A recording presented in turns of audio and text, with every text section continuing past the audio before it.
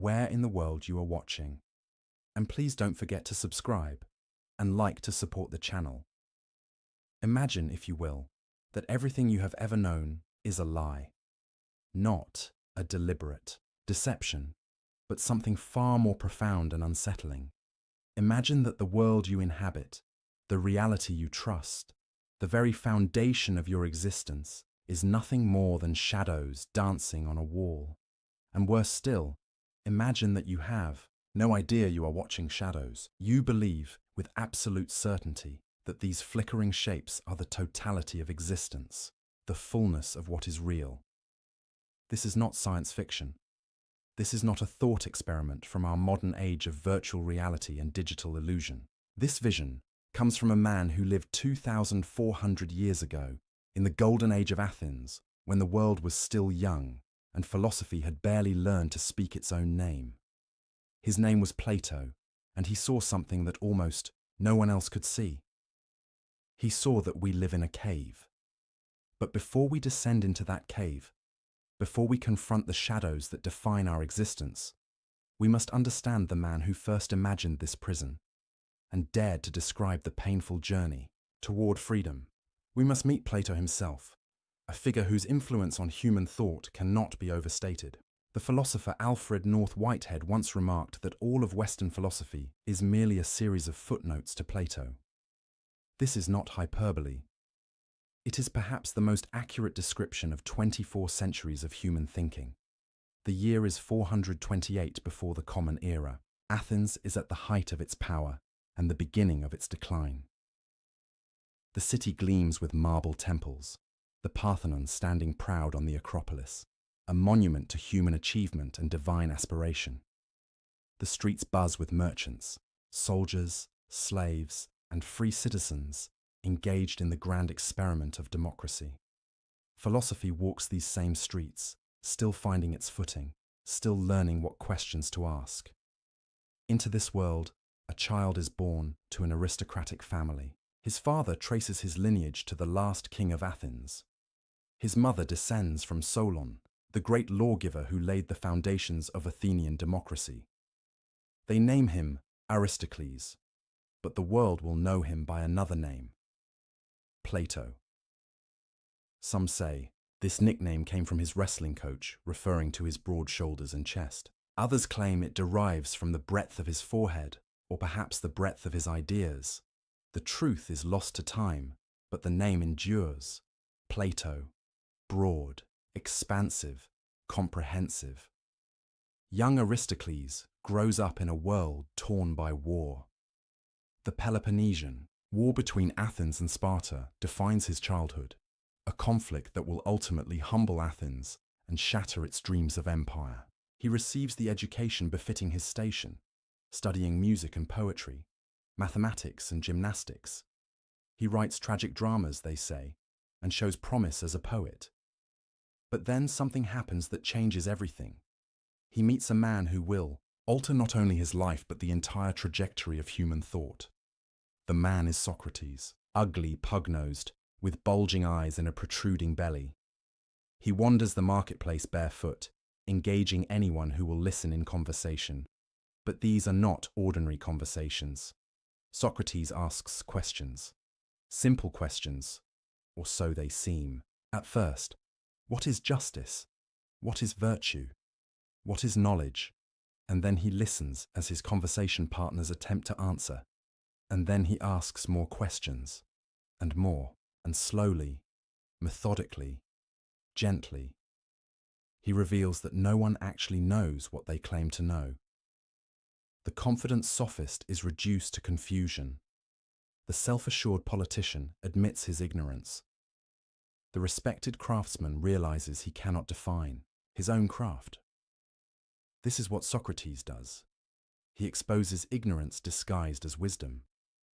And he does it not out of malice, but out of a genuine love of truth and a belief that wisdom begins only when we admit we know nothing. When young Plato encounters Socrates, something fundamental shifts in his soul. The poetry he has been writing suddenly seems hollow. The political career his family envisions for him seems pointless. He burns his tragic dramas, according to legend, and becomes a devoted follower of this strange, questioning man. For 8 years, perhaps longer, Plato learns at the feet of Socrates.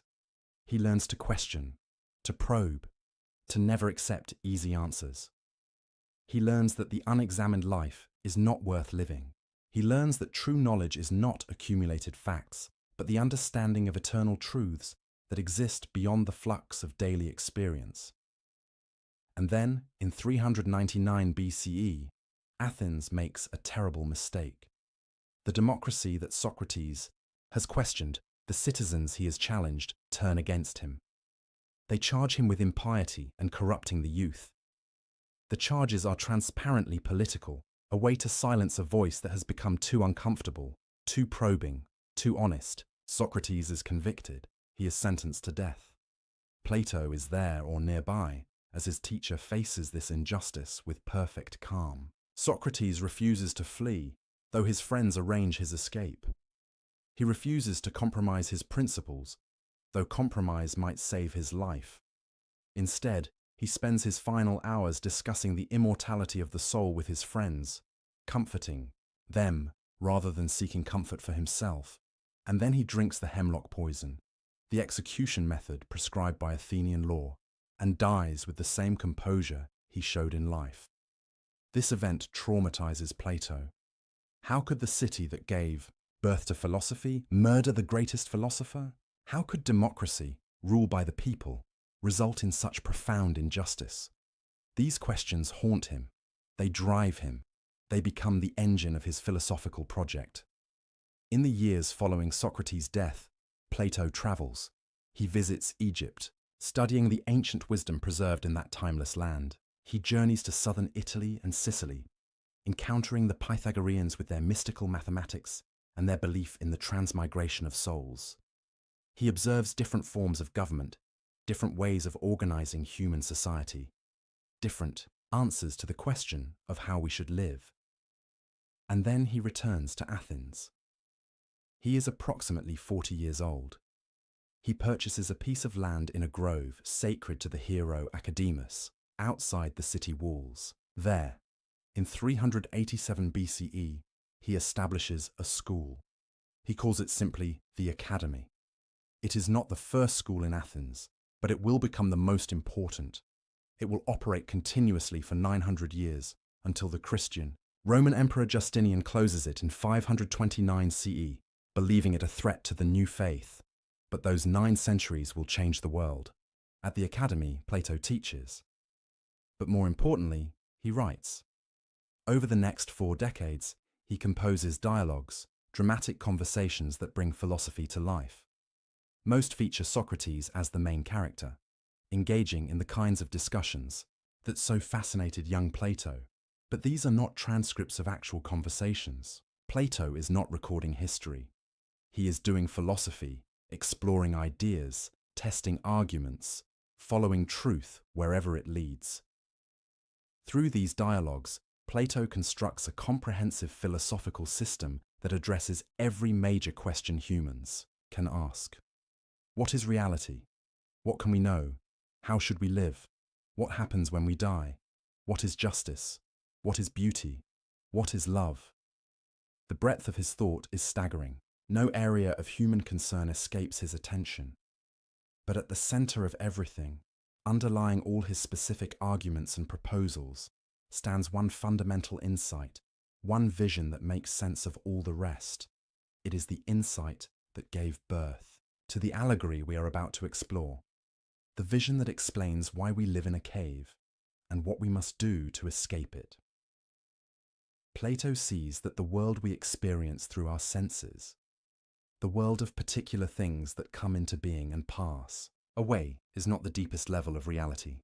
There is something beyond, something more real than the physical objects we touch and see. There are eternal, unchanging forms or ideas that exist in a realm beyond space and time. These forms are the true reality, and everything we experience in the physical world is merely a copy, an imitation, a shadow of these perfect archetypes. This might sound abstract, even mystical, but Plato is not being vague or mystical. He is being precise.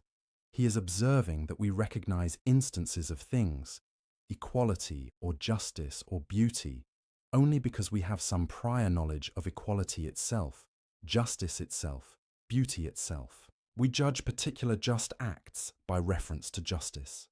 We recognize beautiful things by reference to beauty.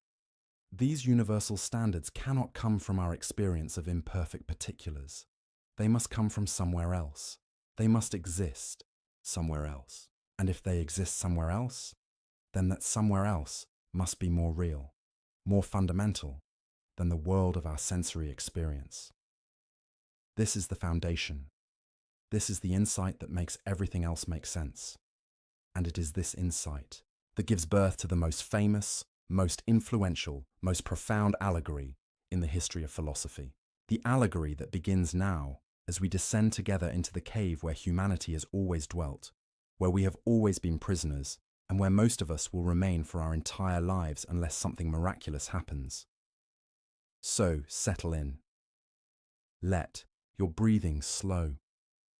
Prepare yourself for a journey from darkness to light, from ignorance to knowledge, from comfortable illusion to painful truth. Prepare yourself to discover that you have been living in a cave. And more than that, prepare yourself to discover what it might mean to climb toward the light. There is a cave, deep underground, a vast cavern carved from living rock. The entrance lies far above, so distant that its light barely penetrates the depths below. And in this cave, in the deepest, darkest section, there are prisoners. These prisoners have been here since childhood.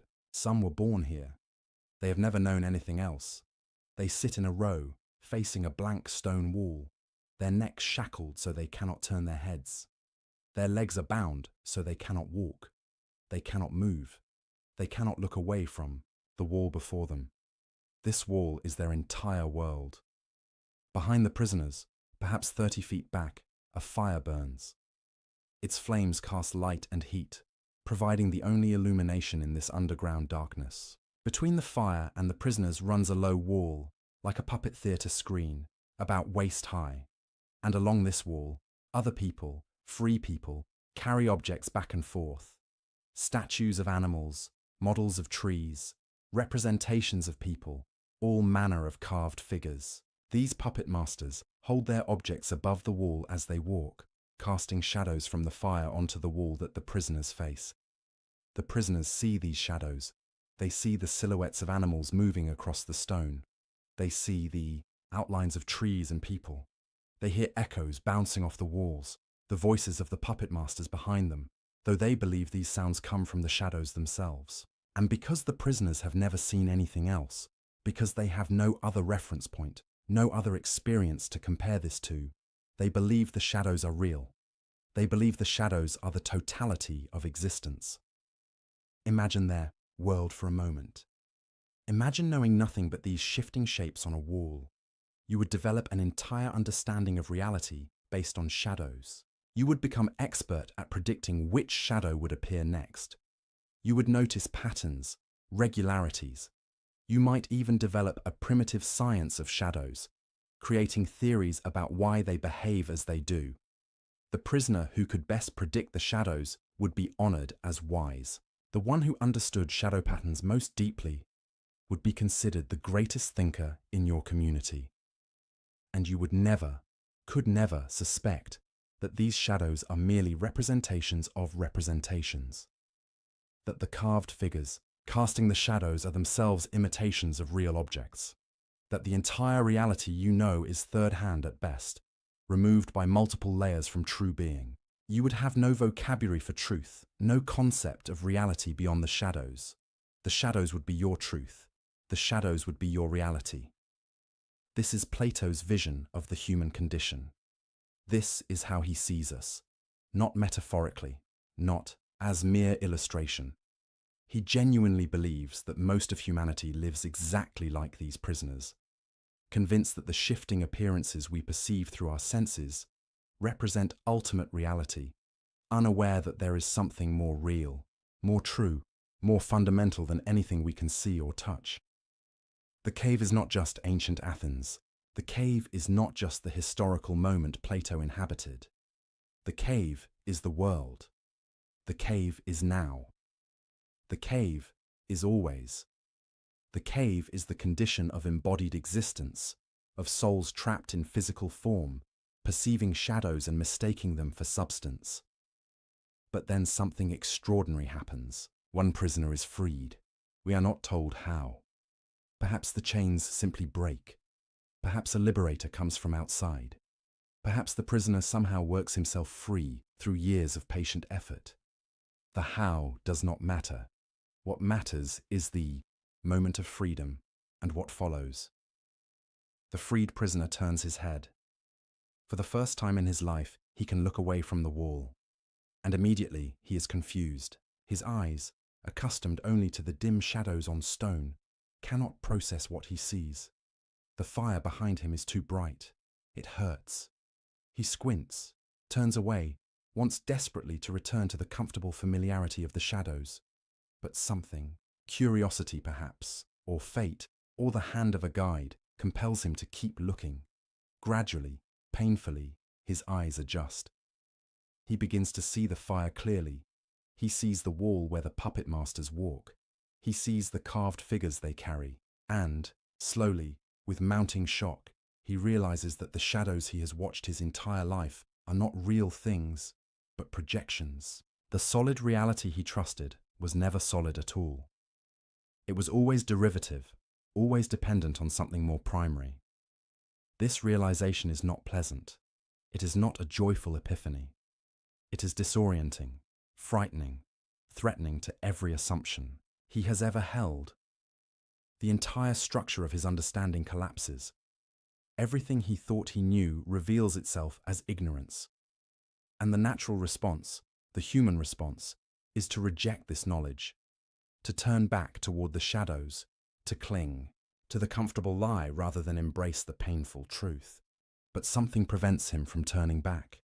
Perhaps that same curiosity. Perhaps a guide who will not let him retreat. Perhaps an inner strength he did not know he possessed, and so he continues. He turns toward the passage leading upward, toward the distant entrance of the cave, toward the light bleeding down from above, and he begins to climb. The journey is arduous, the path is steep, the rock is sharp, and with every step the light grows brighter, more painful to his cave-adjusted eyes. He stumbles. He falls. He wants to quit, to descend back to the familiar darkness where the shadows make sense and his eyes do not ache. But he continues, one foot in front of the other, one handhold after another, upward, always upward. And then, after what feels like an eternity of climbing, he reaches the mouth of the cave. He emerges into the world above. And he is completely, utterly, overwhelmingly blinded. The sun, the actual sun, not the fire's pale imitation, floods his vision with light more intense than anything he has ever experienced. He cannot see. He cannot process this. His eyes, those organs that defined his entire relationship with reality, have become useless. He falls to his knees, shielding his face, certain that this light will destroy him, that leaving the cave was a terrible mistake, that the shadows were better than this burning blindness. But slowly, so slowly, his eyes adjust to this new world. At first, he can only look at shadows even here. The shadows of trees, of animals, of other people. These shadows are different from the ones in the cave, sharper somehow, more defined, but still shadows. Then he progresses to reflections. He looks at a pond and sees the reflection of the sky, the mirror image of trees. These reflections are one step closer to reality than shadows, but still not the things themselves. Gradually, as day follows day, and his eyes grow stronger, he can look at actual objects in the light of day. He sees a real tree, not its shadow or reflection, but the tree itself. He sees an actual animal, flesh and blood and movement. He sees other human beings, not silhouettes on a wall, but living, breathing people. And each sight fills him with wonder and also with horror. wonder at the richness and complexity of true reality, horror at how impoverished his previous understanding was, how much he mistook shadows for substance. Finally, after weeks or months of gradual adjustment, he can look at the sky in daytime. He sees the sun itself, the source of all light, the power that illuminates everything else and makes vision possible. And in seeing the sun, he understands. He understands that this is the ultimate reality, the final source, the thing that makes everything else visible and comprehensible. Without the sun, nothing could be seen. Without this light, no truth could be known. The sun is to the visible world what the form of the good is to the intelligible realm. It is the source and standard of everything. This freed prisoner has completed a philosophical journey. He has ascended from ignorance to knowledge, from opinion to understanding, from the many changing particulars to the one eternal truth. He has become a philosopher in the truest sense, a lover of wisdom who has actually attained the wisdom he loves. He has seen reality as it is, not as it appears. He has escaped the cave. And now comes the most important question, the question that defines not just this allegory, but the entire purpose of philosophy and the entire responsibility of those who attain truth. What should he do? Should he remain in the sunlight, basking in his knowledge, enjoying the blessed vision of reality, denied to those still in chains below? Should he spend his days contemplating the sun and the truth it represents, living in perfect understanding while his former fellow prisoners remain in darkness? No, this is not what he does. This is not what he should do. Because knowledge without compassion is empty. Truth without love is sterile. Understanding that does not attempt to liberate others is a form of selfishness disguised as wisdom. And so, despite the comfort of the light, despite the pain he knows awaits him, the freed prisoner makes a choice. He turns away from the sun. He walks back toward the mouth of the cave. He begins the descent. Going down is in some ways harder than climbing up. He is moving from light to darkness now, and his eyes, so recently adjusted to the sun, must readjust to shadow. He stumbles in the dimness. He cannot see clearly in the cave, even though he once navigated its darkness perfectly. He has become, in a sense, less capable than those who never left, at least in the realm of shadows. He reaches the bottom. He approaches his former fellow prisoners, still chained, still watching the wall, still utterly convinced that shadows are reality, and with great excitement, with joy at the truth he has discovered, and eagerness to share this gift, he tells them what he has seen. He describes the fire, the carved figures, the passage upward, the world outside, the actual trees and animals, the sun itself. He explains that the shadows are not real, that true reality exists beyond this cave, that they are prisoners who could be free. And the prisoners laugh at him. They mock him. They call him mad. Look at his eyes, they say. He went away and came back damaged.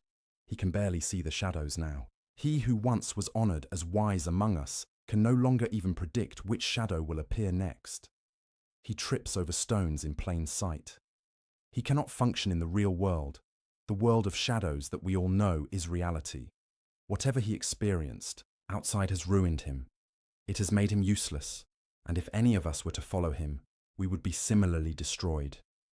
More than mockery, there is anger. His words threaten their entire understanding of reality. If he is right, then everything they believe is wrong. If he is right, then their lives are based on illusion, their honors are meaningless, their wisdom is ignorance. This is not a comfortable thought. This is not something they can easily accept.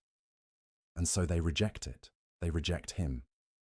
And Plato tells us that if they could get their hands on him, if they could reach him with their chained limbs, they would kill him.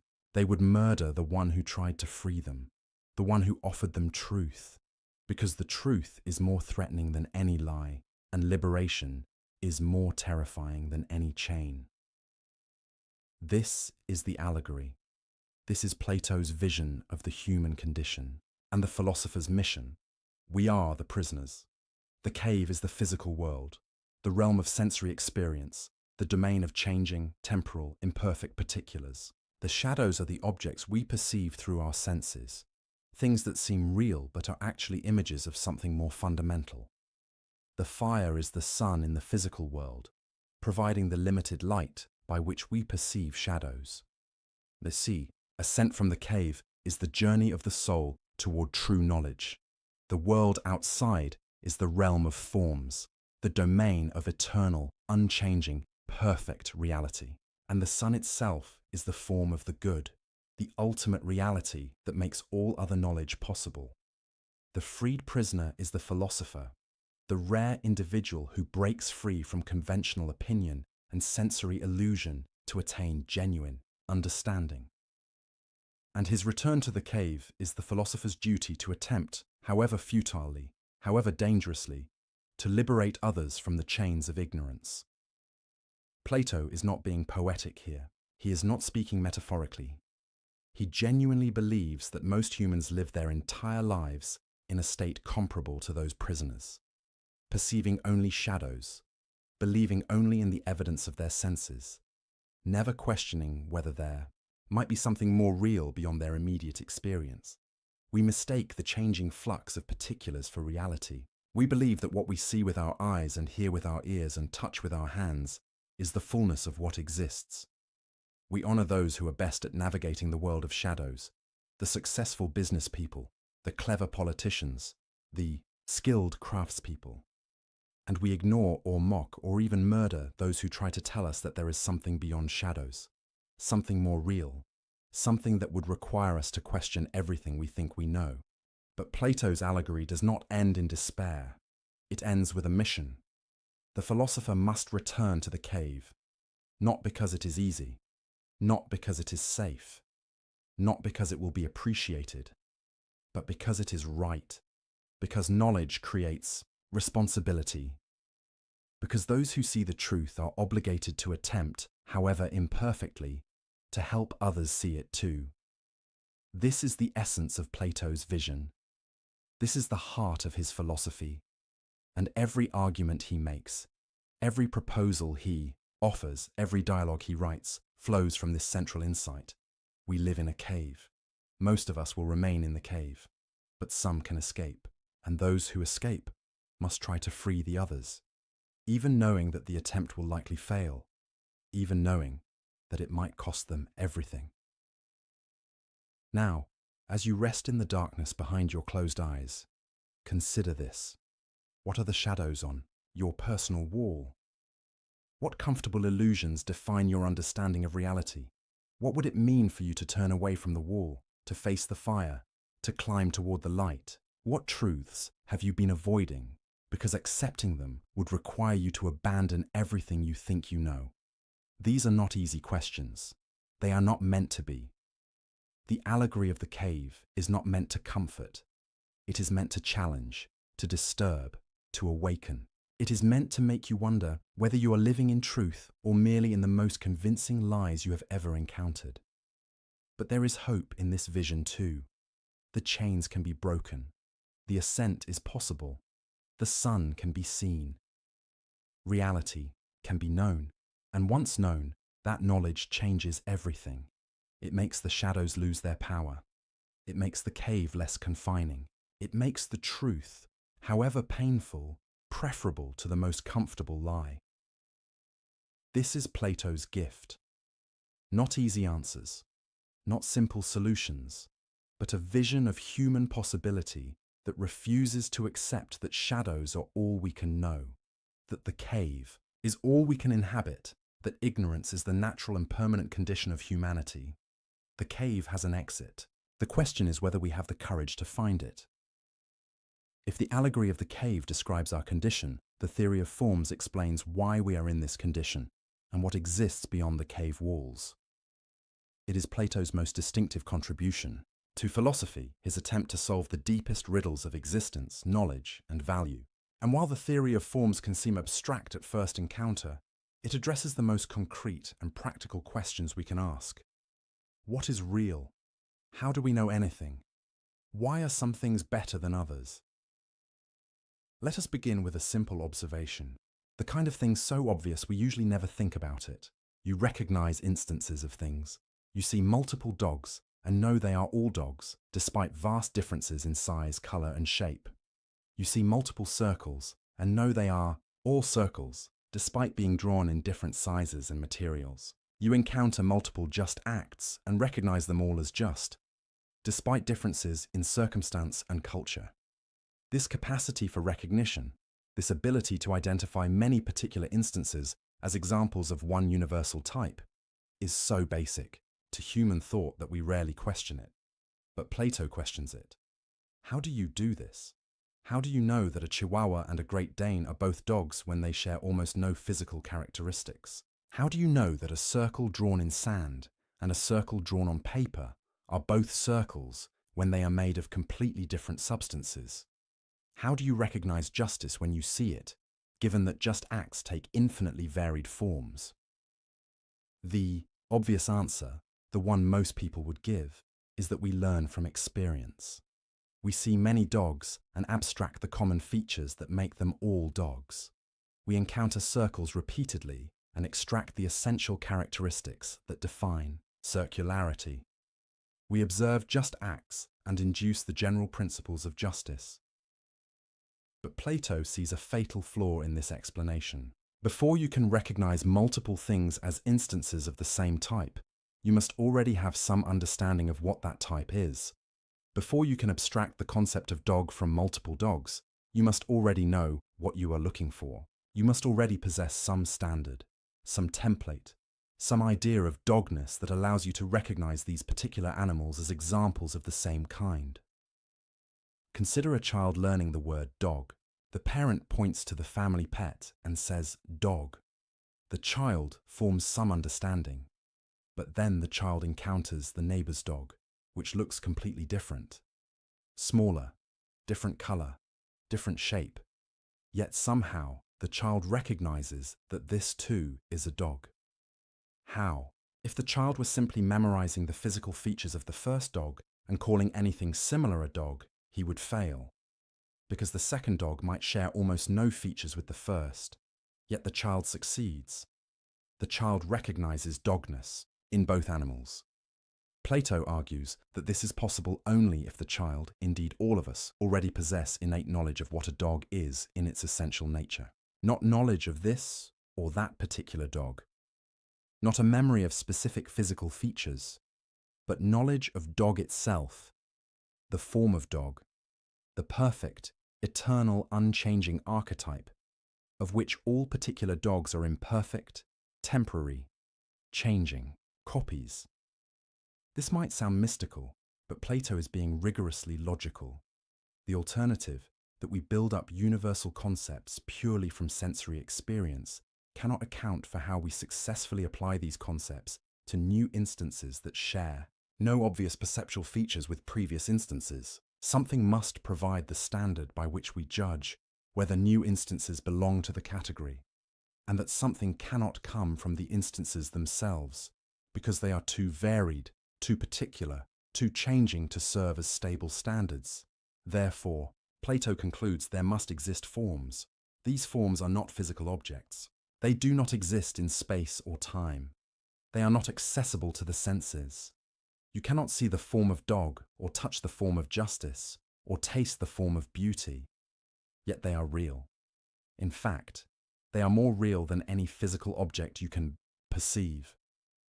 Because physical objects come into being and pass away. They change constantly. They are never perfect, but the forms are eternal, unchanging, and perfect. They are, in Plato's technical language, what truly is, while physical objects only partially participate in being. Let us take a different example to make this clearer. Consider equality. You have seen many instances of equal things. 2 sticks of equal length, 2 stones of equal weight, 2 portions of equal size. You recognize these instances as equal. You can point to them and say, these are equal. But have you ever seen equality itself? Have you ever encountered perfect, absolute equality in the physical world? Plato would say no. Every instance of equality you perceive through your senses is imperfect, approximate, Two sticks that appear equal always differ at some microscopic level. Two stones that feel equal on a rough scale show differences on a precise balance.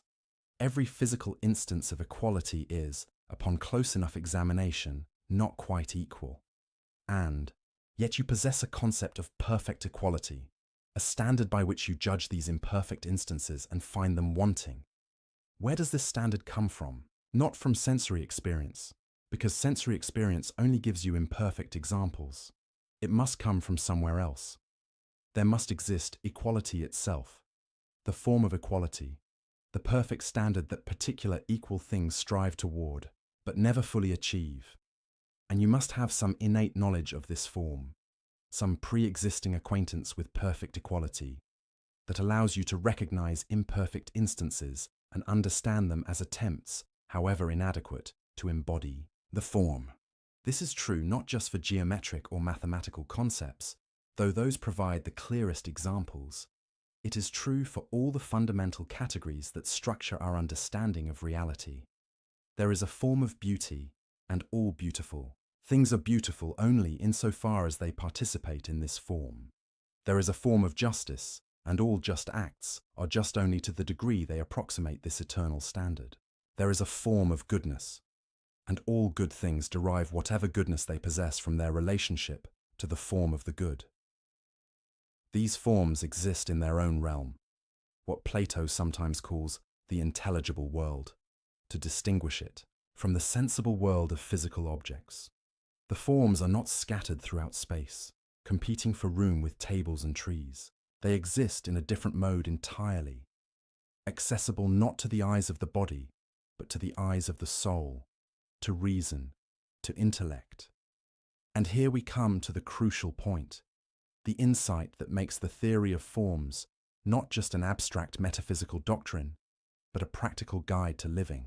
If the forms are more real than physical objects, and if true knowledge is knowledge of what is most real, then true knowledge is knowledge of forms, not of particulars. The person who has perfect perception of the physical world, but no understanding of forms is less knowledgeable than the person who understands forms, but cannot perceive the physical world clearly. The blind mathematician who understands the form of circle knows more about reality than the sighted person who has seen 10,000 circles but understands nothing of what makes them circular. This explains the ascent from the cave. The prisoner chained before shadows is perceiving images of physical objects. When he turns and sees the carved figures, he is perceiving physical objects themselves. When he climbs out of the cave and sees trees and animals in sunlight, he is perceiving physical objects more clearly, illuminated by the sun rather than by fire. But he has not yet achieved true knowledge. He is still in the realm of the sensible, still perceiving with his bodily senses rather than understanding with his soul's reason. True knowledge comes only when he uses these physical perceptions as stepping stones to something higher. When he sees many beautiful things and asks himself what beauty itself must be, if all these beautiful things are beautiful by participating in it. When he encounters multiple just acts and seeks to understand justice itself, the form that all just acts imperfectly reflect. This movement from particulars to universals, from instances to forms, from the many to the one, is the essence of philosophical thinking. It is the path from opinion to knowledge, from belief to understanding. And at the pinnacle of this ascent, beyond and above all other forms, stands one form that Plato calls the form of the good.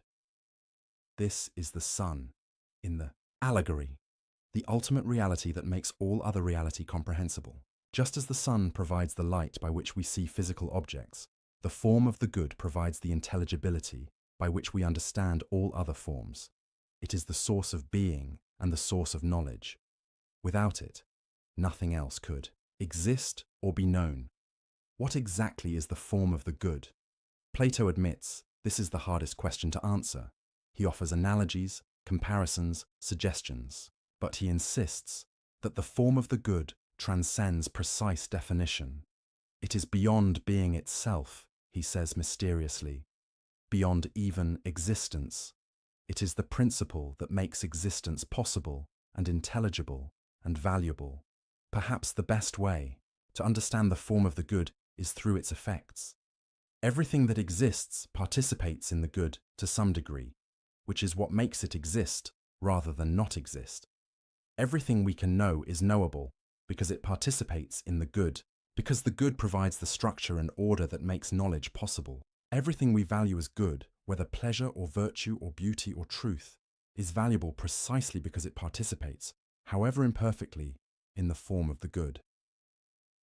The philosopher's ultimate goal is to ascend beyond knowledge of particular forms to understanding of the form of the good itself. This is the moment of seeing the sun, the achievement of perfect wisdom. And just as the sun is difficult to look at directly, just as the freed prisoner must adjust gradually before he can gaze at the sun without being blinded, so the form of the good cannot be grasped suddenly or without preparation. It requires years of training, decades of study, a lifetime of philosophical discipline. But once achieved, this knowledge transforms everything. The person who has seen the form of the good no longer mistakes shadows for reality. She no longer values physical pleasures as if they were ultimate goods. She no longer fears death as if bodily existence were the only existence. She understands the true structure of reality and can order her life accordingly. She becomes wise not in the sense of knowing many facts, but in the sense of understanding what truly matters and what does not. And this brings us back to the allegory. Why must the freed prisoner return to the cave? Why can't he remain in the sunlight, contemplating forms, understanding reality as it truly is? Because knowledge of the good creates responsibility. The form of the good is not just an abstract principle. It is the source of value, the standard of rightness, the goal toward which everything should strive. And if you understand the good, you are obligated to attempt to bring others toward it, to help them escape ignorance, to liberate them from the cave, however difficult and dangerous that may be. This is not altruism in the modern sense. It is not self-sacrifice for the sake of others. It is something deeper and more compelling. When you truly understand the good, you understand that all souls are fundamentally oriented toward it, even when they mistake shadows for reality. You understand that the prisoners in the cave are not choosing ignorance. They are simply unaware that anything beyond shadows exists, and you understand that helping them toward knowledge is not imposing your values on them, but awakening them to what they already, deep down, desire, even if they do not yet know it. The philosopher returns to the cave because the form of the good demands it, not because someone commands her to return, not because she will be rewarded for returning, but because understanding the good means understanding that attempting to extend knowledge of the good to others is itself participation in the good. It is what the good requires. It is what reality itself, at its deepest level, calls for. Now, as you drift deeper into rest, consider what this means for you. What are the forms in your life? What perfect standards do you reference, consciously or unconsciously, when you judge particular instances? When you call something beautiful, what is the beauty you are measuring it against? When you call an act just, what is the justice it partially embodies? And beyond these particular forms, what is the good that gives them all meaning and value? These are not idle questions. They are invitations to the same ascent that the freed prisoner undertook. You do not need to travel to ancient Athens. You do not need to join Plato's academy. The journey from opinion to knowledge, from shadows to forms, from ignorance to wisdom, is available to you now, in the quiet darkness of approaching sleep, in the stillness of a mind temporarily freed from the constant demands of the sensory world. The forms are not far away. They are the deep structure of reality itself. They are what you have always been seeking, even when you did not know you were seeking anything at all. Every time you recognize beauty, you touch the form of beauty. Every time you admire justice, you brush against the form of justice. Every time you prefer truth to lies, you participate however slightly in the form of the good.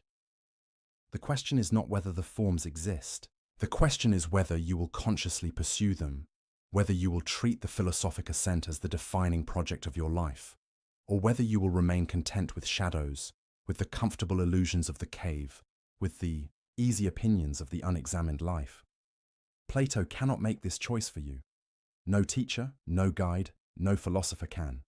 The decision to turn away from the wall, to face the fire, to climb toward the light, belongs to each soul individually, but the possibility is always there, waiting, calling, inviting you to discover what is most real and most valuable, beyond all the changing particulars of daily experience. The forms are eternal. They will wait for you to notice them. The question is whether you will. Picture a warm Athenian evening in the month of Gamaliel, late winter of 416 before the Common Era. The sun has just set, painting the sky in shades of purple and gold. A group of men recline on couches in the spacious andron, the men's room, of the house belonging to Agathon, a successful tragic poet. He has just won first prize at the Lenaea festival, a significant achievement, and his friends have gathered to celebrate. These are not ordinary men. Among them is Aristophanes, the comic playwright whose satires of Athenian society remain hilarious 2 millennia later. There is Pausanias, a legal expert, and Eryximachus, a physician, both respected in their fields. And there, reclining somewhat awkwardly because he is perpetually uncomfortable with material comforts, is Socrates. He arrived late, as is his habit, having stopped in a neighbor's porch to think, standing motionless for who knows how long, lost in philosophical contemplation. They have eaten well, the servants have cleared away the dishes. Wine has been poured, mixed with water in the Greek custom. Normally this would be the time for serious drinking, for the symposium proper, the drinking party that follows the deepen or dinner. But Eryximachus makes a suggestion. They are all still recovering from yesterday's celebration, he points out. Perhaps instead of drinking to excess tonight, they should entertain themselves with speeches. Agathon agrees, and a topic is chosen. They will each deliver an encomium, a speech in praise of love, specifically in praise of Eros, the god of desire, of longing, of the force that draws one being toward another. What follows is one of the most remarkable conversations in philosophical literature. Each speaker offers a different perspective on love, and together these perspectives build toward a vision of love that is profound, challenging, and ultimately transformative. It is a vision that has shaped Western understanding of love for 24 centuries, a vision that remains as relevant today as it was in that Athenian andron all those years ago. We will not recount every speech, though each has its merits. Instead, we will focus on 2 contributions that illuminate Plato's understanding of love and its relationship to philosophy, to the forms, and to the good life. The first is the speech of Aristophanes, which presents love through myth and image, in a way that has captured human imagination ever since. The second is the speech of Socrates, or rather, the speech that Socrates attributes to Diotima of Mantinea, a wise woman who supposedly taught him about love years earlier. Together, these 2 speeches offer complementary visions. Aristophanes explains why we desire love. Diotima explains what love truly is and where it should lead us. Aristophanes begins with a myth, a story from the ancient past, when human nature was different from what it is now. Back then, he says, there were 3 sexes, not 2. There were males, females, and androgynes, a third sex that combined characteristics of both. But the appearance of these original humans was strange and wonderful. Each human being was spherical in shape, with 4 arms and 4 legs, 2 faces on opposite sides of a single head, and 2 sets of reproductive organs. These round people moved not by walking, but by rolling, spinning like wheels across the ground. And these original humans were powerful, terrifyingly powerful. They had twice the strength of modern humans, twice the speed, twice the capability, and they knew it. In their pride and confidence, they decided to challenge the gods. They attempted to storm Olympus, to scale the heights where Zeus and the other immortals dwelt, to overthrow divine rule and establish themselves as the new masters of the cosmos. Zeus was troubled.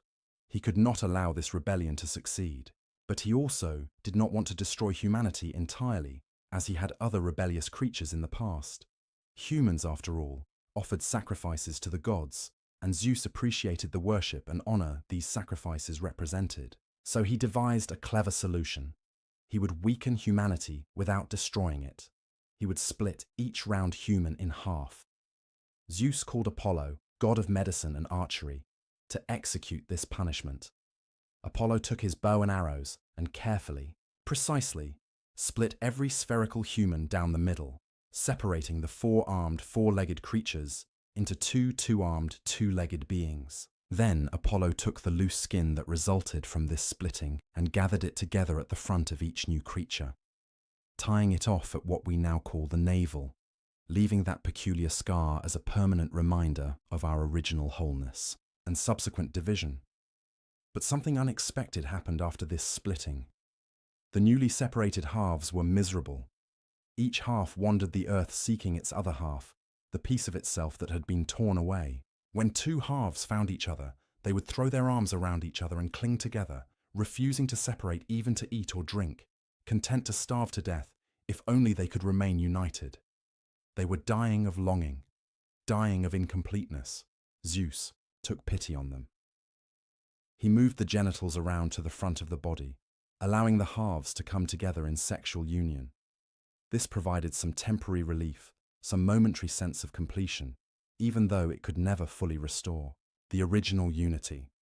And from that day to this, Aristophanes concludes, love is the name we give to the desire and pursuit of wholeness. We are all seeking our other half, the piece of ourselves from which we were severed. And when we find it, or find someone who resembles it closely enough, we experience the overwhelming desire to unite with them, to become whole again, to overcome the separation that defines our existence. This is why love feels like recognition, Aristophanes explains. When you meet the right person, you feel like you have known them forever, like you are reuniting rather than meeting for the first time. This is why love creates such intense longing. You are not simply attracted to another person, you are reaching for the part of yourself that was taken away. This is why nothing else satisfies when you are in love.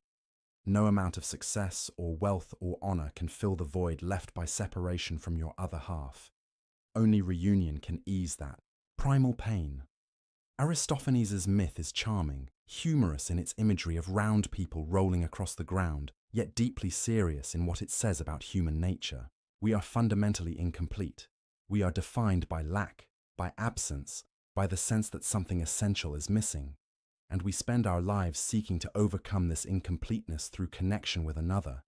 The myth of the soulmate, the idea that somewhere out there is the one person perfectly suited to us, the other half of our soul, originates here in Aristophanes' speech.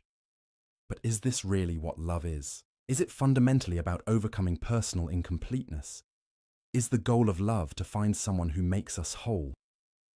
Socrates, speaking last among the symposiasts, offers a very different vision.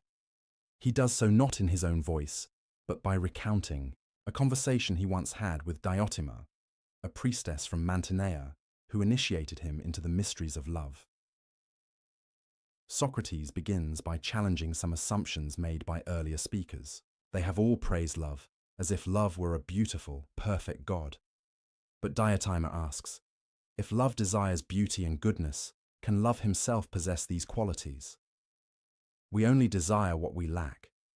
The hungry person desires food precisely because they do not have it. The poor person desires wealth precisely because they lack it. If love desires beauty, then love must not possess beauty. If love desires goodness, then love must not be good. So what is love then? Not a god, Diotima explains, but a daemon, a spirit intermediate between divine and mortal, between immortal and mortal, between wise and ignorant. Love was conceived, she tells Socrates, on the day of Aphrodite's birth. Poros, the god of resource, and Plenty attended the feast celebrating the goddess's arrival. He drank too much nectar and fell asleep in Zeus's garden.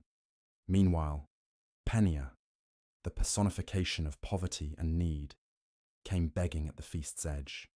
Seeing Poros lying unconscious, Penia conceived a plan to ease her perpetual lack. She lay with the sleeping god and became pregnant with love. From his father Poros, love inherits resourcefulness, cleverness, the ability to devise means toward desired ends. From his mother Penia, love inherits neediness, longing, the constant awareness of lacking something essential. And this mixed nature defines what love is. Love is neither complete poverty nor complete wealth, neither total ignorance nor perfect wisdom, neither purely mortal nor purely divine.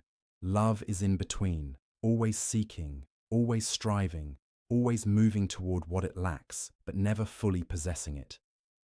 This, Diotima insists, is what philosophers are. Philosophers are lovers of wisdom, which means they desire wisdom precisely because they do not possess it. The wise person, if such a person exists, would not philosophize because she would already have what philosophy seeks. The ignorant person, if truly and completely ignorant, would not philosophize because he would not know that he lacked anything. Philosophy exists in the space between ignorance and wisdom, perpetually reaching for understanding without ever fully grasping it, and this is the space that love inhabits. But what does love desire? What is the object of this perpetual longing? Beautiful things, Diotima answers at first, but then she probes deeper. Why do we desire beautiful things? What do we hope to gain from possessing them? Socrates fumbles for an answer, and Diotima guides him. We desire beautiful things because we want the good they provide, and we want the good because we want to be happy. And we want to be happy permanently, not just momentarily. What love ultimately desires is the permanent possession of the good. But mortals cannot achieve permanent possession of anything. We age, we change, we die. Everything we grasp slips away eventually. So how can love, this desire for permanent possession of the good, ever be satisfied? Through reproduction, Diotima answers. Through creating something that outlasts us. This is why animals and humans feel such intense drive to reproduce. It is not simply biological instinct, though biology expresses it. It is a spiritual need, a desire for immortality, for permanence, for creating something that will continue after our temporary existence ends. But reproduction is not only physical. There is spiritual reproduction, intellectual reproduction, reproduction in soul rather than body. And this spiritual reproduction is higher than physical reproduction, more noble, more valuable, because its offspring are more lasting and more beneficial than mere children of flesh. Consider Homer. Diotima suggests he died thousands of years ago, but his poems remain. They educate generation after generation. They shape souls and inspire virtue. Are these poems not better offspring than biological children, who themselves die after a single lifetime? Consider, Lycurgus and Solon, the great lawgivers. Their laws brought justice and order to entire cities. These laws are their children, offspring of their minds rather than their bodies, and these children have granted them immortality in memory and honor. This begins to reveal the true nature of love. Love is not simply desire for another person. Love is desire for immortality through creative production, and the highest form of this creative production is giving birth not to bodies, but to ideas, not to physical offspring, but to wisdom, virtue, beauty, justice. The philosopher seeks to give birth to true ideas. The politician seeks to give birth to just laws. The artist seeks to give birth to beautiful creations. All of these are expressions of love in its highest form. But Diotima is not finished. She has described what love does and why. Now she reveals where love should lead, the path it should follow, the ascent it makes possible. And here the symposium's teaching explicitly connects with the theory of forms and the allegory of the cave. Love is the force that carries the soul, from the realm of shadows to the realm of forms, from the many to the one, from changing particulars to eternal perfection. The journey begins, Diotima explains, with attraction to a single beautiful body. A young person sees another young person and feels desire. This is love in its most basic, most accessible form. Physical attraction to physical beauty. There is nothing wrong with this beginning. It is where love naturally starts for embodied beings like us. But if the lover is wise, he will not remain at this level. He will notice that the beauty in this one body is similar to the beauty in other bodies. He will realize that beauty itself, the thing he responds to, is not unique to this one person, but appears in many persons. And gradually, his love will expand from this single body to beautiful bodies in general. He will love bodily beauty as such, not just this particular instance of it. Next, if he continues to ascend, he will notice that the beauty of the soul is more valuable than the beauty of the body. A person with a beautiful character, someone virtuous and wise, is more genuinely beautiful than a person with an attractive physique. And so the lover's focus shifts from physical beauty to spiritual beauty, from the body to the soul. He begins to love people not for their appearance, but for their character, their wisdom, their virtue. Continuing upward, the lover will discover beauty in activities and laws and institutions. He will see that a just law is beautiful, that a noble custom is beautiful, that a harmonious society is beautiful, and his love expands again to encompass not just individual beautiful souls, but the beautiful structures that souls create together. From here, the ascent becomes more abstract, but also more profound. The lover discovers beauty in different kinds of knowledge, in mathematics and science and philosophy. He sees that true ideas are beautiful, that understanding itself is beautiful, that knowledge possesses an attractiveness that transcends any physical or institutional beauty. And finally, if he persists, if he climbs the entire ladder of love, he will arrive at something extraordinary. He will have a vision of beauty itself, the form of beauty, eternal and perfect, unchanging and absolute. This beauty is not beautiful in some respects and ugly in others. It is not beautiful at one time and ugly at another. It is not beautiful to some people and ugly to others. It is simply, absolutely, eternally beautiful. It is the source and standard of all particular beautiful things, the reason anything else can be beautiful at all. And when the lover beholds this form of beauty, Diotima says, he will understand what he has been seeking all along.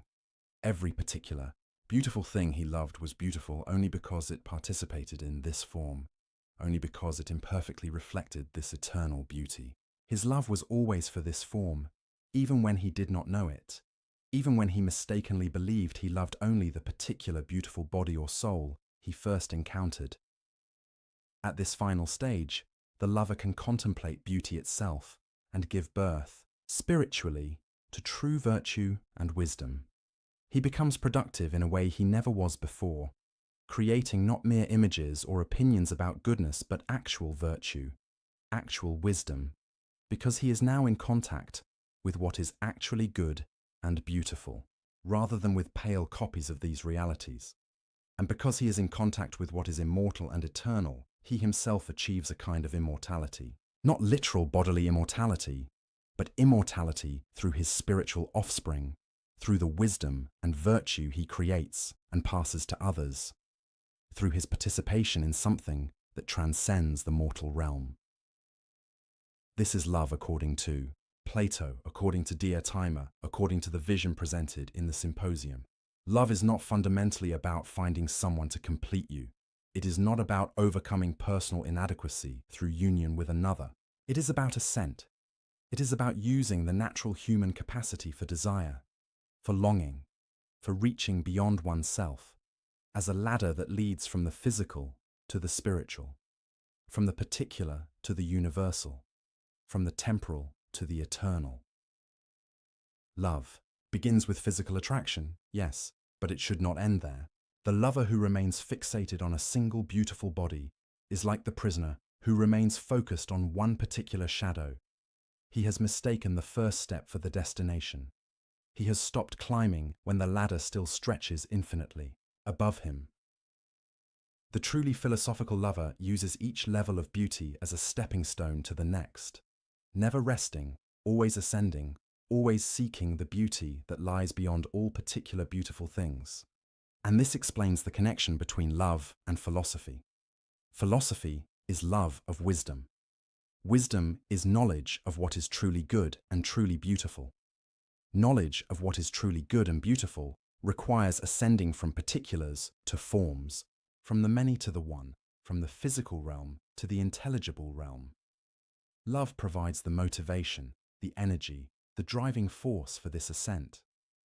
Without love, without desire, without longing for something beyond what we currently possess, we would have no reason to climb, no motivation to question, no drive to seek truth. Philosophy is love directed toward its highest object, and love is philosophy's engine, the power that moves souls from ignorance toward knowledge, from the cave into the light, from shadows to reality. Now, as sleep begins to pull you under, consider your own loves. What do you desire? What attracts you?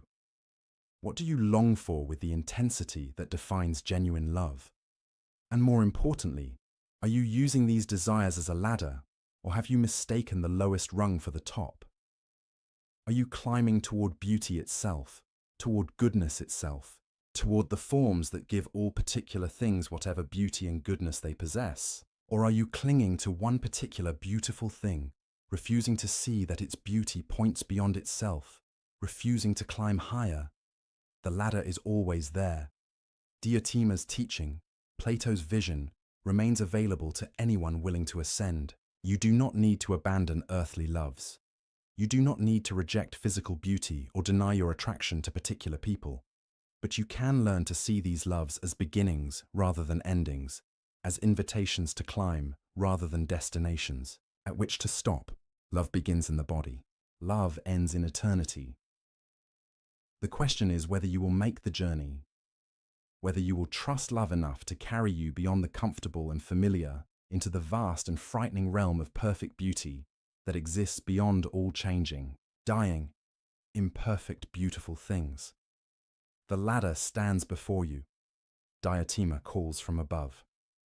And love, that resourceful and needy daemon, stands ready to guide you upward, if only you will let him. The world opens in silence. A street after rain. A child's shoe left on the steps. A candle flickers beside a hospital bed. Everywhere, the same question whispers through the noise of living.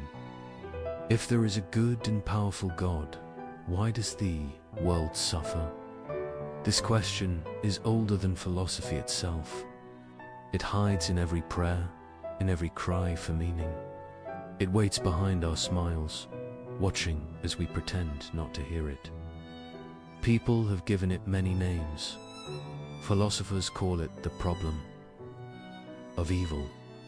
Poets call it heartbreak. But it is one thing, the shock that goodness and pain share the same sky. Long before us, a man named Gottfried Wilhelm Leibniz faced that question. He lived in a Europe torn by war and disease. He saw kings rise, cities burn, and faith fracture into doubt. Yet through all of it, he believed something extraordinary. He said, "This world, with all its sorrow, is still the best of all possible worlds." At first it sounds absurd. How could a world filled with hunger, betrayal, and grief be the best? How could a wise God choose this when so many gentler worlds seem possible? But Leibniz was not blind. He saw pain clearly. He just refused to believe it was meaningless. He imagined God not as a careless ruler, but as a divine architect. Every law of nature, every heartbeat, every lost bar of a structure too vast for any single mind to see. He believed reason itself was holy. That creation, even in its chaos, followed a pattern deeper than tragedy. Still, the heart resists.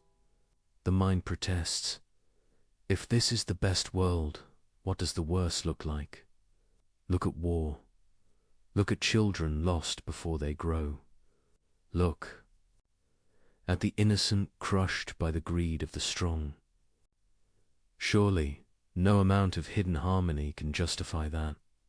And yet, Leibniz asked us to look again, not to deny evil, but to ask what kind of world could even make goodness possible.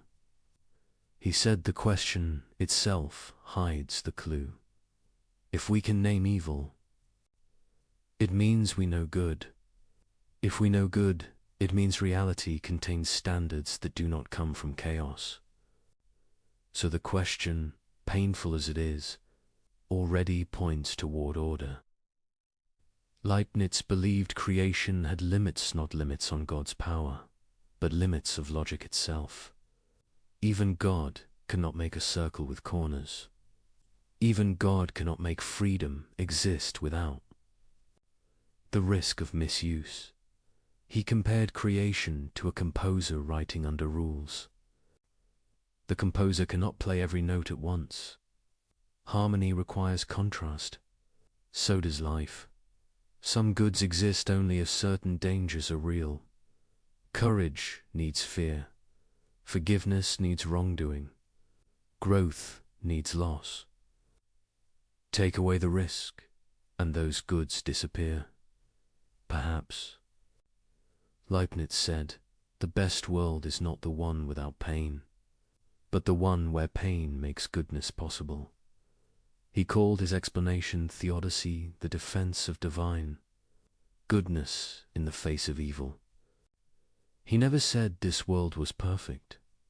He said it was complete, a world balanced between freedom and law, reason and love. The ideas spread, and so did misunderstanding. Many heard only the optimism, not the reasoning. They thought Leibniz believed everything was fine as it was, but he never said that. He believed progress mattered, compassion mattered, justice mattered, because they are the ways goodness unfolds inside imperfection. To him, creation was like a vast tapestry seen from behind. From our side, we see only knots and dark threads. From the front, seen by God, every twist joins a greater picture. When we suffer, we live on the backside of that tapestry. We see chaos. We forget the pattern could be real. There is a quiet strength in his view. He does not ask us to enjoy pain. He asks us to trust that pain is not the final word, that the story of existence includes chapters we have not yet read. Many have mocked that faith. Voltaire would later turn it into satire.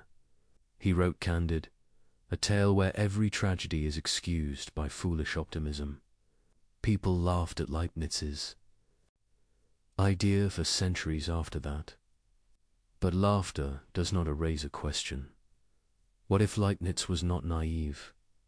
What if he was trying to protect meaning itself from despair? He believed the universe follows the principle of sufficient reason, that nothing happens without a reason, even when the reason is beyond us. Not everything is good in itself, but every event connects to a greater good that reason would reveal if we could see far enough. Imagine a vast equation. Every term, every variable, balances in a harmony we cannot solve. We see fragments. We see our small corner of the sum. The full pattern belongs to a mind greater than ours. To live with that awareness is not blind faith. It is humility before mystery. It is the courage to say, I do not understand, but I believe there is understanding. Still, the question returns. Why must goodness depend on such a painful process? Why could God not choose a world where we learn without loss? Leibniz's answer was quiet. Maybe such a world is impossible not because God lacks power, but because some truths can exist only through contrast. Light can be defined only when darkness is possible. Freedom means choice. Choice means the chance to wound. A world without that would not be a moral world at all. He did not mean every act of cruelty was planned. He meant that freedom itself is part of the design, and with it comes the burden of consequence. So he trusted that even what we ruin can still be woven into a greater harmony. The universe, he thought, bends toward balance slowly, painfully, but inevitably, when we see evil, we see a note out of tune. But to the composer, the discord belongs to a larger movement that ends in resolution. Leibniz looked at the sky and saw law. He looked at the human heart and saw longing. He believed both were evidence of purpose. He wrote, "Reality is the expression of a perfect mind through imperfect means." And he believed that mind, what we call God, chose this world not by accident, but by love. It is tempting to dismiss that faith, to point to the ruins of history and say, there is no plan. But even in that defiance, we reveal the same hunger for meaning that haunted Leibniz. If the world were truly meaningless, we would not call it unjust, we would call it empty.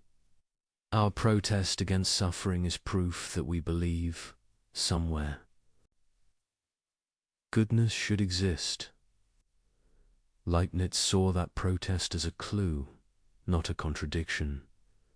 Perhaps the best world is not comfortable, but fertile, capable of growing souls that can love, reason, forgive, and rebuild. He once wrote that every human mind is a mirror of the universe. If that is true, then our grief and our wonder both reflect the same divine logic. Every tear, every act of kindness, every discovery all threads in one living design. We do not have to understand it to belong to it. We only have to keep asking. The question, because asking, is part of what makes us human. The world will keep suffering, but so long as we keep searching for meaning, the light remains. And maybe that is what it means when we say, this is the best possible world. Not that it is painless, but that within it goodness refuses to die. Even in darkness, it learns to shine. He was born where borders shifted like weather. Gottfried Wilhelm Leibniz grew up in a Europe that could not rest. Religious battles, scarred cities, plague thinned the brave and the afraid alike. Kings argued with scholars, scholars argued with nature. Every map looked temporary. He walked into that world with a book under each arm. His father died when he was young. A library became his shelter. Shelves did not shout. They offered questions in orderly rows. He learned Latin before most. Boys learned work. He took comfort in patterns. Patterns promised that chaos could be read. He studied law. He studied theology. He studied mathematics because numbers did not take sides. He studied history because people always did. He wrote quickly, yet he listened longer. He believed that truth formed a single river, even when our minds drank from different streams. Europe shook. States hardened their borders. Churches hardened their words. Leibniz did something unusual. He tried to build bridges. He traveled as a diplomat. He served princes and electors, but he spoke to them as a patient teacher speaks to an eager child. He asked Protestants and Catholics to consider peace. He wrote letters to scientists across the continent. He believed correspondence could tame distance. He believed gentleness could tame pride. He searched for a universal language of thought.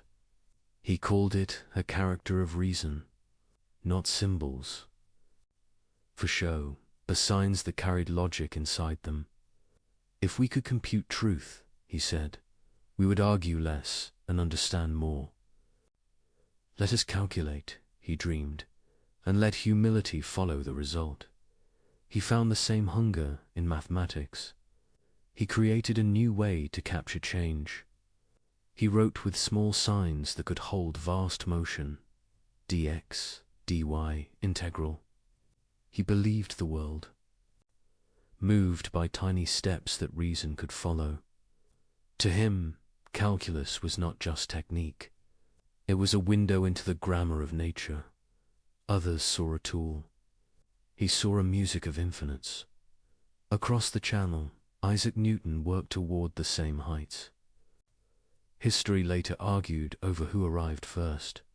Debates stormed like weather once again. Leibniz did not love the storm. He loved the discovery. He loved that two distant minds could touch the same truth. He trusted that truth was generous like that. He served as a librarian in Hanover. Do not let the word fool you. The post gave him a kingdom of paper. He ordered knowledge like a gardener orders a wild field. He wrote histories for his patrons. He built mechanical calculators with gears that mimicked thought. He imagined mines, canals, and academies. He drafted plans for academies in Berlin and St. Petersburg. Everywhere he went, he asked the same question: how can order grow from conflict? Nights were for metaphysics. He stared into silence until ideas found shape. He asked why there is something rather than nothing. He answered with a calm that feels like prayer, because a perfect mind prefers being to emptiness and chooses the richest possible version of it. Not rich in gold, rich in kinds of goodness. Rich in minds that can love and learn. He held to a principle that anchored him. Nothing happens without a reason why it is so and not otherwise. The principle did not make life easy. It made life intelligible. If the world exists, there is a reason. If God is wise, the reason is worthy. If the reason is worthy, the whole must exceed the pain of its parts. He lived among jeers and treaties and quarrels. He saw how pride fractures the best plans. He watched rulers chase short victories and lose long goods. So he looked deeper than power. He searched for first truths. He believed logic and love were not rivals. He believed they were two names for the same light. He imagined reality as layered order. Nature followed lawful paths. Souls followed inward laws of perception and desire. Societies followed laws of justice, often broken, never erased. He thought harmony could span these levels without confusion. Not a forced harmony, but a prearranged fitness. Like different instruments playing one score they never see, yet each part completes the others. He did not build this view to escape history. He built it because history crushed people he loved. He wrote to comfort without lying. He wrote to steady without dulling pain. His letters show a careful warmth. He was a mind, yes, but also a man who knew what grief does to a room. He trusted that freedom mattered. He spent years asking how freedom could live inside divine wisdom. If God knows, are we puppets? He refused that picture. He pictured God as choosing a world story where our choices are truly ours, yet foreseen within a wisdom that wastes nothing. A difficult view, but he preferred difficulty to despair. Friends teased him for optimism. Enemies mocked him for it. They heard, all is well, when he meant something harder. All is woven. The weaving hurts, but the design holds. He made mistakes. He reached too far in some schemes. He trusted patrons who forgot him. He died with projects unfinished, papers piled in rooms, and a reputation clouded by the calculus quarrel. For a time, he seemed to vanish into footnotes, but his ideas did not vanish. They kept walking. They visited mathematicians, logicians, engineers, theologians, and poets who needed reason that could carry hope. They found new homes in the study of language and machines. They whispered to those who dreamed of computers, where logic becomes. Action and symbols build worlds. He once walked the heart's mountains to inspect mines. He studied pumps and slopes, learning how water could drown a promise. He sketched new machines to save the miners. Some plans failed. He learned from the failure. He believed that ideas must touch the ground or they're only decoration. He designed a stepped calculator, the stepped reckoner, to turn thought into motion by brass and wheel. In those stubborn teeth of metal, he saw a prophecy. One day, machines would help us think. He explored binary numbers, speaking in ones and zeros, long before electricity learned their song. He smiled to see that emptiness and stroke could build any number, that simplicity could carry endless complexity. He dreamed of an encyclopedia that never slept, a network of facts and proofs that anyone could search. He wrote proposals for rulers who did not always understand. Still he tried. He believed knowledge should not hoard itself. It should serve the common good. He met princesses who loved learning, especially Sophia and Sophia Charlotte, and he spoke to them with the same respect he gave to scholars. He walked gardens and discussed metaphysics beside fountains.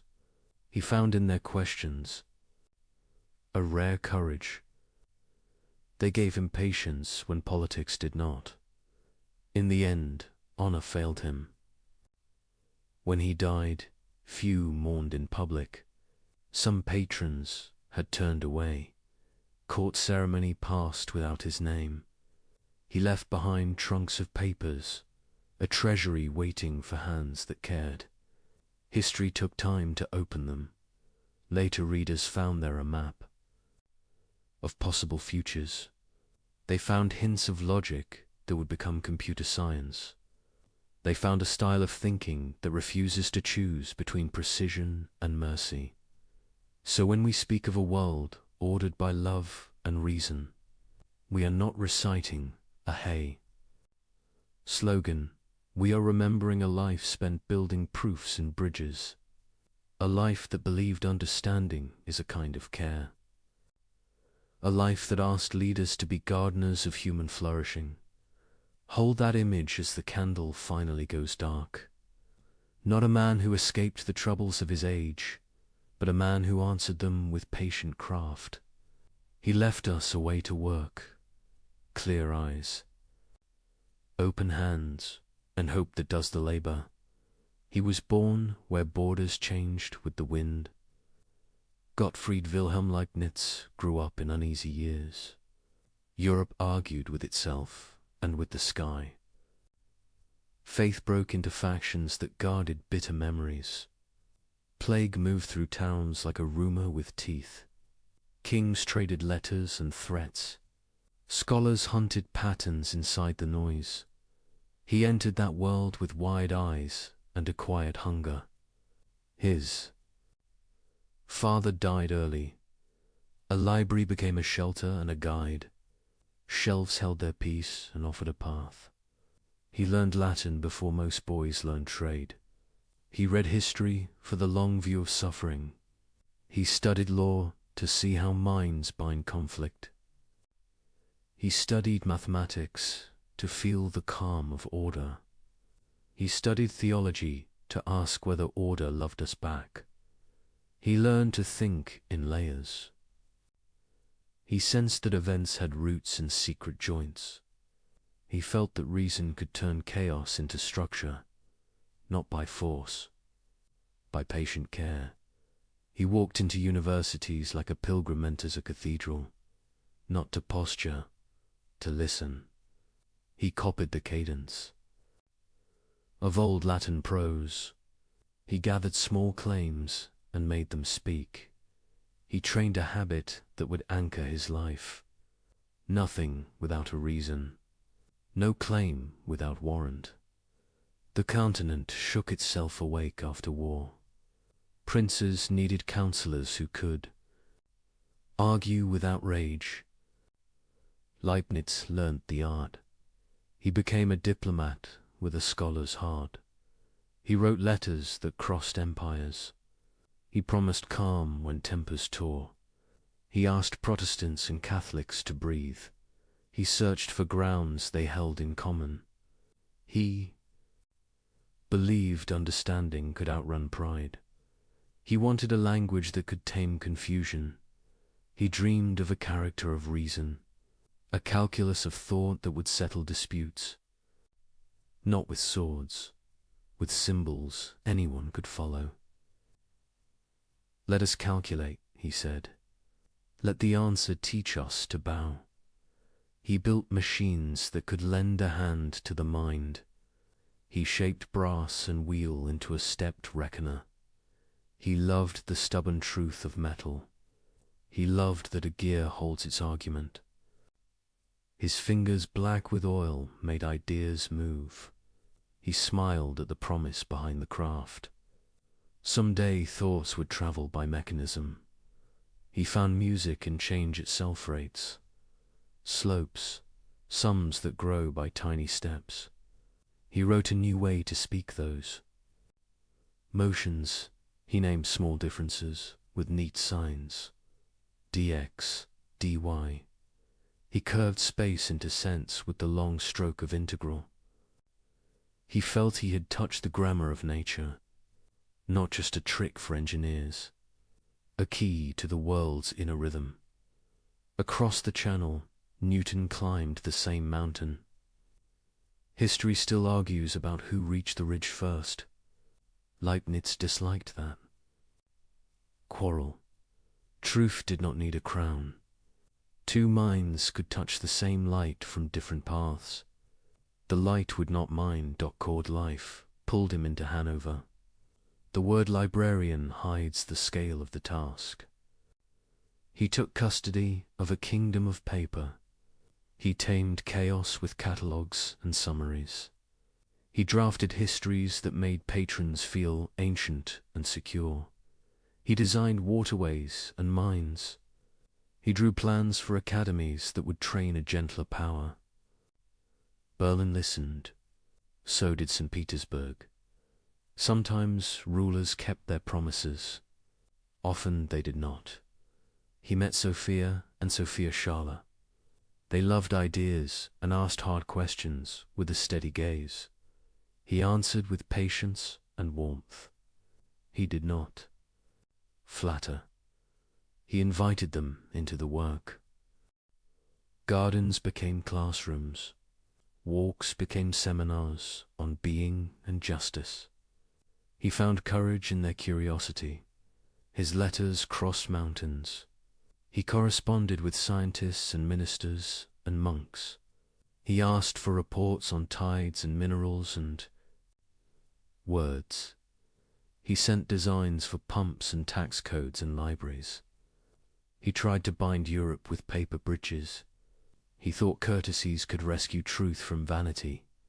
Night made room for first principles. He faced the oldest question with steady breath. Why is there something rather than nothing? Because a perfect mind prefers being to emptiness, he wrote, and chooses a world rich in possibilities of good, not a world of soft comforts, a world fertile in meaning. He held to a rule that became his compass. For every fact, a reason why it is so. If the world exists, it exists for a reason. If God is wise, the reason is worthy. If the reason is worthy, the whole must exceed the pain of its parts. He did not claim to see the whole. He claimed the whole was there. He felt the pull of freedom. He knew we'd choose and also belonged to patterns. He would not trade freedom for neat equations. He imagined God choosing a story in which our choices are real, foreknown but not forced, seen but not scripted, a hard thought, yet kinder than a world of puppets. He spoke often of harmony, not a soft word, a strict art. Different lines can meet without collision. Different goods can coexist without theft. He imagined creation as lines of melody written to fit, no instrument. Here's the whole score, yet the music holds. He drew comfort from the lawfulness of nature. He saw law as a gift, not a prison. Law gives promise. Promise gives science its courage. What happens here and now can teach us there and then. Repeatable order is grace for finite minds. His mind moved toward synthesis. He hated false fights where both sides were partly right. He believed dispute. Hide a third view that honors what is best in both. So he looked for bridges between atom and soul, between number and mercy, between church and church, between chord and conscience. He also failed.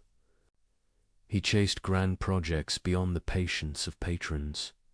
He sent proposals to wide for narrow budgets. He trusted promises from men who counted only today. He watched doors close without ceremony. He kept writing anyway. He thought time nurses good seeds. He suffered neglect at the end. His name dimmed in halls, he once advised. He died without honors fit for his labor. Trunks of papers waited like sealed gardens. Readers came late and found the gates. What they saw changed their own plans. They found notes on a number system, built of yes and no. 1 and 0 could build any count. Simplicity could host infinity. He had seen the bones of future machines. They found a plan for a living encyclopedia, a book that never ended, a place where knowledge could answer to search. Many dismissed it as dreamful. Then centuries worked to make it ordinary. They found a spirit behind the papers, a man who believed thought is a form of care. He wrote as if clarity could bless. He wanted rulers to govern like gardeners. He wanted scholars to heal. He wanted citizens to reason without scorn. He knew that optimism is easy when you are blind. He was not blind. He saw cities die and children buried. He still believed the universe kept faith with order. He still believed the mind could be trained to hope with discipline. He did not confuse order with quiet. He knew reform makes noise. He praised argument when it sought the common good. He rejected cruelty dressed as zeal. He asked opponents to imagine they might be wrong. He asked allies to imagine they might be harsh. He loved thought experiments. That humbled pride. What if our vantage is too small, he asked. What if the part we hate becomes a cause for good elsewhere? What if the whole uses our losses to grow new strengths we cannot yet name? Not to excuse evil, to resist despair. He prized gentleness. He wrote to a friend that patience extends the reach of truth.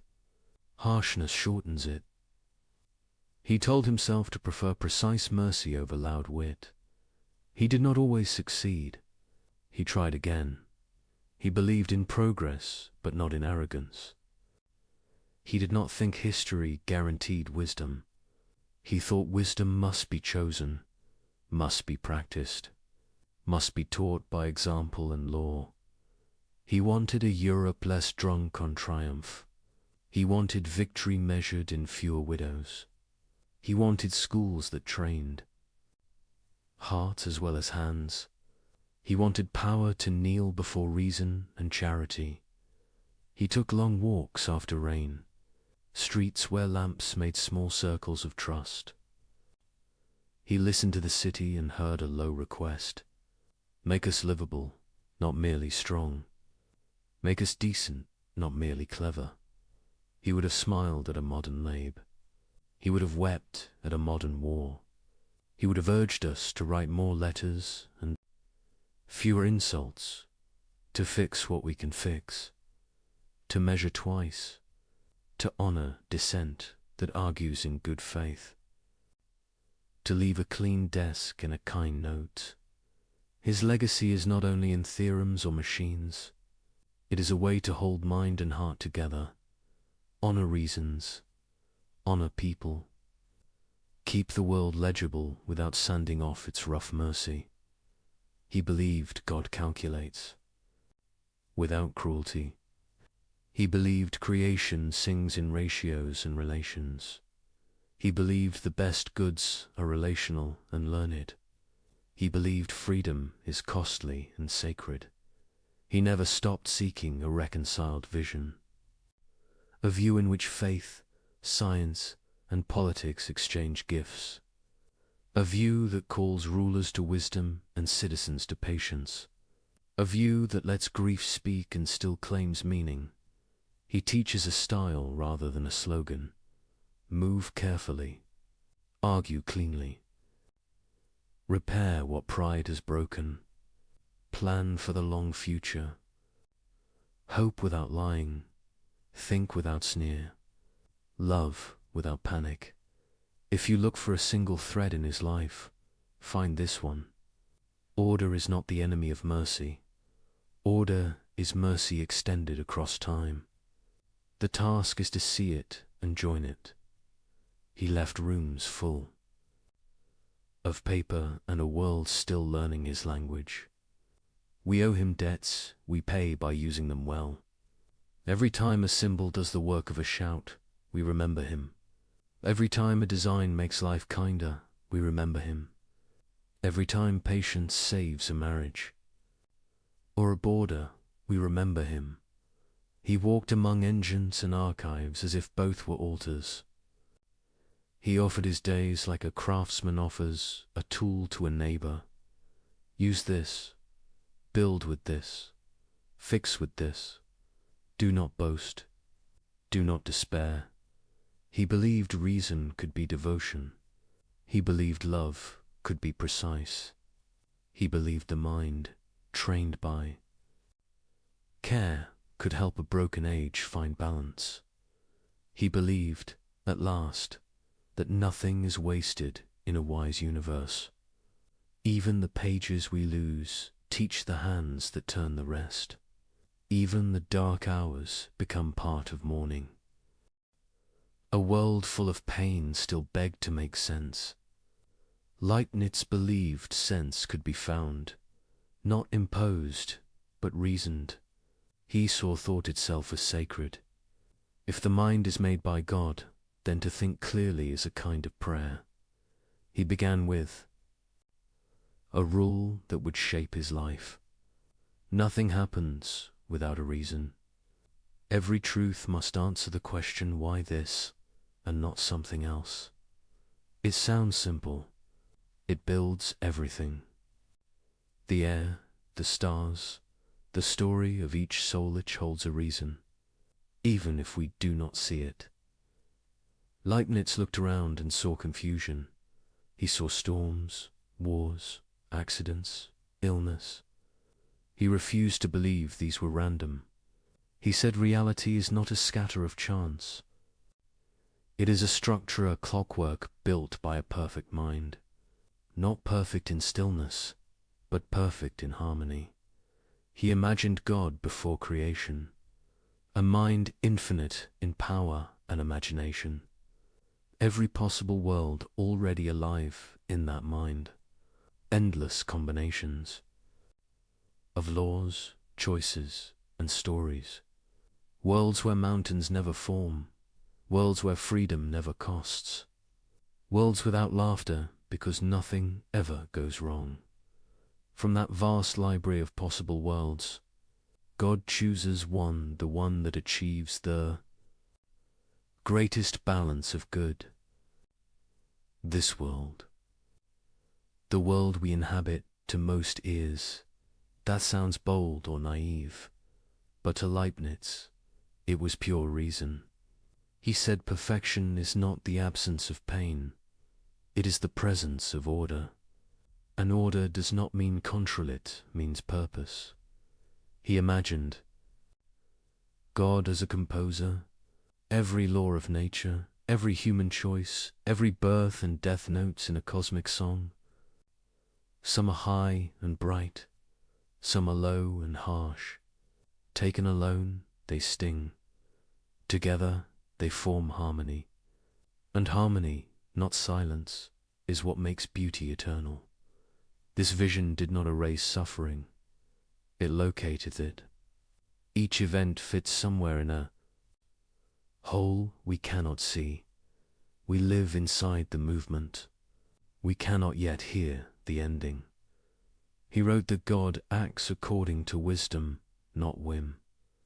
A perfect being cannot do things without cause. Power without reason would be chaos. Goodness without reason would be blind. Wisdom binds both together. God does what makes sense in the fullest, deepest way possible. Leibniz called this the principle of sufficient reason. To him it was not abstract, it was moral. It meant the universe is not absurd. It meant the story of everything is justified by understanding, not luck. Even when we cannot follow the thread exists. He believed that reason itself was a sign of divine mercy. It lets us share, in small ways, the same light that guides creation. When we think well, we participate in that light. When we love truth, we echo the love that made the world. He used mathematics to mirror his faith. In numbers, he saw a universe that never contradicts itself. 2 + 2 will always make 4, not because we decree it, but because it cannot be otherwise. That same clarity, he thought, runs beneath existence. The rules of thought and the rules of being must match, because both come from one mind. He looked at nature and saw lawfulness. He looked at himself and saw awareness. He looked at both and saw a bridge. The bridge was reason, the same logic. That shapes a falling apple, shapes the movement of thought. For him, this was not coincidence, it was confirmation. Creation is intelligible because it was made by intelligence. He trusted that if God chose this world, there must be a reason why this one is best. Not best for each moment, but best in the full design. If there is evil, it is allowed only because it serves a higher good that could not exist without it. Like shadow helping light to be seen, like discord teaching the ear to crave resolution, like heartbreak opening space for compassion. He did not speak from comfort. He lived through years of disease, famine, and fear.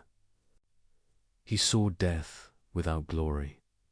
He saw the price of ignorance and greed, yet his faith in divine logic did not break. He thought understanding was a duty, not a decoration. He warned against lazy optimism.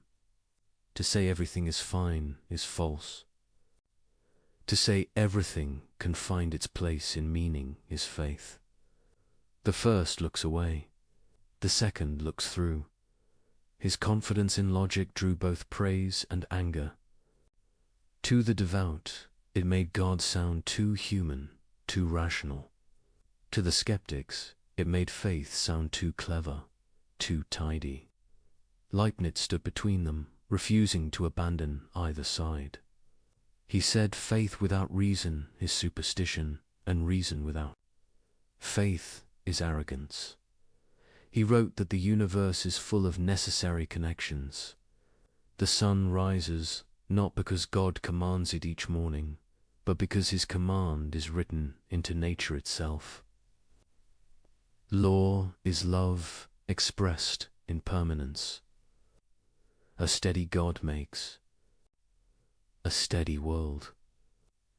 That steadiness is grace for creatures who must learn slowly. In his vision, miracles are not breaks in law. They are rare moments where the deeper law reveals itself more clearly. Everything remains part of one system, whole and alive. He believed this logic leads to trust. If reality is built on reason, despair becomes premature. We may hurt, but we are not abandoned. We may not know why, but there is a why.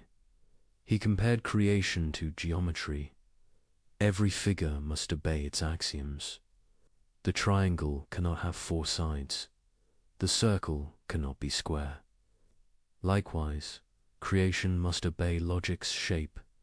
Even omnipotence cannot do nonsense. God cannot make freedom that is not free or goodness that requires no choice. So he made a world where freedom and law coexist in us, beautiful, alive. For Leibniz, this made sense of moral life. Our duty is not to escape the system, but to work within it wisely. We are parts that can act with grace toward the whole.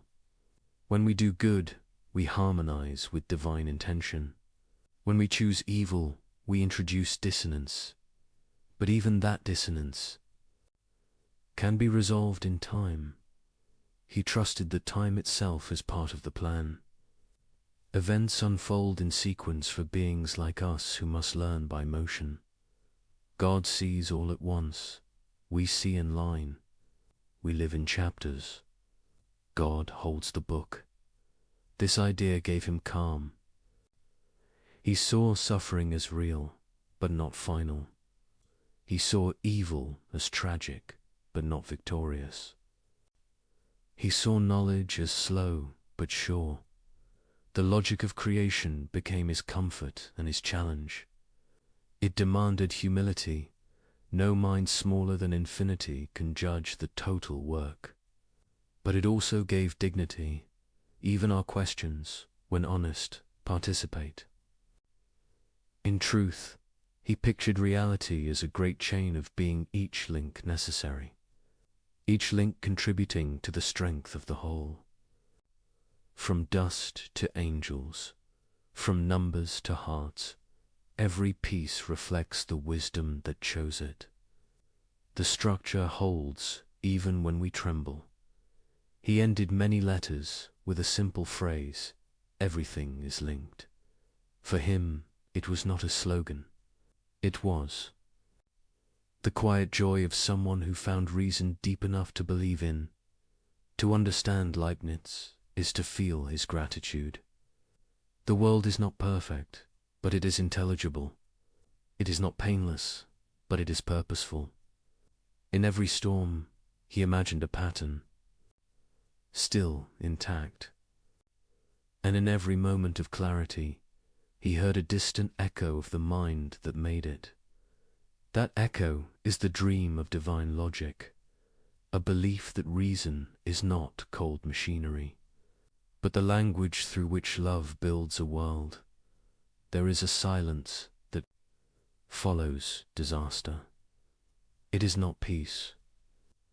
It is the stunned quiet of people asking why Leibniz never turned from that silence. He called it the hardest sound in the world.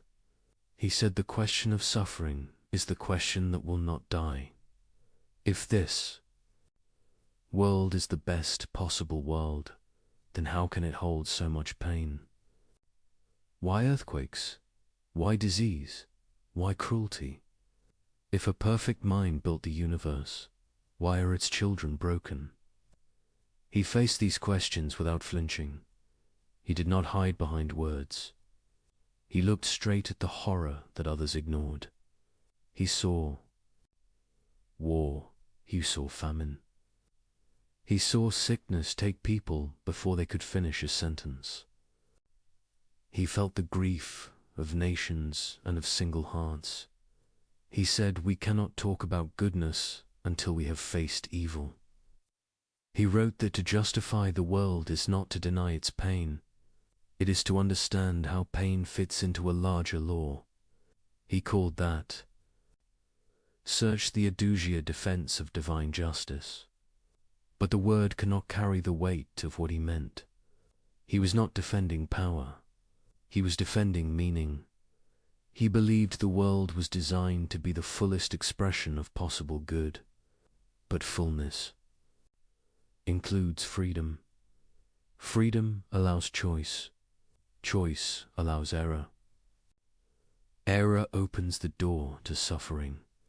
Remove the door and you also remove love, courage, and forgiveness.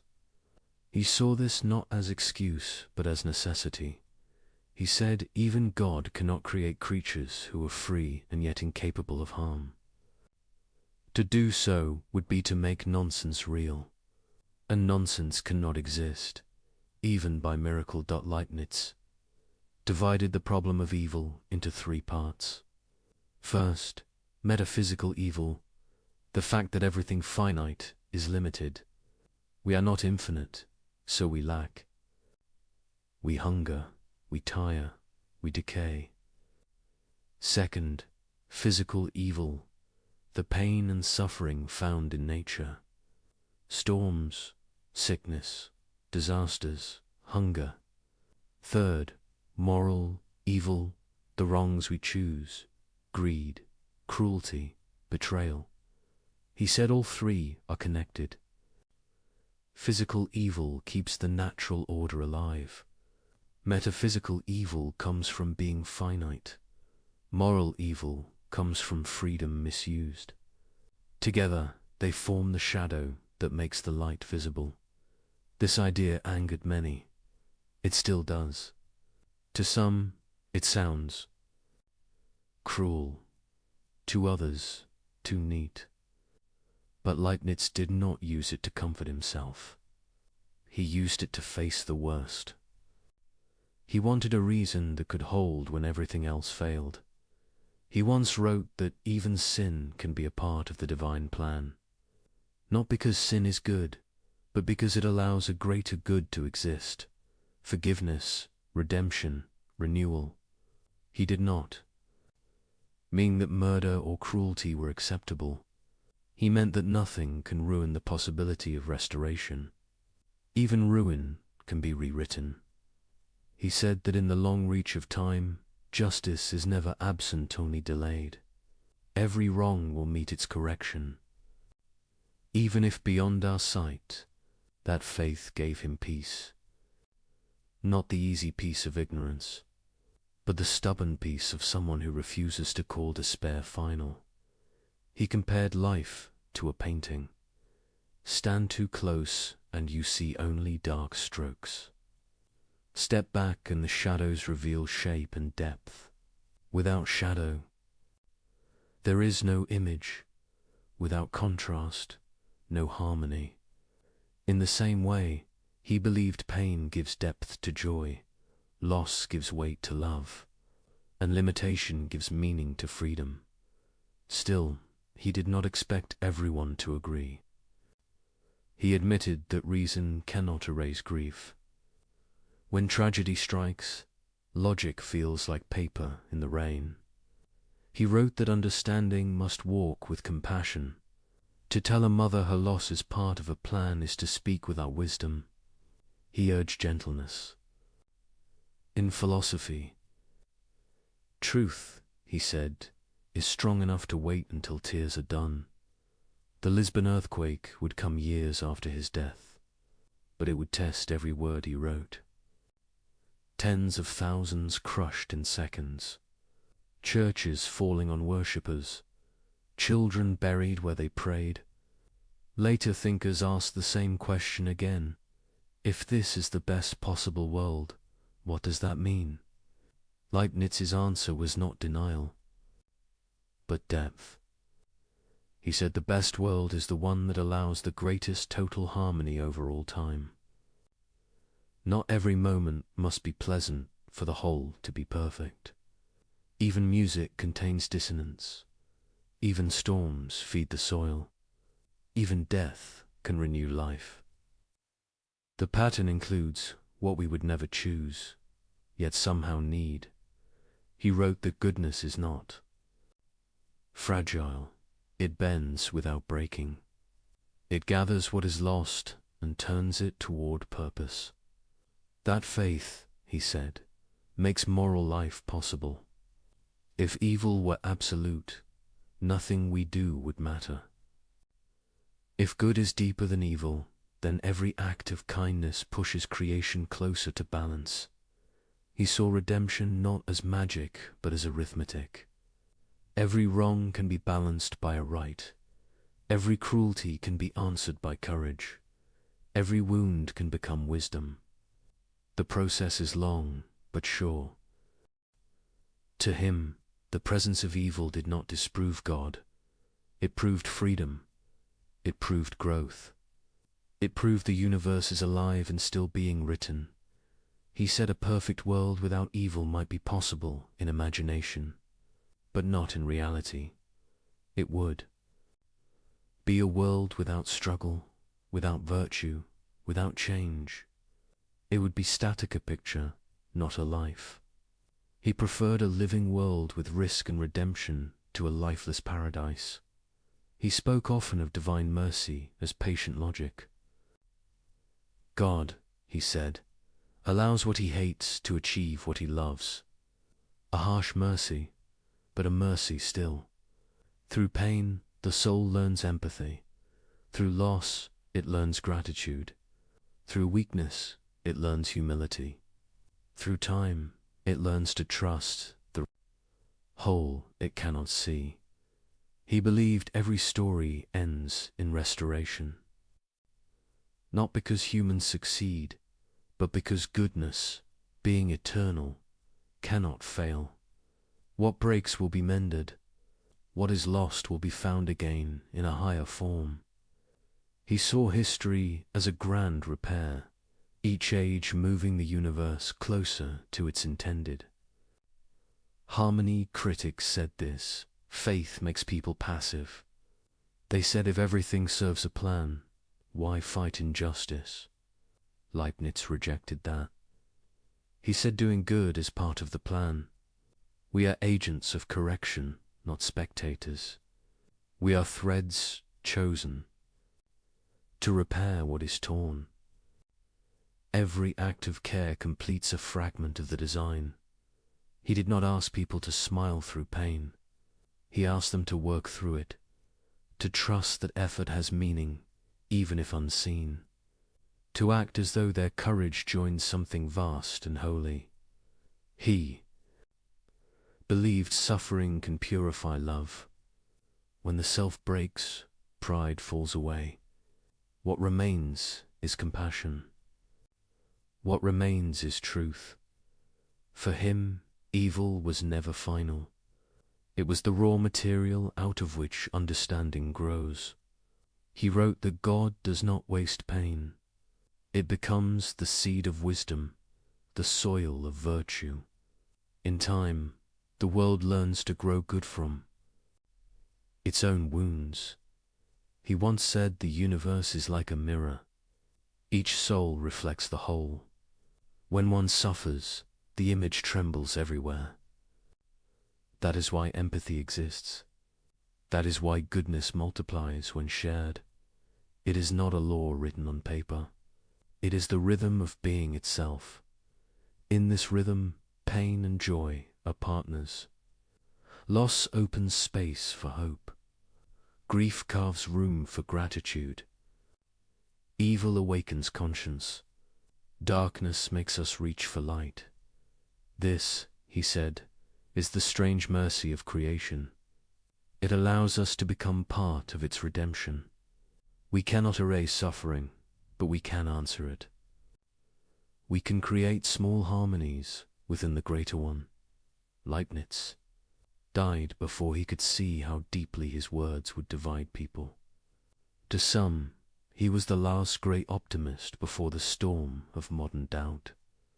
To others, he was the first thinker brave. Enough to stare at evil and still believe in good. He offered no escape from tragedy, only a way to hold it without despair.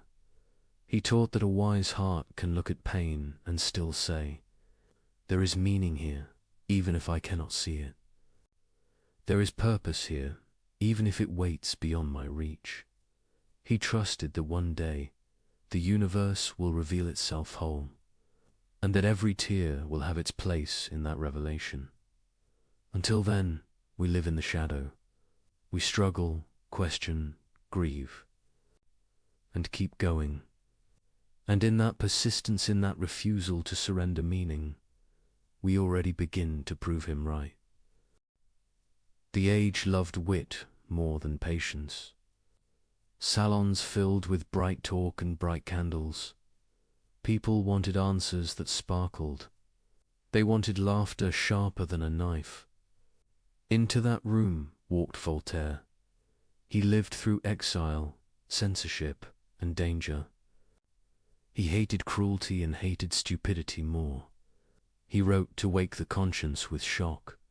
He believed the pen should make tyrants tremble. He loved speed. He loved clarity. He loved the clean cut of satire. He heard the claim that this world is the best possible world. He heard it not as careful reasoning, but as comfort for the comfortable. To him, such optimism looked like a rich man's coat, warm, expansive, and blind to the cold outside. He sharpened his reply until it glittered. He created a teacher who spoke in polished certainties. The teacher said that all is for the best. Disaster followed disaster. The teacher smiled through each one. The students suffered. The world burned around them. The smile did not move. Readers laughed, then winced, then laughed again, because the mask looked familiar. This was the power of satire. It compressed the debate into a single gesture, a serene face amid wreckage. Optimism turned into a costume. Faith turned into a habit of denial.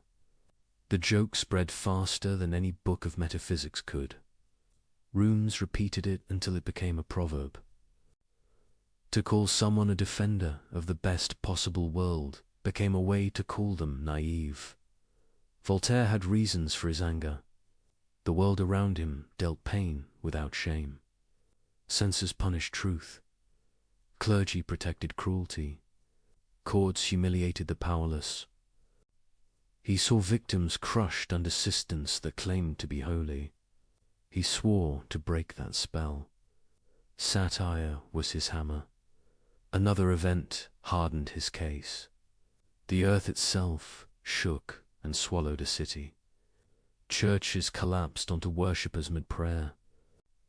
Fires ran through the streets. The sea returned to finish the work.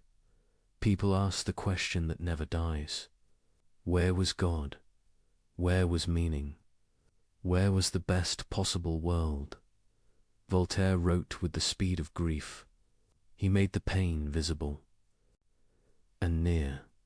He refused to let philosophy stand at a safe distance. He demanded an answer that could look at rubble and not blink. The attack landed. Leibniz was gone by then, but his idea stood in the line of fire. Most readers did not meet the idea in his own books. They met it in caricature, a smile that never learns, a mind that explains away tears, a heart that calls loss a lesson before the funeral ends. Yet the picture was not the man. The satire cut through denial, but it also cut through nuance. Leibniz did not say that pain is an illusion. He did not say that evil is secret good. He said that the full work of reality may justify the allowance of evil. He said reason, freedom, and law are worth the risk they bring. He asks us to hold judgment of the whole when we only see a part. The difference matters.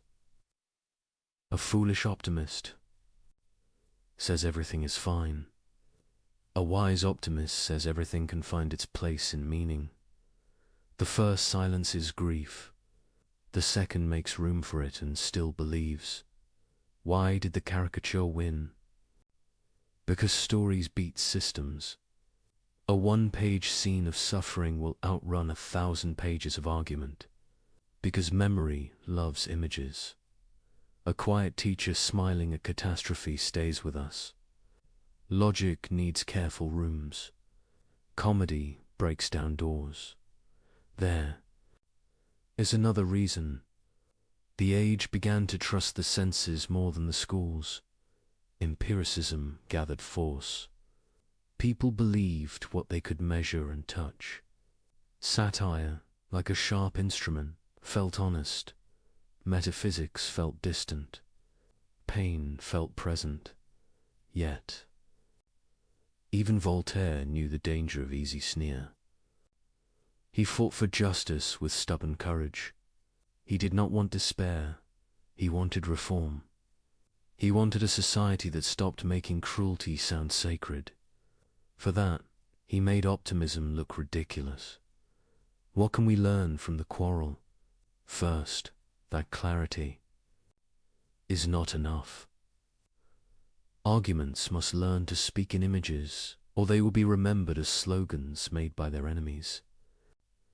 Second, that grief demands respect from any claim about the structure of the world.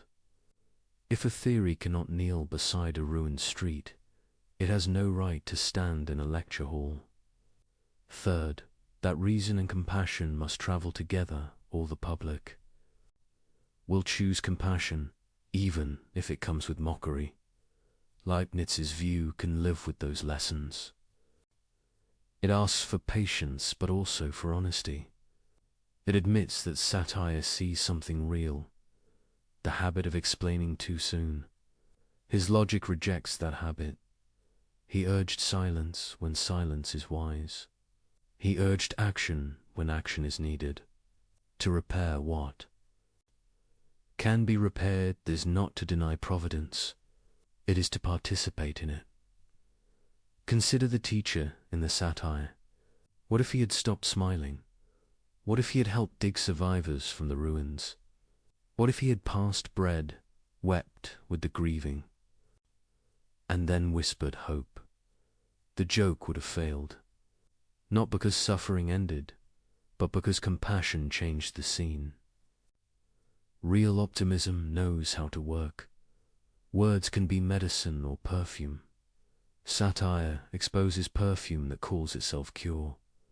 Leibniz offered medicine, difficult, slow, meant for the long healing of the mind. Voltaire offered surgery, fast, public, meant to cut rot from the body of society. Both saw a sickness.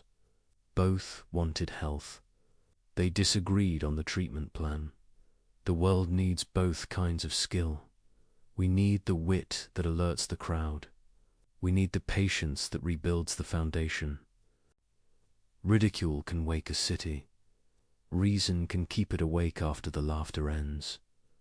There is a quieter misreading worth naming. Some think the best possible world means the happiest possible world. It does not. Happiness is fragile and often shallow. Goodness is deeper and often severe. The best world is the one that realizes the highest goods in the richest order. Those goods include freedom, courage, justice, and mercy. They bloom in harsh weather. They need risk and time. Another misreading says the idea excuses every crime. It does not.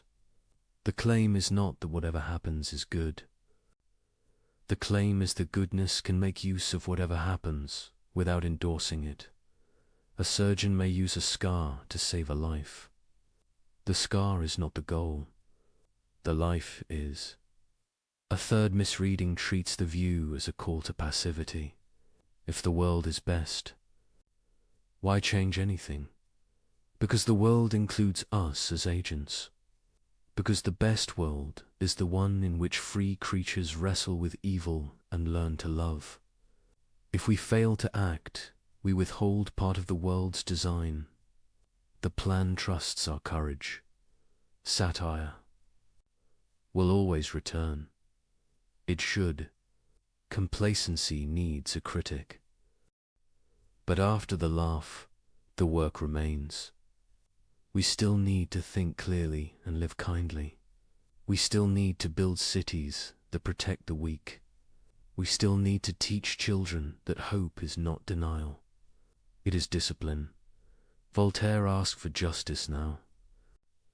Leibniz asked for trust across time. These are not enemies. They are different horizons of the same moral life. One fights the day's cruelty. The other defends the reason for fighting at all. There is a scene that binds them. A town after thee. Storm. Neighbors search the wreckage. One lifts a beam. One holds a child's hand. One speaks words that steady shaking breaths. The critic and the metaphysician are both there. One says, we must never allow this neglect again. The other says, do not give your heart to despair. Goodness still has roads to walk. The town needs both. The future needs both. The story of the idea did not end with a joke. New thinkers rose who tried to carry what was true in both voices. They learned to distrust lazy comfort and lazy scorn. They asked for reasons that can face rubble and keep their dignity. They searched for a vision of reality that honors law and honors tears. From this struggle, a better understanding of optimism can grow. Not optimism that refuses to see blood on the ground. Optimism that sees it, binds the wound, and still believes. The wound will heal. Not optimism that replaces action with slogans. Optimism that treats action as the very method by which Providence writes the next page. When people quote the satire, let them. It is a warning against glib speech, answered by living in a way that makes the joke misfit the scene. Serve, build, study, refuse cruelty, refuse despair. Let your hope have calluses. A last thought about laughter. It can humiliate. It can also cleanse. Used well, it clears the stage of pretense so truth can speak. Used poorly, it makes cynicism look like wisdom. The difference is compassion. Satire with love heals. Satire without love scars. If the world is the best possible world, it is not because pain is good. It is because good can be grown from pain. By minds and hearts that cooperate with reason and grace. The task before us is simple and severe. See clearly. Help quickly. Hope stubbornly. Voltaire forced that task back into view. Leibniz refused to surrender the ground of meaning.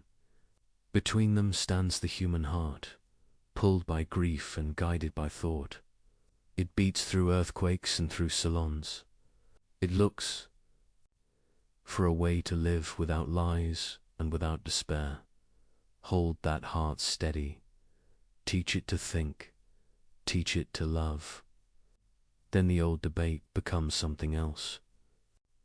Not a contest of clever lines, but a common work. A world where wit and wisdom serve the same mercy. There was an earlier critic whose shadow shaped the stage. Pierre Bell argued that reason alone could not justify the ways of God. He collected hard cases the way a lawyer collects evidence.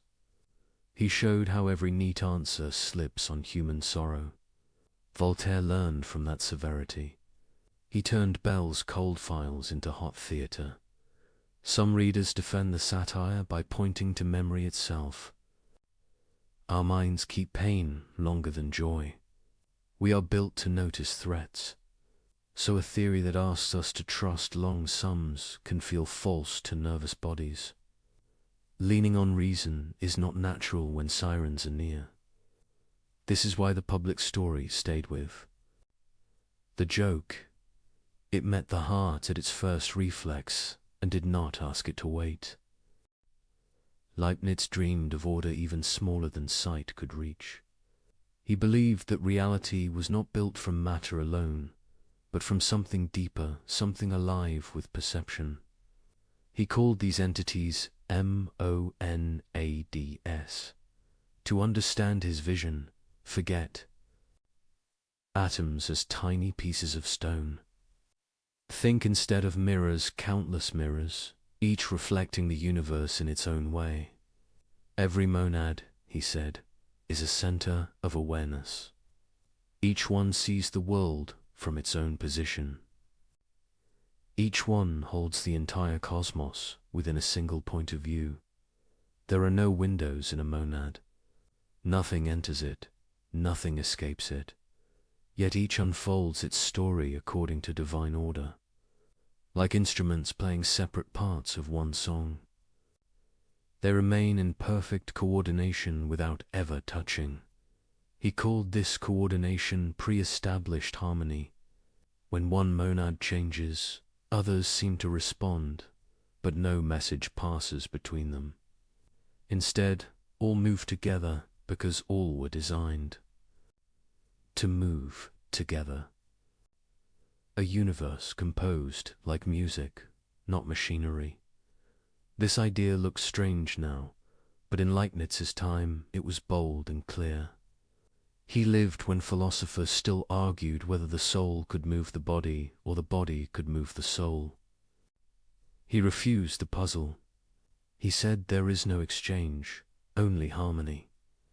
Mind and matter are two faces of one plan. He saw monads everywhere.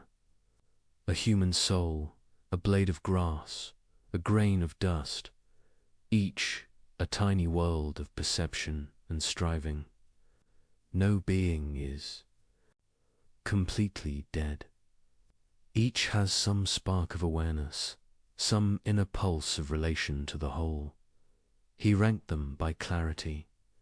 Simple monads barely sense. Animals perceive and remember. Humans reflect and reason. Above all stands God, the supreme monad, whose perception is perfect and complete. Through this ladder, he stitched together all creation. Nothing stands isolated. Nothing is wasted. The faintest flicker of being still belongs to the grand order of perception. He compared the body to a living city. Every organ is made of smaller lives.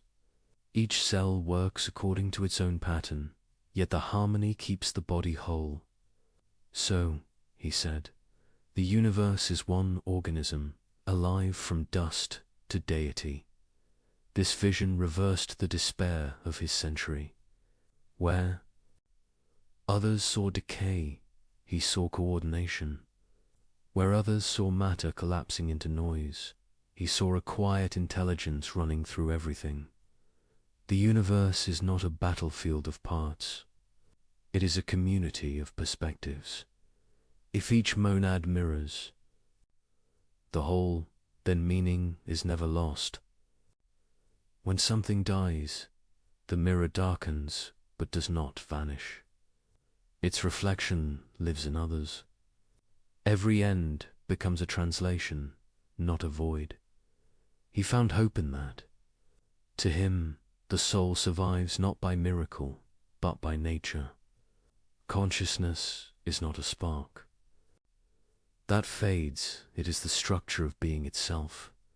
Modern thinkers sometimes smile at his theory. They call it poetry disguised as physics. But poetry he might say, was the truer name all along. For he sensed what later ages would test in new language, that observation changes what is observed, that everything interrelates, that the smallest units of the world behave as if they hold knowledge of the whole. He anticipated ideas that would one day appear in quantum theory and systems science. He saw pattern where later microscopes would find pattern again. He guessed that the boundaries between mind and matter might be thinner than habit suggests. He spoke gently of God in this context. God, to him, was not an intruder fixing errors from above. God was the continuous source of harmony, the composer whose music sustains the movement. Every monad follows its inner law, and those inner laws together create the outer world. That meant the universe did not need miracles to keep running. Its consistency was the miracle. The order written at the beginning was enough to carry all. Time forward, he found in this an answer to loneliness. No creature is truly separate. Each stands connected through shared design. When you look at a stone or a tree, you are not facing emptiness. You are meeting another expression of the same source. He believed perception runs on a spectrum. Even when we sleep, our monad continues to dream faintly. Waking only means perception grows brighter. Death is a change in clarity, not extinction. Awareness shifts, but it does not stop. It fades into subtler harmony until it brightens again. For Leibniz, this was not fantasy, it was moral philosophy. If everything is alive with perception, then cruelty becomes ignorance of kinship. To harm another being is to disturb harmony. To live well is to play one's part in tune. He said God chose this structure because it maximizes both order and freedom. Each monad acts from within itself, yet all fit together as if choreographed. From that tension comes beauty, a world lawful but not mechanical, alive yet coherent. He exclaimed time as unfolding awareness. Each monad reveals the world to itself, at its own pace. Moments are measures of perception, not ticks of a clock. Thus, creation is not finished. It is always revealing itself. The universe learns as it exists. He described knowledge as reflection upon reflection. Our minds are monads that can know they are mirrors. That self-recognition is the birth of reason. Through reason, the universe begins to understand itself. He imagined God delighting in that return of awareness, the creation becoming conscious of the Creator, not by worship alone, but by understanding, art, and love. In his vision, science and spirit were not enemies.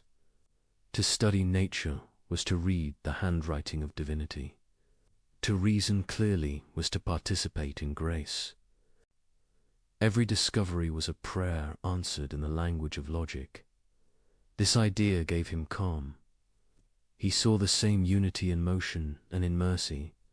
He believed that if you follow reason far enough, you will find compassion waiting at the end. The harmony of monads was more than theory. It was his philosophy of trust. He trusted that what appears separate is secretly linked. He trusted that disorder hides rhythm. He trusted that understanding is never wasted, even when the world seems deaf. He told a friend that heaven is not another place. It is a clearer view of this one. As perception perfects, reality shines through. The task of life is to polish the mirror. He knew people would mock this idea. He knew some would say that harmony is a dream. He answered softly, if we dream of harmony, Maybe the dream itself is proof we belong to it. That answer endures. Modern minds may rename monads as systems, networks, or fields, but the impulse remains the same: to see unity where eyes see fragments, to find meaning in the weave. Of the invisible Leibniz left us that impulse as gift. He asked us to imagine that behind every surface there is awareness working toward light. He asked us to live as if every act of reason and kindness helps the world remember its own design. He once wrote, "The universe is the living expression of a single spirit, each part singing the whole in its own tone." It is a sentence both humble and enormous. It reminds us that the smallest kindness participates in the largest order. To believe that is to live differently, to walk slower, to look longer, to speak with care, to act with the quiet confidence that even our smallest thoughts echo through a harmony we may never hear but are meant to join. Numbers taught him how the world keeps its promise. They did not flatter or shout. They held their line. 2 and 2 made for whether a city rose or fell. Ratios stayed loyal through plague and peace. He trusted that loyalty. He saw in it the temper of creation. He loved the way mathematics lets thought become exact. A symbol stands where a whole paragraph once stood. A sign compresses a movement of mind. You can carry truth across a page in a single stroke. It felt like a mercy given. 2 limited creatures. Clarity delivered in a small shape. Order made portable. He believed God delights in such clarity, not as cold perfection, but as wise generosity. A steady world is a kind world. It lets the patient learn. It lets the humble predict. It lets the broken repair what can be mended. Law becomes a ladder for fragile hands. He listened to nature and heard count and curve. An apple falls in a known way. A planet bends space with quiet insistence. A wave writes its grammar on the shore. Snow builds 6-fold stars from water and cold. Spirals hide in shells and storms. Growth follows a humble ratio. He felt the pull. To write these patterns in clean language, calculus became his chosen music. Small changes add up to large motion. The world moves by steps, almost invisible. The integral gathers them without hurry. The derivative tells how fast a thought is. Changing. He found peace in that conversation between parts and whole. He believed this discipline was not just a tool. It was a window into the style of creation. The universe is generous with increments. It prefers smooth paths when it can. It allows sharp turns when it must. It composes continuity from countless small decisions. It writes history in careful. Some he saw beauty and truth as kin. A proof that fits like a key feels beautiful. A theorem that surprises and then seems inevitable feels holy. You step back and think, it could not be otherwise. He believed God thinks in that feeling. The world is the expression of such thoughts. Elegance is not vanity. It is a signature. He loved principles that condense many facts into one sentence. Conservation tells you what never changes while everything moves. Symmetry tells you what remains the same when you turn the scene. Proportion tells you how parts keep packed with each other. These were more than tricks to him. They were hints about the mind behind the world. Unity without dullness. Variety without chaos. He shaped an ethic from those hints. Choose the argument that explains the most with the least strain. Prefer a model that wastes nothing. accept complication only when reality demands it. He called this respect for reason a kind of devotion.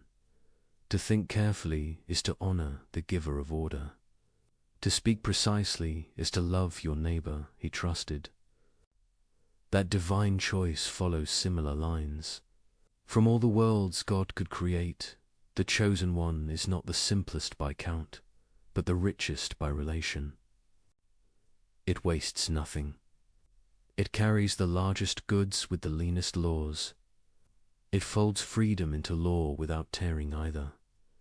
He once hinted that God calculates, not as an accountant counting coins, but as a composer balancing voices. You can feel the restraint inside abundance. You can feel the thrift inside glory. That double feeling marks wisdom. It marks this world. He kept returning to harmony. Musicians know a chord can hold tension and still resolve. Mathematicians know an identity can look unlikely and still be true. Farmers know seasons can be harsh and still keep faith. He believed creation holds all three kinds of trust. Time resolves what thought cannot yet reconcile. Reason reveals what feeling could not yet accept. Patience ripens what action could not yet secure. He loved the identity that bears his name. If two things share every feature, there are not two. There is one. The world is not padded with copies. It disdains waste. Even sameness hides a difference in place or relation. Difference is how meaning breathes. He thought continuity is mercy. Change that jumps without bridge breaks finite minds. Creation walks instead of vanishing and reappearing. That walk gives learning a chance. It gives regret a chance. It gives forgiveness a road to travel. He treasured the link between symmetry and conservation. If a law looks the same tomorrow as today, something will be conserved through time. If a law looks the same here as there, something will be conserved through space. These insights came later in full dress, but he felt their outline. A steady God writes steady invariance. Steadiness feeds trust. He found a serene heroism in measurement. To measure is to refuse despair. It says the world can be known enough to serve. A bridge can stand. A well can reach water. A fever can be counted and cooled. Math becomes charity in action. He warned against arrogance dressed as certainty. Mathematics is exact, but our models are not the world. They are lanterns, not the sun. We test them and we revise. We honor truth by letting it correct us. Humility is the cost of accuracy. Accuracy is the gift of humility. He looked at least effort with interest. Many systems seem to choose paths that minimize waste. Light takes a route that saves time. Rivers widen until resistance balances flow.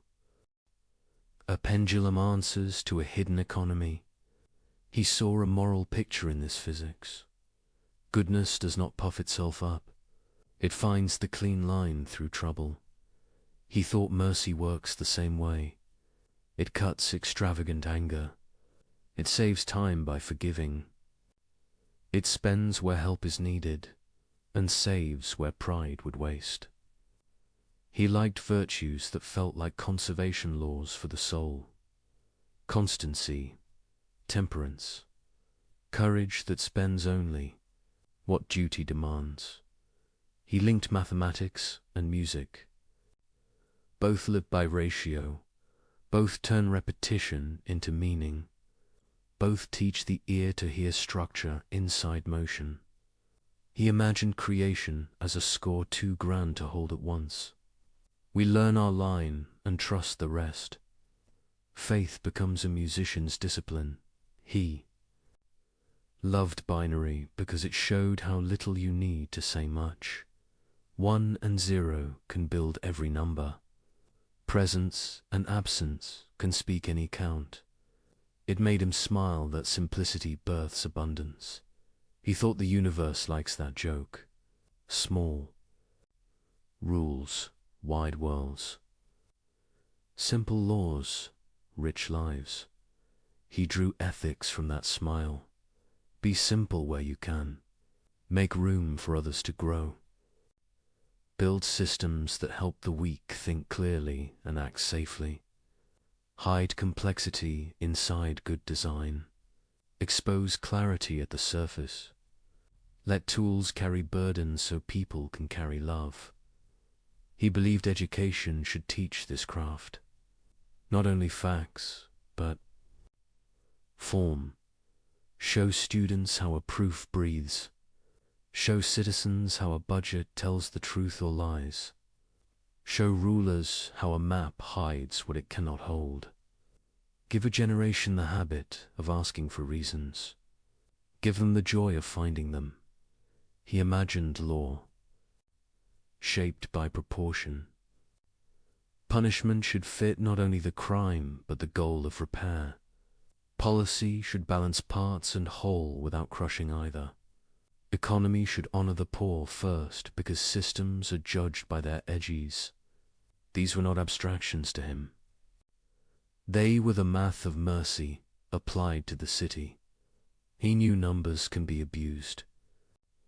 They can help a lie look clean. He asked for conscience at the center of calculation. Let the heart check the ledger. Let the uncounted be counted before we boast. A metric without meaning is a blade without a handle. It cuts the one who swings. It trusted that truth protects itself in time. A false model fails when the bridge falls. A true one stays standing in wind. Reality is a stern judge and a gentle teacher. It punishes pride with collapse. It rewards patience with endurance. He asked why a perfect mind would choose this particular mix of laws. Because these laws allow the widest garden of goods. They give room for mind to blossom. They give room for love to learn. They give room for freedom to mean something real. Other laws might have made us safe and small. These make us risky and great. He saw prayer and proof as cousins. Both aim at what is most real. Both ask for light and accept correction. Both require silence between steps. Both end in gratitude when the answer comes. He loved that kinship. It reconciled study and devotion. He did not think mathematics could save a soul, but he thought it could train one. It could teach patience, honesty, and courage. It could teach how to lose an error without losing face. It could teach how to stand for a result without becoming hard. It could teach how to admire a better idea when it arrives. He liked the word fit. A good theorem fits like a well-made joint. A good life fits the shape of the good it seeks. A good society fits its people like a careful garment. Fit is not tightness. It is ease without slack. It is purpose without strain. He saw identity as relation, not possession. A self grows by entering worthy patterns. Friendship is a shared ratio. Marriage is a harmony in changing time. Citizenship is a cadence between duty and right. None of this reduces people to numbers.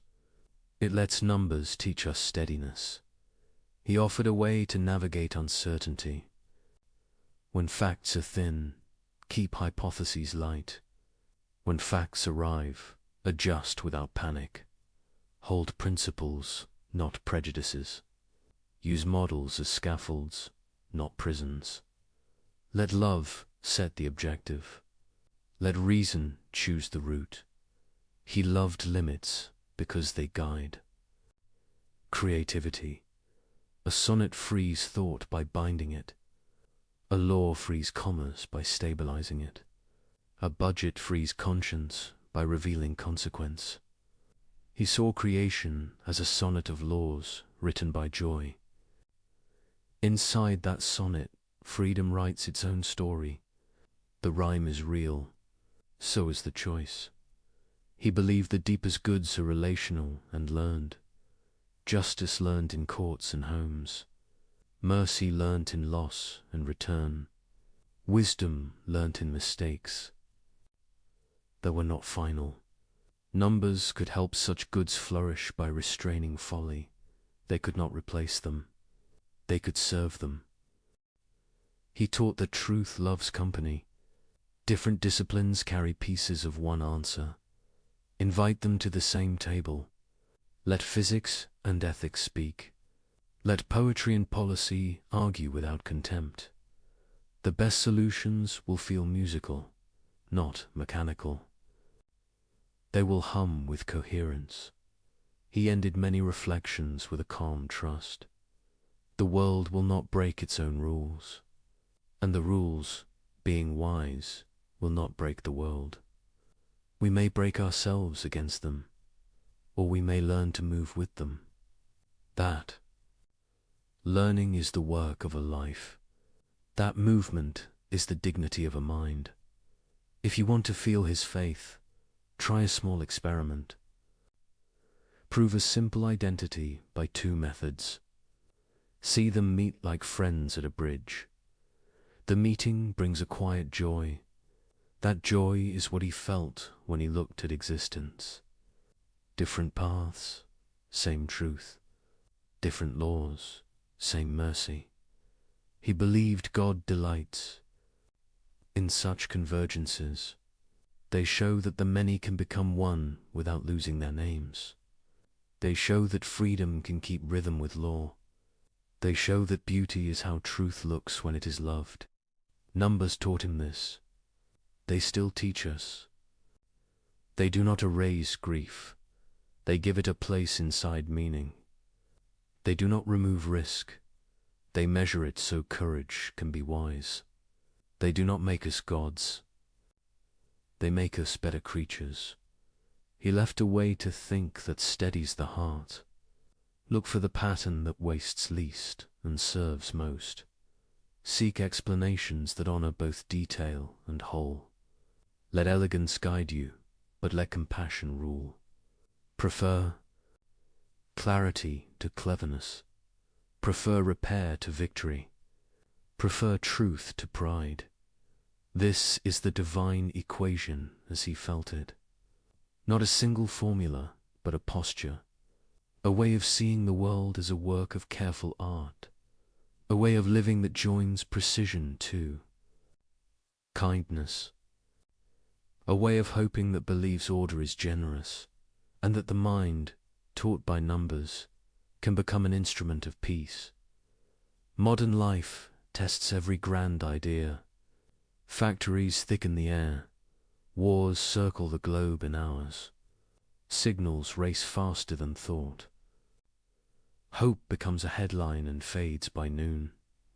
This is the world that asks the old question again. Is meaning large enough for the age of speed? Leibniz once trusted harmony behind events. He believed reason anchors reality. He believed order holds even when hearts break. Modern minds did not grant that easily. They saw storms that mocked every tidy plan. They saw machinery build comfort and cruelty at once. They saw empires preach ideals and export pain. The 19th century trained the Tao. Darwin described life as struggle and change. Nature showed tooth and hunger in plain light. Earthquakes and plagues looked impersonal, not punitive. Chance seemed to guide as much as law. The old picture shook on its nails. Was this the best world, or only a hard one? Other voices pressed the wound. Dostoevsky asked if any future joy could justify a child's tears. Nietzsche accused optimism of hiding fear. He said, "We invented heavens to excuse our weakness." He declared God dead and asked who would carry the weight. Camus stared at absurdity and urged revolt without illusion. The 20th century put a fist on the table. It demanded reasons that could look into an open grave and still speak. 2 world wars answered with smoke. Cities burned from the sky. Camps turned people into ash and numbers. Tyrants marched under banners of progress. The word best felt obscene. If harmony exists, it was too quiet to hear. Yet even in ruins, reason did not die. Science mapped the atom and the star. Medicine pushed death back from many doors. Law learned new words for human dignity. Artists grieved on canvas and in sound. Communities rebuilt, brick by honest brick. The storm did not erase the mirror, it cracked it. The pieces still reflected light. Leibniz would have told us to look closely at those shards. Do not worship them, use them. A broken mirror still shows the face of truth, if turned the right way.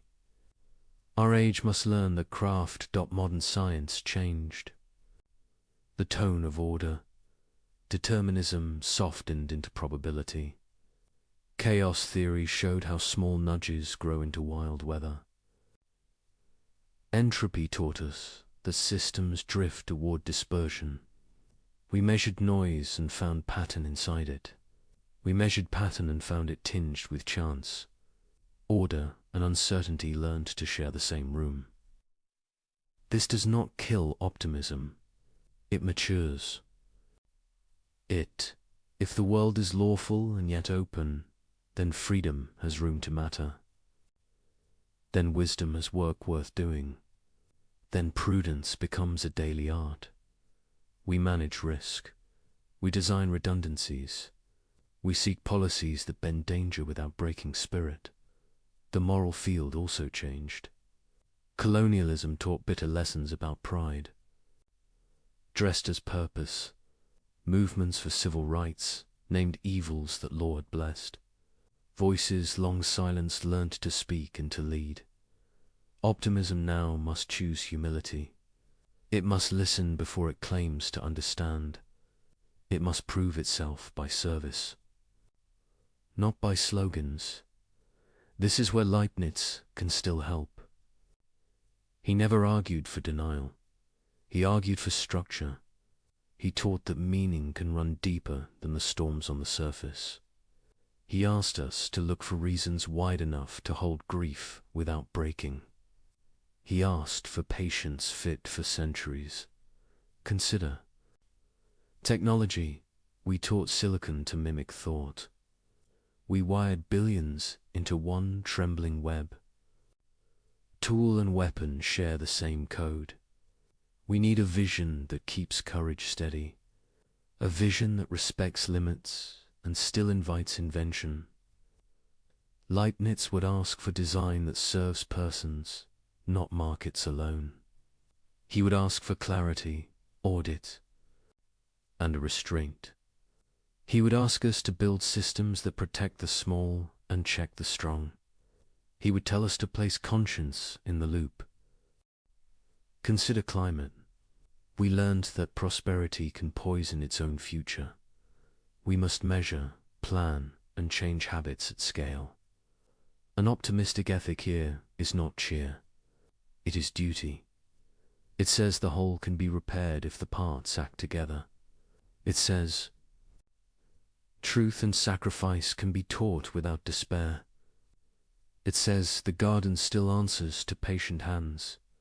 Consider meaning in a secular home. Many now live without prayer.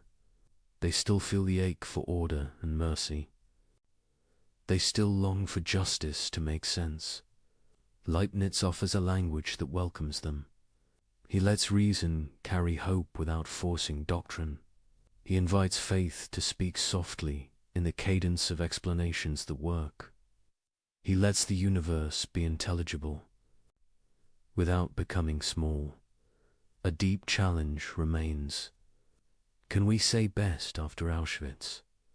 Can any harmony answer that dark choir? The only honest way forward is through labor, care for survivors, guard against repetition, teach the habits that prevent cruelty when fear reases. Any philosophy that does not serve this work has no place here. Leibniz would agree. He would ask optimism to earn its name by protection of the vulnerable. The old debate about evil now includes scale. One person can harm millions with machines and lies. Freedom therefore needs form. We must bind power with law and law with transparency. We must design defaults that protect even when leaders fail. This is structure as mercy. It is exactly the kind of wisdom he praised. The modern mind also wrestles with self. We are flooded with images and opinions. We confuse performance with character. We confuse speed with meaning. Leibniz would counsel slowness of thought. Begin with first principles. Ask what a human person is for. Ask how goods fit rather than compete. Ask what can be measured and what must be loved without measure. He would praise small communities that practice truth, schools that teach reasoning with kindness, courts that value restoration over spectacle, churches and civic groups that protect conscience and neighbor alike. He would prefer many modest repairs to one noisy triumph. He would say that harmony grows by local fidelity. He would also invite courage, not loud courage, the steady kind, the kind that keeps its promises under pressure, the kind that returns the wallet and refuses the bribe, the kind that speaks for the unseen worker and the silent child. This courage is the rhythm of a best world. It makes free order a daily. Fact. Modern philosophy explored despair with skill. It mapped the absurd. It measured nausea in honest sentences. It deserves respect. But despair cannot build. It cannot raise children or bury dead with hope. It cannot design a bridge or a constitution that lasts. Optimism, rightly shaped, can. It does not promise ease. It promises purpose that survives. What about randomness? Quantum events look lawless to untrained eyes. Yet we use them to build tools with perfect reliability. We average uncertainties into stable effects. We draw strength from statistics. This is harmony by large numbers. The world allows trust to rise from noise. That is not far from Leibniz at all. What about pain that teaches nothing? There is plenty. Accidents without lesson. Loss without growth. We must be honest about this remainder. No theory can harvest meaning from every corner. Here humility is the proper tone. We grieve without lecture. We sit with the broken and say little. We let our hands speak what logic cannot. A best world, if real, gives space for silence and for care. Many today practice hidden goodness. Nurses in long corridors, teachers in tired rooms, programmers writing code that prevents harm, parents holding the line for a child's dignity. These are harmonies in plain clothes. They do not erase evil. They limit it. They do not complete. Just as they prepare its way, a fair reading of our time finds both failure and fruit. We have become efficient at harm. We have also become better at rescue. We discovered vaccines in record time. We built networks of aid after storms. We learned to name trauma and treat it. We wrote new laws when old habits broke lives. It is not enough. It is not nothing. Leibniz would call this the work of the middle. We live between promise and completion. We carry pieces of the whole without seeing it. We serve goods whose full harvest we may never witness. That service is not wasted. It becomes part of the calculation that only love can finish. The storm still speaks. It says power corrupts. It says suffering spreads. It says meaning is fragile. The mirror answers with a quieter voice. It says order persists. It says goodness gathers. It says freedom can learn. The future will judge us by how we balance these truths. We must not excuse evil by citing plans. We must not deny plans because evil shouts. We must build with the patience of gardeners and the caution of engineers. We must teach children that hope is a practice. It is a way of working, not a mood. If this is the best possible world, it is not because it is safe. It is because it can be saved again and again by people who choose to join the order written under things. Best does not mean painless. It means fruitful. It means capable of growing truth and love even after winter. So the mirror and the storm continue their dialogue. We will live inside it. We will argue and reconcile. We will fail and repair. We will keep asking whether reason can hold when grief arrives. And we will keep finding that, though reason bows before tears, it reases with them and goes back to work. This is how optimism survives the modern test. It learns from critics. It listens to victims. It adjusts its claims to honor what history taught. It does not give up the belief that reality is worth understanding and worth serving. It becomes courage with a plan. When we grow tired, remember the small proofs: a bridge that stands, a medicine that heals, a law that shields a stranger, a song that steadies a room. These are evidence that meaning still breathes through matter.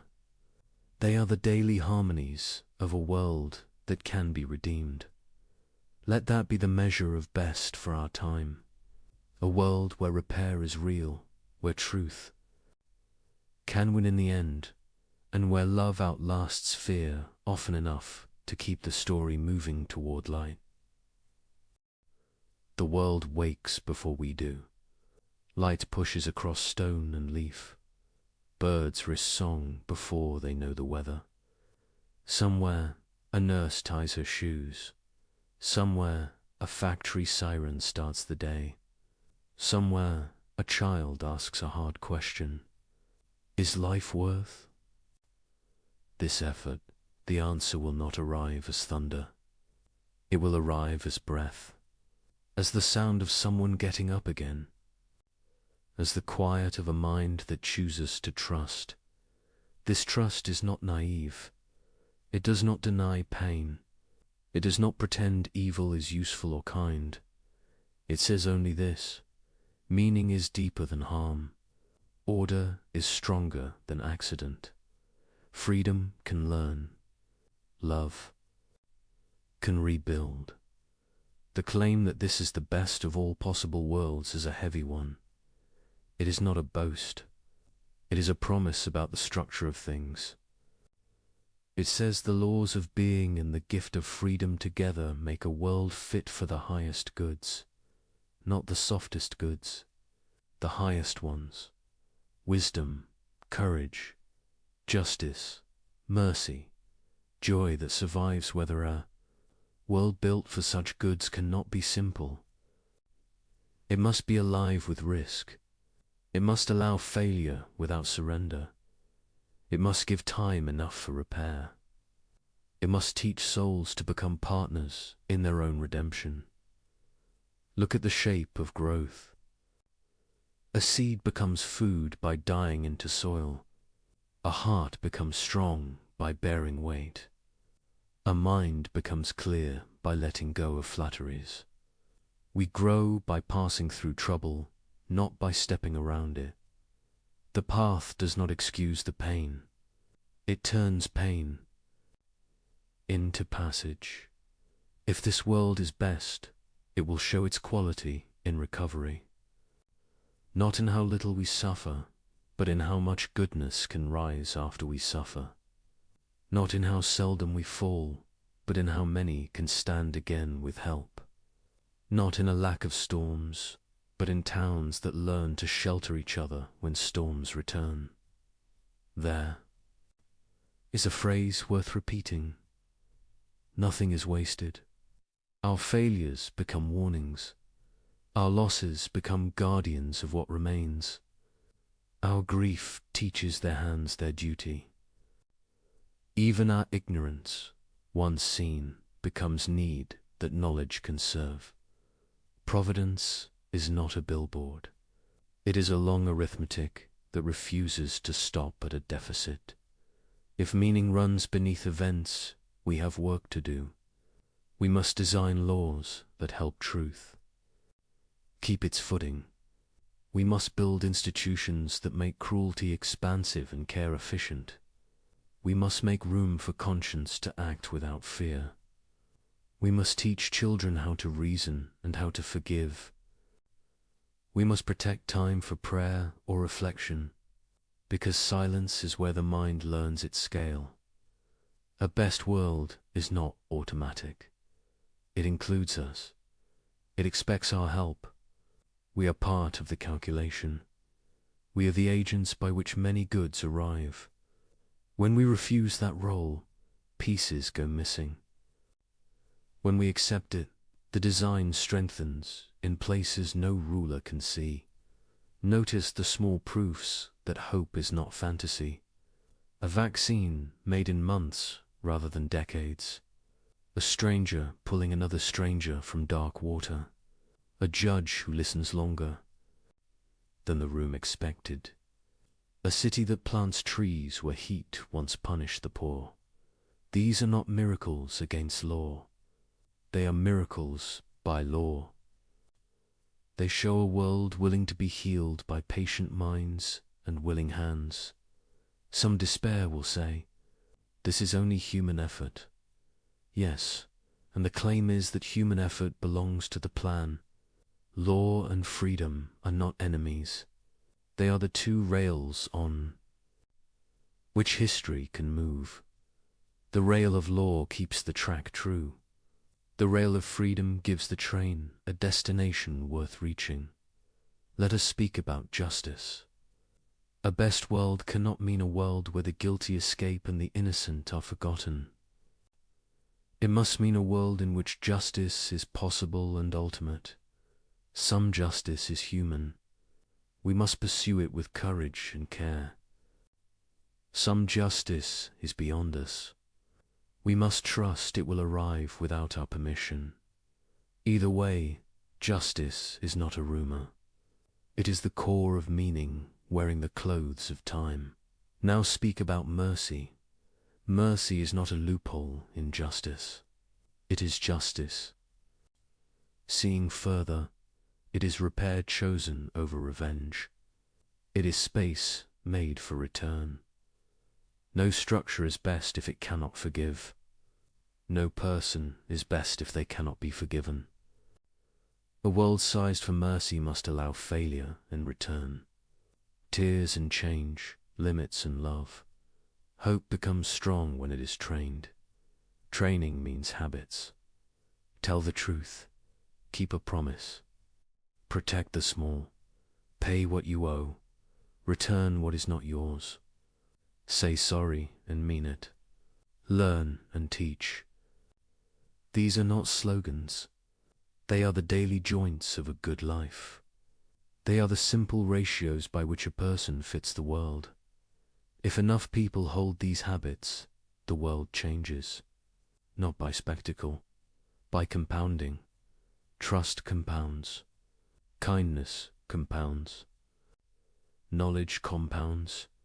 Justice, once begun, accumulates defenders. Mercy, once practiced, multiplies its own courage. The sums take time.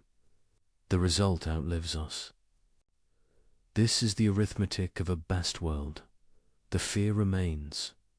What about the evil that looks pointless? The grief that taught nothing? The accident that left only silence? Here we must be honest. There is a remainder our language cannot gather. We do not explain these things. We witness them. We hold one another through them. We refuse to turn them into lessons while wounds are open. We let our silence be faithful. We let our service be speech. Then, later, we remember what our hands learned. We build guardrails where there were none. We change a rule, a road, a ritual. We honor the dead by protecting the living. A best world does not hide from the remainder. It carries it with honor and lets it change our designs. The claim that meaning is deeper than harm asks something from us. It asks us to refuse cynicism. Cynicism looks like wisdom because it never risks hope. It says no before it listens. It calls love naive and courage performative. Leave cynicism to the tired. Choose realism alive with duty. Count costs. Face facts. Then do the next good thing. Let us talk about the soul. If each person is a mirror of the whole, then every dignity matters. Care for one becomes care for many. When you give attention to a single mind, you honor the order that made minds possible. When you protect a single child, you protect the future fact of justice. When you forgive one enemy, you write a new sentence in the story of the world. This is how greatness works here. It does not arrive with trumpets. It arrives as a quiet refusal to let meaning die in your small circle. It arrives as the choice to be a reliable link in the chain. It arrives as ordinary faithfulness over years. A best world is built by that kind of stature. It is measured by that kind of patience. Some will still ask, why this way?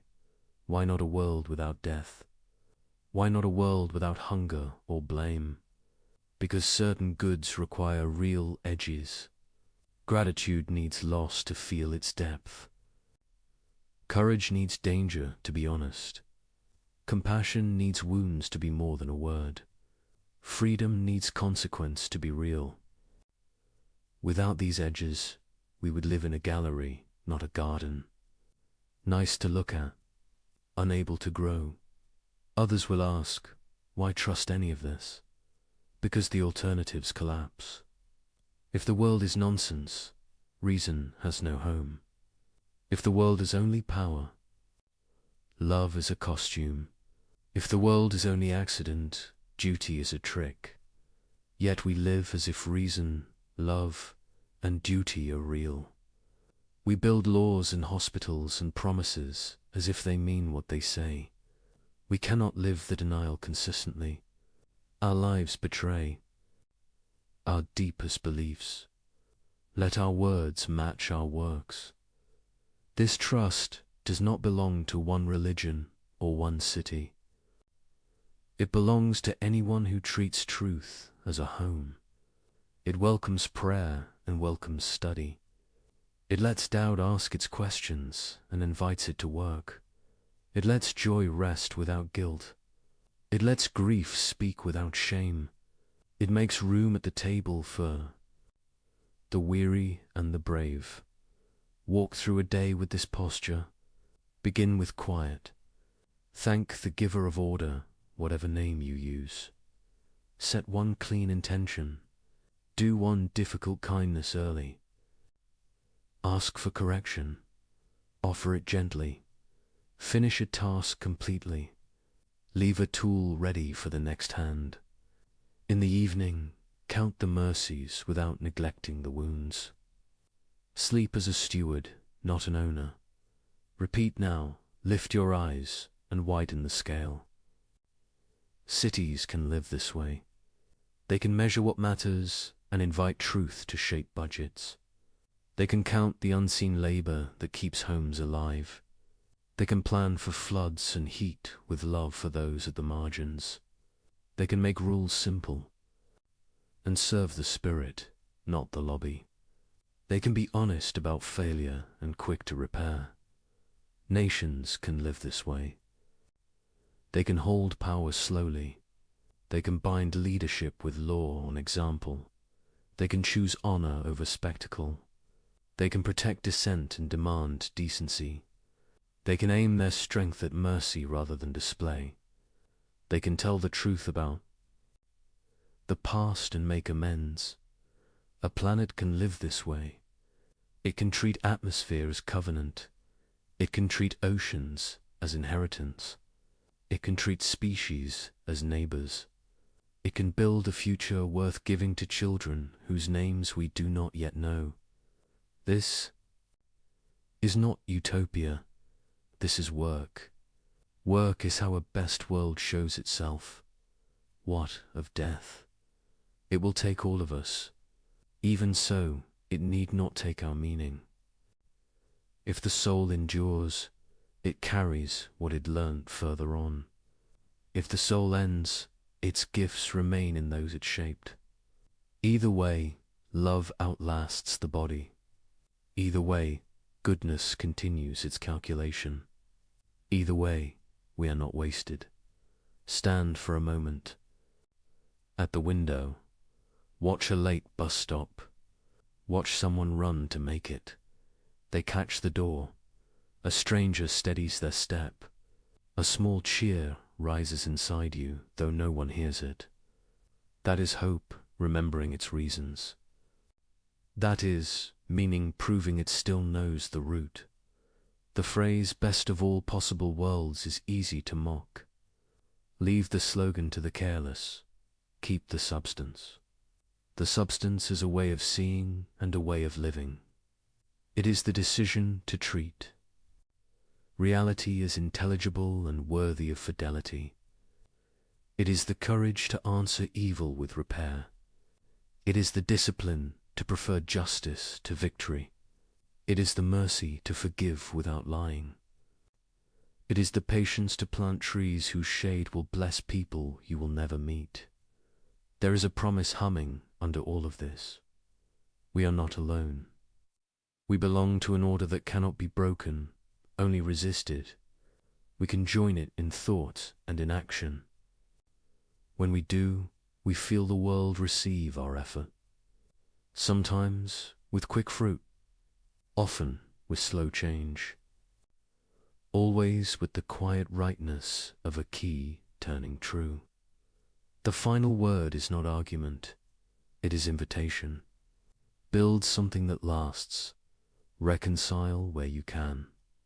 Protect someone who will never know your name. Learn until your pride melts into gratitude. Love until your fear learns to rest. Trust that the goodness under things is not fragile.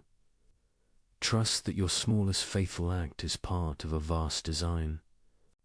Trust that, beyond our sight, the story closes in joy. If the world is truly best, it is because goodness wanted partners. It is because freedom deserved a worthy stage. It is because love asked for a world that could answer back. Here we are. Answer well. Trust begins small. It begins with a kept promise. It begins with a door held open and a bill paid on time. It begins with honest numbers in a quiet ledger. From there, it grows. It builds the shape of a life that other people can lean on. It turns strangers into neighbors and neighbors into friends. This is how meaning becomes daily. This is how a best world shows its face. The idea sounds large. It must be lived small. The mind that designed galaxies also designed mornings. So begin there. Rise with one clean intention. Decide one task worth doing for the sake of someone. Else, give it your full attention. Finish it without show. When the day closes, test your heart for peace. Then begin again. Repair is the heart of the work. We are not asked to erase history. We are asked to mend. Mending is humble. It respects the shape of what was. It listens for how parts want to meet. It does not force. It persuades. It uses patience. Where power would only tear, repair starts with truth. Tell the truth about the wound. Name what broke and who broke it. Facts come first. Without them, peace is only a pause. Truth is not cruelty. It is care shaped like a sentence. It says, "Here is what happened. Now let us see what justice asks." Justice is not a slogan. It is a craft. Punishment alone cannot raise a community. Revenge cannot build a bridge. Justice seeks safety, repair, and return. It asks how to stop harm, how to heal victims, and how to shape change in those who caused it. It weighs the whole. It sets a course that allows tomorrow to be kinder than. Today, mercy walks beside justice. Mercy is not weakness, it is vision. It looks beyond the moment and sees what a soul can still become. It leaves a door unlocked when wisdom permits. It gives a chance that pride would not give. It is not blind.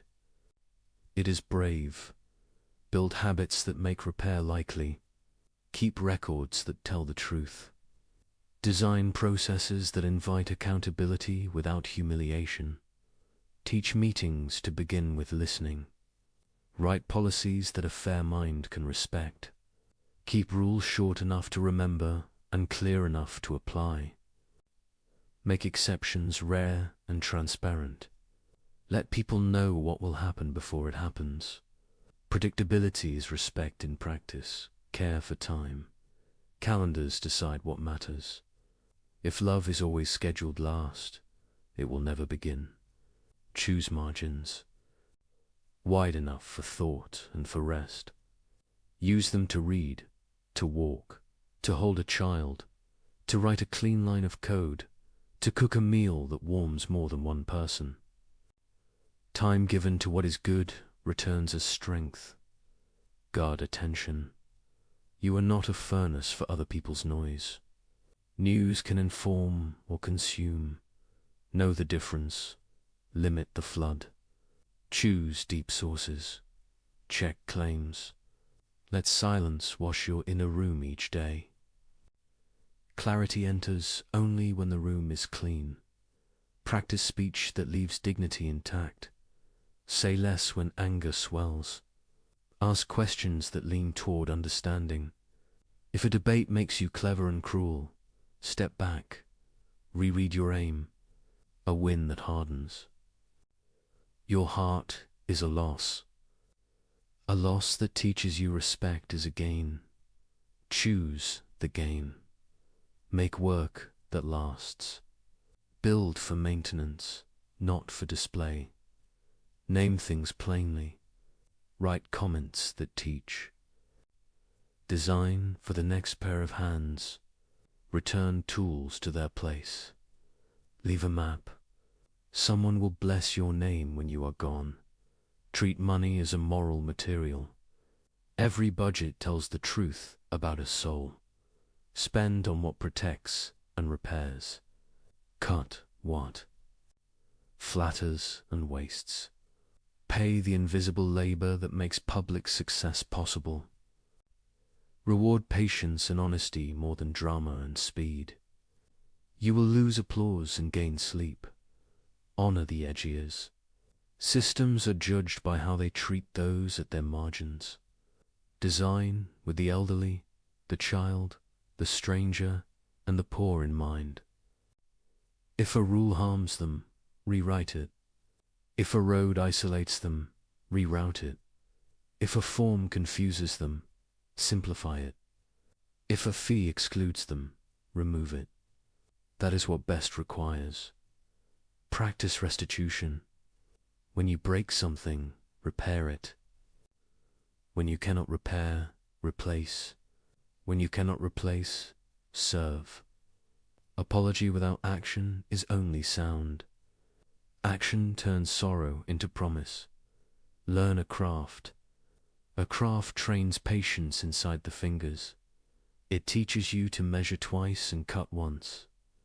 It teaches you to accept the limits of the material. It trains respect for reality. When the joint does not fit, the wood is not wrong. Your cut was, try again. Craft makes virtue tactile. Study something that humbles you. Mathematics will do. So, will a language you do not yet speak? So will music played slowly and true. Humility learned in one domain follows you into others. It protects you from the lie that certainty and contempt are kin.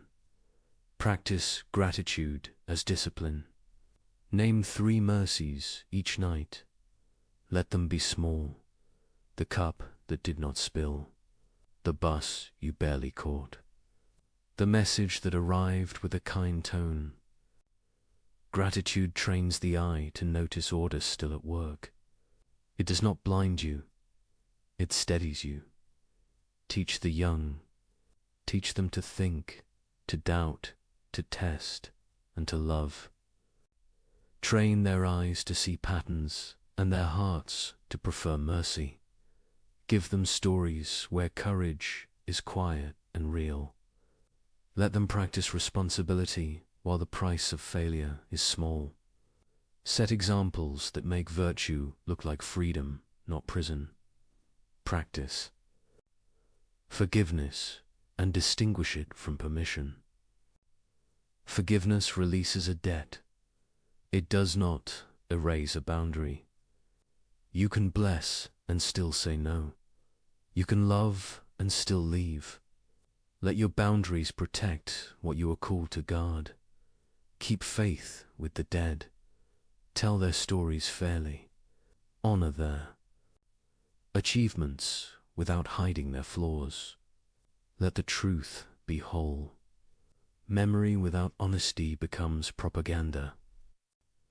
Honesty without memory becomes neglect. Hold both. Walk toward the suffering that is yours to meet. You cannot carry every cry. Carry the ones assigned to your reach. Bring water. Bring bread. Bring a plan. Bring a second plan. Stay until the work is handed safely to another. Practice civic hope. Vote with care. Volunteer where the city leaks dignity. Run for a small office if you can. Study the budget. Attend the meeting. Champion clear laws. Demand fair enforcement. Be patient with the pace of the possible and stubborn against cruelty. Choose clean pleasures. They leave no debt in the soul. A long walk. A page that lights the mind. A song that brings back courage. A table with friends. A well-cooked meal. These make room for conscience to breathe. Welcome correction. Invite it. Make it safe for others to tell you the truth. Reward the person who saves you from a mistake. Say thank you with more than words. Return the favor. Let your work on a scale. Some tasks fit a day. Some require a decade. Know the difference. Do not demand the thrill of the urgent from the patient labor of the important. Protect long projects from the hunger of applause. Quiet custody achieves what noise cannot. Keep promises to yourself that improve your capacity to serve. Sleep enough. move your body. Eat food that gives tomorrow strength. Leave screens before they steal your morning. You are a steward of a mind and a body on loan. Care for them as you would care for a tool trusted by many hands. Practice clean. Exits, end meetings on time. End arguments when they stop yielding light. End roles when your gifts no longer fit the need. End days with a small ritual that thanks and releases. Good endings protect good beginnings. Make room for art. Art trains attention to notice and to cherish. It keeps cynicism from sealing over. The heart. It lets grief speak without harming. It lets joy rise without gloating. It renews imagination, which is foresight in tender clothes. Let mysteries stand where it must. Not every why will bow to you. There are rooms you may enter only by reverence. Stand there without hurry. Say little. Call the moment holy if the word fits your mouth. Then go back to work with a clearer mind. Keep your circle honest. Choose friends who will not sell your conscience for your comfort. Choose partners who can be trusted with your silence. Choose colleagues who prize truth over tribe. If you lead, build a room where the quiet speak first. Protect dissent that seeks the good of the whole. Give away credit. Praise in detail. Name the person who did the unseen task. This is how trust multiplies. This is how teams become more than the sum of their parts. This is leadership without theatre. Steady your spirit against despair. Despair likes to sound like realism. It is not. It is a shrinking of the map. It hides resources and partners and second chances. When it speaks, ask. For evidence, when it cannot provide it, return to the work. Be ready to start over. Plans fail. Lives break. Markets turn. Begin again with what remains. Begin again with who remains. Begin again with lessons learned. A best world is a school built for many new starts. Keep an altar of remembrance in your mind. Not to worship pain, but to honor what it taught. Let the altar hold names, dates, and debts you will not forget. Visit it when pride reases. Visit it when fear reases. Let it return you to gratitude and resolve. Prepare a legacy that can be carried by ordinary hands. Write clear notes. Make guides. Record passwords for the right people. Teach someone younger how to do what you do. Make yourself replaceable. It is a gift to those who come after and a guard against your own vanity. Live as if small faithfulness is the unit of meaning, because it is. The world is not saved by crescendos alone. It is saved by steady rhythm, by the repeated act of care, by the daily choice to add one stitch where the fabric thins. If the world is truly the best possible world, it is not because it saves us from duty. It is because it trusts us with it. It hands us tools and a pattern and says, join. The pattern is large. We will never see it whole, but our section can be clean. Our seam can hold. Let the final measure be simple. Did you tell the truth? Did you keep your word? Did you protect the small? Did you forgive and seek forgiveness? Did you build something that made goodness easier for those after you? If so, you stood with the order under things. You helped the world choose its better name. Go on then, work with hope, rest with gratitude, begin again. This is repair. This is how love becomes structure. This is how structure becomes mercy. This is how mercy becomes a world worth waking to. Night settles over familiar streets. Windows hold small islands of light. Somewhere a train passes, steady as a pulse. Someone washes a single cup and sets it to dry. Someone turns off a lamp and waits for sleep to come. In these plain moments, the question returns without ceremony. Was any of this worth the day it cost? We answer not with thunder, but with choices. We answer by the work our hands remember. We answer by the care that outlived our mood. Meaning reveals itself in the keeping of small promises. It shows itself when no audience is near. It grows in silence and greets us like a friend. Leibniz believed a perfect mind chose this world. He said the choice honored reason and honored love. He said the choice made room for freedom to matter. He trusted that nothing real is finally wasted. He trusted that justice is slow and exact. He trusted that mercy is strong enough to rebuild. We have walked through his vision with open eyes. We have seen war and famine and grief. We have seen laughter used as a blade. We have watched satire mock what it half understood. We have watched faith speak too soon and be rightly rebuked. We have tried to keep what is true in both voices. Now the film grows quiet and returns to one life. Yours, the world will not ask. You for speeches. It will ask for attention and for steadiness. It will ask for honest words and clean work. It will ask for the courage to stay kind when anger is cheap. The best world, if real, is not a luxury. It is a discipline that begins. At the edge of your reach, help where you stand. Repair what you can touch.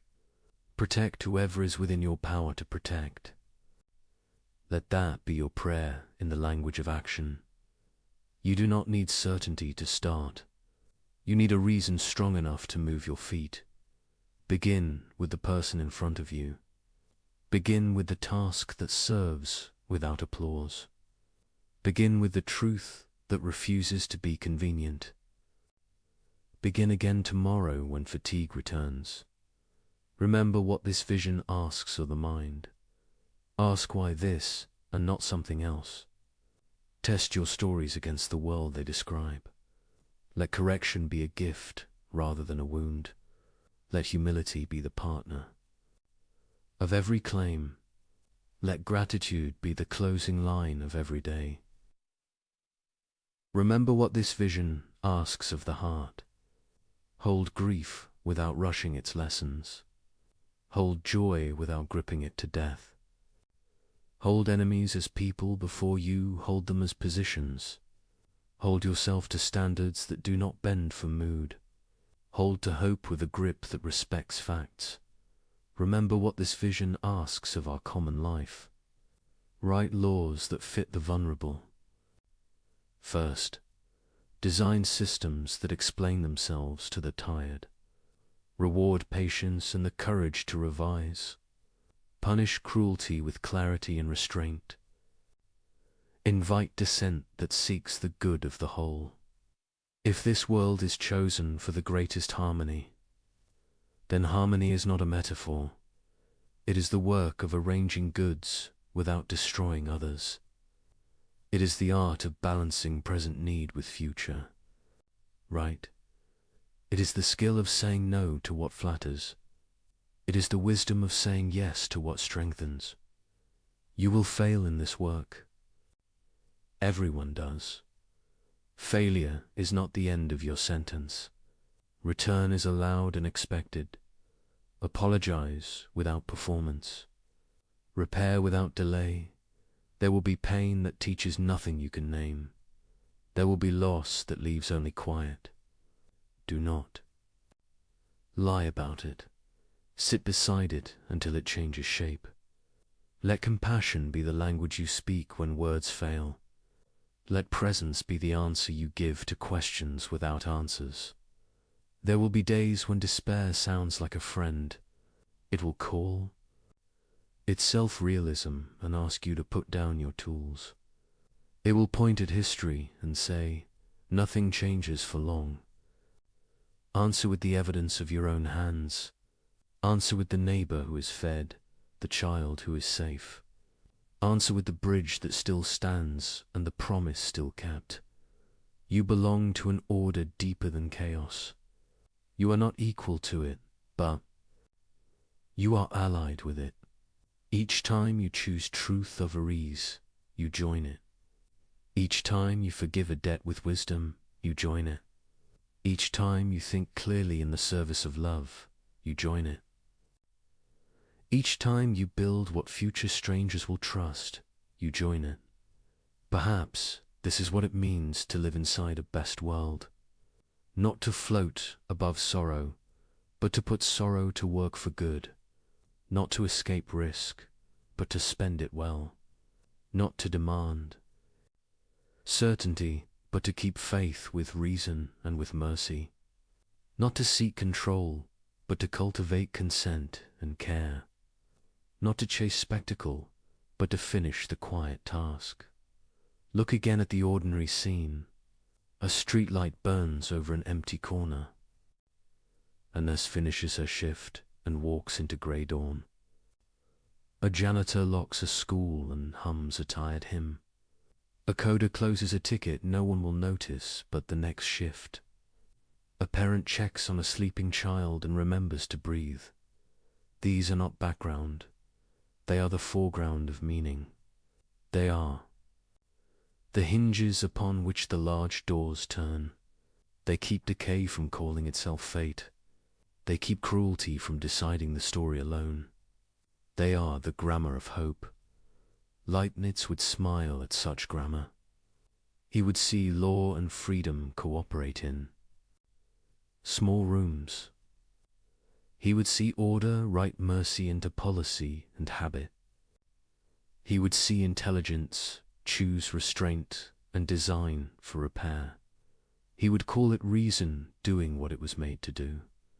He would call it love, teaching reason its aim. You will not know in this life how your efforts sum. The ledger belongs to a sight you do not have. Do not wait for that sight to begin. Act as if meaning is real because you cannot live the opposite. Act as if love matters because it already has. Act as if tomorrow needs you because it does. If faith fits your mouth, use it. If prayer steadies your hands, pray. If study steadies your mind, study. If service steadies your heart, serve. The tools differ, the work is the same. Bring order, guard, dignity. Leave beauty where you can. Learn to bless without permission. Bless the engineer who built the quiet bridge. Bless the farmer whose field feeds your city. Bless the teacher who answers the stubborn question again. Bless the clerk who knows your name when the line is long. Bless the friend who tells you the truth before you fall. Learn also to resist without hate. Resist the lie that numbers excuse. Harm. Resist the pose that cynicism is wisdom. Resist the habit of turning people into categories. Resist the speed that ruins judgment. Resist the appetite that treats others as scenery. Keep an eye for signs that the world receives your work. Watch for the meeting that ends with understanding. Watch for the process that becomes kinder and more exact. Watch for the child who trusts. The room enough to ask harder questions. Watch for the elder who rests easier because a policy changed. These are quiet proofs that the deep order remains. You will stand at graves. Bring flowers and silence and time. Let the names be spoken with care. Let the stories be told without embellishment. Let the tears fall without apology. Then walk away. Slowly and return to the work. The dead do not ask us to stop. They ask us to carry what they loved. One day you will be the one carried in story. Make it easy to tell the truth about you. Leave debts settled and kindness owed to many. Leave a journal someone can learn from. Leave a room in better order than you found it. Leave a trail of people who became more honest because you were near. If you doubt your place in any grand design, remember the scale of the small. Ants move forests one grain at a time. Rivets hold ships against oceans. Votes turn empires with paper and ink. Words mend marriages when they are simple and sincere. Hands save lives that statistics cannot name. So choose your handful of grains. Choose your rivets and your words. Choose your vote and your craft and your promise. Choose them like a person who believes the ledger matters. Choose them like a citizen of a world that intends the good. Choose them like a student of a mind that wastes nothing. When morning comes, rise with one sentence ready. Today I will join the order under things. Let that be your vow. Keep it as best you can. Forgive yourself when you fail and begin again. Teach it to others without pride. Receive it back from them when you are tired. This is the quiet proof that Leibniz trusted. Not a theorem written on marble, but a life that answers despair with patient structure. A home put in order for guests. A budget that tells the truth and protects the poor. A law that binds the strong and frees the weak. A habit of attention that notices the person left out. If this is the best world, it is because it invites you. It invites you to think with care and to love with discipline. It invites you to build, forgive, and try again. It invites you to hold both reason and mercy in the same hands. It invites you to be the kind of person for whom the phrase best world is not a boast, but a responsibility gladly assumed. Night deepens. The windows darken one by one. You turn out your light and keep one promise more. You will begin again. Tomorrow, you will keep faith with the living and the dead. You will serve meaning without spectacle. You will honor the order that lets love endure. Sleep now. The world keeps its watch. The harmony does not stop when you rest. It waits for you to join it again. And when you do, it will meet you where you stand, with work enough for your hands and grace enough for your heart. A simple question exposes every lie you've ever been told, every manipulation, every excuse for cruelty dressed up as necessity. The question is 300 years old, but the powerful still fear it. Because once you learn to ask it, you become impossible to deceive. This is the story of Immanuel Kant's categorical imperative, and why it remains the most dangerous idea in philosophy. For centuries, human beings have justified terrible actions with reasonable-sounding explanations. Everyone does it. The ends justify the means. It's just business. You have to break a few eggs to make an omelette. These phrases roll off tongues in boardrooms, courtrooms, and living rooms around the world. They sound pragmatic, sophisticated, realistic. But in 1785, a German philosopher in the small city of Kingsburg discovered something extraordinary. He found a test that exposes every one of these justifications as empty rationalization. A single principle that reveals why certain actions are wrong, not because they produce bad outcomes, not because society disapproves, but because they violate something fundamental about what it means to be human. Before we understand why Kant's principle is so powerful, we need to understand the problem it solves. And that problem is as old as human civilization itself. Imagine a world where everyone truly believed that morality was simply a matter of personal opinion, where right and wrong carried no more weight than preferences about food or music, where murder is wrong had the same logical status as I don't like cilantro. This might sound liberating at first, complete moral freedom. No judgments, everyone doing their own thing. But think it through. Really think it through. In such a world, when someone steals from you, you cannot say they did something wrong. You can only say you didn't like it. When they respond, well, I believe stealing is fine, you have no ground to stand on. Your dislike of theft is just your opinion. Their approval of theft is just theirs. There's no fact of the matter, no truth to discover. Just competing preferences with equal validity. The same logic applies to everything.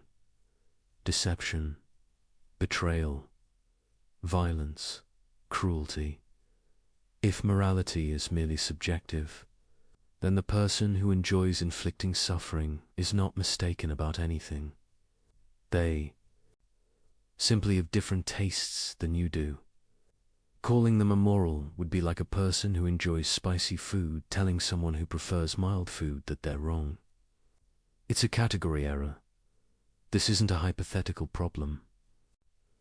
Throughout history, this view, call it moral relativism or moral subjectivism, has tempted thoughtful people precisely because it seems to avoid dogmatism and allow for tolerance. Who are we to impose our values on others? Shouldn't everyone be free to choose their own moral framework? But notice what happens when you actually try to live this way. You cannot. When you witness genuine, injusticey child being abused, an innocent person being framed for a crime, a vulnerable person being exploited, something in you rebels against the idea that this is merely a matter of opinion. You don't think, well, I personally dislike child abuse, but the abuser has their own valid perspective. You recognize immediately and with certainty that something objectively wrong is occurring, that the perpetrator is not simply expressing a different preference, but violating something real. This recognition reveals that we don't actually believe morality is subjective, even if we sometimes claim to. Our moral intuitions run deeper than taste preferences. They present themselves as truths about the world, not just facts about our psychology. But if morality isn't subjective, what is it? Where do moral truths come from? How do we discover them? And most importantly, how do we distinguish genuine moral principles from the endless rationalizations people offer for their selfish behavior? This is where the chaos enters. Because while everyone agrees that something like morality exists, they disagree violently about its content and foundation. Some point to religion. God commands certain actions and forbids others. But which religion? Which interpretation? And what about people who don't believe in any gods? Are they simply amoral? Others point to nature. We should do what's natural, follow our evolved instincts, recognize that humans are fundamentally self-interested animals. But this leads immediately to the problem that many natural impulses, aggression, dominance, tribalism, seem morally horrifying when examined closely. If we should follow nature, why shouldn't the strong dominate the weak? That's natural too. Still others point to consequences. An action is right if it produces good outcomes, wrong if it produces bad ones. This sounds reasonable until you start asking questions. Good outcomes? For whom? Over what time horizon? And who decides what counts as good? One person's benefit is often another person's harm. The landscape of moral philosophy before Kant was a battlefield of competing theories, each claiming to have found the foundation of ethics, each vulnerable to devastating objections. Religious ethics required faith in specific doctrines that not everyone shared. Natural law theories struggled to derive aught from is. Just because something is natural doesn't make it right. Consequentialist approaches led to counterintuitive conclusions where terrible acts could be justified if they produced enough benefit. But meanwhile, in everyday life, people offered an endless parade of justifications for questionable behavior. The merchant who cheated customers claimed, "Everyone does it, I'd be a fool not to." The official who accepted bribes argued, "The system is corrupt anyway, my personal integrity won't change that." The person who betrayed a confidence insisted, "I did it for their own good." Each excuse had a kind of surface plausibility. Each gestured toward some broader principle. But underneath, thinking people could sense something hollow. These weren't genuine moral reasoning. They were clever ways of giving yourself permission to do what you wanted anyway. This was the philosophical landscape when Kant began his work. A chaos of competing theories, none fully satisfying. A world where people knew moral truth existed but couldn't quite pin down what it was or where it came from. A situation where the clever could always find some justification for their actions.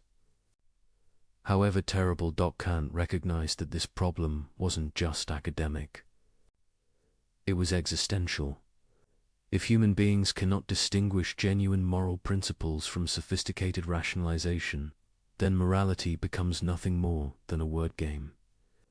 The person with the cleverest argument wins, regardless of whether their right, might makes right, or at least eloquence makes right. But Kant also recognized something else, something that would lead to his breakthrough. He saw that despite all their disagreements about the content of morality, almost everyone agreed on something fundamental. When we make moral judgments, we claim they're universal. When you say lying is wrong, you don't just mean I personally dislike lying. You mean that lying is wrong for anyone in relevantly similar circumstances. You're making a claim about reality, not just reporting your feelings. This universality is built into the very concept of moral judgment. It's what distinguishes saying murder is wrong from saying I don't like asparagus. The latter is explicitly about me and my preferences. The former is about everyone, a claim that holds regardless of what any individual thinks or feels. And this universality, Kant realized, was the key to everything. Immanuel Kant was 57 years old when he published the groundwork of the Metaphysics of Morals in 1785. He had spent decades thinking about the nature of knowledge, reality, and human reason. His previous work, The Critique of Pure Reason, had revolutionized epistemology by showing how the human mind actively structures experience rather than passively. Receiving it, now he turned his revolutionary method to ethics, and what he had discovered would change moral philosophy forever. Kant's breakthrough came from a simple observation about what we actually mean when we make moral judgments. Not what we should mean, not what would be convenient or useful to mean, but what we actually, inevitably do mean whenever we use moral language. When someone says, "You shouldn't have lied to me," they're not making a prediction about consequences. They're not saying, "Lying to me produced outcomes I dislike." They're saying something much stronger. Lying was wrong. You had an obligation not to do it. This obligation existed before you lied, would have existed even if I never found out, and would exist for anyone else in similar circumstances. This is a very specific kind of claim. Its categorical meaning, it applies regardless of what anyone wants or desires. It's not conditional on achieving some goal. It's not hypothetical. It's simply binding. Think about the difference. When someone says, if you want to get good grades, you should study, that's a hypothetical imperative. The should is conditional on you wanting good grades. If you don't care about grades, the imperative loses its force. But when someone says, you should keep your promises, they're not conditioning the obligation on whether you happen to want to keep promises. They're saying you're bound to keep them whether you want to or not. That's a categorical imperative, a command that applies to you simply because you're a rational being. Regardless of your personal goals or desires, this distinction might seem subtle, but it's revolutionary. Because once you see it, you realize that most attempted justifications for immoral behavior try to smuggle hypothetical imperatives into places where only categorical ones belong. When someone says, I had to lie because I wanted to avoid conflict, they're treating morality as hypothetically, if you want to avoid conflict, then lying is acceptable. But that's not how morality actually works. The wrongness of lying doesn't depend on whether avoiding conflict is your goal. It's wrong categorically, regardless of what you want. Kant saw that moral obligations had to be categorical, or they weren't really moral obligations at all. They would just be strategic advice, dressed up in ethical language. But this raised an even deeper question. Where do categorical imperatives come from? What gives them their binding force? Previous philosophers had offered various answers. Divine command, God makes them binding. Natural law, they're written into the fabric of reality. Social contract, we all agree to follow them. But each answer had problems. If categorical imperatives come from God, then non-believers have no reason to follow them. If they come from nature, we're back to the problem of deriving ought from is. If they come from social agreement, then they're not really categorical, they're conditional on the agreement. Holding Kant's answer was startling in its elegance. Categorical imperatives don't come from anything outside human reason. They emerge from the nature of rational agency itself. Here's how the argument works. When you act, you always act according to some principle or maxim. This isn't something you can avoid. Even seemingly random or impulsive actions are based on implicit principles. I'll do whatever feels good in the moment. Or I'll follow my first instinct. Or I'll do what's easiest. These maxims are the subjective principles that guide your choices. Sometimes you're aware of them, sometimes not. But they're always there. Now, when you act on a maxim, you're implicitly claiming something. You're claiming that acting this way is permissibly, at least for you, in this situation. You're treating your maxim as a principle of action. But here's the key insight. If you're a rational being, someone who acts based on reasons rather than mere instinct, then you must be consistent. You cannot coherently claim that some principle justifies your action while simultaneously denying that same principle when others try to act on it. If you lie to someone because it's convenient, you're implicitly claiming that lying for convenience is a permissible principle of action. But then you cannot coherently object when others lie to you for their convenience. To do so would be a contradiction, claiming the principle is valid when you use it, but invalid when others do. This isn't just hypocrisy, it's rational incoherence. It's trying to have things both ways, in a way that violates the basic laws of logic. And this, Kant realized, is where moral obligation comes from. It doesn't require God, or nature, or social agreement. It emerges from what's required for rational agency itself to be possible. When you act, you must act on maxims. When you act on maxims, you must be able to will them as universal principles, principles that anyone in similar circumstances could follow. If you cannot do this without contradiction, then the maxim is morally impermissible. If you can, it's permissible. If you must, it's obligatory. This is why morality is categorical. It's not imposed from outside. It's not a constraint on your freedom. It's the internal requirement of rational action itself. To be a rational agent adult to act for reasons rather than mere impulse. Just as to be bound by moral principles. Kant had found something remarkable. He'd shown that morality isn't arbitrary, isn't culturally relative, isn't dependent on what anyone happens to want. It's built into the structure of rationality itself. To deny moral obligation is to deny that you're a rational being. And to deny you're a rational being is to undermine any claim you might make, including the claim that morality doesn't exist. But there was more. Because if this is where moral obligation comes from, then it tells us something profound about what moral actions look like. Most people, when asked why they do the right thing, will point to something outside themselves, because God commands it, because society expects it, because I'll be punished otherwise, because it benefits me in the long run.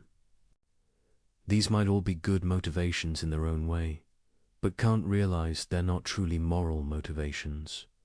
Why? Because they make morality conditional. They reduce it to a means to some other end. And whenever you treat morality as a means to something else, you open the door to abandoning it when it no longer serves that end. If you're honest because honesty benefits you, then you'll be dishonest when dishonesty benefits you more. If you keep promises because you fear punishment, you'll break them when you can get away with it. If you help others because it makes you feel good, you'll stop helping when it becomes emotionally costly.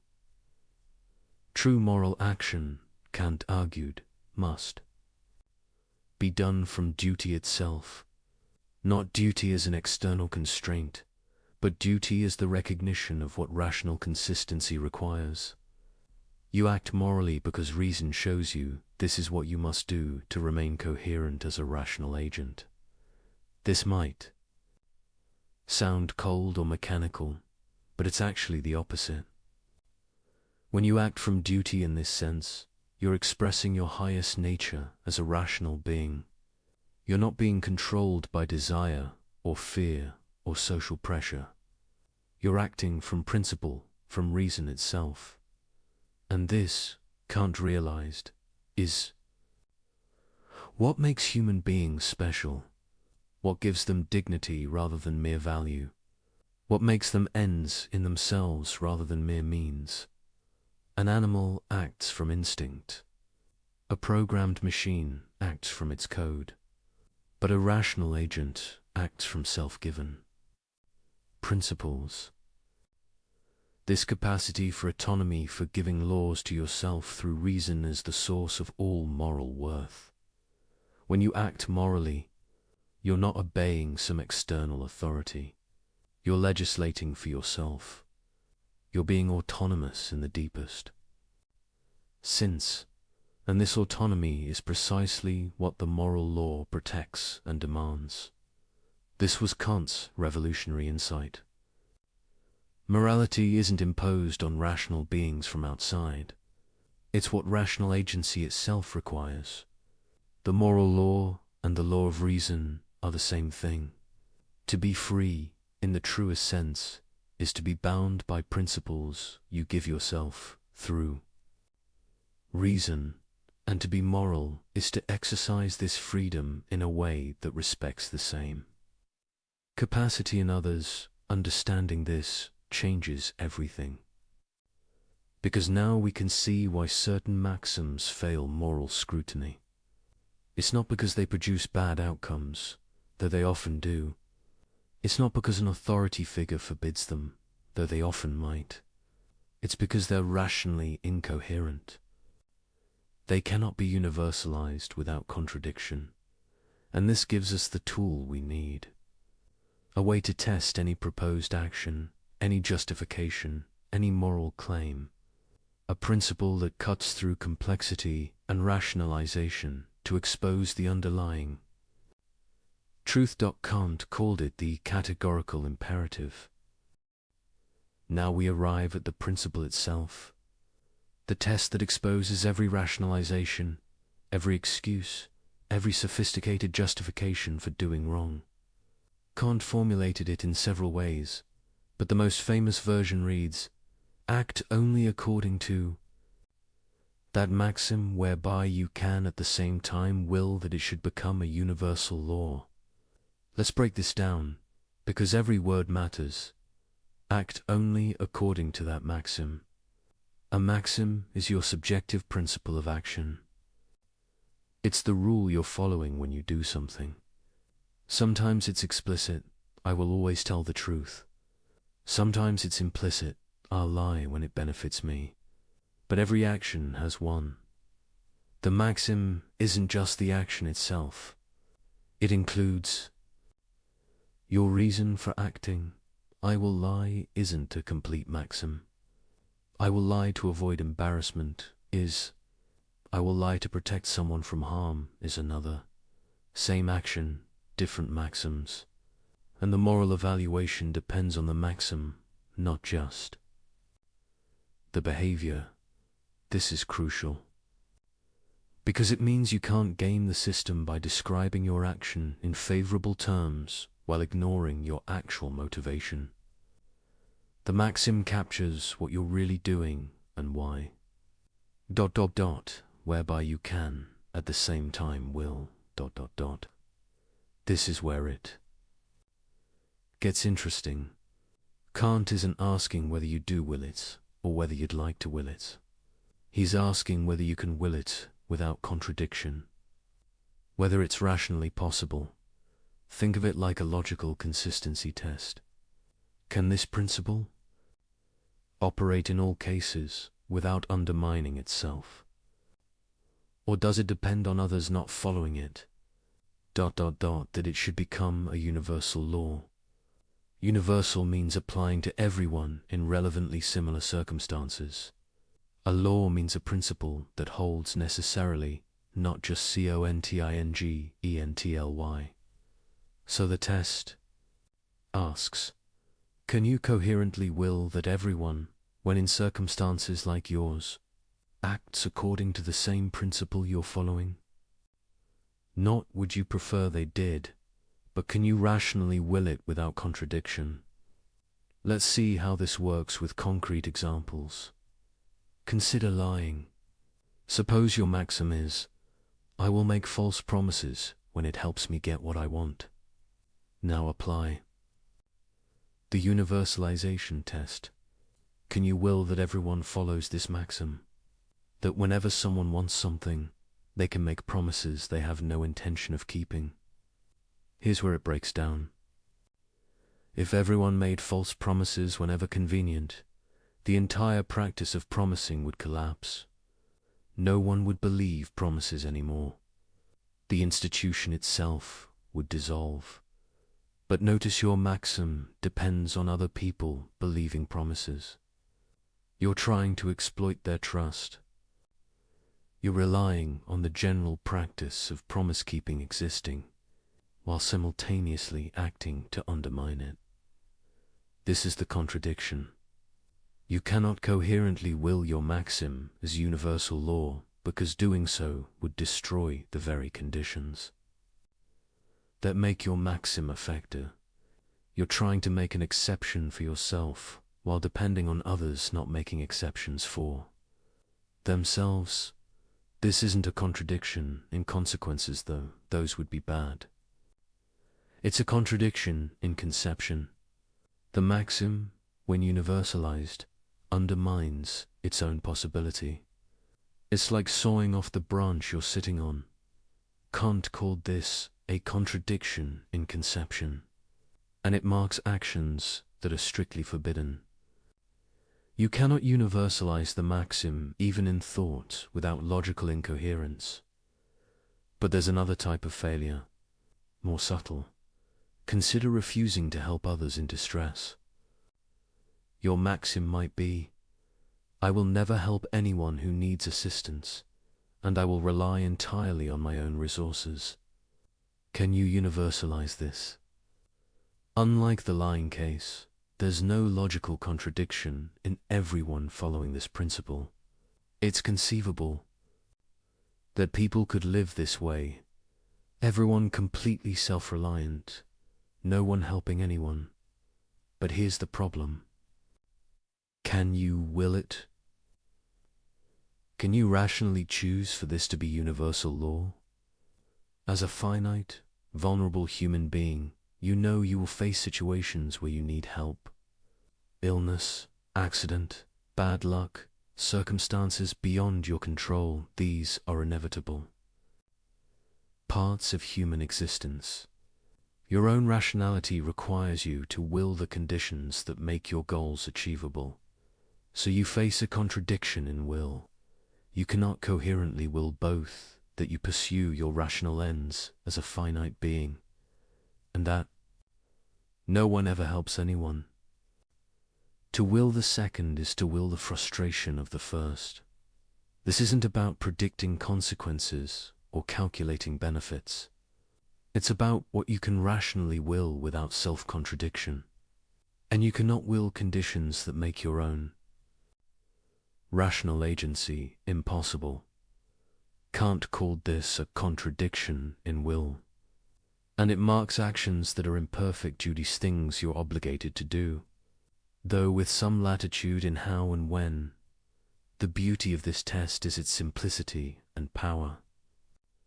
You don't need to calculate outcomes, consult religious texts, or survey what society approves. You just need to think clearly about whether you can universalize your maxim without contradiction. But people often try to evade the test through clever reformulation of their maxims. They make them so specific that they don't seem to apply to anyone else. I will lie when my name is John and it's raining on a Tuesday in March and I'm wearing blue socks. Well, that's so specific it only applies to me right now. Surely I can universalize it. But this is cheating. The maxim must include genuinely relevant features of your situation, not arbitrary details designed to make it unique. What makes your circumstances different isn't your name or the whether it's morally relevant factors.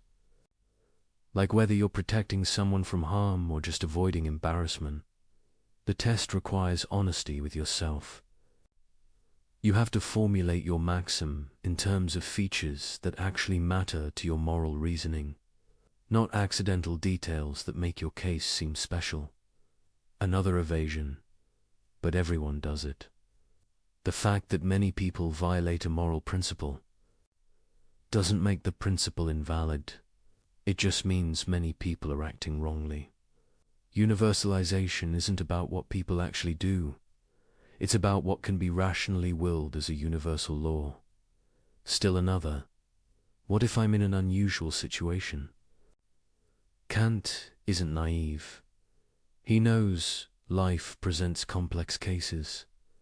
But complexity doesn't eliminate obligation. It just makes discernment more difficult. The categorical imperative doesn't provide automatic answers to every dilemma. It provides a test for evaluating your reasoning. And here's something crucial that people often miss. The categorical imperative isn't about predicting what would happen if everyone acted that way. It's about whether you can rationally will it. Suppose I want to become a concert pianist. Can I, will that everyone becomes a concert pianist. Well, if everyone did, there'd be no farmers, doctors, builders, society would collapse. So does this mean pursuing music is immoral? No, because the maxim isn't everyone should be a pianist.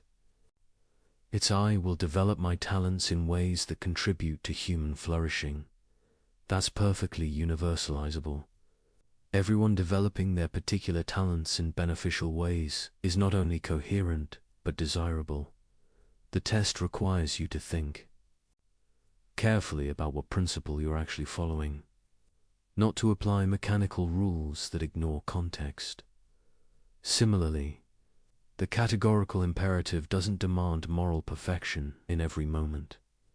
It demands that your maxims be universalizable. You can pursue personal projects, have preferences, live your life so long as your principles of action could be rationally willed as universal laws. What you cannot do is make exceptions for yourself. You cannot claim that the rules that apply to others don't apply to you simply because you're you.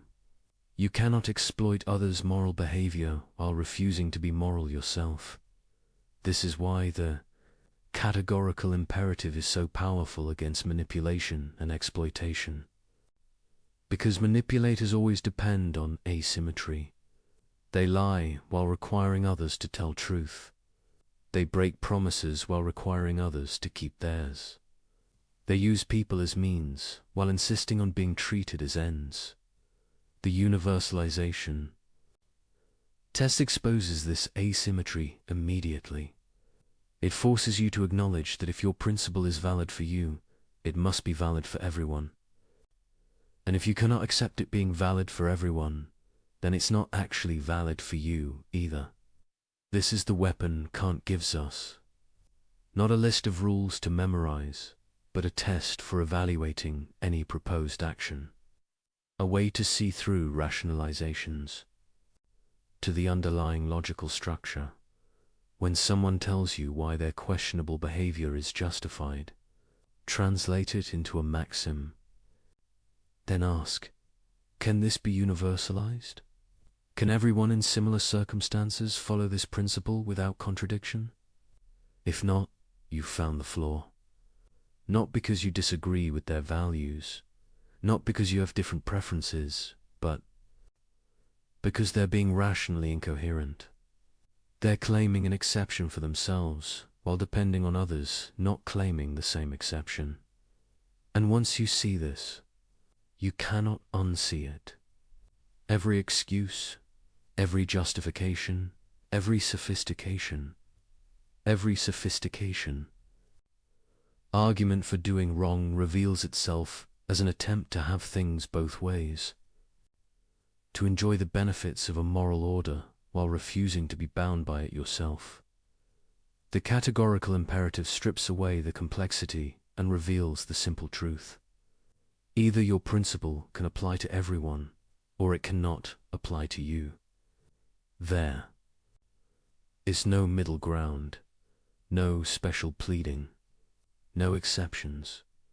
This is why Kant believed morality could be based on reason alone.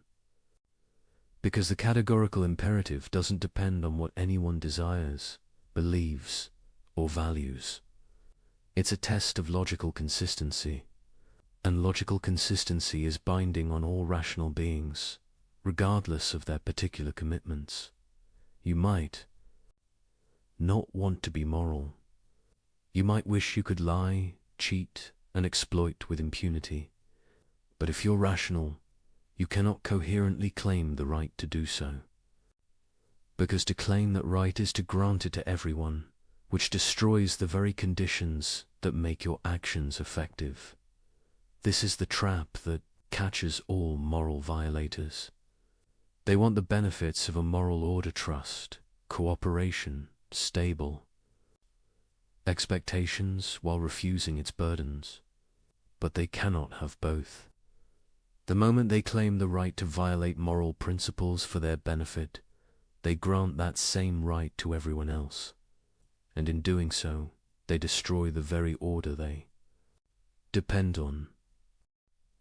The first formulation of the categorical imperative gives us a test for evaluating maxims, but Kant offered a second formulation that goes deeper, revealing what's at stake in moral action. He called it the formula of humanity, and it reads, act in such a way that you treat humanity, whether in your own person or in the person of another, always at the same time as an end and never simply as a means. This formulation shifts focus from the logical structure of maxims to the fundamental value that makes morality possible, and in doing so, it reveals something profound about human dignity. Let's unpack it carefully. Treat humanity ... Not just human beings as biological organisms, but humanity, the rational nature that makes us moral agents. The capacity for setting ends, making choices, legislating principles for ourselves. Double quote, ... whether in your own person or in the person of another ... This is crucial. You can violate humanity in yourself as much as in others. Destroying your own rational nature is as wrong as destroying someone else's. ... Always at the same time as an end. An end is something valuable in itself, not just as a means to something else. To treat humanity as an end is to recognize its unconditional worth, its dignity rather than mere price. ... And never simply as a means. Notice the word simply. Kant isn't saying you can never use people as means.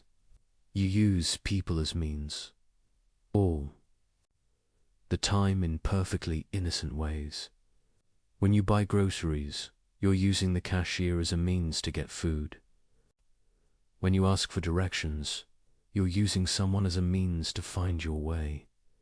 The problem is treating people merely or simply as means, using them as tools without respecting their rational agency, manipulating, coercing, or deceiving them in ways that undermine their capacity to make informed choices. This formulation captures something the universalization test points toward but doesn't make explicit. Why can't you lie? Because lying treats the person you deceive as a mere tool for achieving your ends. You're manipulating their beliefs to get what you want, without respecting their capacity to reason and choose for themselves. Why can't you break promises? Because promises are commitments between rational agents. Breaking them treats the other person as someone whose rational expectations don't matter, as if they were just an obstacle to navigate rather than a fellow agent with legitimate claims. Why can't you coerce? Because coercion overrides someone's will, treating them as an object to be controlled rather than a person whose choices deserve respect. The formula of humanity reveals that all moral violations share a common structure. They all involve treating rational nature in yourself or others as if it had only instrumental value, as if it could be used, manipulated, or destroyed for the sake of other goals. But rational nature isn't valuable because it's useful. It's valuable in itself. It's the source of all value. Without rational beings who can recognize value, judge worth, and set ends, nothing would have value at all. Think about it. Why is gold valuable? Because rational beings desire it and use it. Why is health valuable? Because rational beings pursue it as an end. Everything else in the universe has value only in relation to rational beings who can care about it, pursue it, use it for purposes. But rational nature itself is different. It's not valuable because it serves some further end. It's valuable because it's the condition of anything having value at all. It's what Kant called an end in itself, something with absolute rather than conditional worth. This is why human dignity is unconditional, not because humans are more intelligent than other animals, or more capable, or more anything, but because humans are rational agents, beings who can recognize value, legislate principles, and hold themselves and others accountable.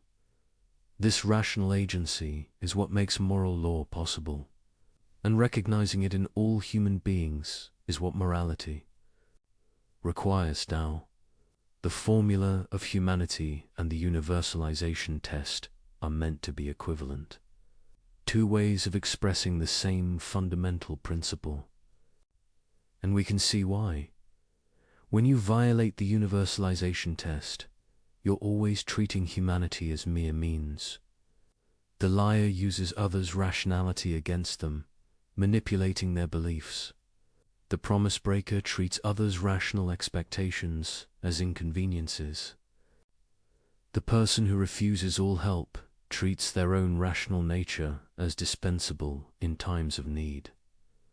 Conversely, when you follow the universalization test, you'll necessarily respect humanity as an end, because universalization means treating all rational agents symmetrically, acknowledging that what makes your claims valid, your rational nature, makes their claims valid too. But the formula of humanity brings something into sharper focus. It emphasizes that morality isn't just about following rules. It's about recognizing and respecting value, the unconditional worth of rational agency. This has practical implications. It means moral action isn't about grudging compliance with obligations. It's about appreciating what's genuinely precious and acting accordingly. When you keep a promise, you're not just following a rule.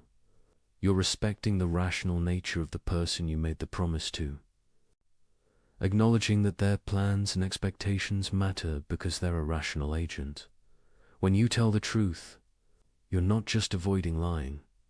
You're respecting others' capacity to reason and choose for themselves based on accurate information. When you help someone in distress, you're not just fulfilling a duty. You're recognizing that their rational agency, their capacity to pursue ends, deserves support when it's threatened. The formula of humanity also explains why certain acts seem especially heinous. Torture, slavery, rape, these aren't just violations of the universalization test. They're profound assaults on human dignity itself. Torture treats a person as nothing but a source of information, denying their status as an end in themselves. Slavery treats a person as property, as if rational agency could be owned. Rape treats a person as an object for sexual gratification, completely overriding their will and agency. These acts don't just break moral rules, they attack the very thing that makes morality possible, the rational nature that gives humans their dignity. And notice, the formula of humanity protects you as much as others. You cannot treat your own humanity as mere means either. This rules out self-destructive behavior that damages your rational capacities, addiction that undermines your ability to choose freely, degradation that corrupts your moral judgment. Even suicide, in Kant's view, treats your rational nature as dispensable, as if it could be destroyed for the sake of escaping suffering. You might disagree with some of Kant's specific conclusions here. The point isn't that his every application was perfect. The point is the principle. Your rational nature is precious. You owe it respect. You cannot justifiably destroy or corrupt it, any more than you can destroy or corrupt someone else's. This creates duties to yourself as well as others. Duties to develop your capacities, maintain your integrity, resist corruption of your character. Not because self-improvement is nice, but because your rational agency deserves respect even from you. The formula of humanity also suggests something about what a truly moral community would look like. Kant called it the kingdom of Enza.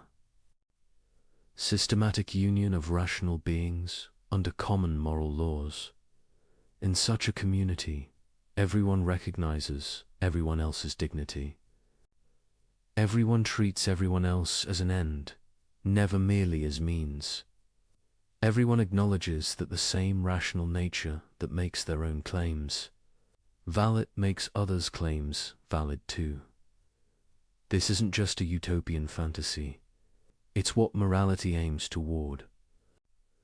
The ideal that guides moral action even when we fall short.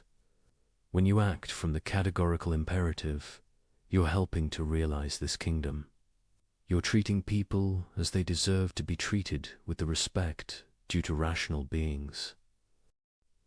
And here's the remarkable thing. When you really grasp this, when you truly understand that every human being possesses rational nature that gives them unconditional worth, it changes how you see everything. That person who annoyed you in traffic, rational agent, that customer service representative you're frustrated with, rational agent, that political opponent whose views you despise, rational agent, that criminal, that addict, that person society has written off, rational agent, they all possess the same thing you possess, the capacity that makes morality possible, that gives rise to all value, that deserves unconditional respect. This doesn't mean you have to agree with them, or like them, or approve of their choices. It means you cannot treat them as mere obstacles, tools, or objects. You must engage with them as fellow, rational beings, even when correcting or constraining their behavior. The formula of humanity is demanding, far more demanding than simple rule following, because it requires you to maintain constant awareness of the dignity in every person you encounter, to never slip into treating people as mere functions, the person who brings your food, the person who cleans your office, the person who processes your paperwork. But it's also liberating, because once you see human dignity clearly, you cannot unsee it. And seeing it makes moral action natural rather than forced. You don't help others because some rule demands it. You help them because you recognize what they are beings with, the same rational nature you possess, deserving the same respect you claim for yourself. This is why Kant thought the formula of humanity and the universalization test were equivalent. They're two ways of expressing one truth. Rational nature is the source and limit of all moral claims. To be rational is to recognize this truth. To be moral is to act on it. And to fail to act on it, to treat people as mere means, to violate their dignity, to claim exceptions for yourself is not just to break rules. It's to deny the very thing that makes you valuable, to saw through the branch you're sitting on, to destroy the foundation of your own worth while claiming that worth. For yourself, this is the deeper reason why immoral action is irrational. Not just because it fails the universalization test, but because it violates what you implicitly affirm every time you claim your own dignity, assert your own rights, or demand respect from others. You cannot coherently claim dignity for yourself while denying it to others. You cannot demand to be treated as an end while treating others as mere means. The rational nature that gives you worth is the same rational nature that gives them worth. And recognizing this, truly recognizing it, changes everything. Now we turn to application. Armed with the categorical imperative, we can examine the most common justifications people offer for questionable behavior. And we begin with perhaps the most universal: lying. It's just a white lie. It doesn't hurt anyone. You've heard this. You've probably said it. We all have. Someone asks if you like their haircut. You think it's terrible, but you say it looks great. What's the harm? You spared their feelings. You avoided awkwardness. Everyone does it. But let's apply Kant's test.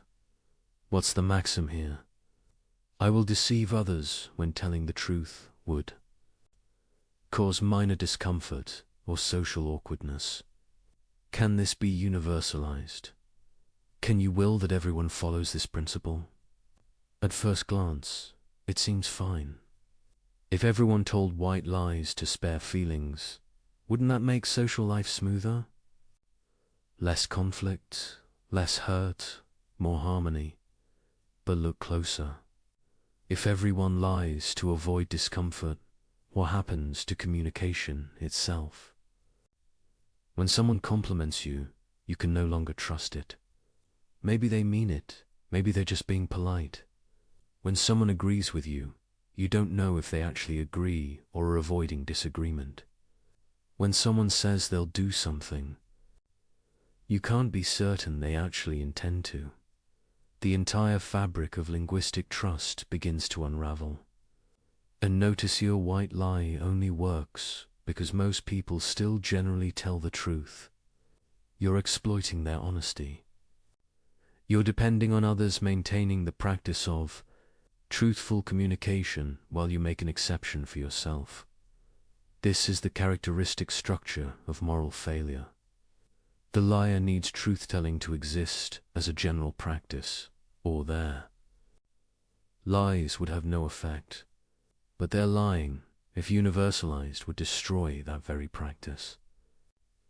But surely someone objects.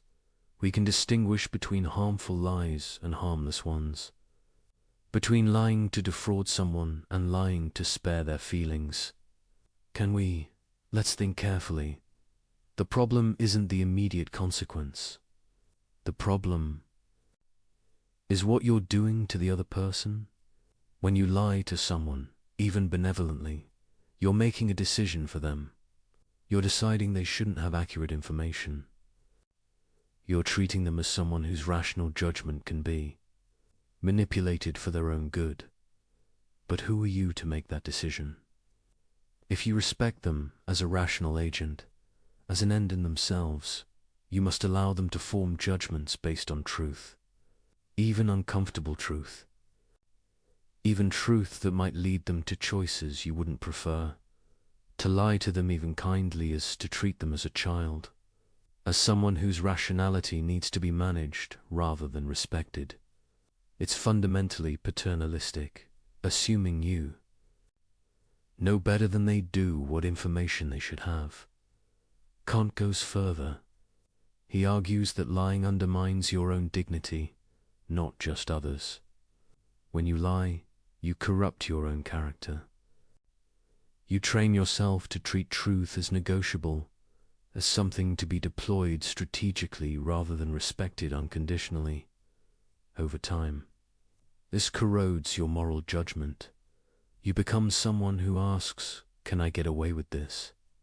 rather than, "Is this right?" You lose the clarity that comes from unconditional commitment to truth. But what about lying to save a life? This is the famous challenge to Kant. Suppose someone is hiding in your home, fleeing from someone who wants to murder them. The would-be murderer knocks on your door and asks if you're hiding anyone. Do you lie? Common sense screams yes.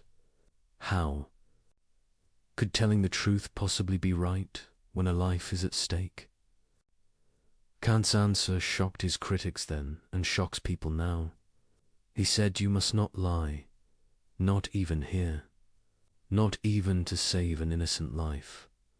Many people think this proves Kant's ethics is absurd, that it leads to monstrous conclusions, that any moral theory producing such results must be rejected. But before we dismiss him, let's understand his reasoning. Kant isn't saying you must tell the murderer where the victim is. He's saying you cannot lie. These aren't the same thing. You could refuse to answer. You could say, I'm not telling you that. You could physically prevent the murderer from entering, but you cannot deceive. Why not? Because the moment you grant yourself permission to lie even for the best reasons, you've abandoned the categorical imperative. You've made truth-telling conditional rather than absolute. You've decided that there are circumstances where deception is permissible, and once you've done that, where do you stop? If you can lie to save a life, can you lie to prevent serious harm? Can you lie to avoid major financial loss? Can you lie when the truth would be very inconvenient?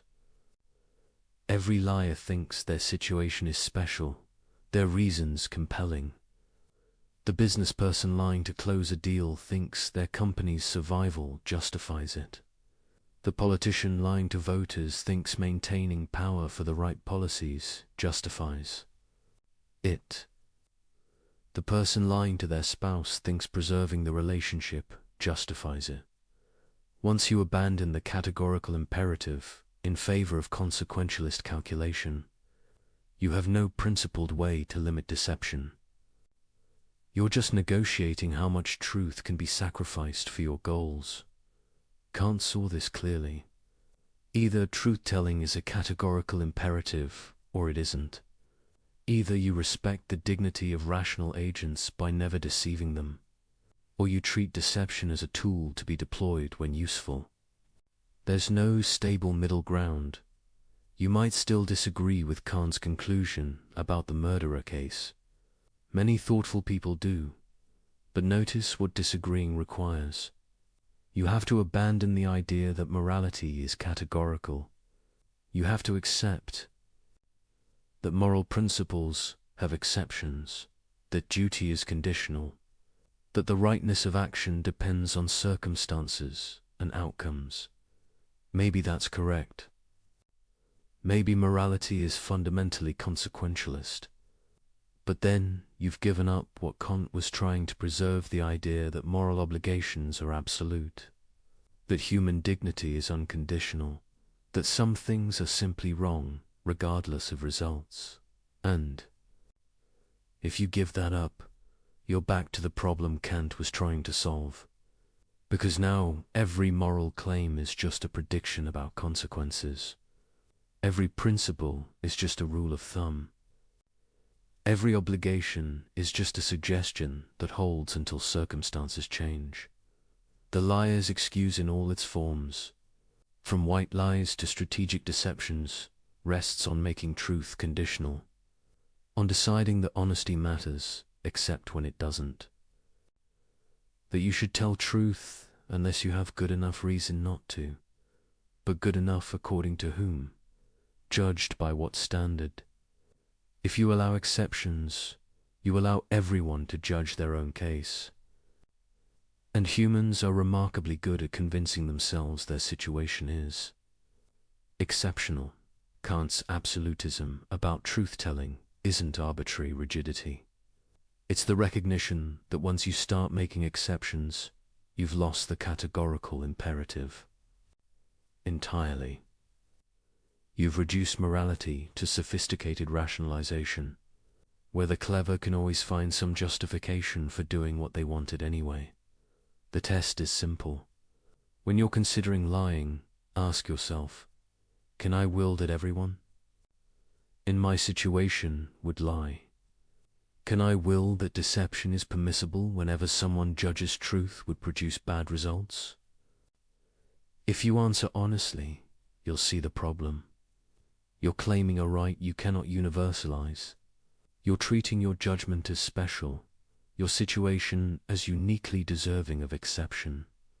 You're doing exactly what the categorical imperative forbids, making yourself the exception to rules that apply to everyone else. And this is why lying, even kind lying, even life-saving lying, violates human dignity. because it asserts that you can override others' rational agency when you judge it necessary, that you can manipulate their beliefs, control their choices, treat them as objects to be managed rather than agents to be respected.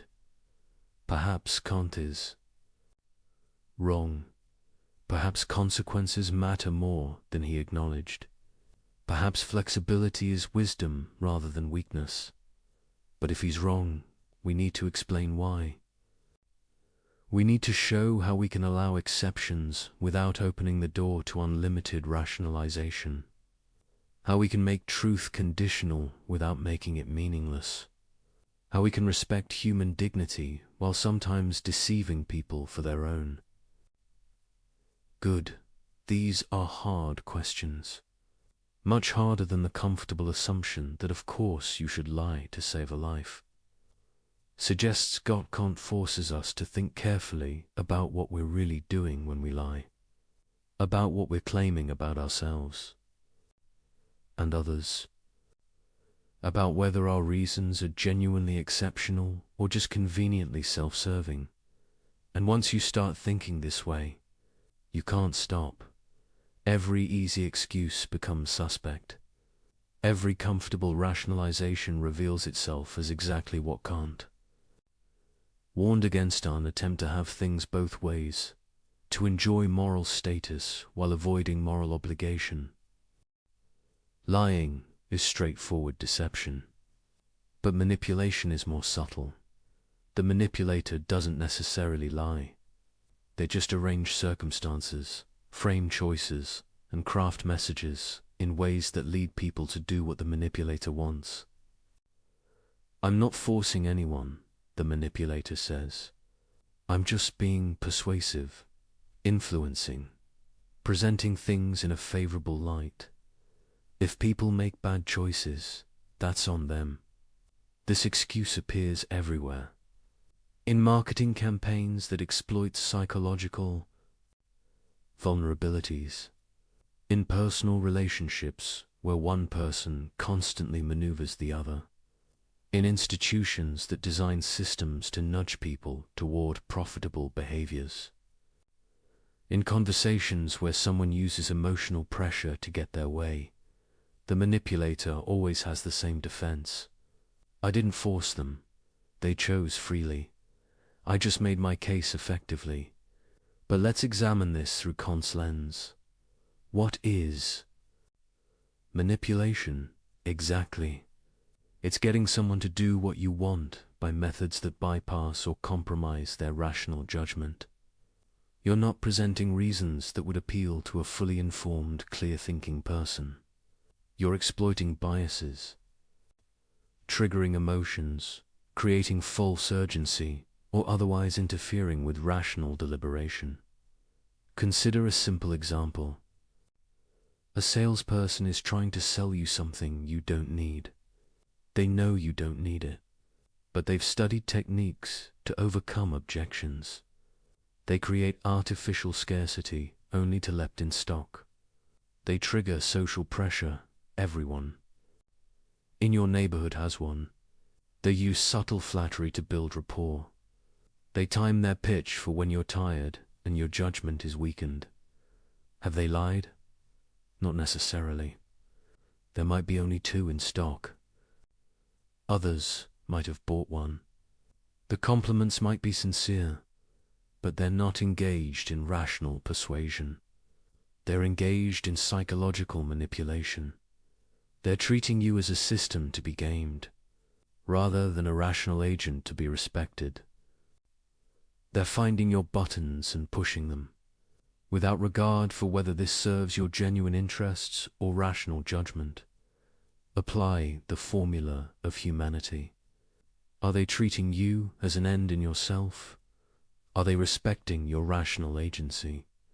No. They're treating you as a means to their end, making a sale. Your rational judgment is an obstacle to overcome rather than something to be engaged with honestly. They're using techniques specifically designed to compromise your ability to think clearly about whether this purchase serves your goals. This violates your dignity as a rational being. Even if you freely choose to buy, your choice isn't genuinely free if it's the product of systematic manipulation. You're being treated as an object to be worked on, rather than a person to be reasoned with.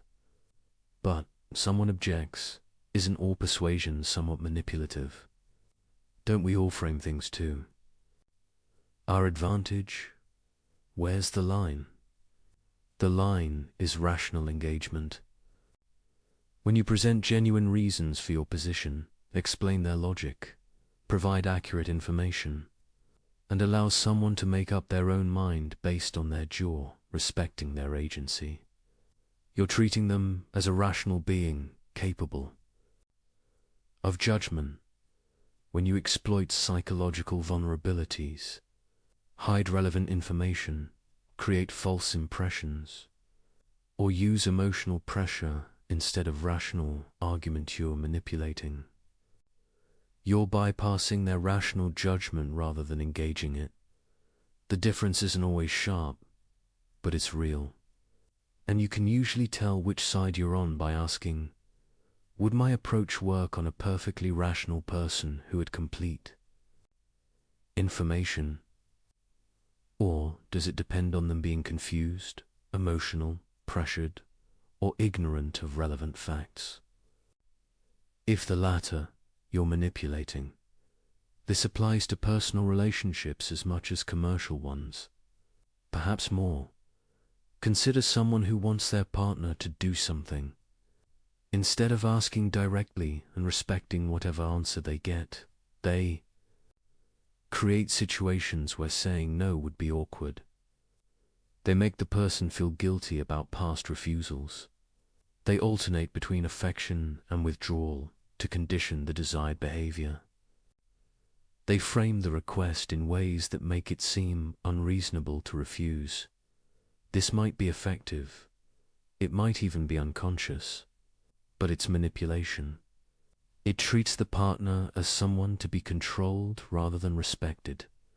It undermines their capacity to make genuine choices based on their own values and judgment. The manipulator might say, but I know what's good for them better than they do. This is the paternalistic defense. I'm manipulating them for their own benefit. But this misses the fundamental point.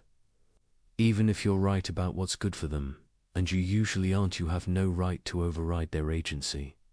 They're not children. They're rational beings capable of making their own mistakes and learning their own lessons. To manipulate them, even benevolently, is to deny them the respect their rational nature deserves. It's to assert that your judgment of their good matters more than their own judgment, that you're entitled to control their choices when you think you know better. This is precisely what the formula of humanity forbids. You cannot treat someone as mere means to an end, Devon, if that end is their own welfare. You must respect their capacity to set their own ends, make their own choices, live their own life. The universalization test makes this clearer. What's your maxim? I will manipulate others when I believe it will lead them to choices I think are better for them. Can you universalize this? Can you will that everyone manipulates everyone whenever they think they know better? Obviously not. Because you don't want others manipulating you based on their judgment of your good. You want them to respect your autonomy, present you with accurate information and genuine reasons, and allow you to decide for yourself. But if you claim that right for yourself while denying it to others, you're making the classic exception. You're saying your judgment is special, your manipulation justified, your paternalism warranted, while everyone else must respect your autonomy. You can override theirs when you see fit. This is the fundamental incoherence in all manipulation. The manipulator depends on others not manipulating them. They require a baseline of honest communication, rational engagement, and respect for agency in order to function. But they refuse to provide that baseline themselves when it's inconvenient. Consider advertising and marketing, an entire industry built on studying how to influence behavior through means other than rational persuasion, finding the triggers that bypass critical thinking, creating needs that didn't exist, exploiting insecurities to sell products. The defense is always, we're just competing for attention, presenting our products attractively, giving people what they want. But look at the methods, associating products with unrelated positive feelings, creating artificial social pressure, targeting children before they develop critical thinking skills, using subliminal techniques, exploiting psychological biases. These methods don't respect rational agency. They treat human minds as machines to be programmed, not persons to be reasoned with. The entire premise is, how can we get people to buy without appealing to their rational judgment of whether the product serves their genuine interests? Can this be universalized? Can you will that everyone treats everyone else as a psychological system to be hacked? You cannot, because you don't want to be treated that way. You want honest information, rational arguments, and the freedom to judge for yourself what serves your interests. You want to be treated as an end, not as a means to others' commercial goals. But marketers claim this right for themselves, while depending on most people maintaining basic honesty and trust. They exploit the fact that people generally believe what they're told, generally assume good faith, generally don't expect systematic manipulation. This parasitic relationship depending on others, good faith while refusing to practice it yourself is exactly what Kant's ethics exposes and condemns. The same pattern appears in personal manipulation. The person who constantly maneuvers their partner depends on that partner's honesty and good faith. They're exploiting trust while refusing to reciprocate it, using the other's openness as a vulnerability to exploit rather than something to respect. When discovered, the manipulator often becomes indignant. You're not trusting me. You're being paranoid. But the manipulator is the one who violated trust by treating it as a tool rather than a reciprocal commitment. Kant's ethics draws a bright line. Either you engage with people as rational agents, presenting them with reasons and respecting their judgment, or you manipulate them by bypassing their rationality. There's no middle ground where you can kind of respect someone's agency while also treating them as an object to be controlled. This doesn't mean you can never influence anyone. Rational persuasion is influence. Good arguments, influence. Accurate information influences. But these influence by engaging someone's rationality, not bypassing it. The test is whether you're willing to explain your methods. Can you tell the person, here are the reasons I think you should do this, and here are the psychological techniques I'm using to make you more receptive to those reasons? If revealing your methods would undermine their effectiveness, you're manipulating, because you're depending on the person not recognizing what you're doing. You're treating their ignorance as a resource to exploit. Genuine persuasion doesn't need to hide its methods. Here are the facts. Here's the logic. Make up your own mind. The conclusion stands on its merits, not on psychological tricks, but manipulation dies in the light. Once someone recognizes they're being manipulated, the manipulation fails, which proves it was never about genuine reasons, only about psychological control.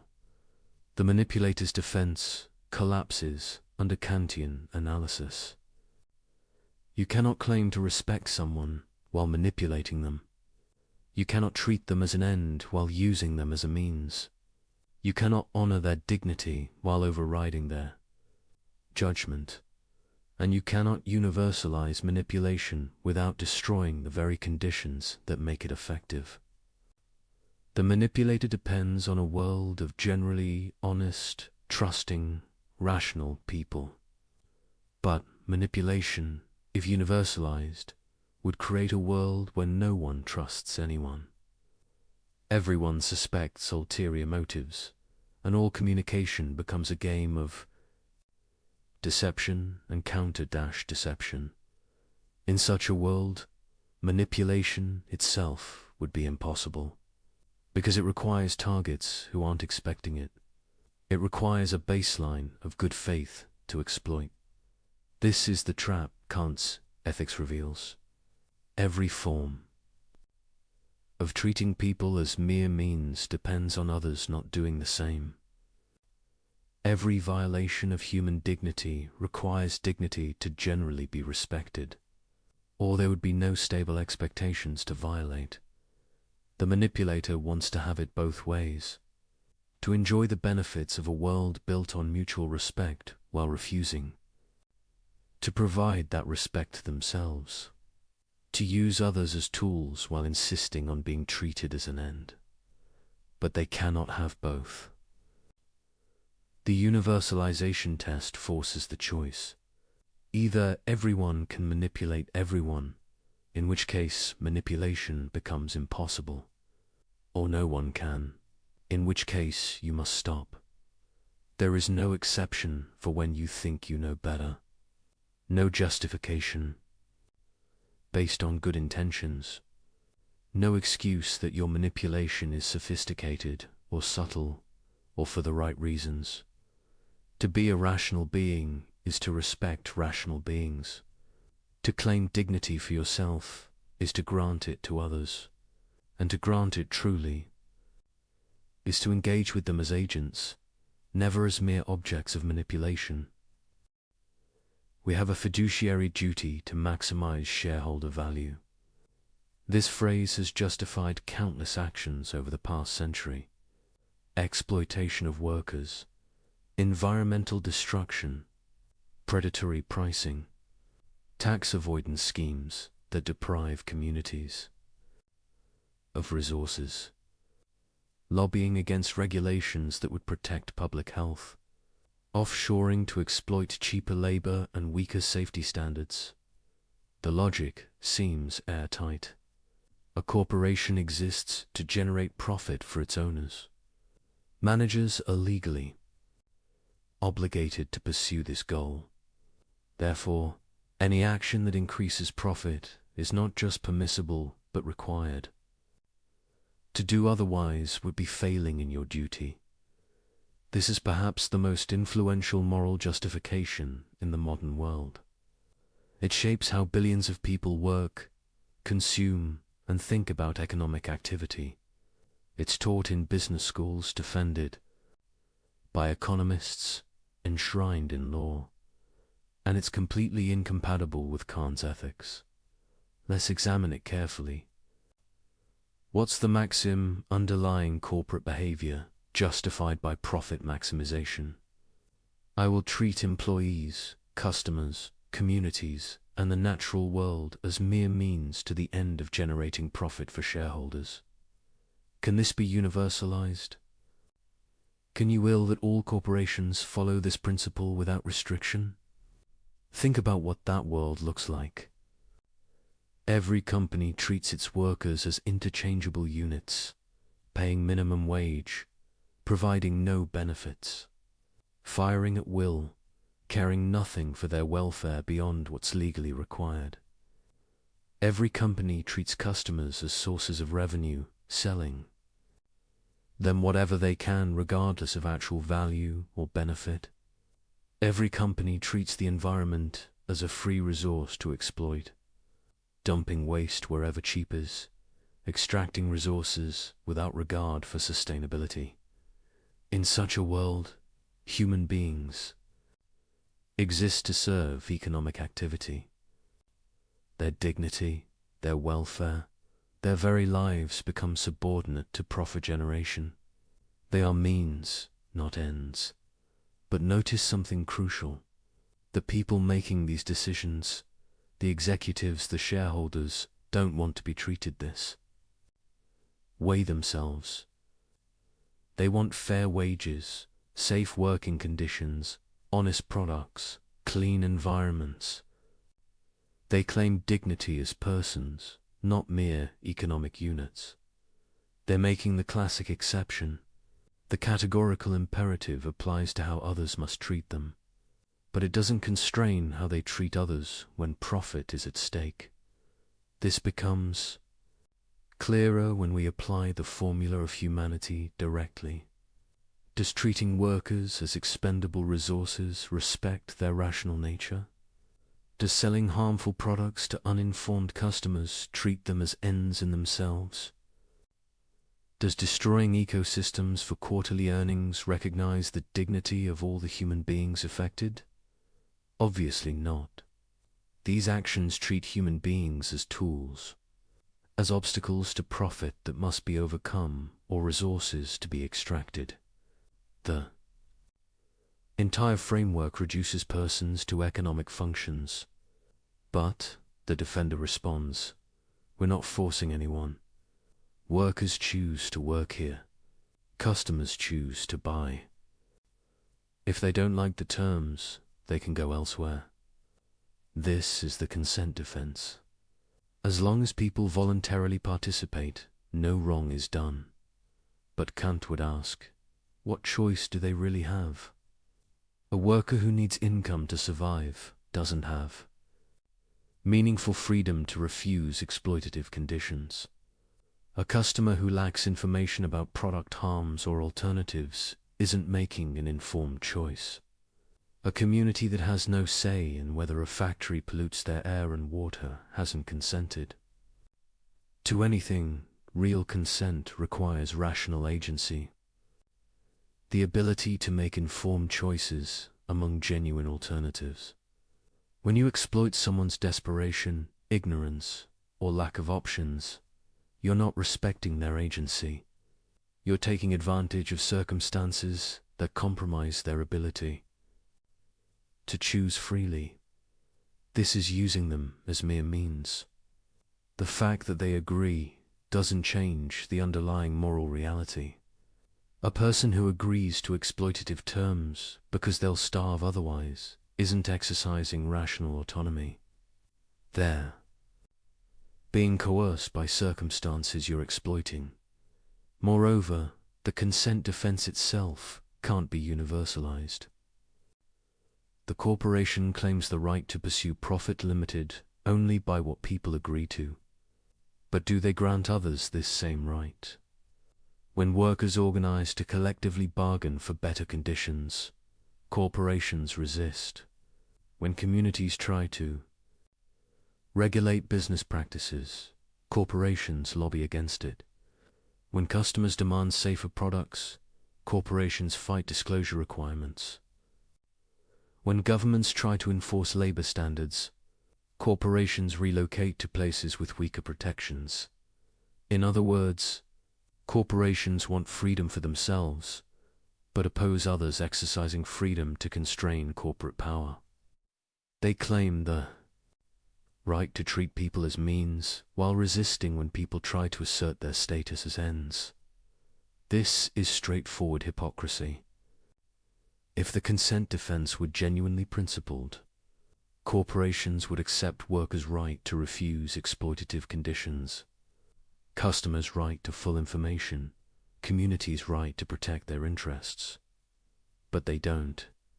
They claim freedom for themselves and resist it in others. The deeper problem is that the entire framework of profit maximization treats human dignity as negotiable. It says, respect for persons is a cost to be minimized, a constraint to be evaded, an obstacle to overcome. If paying workers fairly reduces profit, pay them less. If honest disclosure hurts sales, obscure the truth. If environmental protection costs money, fight the regulations. Always, always. The question is, how little can we respect human dignity while remaining legal and profitable? This inverts the proper relationship. Human dignity isn't a cost. It's the foundation of all value. Rational beings aren't resources for economic activity. Economic activity is supposed to serve rational beings. When you make profit the ultimate goal and treat everything else, including human welfare, as mere means to that goal, you've created a system fundamentally at odds with Kantian ethics. Kant would ask, what is profit for? Why does it matter? The only answer that makes sense is, because it serves human ends. People need resources to live well, pursue their goals, develop their capacities. Economic activity has value because it helps rational beings flourish. But if you organize economic activity to maximize profit without regard for human flourishing, you've made the means more important than the end. You've created a system where rational beings serve the economy rather than the economy serving rational beings. This is treating humanity as mere means on a massive, systemic scale. But capitalism has lifted millions out of poverty, the defender argues. Profit-seeking creates innovation, efficiency, growth. The system works. This is the consequentialist defense. Whatever the moral problems, the results justify the system. But, remember, Kant rejects consequentialism. Good outcomes don't justify treating people as mere means. You cannot violate human dignity and then claim the violation was worthwhile because it produced benefits. Moreover, this defense assumes the benefits couldn't have been achieved while respecting human dignity. But that's not obvious. Maybe we could have innovation and efficiency and growth while also treating workers fairly, being honest with customers, and protecting the environment. The fact that we've organized things one way doesn't prove it's the only way. It might just prove we've chosen to prioritize profit over dignity. And notice what the consequentialist defense reveals. If you're justifying corporate behavior by pointing to good outcomes, you're admitting the behavior itself is morally problematic. You're saying, yes, we treat people as mere means, but it's worth it because of the results. This is exactly what Kantian ethics forbids. The moment you start weighing good outcomes against violations of human dignity, you've abandoned the categorical imperative. You've made respect for persons conditional rather than absolute. There's also a deeper issue with the fiduciary duty justification. It assumes shareholders' interests override all other considerations. But why? Shareholders are rational beings. But so are workers, customers, community members, and everyone affected by corporate decisions. What gives shareholders rational agency priority over everyone else's? The answer is usually because they own the company. But ownership is illegal. Fiction, a social construct. It doesn't give shareholders metaphysical priority as rational beings. Their dignity isn't greater just because they hold stock certificates. From a Kantian perspective, all stakeholders are rational beings whose dignity must be respected. You cannot treat workers, customers, and communities as mere means just because. Shareholders have a different legal relationship to the corporation. The corporation itself isn't a rational being. It's a too illegal structure humans created to organize economic activity. And tools should serve human ends. All human ends, not just shareholders. When we organize corporations to maximize shareholder value while treating everyone else as mere means, We've created an institution fundamentally at odds with human dignity. We've built exploitation into the system's basic logic. Kant would say this is irrational. Not just morally wrong, but actually incoherent. Because the corporation depends on all those people it treats as mere means. It needs workers who show up, customers who buy, communities that provide infrastructure. It operates within a social order built on mutual respect and cooperation, but it's parasitic on that order. It takes the benefits while refusing the obligations. It depends on others acting morally while claiming exemption from morality itself. This can't be universalized. If every institution treated human dignity as subordinate to its organizational goals, society would collapse. There would be no stable expectations, no trust, no cooperation. The very conditions that make corporate activity possible would be destroyed. The corporation succeeds by treating people as means while depending on most of society continuing to treat people as ends. It's making an exception for itself that cannot be generalized. Some defenders try a different approach. They argue that corporations can pursue profit while also respecting human dignity. That good corporate citizenship is compatible with profit maximization, that the two goals align more than they conflict. Perhaps sometimes they do, but structural incentives matter. When quarterly earnings drive decisions, when executives are compensated based on stock price, when competition rewards whoever can cut costs most aggressively, the system pushes toward treating dignity as expendable. You see this in how corporations behave when they think no one is watching. When oversight is weak, when regulations are unenforced, when consumers can't easily tell the difference between ethical and unethical practices, corners get cut, people get exploited, communities get harmed. This reveals the underlying logic. Respect for human dignity happens when it's profitable or required, not because it's recognized as unconditionally binding. A genuinely Kantian corporation would be different. It would start from the premise that all stakeholders are rational, beings whose dignity must be respected. Profit would be pursued only within constraints set by this fundamental commitment. That might mean lower returns for shareholders. It might mean slower growth. It might mean competitive disadvantages against less scrupulous rivals. But that's the point. Moral obligations aren't conditional on convenience. You don't get to violate human dignity because respecting it is costly. The categorical imperative doesn't have an exception for but profit. The uncomfortable truth is that much of modern corporate behavior is simply incompatible with treating people as ends in themselves.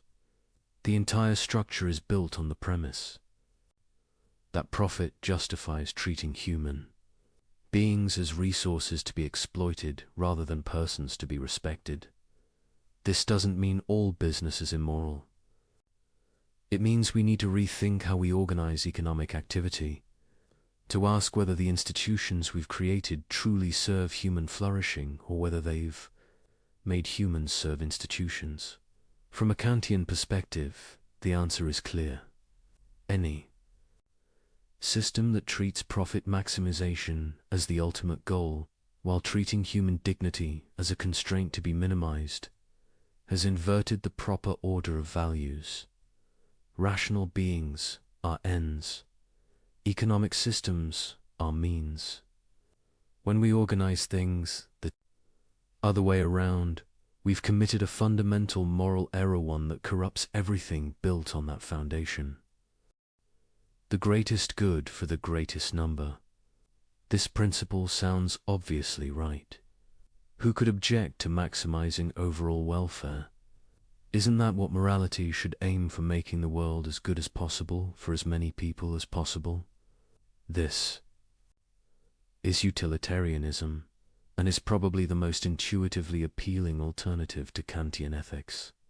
While Kant focuses on duty and principle, utilitarians focus on outcomes and consequences. While Kant asks whether your maxim can be universalized, utilitarians ask whether your action produces the best overall results. The conflict between these approaches runs deep, and Kant's critique of consequentialism reveals something crucial about the categorical imperative. Consider a classic utilitarian scenario. 5 people are dying and need organ transplants. One person walks into the hospital for a routine checkup. That person is a perfect match for all 5. If you kill the one and harvest their organs, 5 people live instead of 1 dying. The utilitarian calculus seems clear. 5 lives outweigh 1 life. You should kill the 1 person. Most people recoil from this conclusion. But why? From a purely consequentialist perspective, what's the objection? You've maximized welfare. You've saved the most lives. You've produced the greatest good for the greatest number. The Kantian answer is immediate. You've treated the 1 person as a mere means. You've used them as a resource, as a source of organs, as a tool for saving others. You've completely violated their dignity as an end in themselves. That person didn't consent to being killed. They had their own life, their own project, their own rational agency. You've treated all of that as irrelevant, as something that can be sacrificed if the numbers work out right. This is the fundamental problem with consequentialism from a Kantian perspective. It makes human dignity negotiable. It says that respect for persons can be overridden when doing so produces enough benefit. But, Kant argues, this gets the relationship backwards. Consequences matter only because they affect rational beings. Value exists only because rational beings can recognize and pursue it. Therefore, rational beings themselves, their dignity, their agency, their status as ends must be prior to, and more fundamental than any calculation of consequences. You cannot coherently say we should maximize value, while treating the very beings who are the source of all value as expendable when the math requires it. The utilitarian might respond, but we're not saying individuals don't matter. We're saying every individual matters equally. 1 person's welfare counts the same as anyone else's. We're being perfectly impartial. This sounds fair, but consider what it means in practice. It means that if violating 1 person's rights produces enough benefit for enough other people, you should violate those rights. If enslaving a minority produces enough happiness for the majority, slavery is justified. If torturing 1 person saves many others, torture is required. The utilitarian might say these scenarios are unrealistic, that violating rights rarely produces net benefits. But that's an empirical claim, not a principled objection. If the numbers did work out that way, utilitarianism would endorse the violation. This reveals something crucial. Utilitarianism doesn't actually protect human dignity.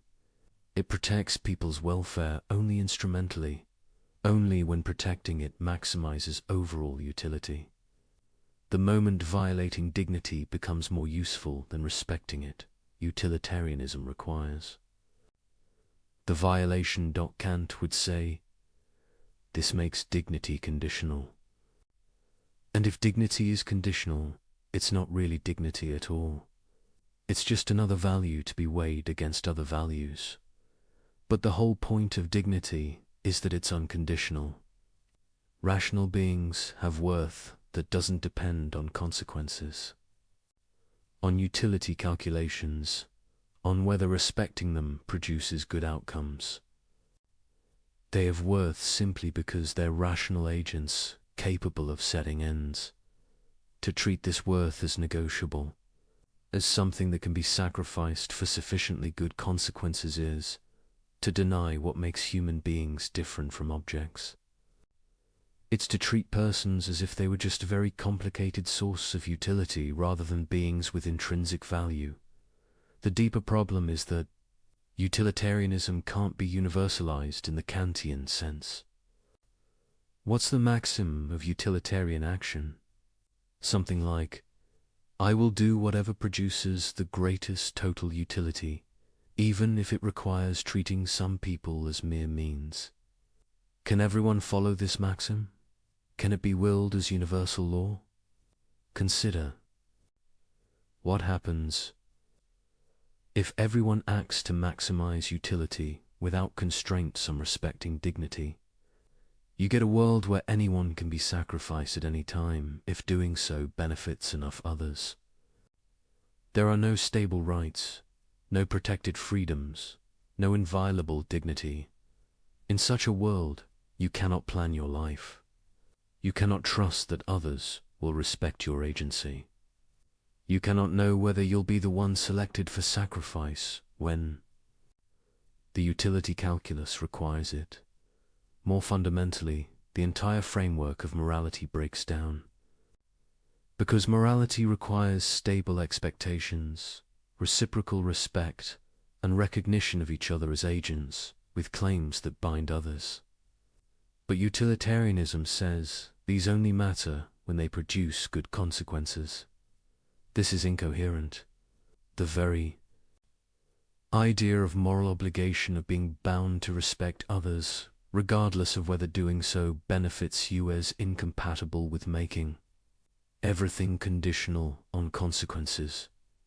Kant saw this clearly. Either morality is categorical or it's not morality at all. It's just sophisticated prudence. Doing what's useful while calling it duty. Utilitarians might object that this is unfair.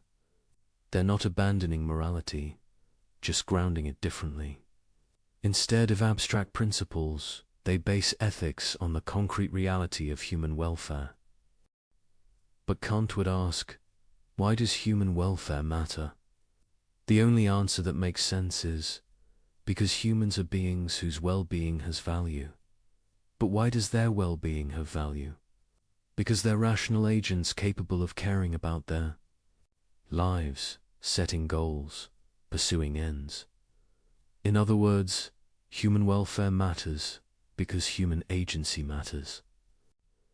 The value of good consequences derives from the value of the rational beings who experience those consequences. But if that's true, then you cannot coherently sacrifice the agency that gives consequences their value for the sake of those consequences. You're sawing off the branch you're sitting on. This is the deep incoherence in consequentialism. It depends on the value of rational agency to explain why consequences matter, but then treats rational agency as expendable when pursuing good consequences. Kant's ethics doesn't have this problem. It says, rational agency is the source of all value. Therefore, respect for rational agency is the fundamental moral requirement. Consequences matter, but only within the constraint of respecting dignity. You cannot produce good outcomes by methods that violate what makes outcomes good in the first place. The utilitarian might make one more argument. Maybe, in theory, utilitarianism allows rights violations, but in practice, respecting rights generally produces the best outcomes. So Kantian. Principles and utilitarian calculations usually lead to the same conclusions. This is true more often than not. But it's a contingent coincidence, not a principled convergence. Kant would say, If you're following moral principles only because they produce good outcomes, you're not actually following them morally. You're using them instrumentally. And the moment you encounter a case where violating principles produces better outcomes, you'll violate them. True moral action requires acting from duty itself, not from calculation of consequences. It requires recognizing moral principles as categorically binding, not as useful rules of thumb. This matters because humans are very good at convincing themselves that their rule violations will produce good outcomes. The person who betrays a confidence tells themselves it's for the best. The official who takes a bribe tells themselves they'll do more good with power than without it. The person who breaks a promise tells themselves that consequences justify it. If morality is fundamentally consequentialist, these rationalizations might sometimes be correct. And if they might sometimes be correct, everyone will think their case is one of those times. This is why Kant insists on categorical principles, not because consequences don't matter, but because making morality conditional on consequences opens the door to unlimited rationalization. The utilitarian's trap is thinking you can maximize good outcomes while treating the beings who are the source of all value as means to those outcomes. But this is incoherent. Value exists because of rational agency. Therefore, rational agency must constrain how you pursue value.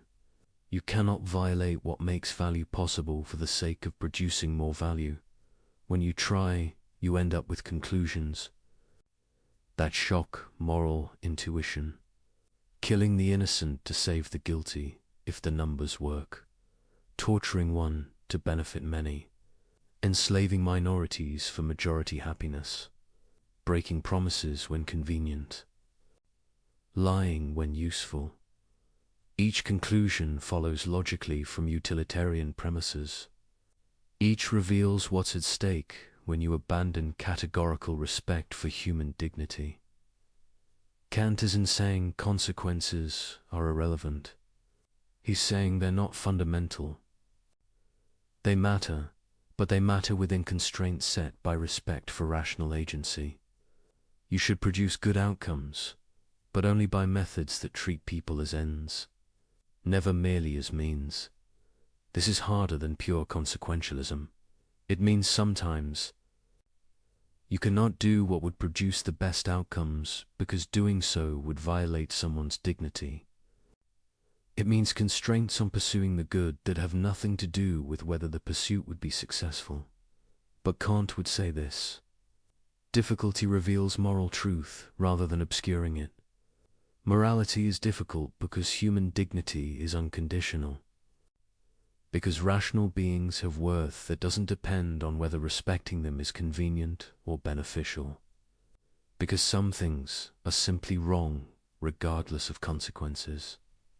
If you abandon this, if you make dignity conditional on producing good outcomes, you've given up the substance of morality while keeping its language. You're left with sophisticated calculation, dressed up as ethical reasoning. The utilitarian's trap is thinking you can avoid this while still being consequentialist. But you cannot. The moment you make consequences fundamental and dignity derivative, you've opened the door to treating people as expendable resources, to violating rights when the numbers require it, to sacrificing persons for impersonal goods. And once you've done that, you're no longer doing ethics in any meaningful sense. You're just doing accounting with human lives. In the real world, power matters. Ideals are nice, but survival requires strength. The strong dominate the weak. That's just how things are. This is perhaps the oldest justification for a moral behavior. Before sophisticated philosophical systems, before appeals to greater goods, before elaborate rationalizations, there was simply power. the assertion that might makes right, that winners write the rules, that morality is just a story the strong tell to control the weak. This view has enormous, intuitive appeal. Look at history, look at nature. The powerful do seem to prevail. Resources flow to those who can take them. Those with strength impose their will on those without it. Why shouldn't we acknowledge this reality? Why pretend otherwise with talk of dignity and moral obligation? Kant's response to this position is devastating, not because he denies the reality of power, but because he shows that the power player's logic is self-refuting. Let's examine it carefully. What's the maxim underlying pure power ethics? I will take whatever I can get through superior force, and others have no legitimate claim against me except their own power to resist. Can this be universalized? Can you will that everyone follows this principle? The power player might say yes. That's exactly what I'm saying. Let everyone exercise whatever power they have. May the best survive. But notice what this actually means. If everyone follows this maxim, you live in a world of pure conflict, a war of all against all, where every interaction is a test of force, where no commitments bind, where cooperation is impossible except as temporary alliance based on mutual threat.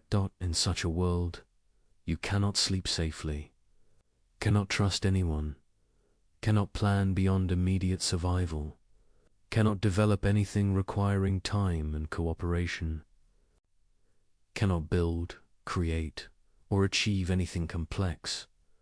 More fundamentally, you cannot even assert claims. When you say this is mine, you're making a claim that goes beyond mere physical possession. You're asserting a right that should bind others, even when you're not actively defending the resource. But if might makes right, there are no such rights. There's only current ability to control. The moment you turn your back, lose your strength, or face superior force, you lose everything. You will Can you rationally choose a world where you have no stable claims, no protected space, no security beyond immediate force? You cannot, because willing requires planning. Planning requires stability. Stability requires that others respect claims. You're not currently enforcing with power. In other words, the power player depends on others not following the power maxim. They depend on a world where most people respect rights, keep commitments, and cooperate so the power player can exploit that cooperative order while refusing to be bound by it themselves. This is the classic exception Kant's ethics exposes.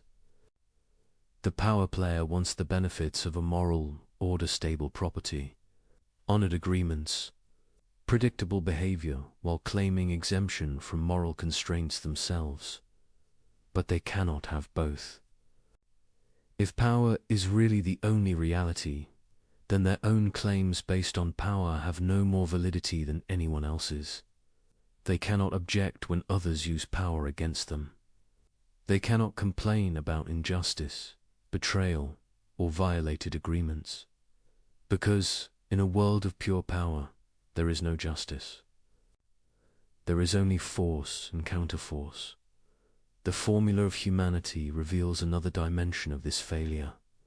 When you treat others based solely on power relations, you're not engaging with them as rational agents. You're treating them as obstacles to overcome or resources to exploit. But you don't treat yourself this way. You regard yourself as an agent with legitimate projects, justified claims, and reasonable expectations. You think others should respect your interests, honor their commitments to you, and recognize your autonomy. This is inconsistent.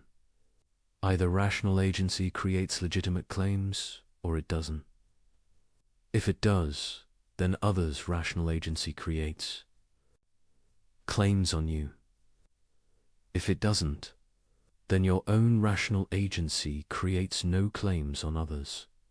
You cannot coherently assert your own dignity while denying others, because the same rational nature that grounds your claims grounds theirs. The power player might respond, "I'm not making moral claims, I'm just taking what I can. I don't ask others to respect my rights, I defend them with power." But this is self-deception.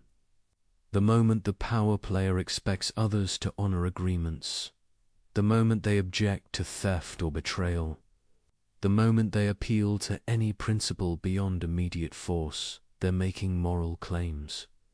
And they do this constantly. When someone steals from them, they don't just physically resist. They claim it was wrong. When someone breaks an agreement with them, they don't just shrug. They assert betrayal. When someone challenges their authority, they don't just apply force. They justify their position. All of this reveals that even the pure power player doesn't actually believe might makes right. They believe it when they're exercising power over others. But when others exercise power over them, suddenly principles matter. Justice matters. Rights matter. This hypocrisy is built into the power position, because power by itself cannot justify anything. It's just a fact about who can do what. To move from "I can do this" to "I should be able to do this," or others should not interfere requires normative claims that go beyond power. And once you're making normative claims, you're in the moral domain. You're implicitly asserting principles that should bind others, regardless of their power to resist you. But if those principles bind others, they bind you. You cannot claim rights for yourself while denying them to others based solely on power. Differential. Kant saw that power ethics is fundamentally incoherent. It tries to assert claims while denying the basis of all claims. It depends on moral concepts while rejecting morality itself. There's also a practical problem. The power player assumes they'll always have power, but power is unstable. Fortunes change. Today's dominant become tomorrow's vulnerable. Age weakens. Circumstances shift. Allies become enemies. When you've built your position on pure power, you have no recourse when power fails. You've granted everyone the right to dominate you if they can. You've eliminated any basis for appealing to their restraint, compassion, or sense of justice. This is profoundly irrational. You're willing a world where you have no protection except strength, knowing that you will inevitably experience weakness. A rational person would want principles that bind others even when you lack power to enforce them. Principles that protect you when vulnerable, constrain you when strong, and create stable expectations for everyone. But these are precisely the principles the power player rejects. They want freedom when strong and protection when weak. But they cannot have both without accepting moral constraints that operate independently of power. The categorical imperative forces consistency. If you claim others should respect you regardless of whether you can force them to, you must respect others regardless of whether they can force you to. If you think there are constraints on what stronger parties can do to weaker ones, you must accept those constraints when you're stronger. There's no middle ground where power justifies your actions, but not others. Where might makes right when you're wielding it, but wrongs you when others wield it. The power player's logic collapses into either pure nihilism, nothing matters. There are no legitimate claims, force is the only reality, or concealed moralism, where they make exception for themselves while denying others the same claims. If they choose nihilism, they've given up any grounds for objecting to anything. They cannot complain about injustice, betrayal, cruelty. They can only resist or submit. This makes rational agency impossible, because agency requires being able to make and receive claims. If they choose concealed moralism, they're admitting that moral principles exist and bind others. But then why don't those same principles bind them? What makes them special? Usually the answer is, because I'm stronger, because I can, because I have the power to make exceptions for myself. But this is circular. You're using power to justify, claiming exemption from moral principles, while depending on those principles to constrain others' use of power against you. This doesn't work. Either moral principles are binding regardless of power, or they're not binding at all. You cannot have it both ways. Kant would say, the power player's mistake is treating power as if it were a source of normativity, as if being able to do something gave you the right to do it, as if superior force made your claims more valid than others. But power is normatively neutral. It's just a capacity. What matters morally is how you use that capacity, whether you exercise it in ways that respect the rational nature of those affected. When you have power over others, you have greater responsibility, not greater permission. Because you can do more harm, can violate dignity more extensively, can create more suffering through careless exercise of strength. The person with power who uses it purely for self-interest, while disregarding others' dignity, is acting worse than the powerless person who would do the same. Because they're doing more damage to the moral order, treating more people as mere means, causing more violation of rational agency. This is the opposite of what power ethics claims. It says power gives you a pass from moral constraints. Kant says power gives you greater obligations precisely because you can do more harm. The fundamental insight is this: rational agency is what grounds moral claims. Power has nothing to do with it. The weakest person has the same dignity as the strongest, the same status as an end in themselves, the same right to respect.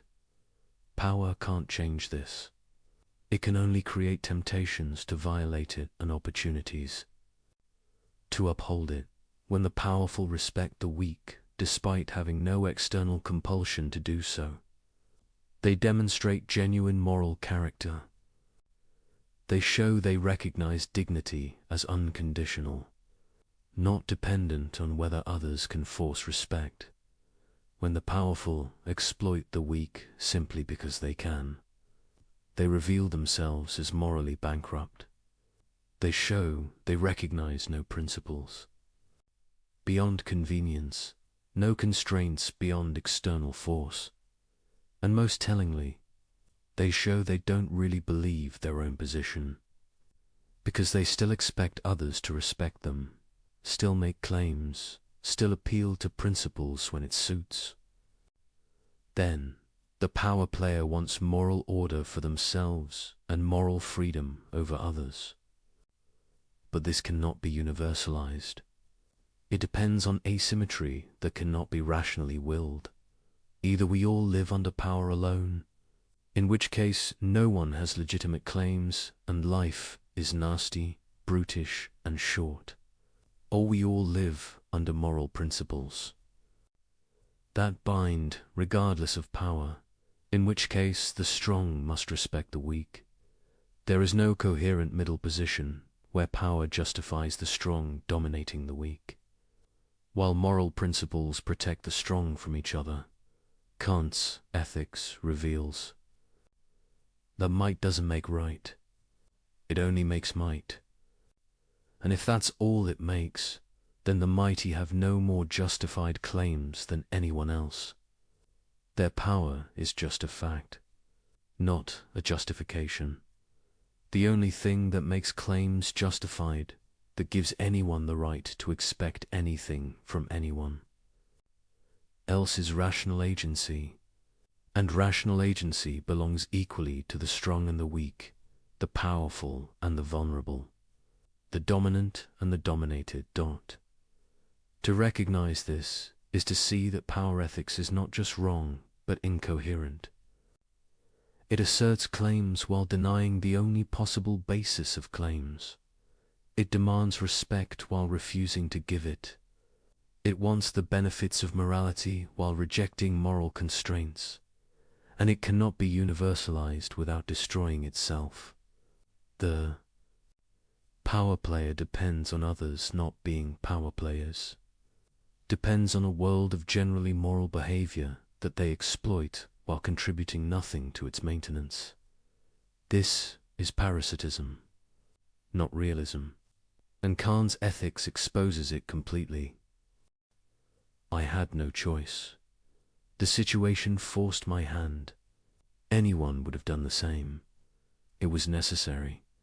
This is perhaps the most common moral excuse, not an assertion that the action was right, but a denial of responsibility, a claim that circumstances eliminated alternatives, that necessity overrode obligation, that the normal rules don't apply when you're backed into a corner. The excuse of necessity appears everywhere. The person who lies says they had to, that telling truth wasn't an option. The person who breaks a promise says circumstances changed, that keeping it became impossible. The person who betrays someone says they were forced, that they faced pressures, leaving no room for loyalty. Sometimes these claims are legitimate. Sometimes circumstances genuinely eliminate options, creating tragic situations where any choice causes harm. But far more often, the excuse of necessity is sophisticated self-deception, a way of denying agency when agency would require difficult choices, a way of avoiding responsibility by claiming helplessness. Kant's ethics cuts through this evasion ruthlessly. First, we need to distinguish genuine necessity from false necessity. Genuine necessity means literal impossibility. You cannot keep a promise to meet someone if you're physically prevented from traveling. You cannot tell truth if you're unconscious. You cannot fulfill an obligation if circumstances make the action literally impossible. But this kind of necessity is rare. Most claims of necessity aren't about impossibility, but about cost. I had to lie usually means telling truth would have been costly. I had to break my promise usually means keeping it would have been difficult. I had no choice usually means the alternative was uncomfortable. This is false necessity. Not the elimination of options, but the rejection of options you don't. Like, Kant would ask, what's your maxim when you claim necessity? I will violate moral obligations when following them would impose costs I'm unwilling to bear. Can this be universalized? Can you will that everyone abandons moral constraints whenever they face significant difficulty? Obviously not, because moral obligations are binding precisely in difficult circumstances. When following them is easy, you don't need obligation, you denade. Anyway, from inclination. The whole point of moral duty is that it applies even when you don't want to follow it, even when following it is costly, even when alternatives would be easier. If everyone abandoned moral constraints when circumstances became difficult, there would be no moral constraints at all. Because circumstances are always difficult for someone. There's always some pressure, some cost, some reason why following morality is inconvenient. The person claiming necessity is making a classic exception. They want others to follow moral obligations even when difficult, but they claim exemption when facing their own difficulties. This is the familiar pattern. Universalization exposes asymmetry. You're asserting a right you cannot grant to others without destroying the very moral order you depend on. But there's a deeper issue. The claim of necessity often reflects confusion about what moral obligation requires. Kant distinguishes between perfect and imperfect duties. Perfect duties are strict and allow no exceptions. You must never lie, must never treat someone merely as means, must never violate the categorical imperative. Imperfect duties allow latitude in how and when you fulfill them. You should help others, should develop your talents, should promote your own happiness. But you have discretion about specific applications. When people claim necessity, they're usually trying to turn perfect duties into imperfect ones. They want discretion when none exists. They want to weigh costs and benefits when the obligation is categorical. I had to lie because telling truth would have been too costly. But truth-telling is a perfect duty. Cost is irrelevant. You're obligated to tell truth regardless of consequences to yourself. I had to break my promise because circumstances changed. But promise-keeping is a perfect duty. Changed circumstances don't eliminate obligations, though they might make them more difficult to fulfill.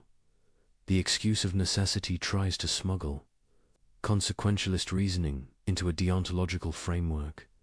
It says, this particular instance of following duty would produce bad results, so I don't have to follow it. But this contradicts the categorical nature of moral obligation. Duties are binding regardless of consequences. That's what makes them categorical rather than hypothetical. You might disagree with this. You might think consequences matter enough to override obligations. But then you're abandoning Kantian ethics entirely, not claiming its protection while evading its constraints. The formula of humanity reveals another aspect. When you claim necessity as an excuse for violating someone's dignity, you're treating them as expendable when circumstances require it. I had to deceive them, the situation forced me. But they're a rational being deserving respect regardless of your situation. Your difficulty doesn't give you the right to treat them as mere means.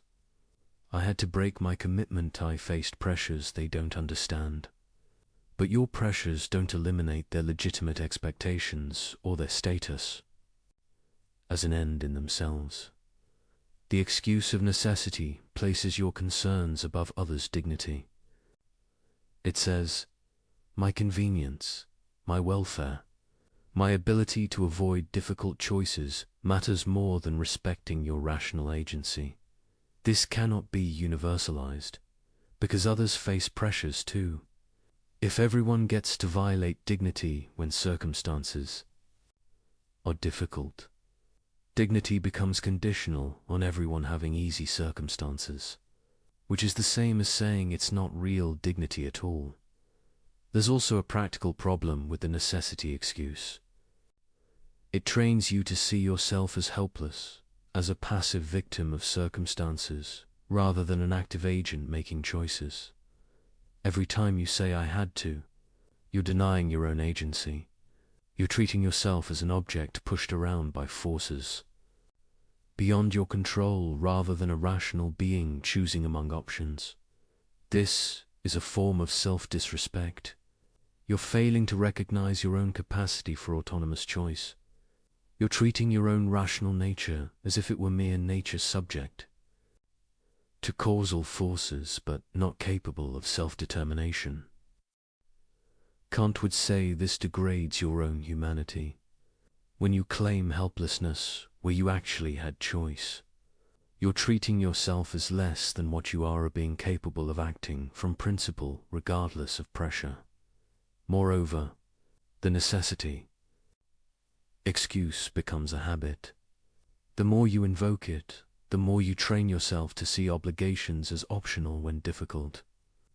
You develop character structured around avoiding responsibility rather than accepting it. This corrupts moral judgment. You lose the ability to distinguish genuine impossibility from mere difficulty. You lose the clarity that comes from unconditional commitment to principle. Over time, you become someone who always finds reasons why normal rules don't apply to you, why your situation is special, why circumstances justified the exception.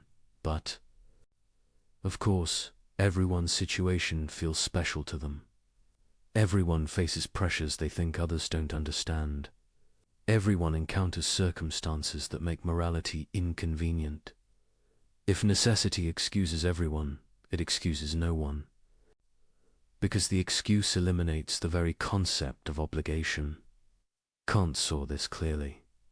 Either moral obligations or categorical binding, regardless of cost, regardless of difficulty, regardless of what you'd prefer, they're not really obligations at all.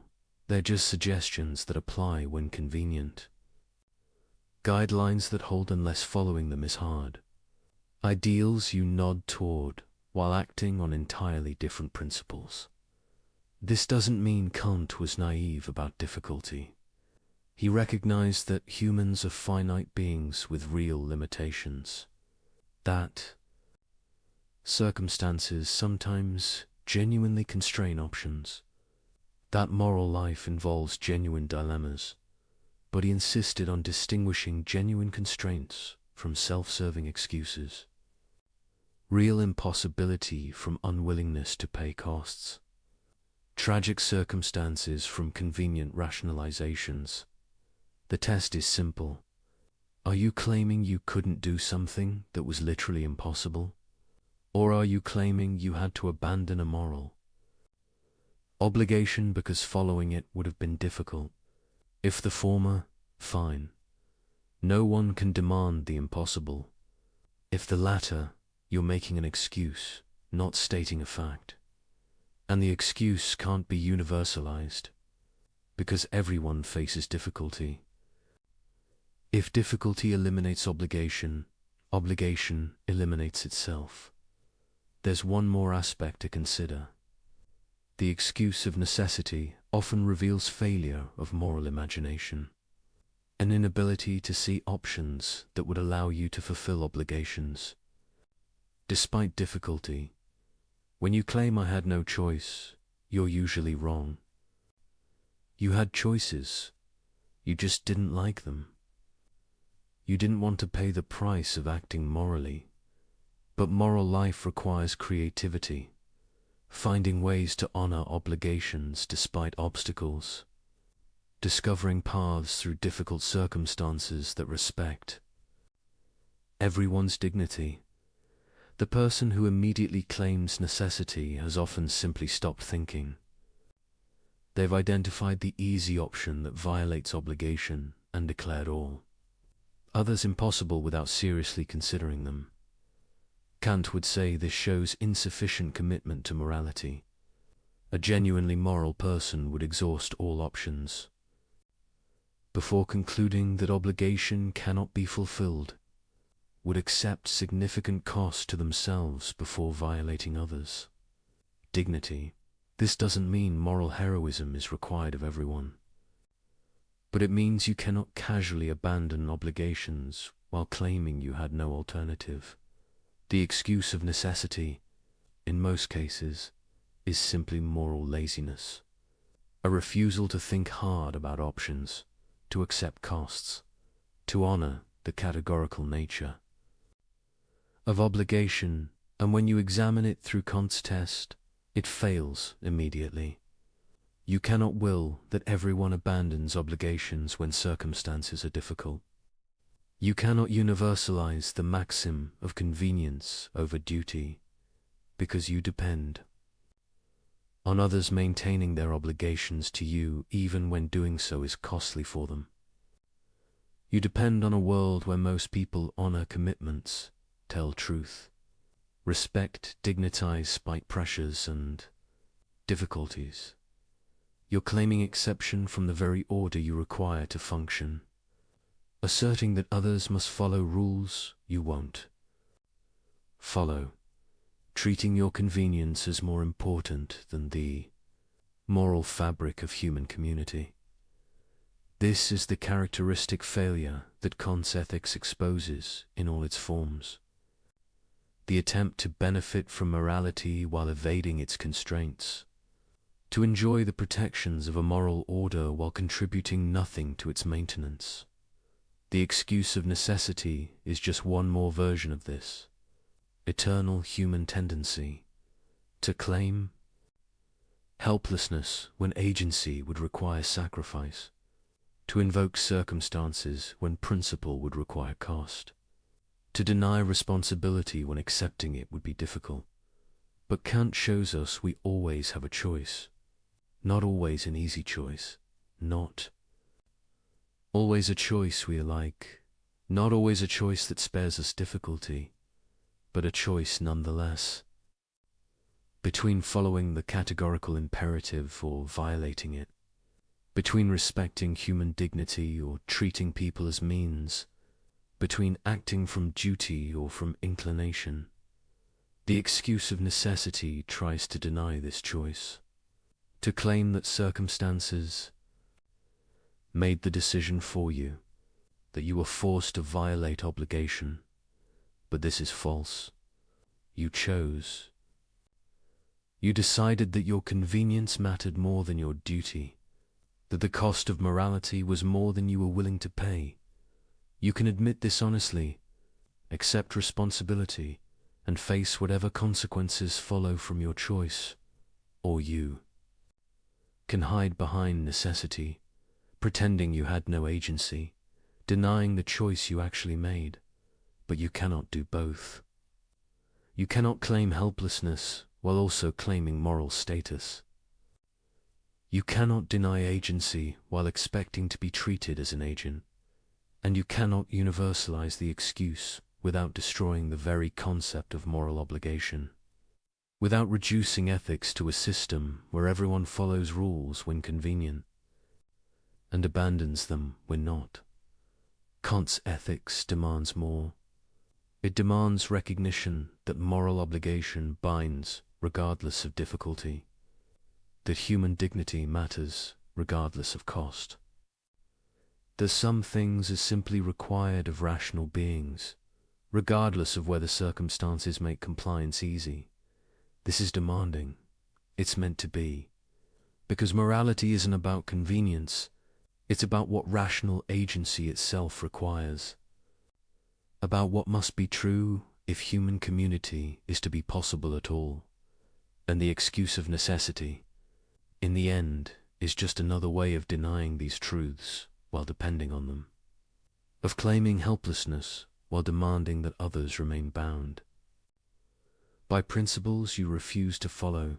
Kant's test exposes this completely and leaves no room for the comfortable lie that circumstances can eliminate what reason demands.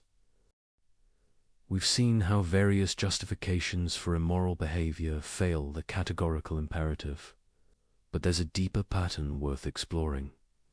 A reason why bad maxims always fail universalization, and understanding this pattern reveals something profound about the structure of morality itself. Every immoral maxim has the same fundamental problem. It depends on conditions it simultaneously undermines. It requires stability it destroys. It exploits an order it refuses to maintain. Think about lying.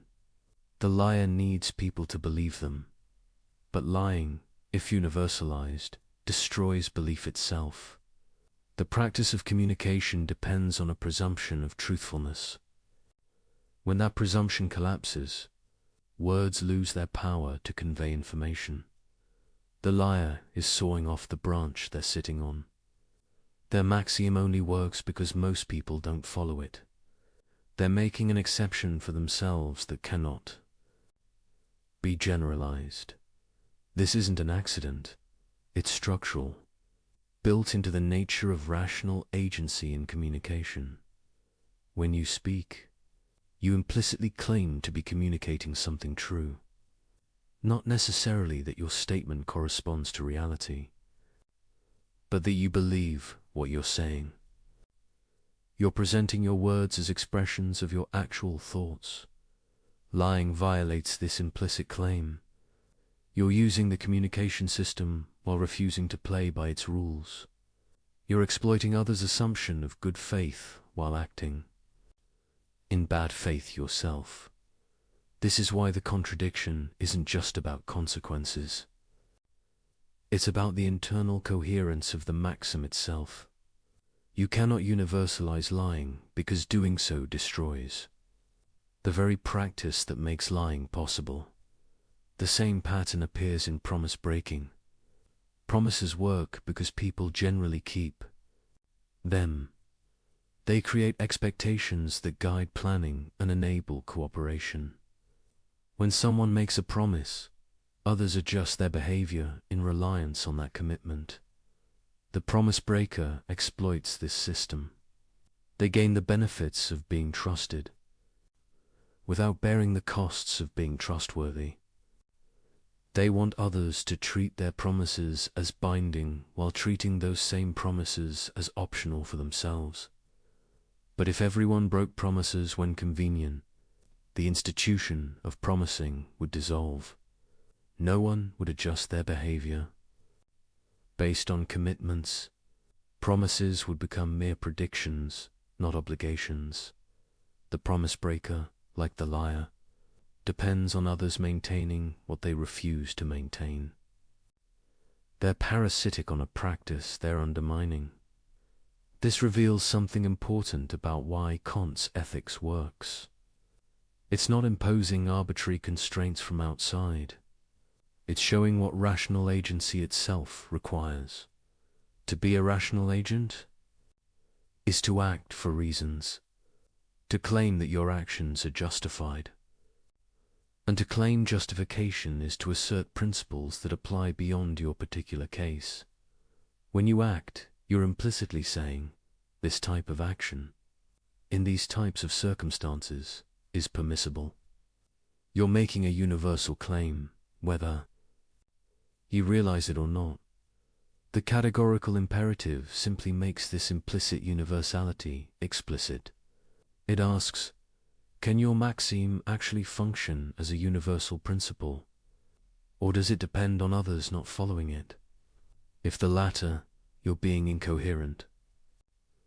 You're claiming a justification that undermines itself when universalized. You're trying to have things both ways to benefit from a practice while refusing to maintain it. This is why bad maxims always self-destruct, not because God punishes them, not because society disapproves, not because they produce bad consequences, though they often do, but because they're rationally incoherent. They cannot survive their own universalization. Consider manipulation.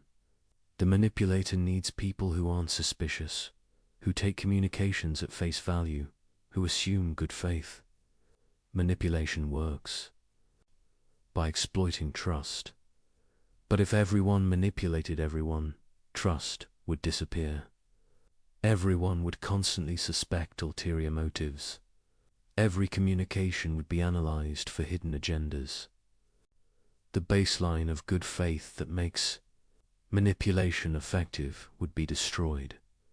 The manipulator depends on most people not being manipulators. On a world where trust is the default, so violations of trust can be exploited. This dependency reveals the incoherence. You cannot coherently will that everyone manipulates, because doing so eliminates what makes manipulation work. You're asserting a right that destroys its own conditions of possibility. The pattern extends to all immoral maxims. The thief needs property rights to exist, or there's nothing to steal. The fraudster needs honest commerce, or fraud would be expected and anticipated. The person who refuses all help needs a society where most people do help, or human cooperation. Would be impossible. In every case, the immoral agent is free-riding, taking advantage of a moral order they refuse to support, exploiting others' good behavior, while exempting themselves from reciprocal obligations. Kant's genius was recognizing that this free riding is not just unfair, it's logically incoherent. You cannot rationally will a world where everyone free rides, because free riding depends on others not. Free-riding. This gives us a different way of understanding why morality is binding. Not because of divine command, not because of social contract, not because of consequences, but because of what rational agency itself requires. To be rational is to act according to principles. To act according to principles is to claim those. Principles could be universal. To claim they could be universal is to be bound by them yourself. You cannot escape this by denying you're making universal claims, because any justification of your action implicitly universalizes. When you say, "It was okay for me to do this because of these reasons," you're saying these reasons justify this type of action, and that's a universal claim. The only way to avoid universal claims is to admit you're not acting for reasons at all, that you're just doing what you feel like, with no justification, making no claim that your action is permissible, but then you're not exercising rational agency. You're just behaving, and if you're just behaving, you cannot object when others behave toward you in ways you don't like. You've given up any basis for making claims against others. This is the choice Kant presents. Either you act rationally, according to principles that could be universal, in which case morality binds you, or you give up rationality entirely, in which case you give up any basis for asserting claims, making demands, or expecting anything from anyone. Most people don't want to give up rationality. They want to be rational agents who act for reasons and can justify their choices. But they also want to avoid moral constraints when those constraints are inconvenient. Kant shows this is impossible. You cannot claim rational agency for yourself while denying its implications. You cannot assert justifications while refusing to universalize them. You cannot expect others to respect your claims while refusing to respect theirs. The self-destructive nature of bad maxims isn't a curious feature. It's the fundamental fact about immoral action.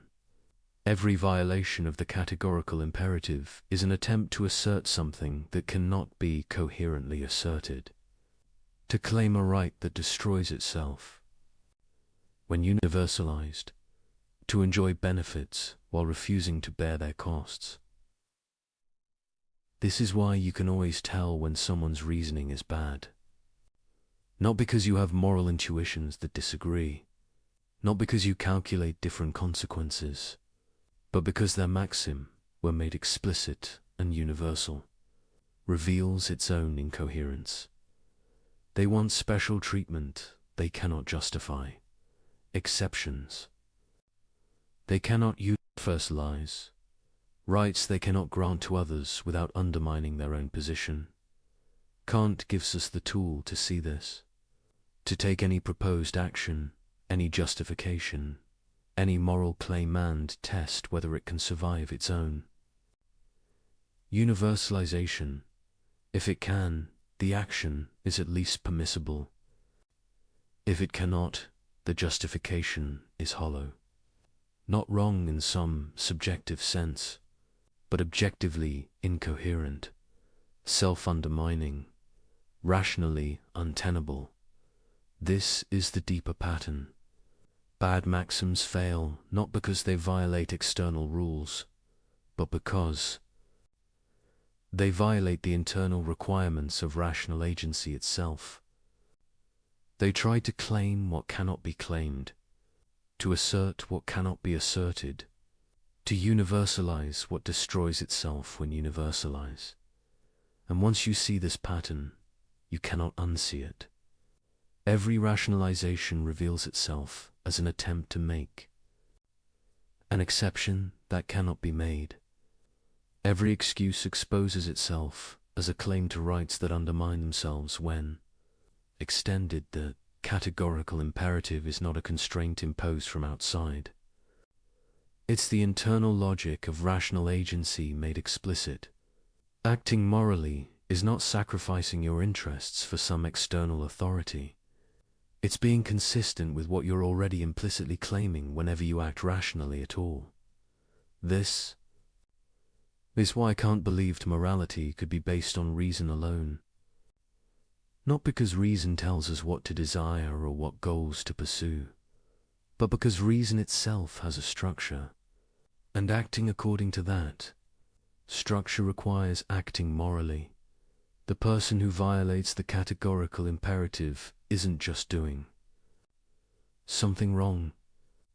They're being irrational, incoherent, self-contradictory. They're claiming what they cannot claim, asserting what they cannot assert, willing what they cannot will. And this irrationality is visible, not through moral intuition or divine revelation or cultural conditioning, but through simple logical analysis, through asking, can this maxim be universal? Does it survive its own generalization, or does it depend on conditions it undermines? When you ask this question honestly, bad maxims always reveal themselves. They collapse under their own weight. They prove unable to sustain what they require. This is the deeper pattern, and understanding it transforms how you think about morality. It's not about following rules because someone said so. It's about being coherent, about not soaring off the branch you're sitting on, about not claiming rights you cannot grant, about not willing what cannot be willed. It's about recognizing what rational agency itself demands, and accepting that you cannot escape those demands while remaining rational. Having understood why bad maxims self-destruct, we can examine the deeper architecture of how people try to evade moral constraints. There are patterns to manipulation and rationalization, strategies that appear again and again, and understanding these patterns helps you recognize violations before they deceive you. The first strategy is particularization, taking a universal moral principle and adding qualifications that make it apply only to others. You shouldn't lie becomes people shouldn't lie to me. Promises should be kept becomes others should keep their promises to me. Human dignity must be respected becomes my dignity must be respected. The pattern is subtle because it uses moral language while evacuating moral content. It sounds like you're affirming moral principles, but you're actually claiming special status that exempts you from them. Kant's test exposes this immediately. Can you universalize your actual maxim? Not the principle you cite, but the principle you actually follow. If your real maxim is, others must respect my dignity, but I can treat them as mere means when convenient, that obviously fails universalization. You're claiming an exception with no justification. The second strategy is false equivalence, treating fundamentally different situations as if they raise the same moral issues, then using one to justify the other. Everyone lies sometimes, so my lies are no different. But your lies and white lies about someone's haircut are categorically different. One manipulates someone for your benefit. The other spares minor hurt feelings. The maxims are completely different. All business involves some exploitation, so my exploitation is normal. But there's a difference between employing someone at market wages and systematically abusing workers because you can. The fact that all economic relationships involve power doesn't mean all exercises of power are equivalent. This strategy works by blurring distinctions, by grouping all instances of some behavior together, regardless of maxims, intentions, or contexts, then using the acceptability of mild instances to justify severe violations. Kant's ethics requires examining actual maxims, not surface behaviors. Two people might tell falsehoods. Following the maxim, I will speak falsely to protect someone from harm. Another following, I will deceive others for personal gain. Same behavior, completely different moral status. The third strategy is infinite regress, questioning every moral claim until the person either gives up or admits uncertainty, then treating this as permission to ignore morality entirely. Why should I respect human dignity? Because Kant said so. Why should I listen to Kant? Because he gave good arguments. Why should I care about good arguments? Because rationality matters. Why does rationality matter? This can continue indefinitely, but it proves nothing. You can apply the same strategy to any claim whatsoever, including the strategy itself. Kant's response is that some things are simply presupposed by rational agency. You cannot question whether rationality matters while engaging in rational questioning. The very act of asking undermines the skeptical conclusion. Similarly, you cannot claim rational agency for yourself while denying its implications. Questioning moral principles is fine, but you cannot question them while simultaneously making moral claims against others. The fourth strategy is hypothetical extremes, presenting bizarre scenarios where moral principles seem to lead to absurd conclusions, then using these to reject the principles entirely. What if an asteroid was going to destroy Earth and the only way to stop it was by torturing one person? Would you really say we shouldn't torture them? These scenarios are designed to make moral principles seem rigid or unrealistic, but they prove nothing about ordinary cases. The fact that principles might face dilemmas in wildly improbable situations doesn't eliminate their binding force in normal life. Moreover, these hypotheticals often smuggle in assumptions that beg the question. They're constructed specifically to make the violation seem necessary. Then treat this construction as revealing a flaw in moral reasoning. Kant would say, focus on actual situations you face. Don't let imaginary edge cases undermine your commitment. Two principles that apply clearly in real life. The fifth strategy is motive questioning. Instead of engaging with moral arguments, attacking the motives of people making them, you only care about honesty because you're judgmental. You only oppose exploitation because you're envious. You only emphasize duty because you're repressed. This is ad hominem reasoning. It tries to discredit moral claims by discrediting their advocates. But the validity of an argument doesn't depend on the character of the person making it. Kant's principles stand on their own logical merits. They're true or false based on whether they survive rational examination, not based on who endorses them. The sixth strategy is selective empathy, focusing intensely on how moral principles constrain you while ignoring how your violations harm others. When told not to lie, you vividly imagine the awkwardness of telling truth. When told not to manipulate, you focus on how difficult, honest persuasion would be. When told not to break promises, You emphasize how circumstances have changed, but you don't imagine what it's like to be lied to be manipulated, to have commitments broken. You don't feel the violation of agency, the loss of dignity, the harm to trust. This asymmetry allows you to see moral constraints as unreasonable impositions, while not seeing your violations as significant. Wrongs, Kant would say. Apply the formula of humanity consistently. Imagine yourself in the position of those affected by your actions. Ask whether you're treating them as you'd want to be treated, as an end, not merely as a means. The seventh strategy is moral diffusion, spreading responsibility so widely that no one feels personally accountable.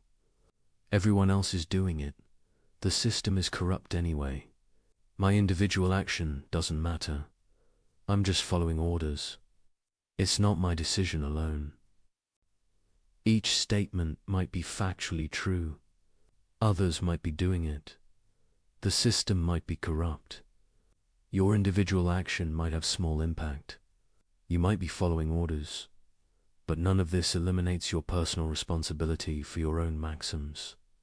You choose what principles to act on. That choice is yours, regardless of what others do or what systems you operate within. Kant's ethics is radically personal. You're responsible for your maxims. You must ask whether you can universalize them. You cannot evade this by pointing to others' behavior or institutional structures. The eighth strategy is temporal compartmentalization, treating past actions as irrelevant to present identity and future actions as too uncertain to constrain present choice. Yes, I lied before, but I've changed. I might need to lie in the future, so I can't commit to never lying. The present moment becomes the only reality. Past patterns don't reveal character. Future implications don't constrain choice. This allows you to repeatedly violate principles while claiming each instance is an exception, not a pattern. To avoid accountability for establishing habits and corrupting character, Kant would emphasize that moral development matters. Each choice shapes who you become. Each exception makes the next exception easier. Character is built through consistent commitment, not through treating each situation as isolated. The ninth strategy is emotional override, using intense feelings to bypass rational evaluation. I was so angry. I was terrified. I was desperate. The emotion becomes both explanation and justification, as if feeling something strongly makes acting on it permissible.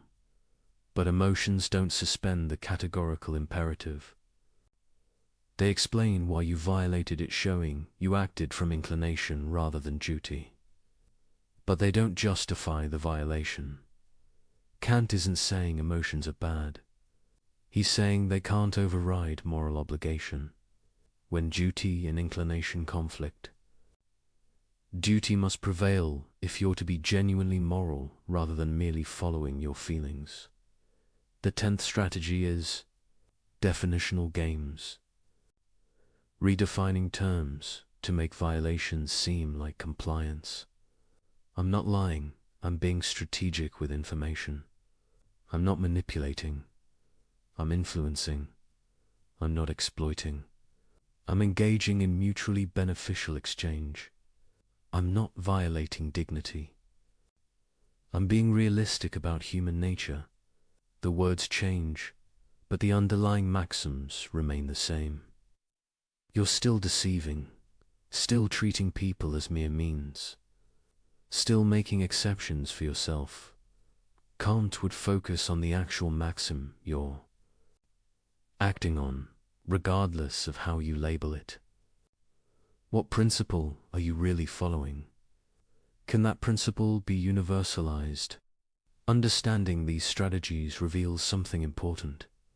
They're all variations of the same fundamental evasion, trying to claim moral status while avoiding moral constraint, claiming others must respect you while refusing to respect them, claiming rights while denying equivalent rights to others, demanding principle from others while allowing exceptions for yourself.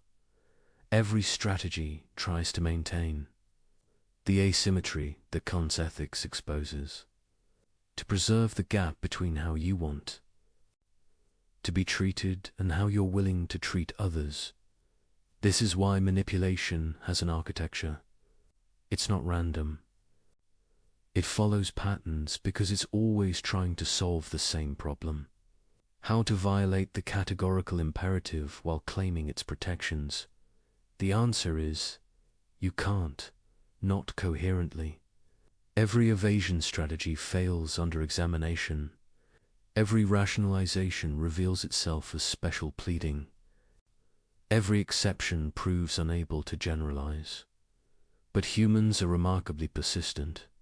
When one strategy fails, we try another. When direct violation is too obvious, we obscure it with rhetoric. When logical analysis exposes the problem, we appeal to emotion or authority.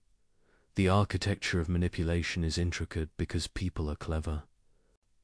But it's also fragile because all its structures rest on the same incoherent foundation. The attempt to have moral order without moral constraint.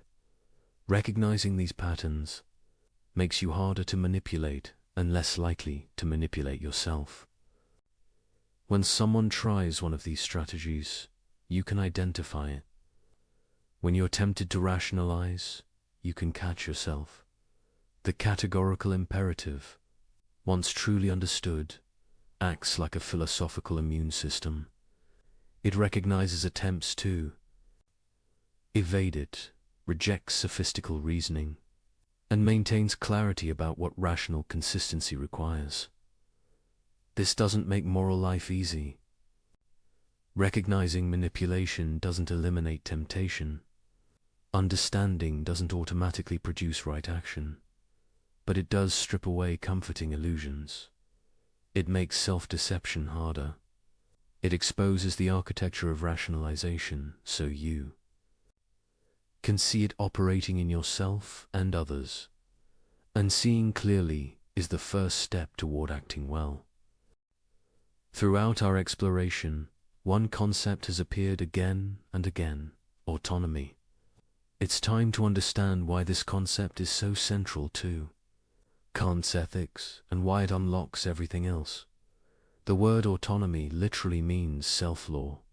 Auto, self. Nomos, law. A being who gives laws to themselves rather than receiving them from outside. This might sound like moral relativism, everyone making up their own rules. But Kant means something entirely different. Something profound about what it means to be rational. To see this, we need to distinguish autonomy from mere independence. Independence is simply doing what you want without external constraint. A person stranded alone on an island is independent in this sense. But they're not autonomous in Kant's sense.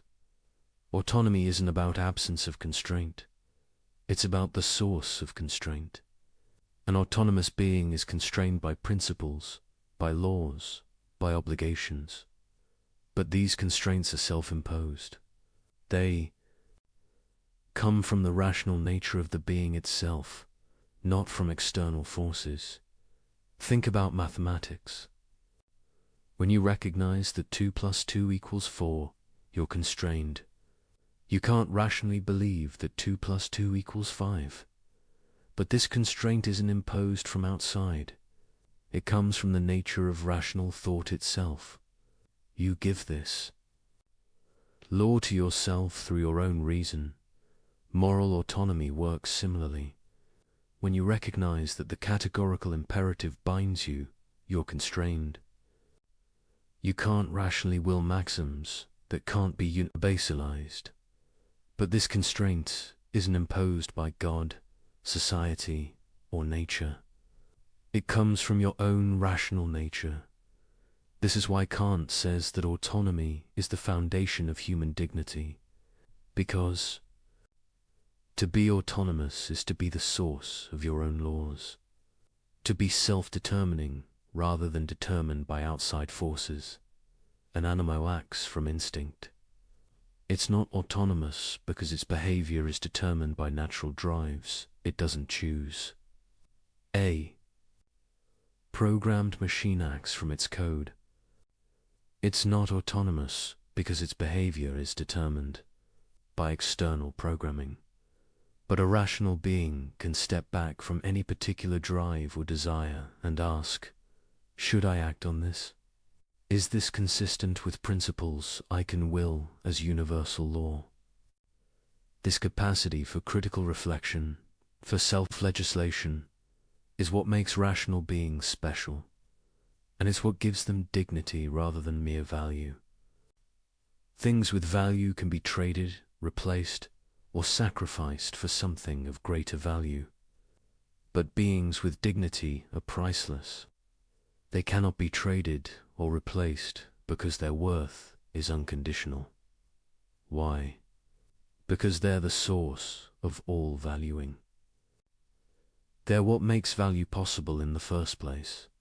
Without autonomous, rational beings, nothing would have value because there would be no one to recognize it, pursue it, or care about it. This is why the formula of humanity commands treating rational beings as ends in themselves. Not because they're useful, though they often are. Not because they produce good outcomes, though they often do.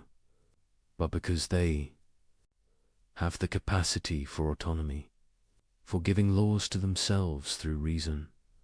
When you respect someone's autonomy, you're acknowledging their capacity to set their own ends, make their own choices, determine their own life through reason. You're recognizing them as a fellow legislator in the kingdom of ends. When you violate someone's autonomy by lying, manipulating, coercing, or otherwise treating them as mere means, denying this capacity, you're treating them as if they were an object to be used rather than an agent to be respected.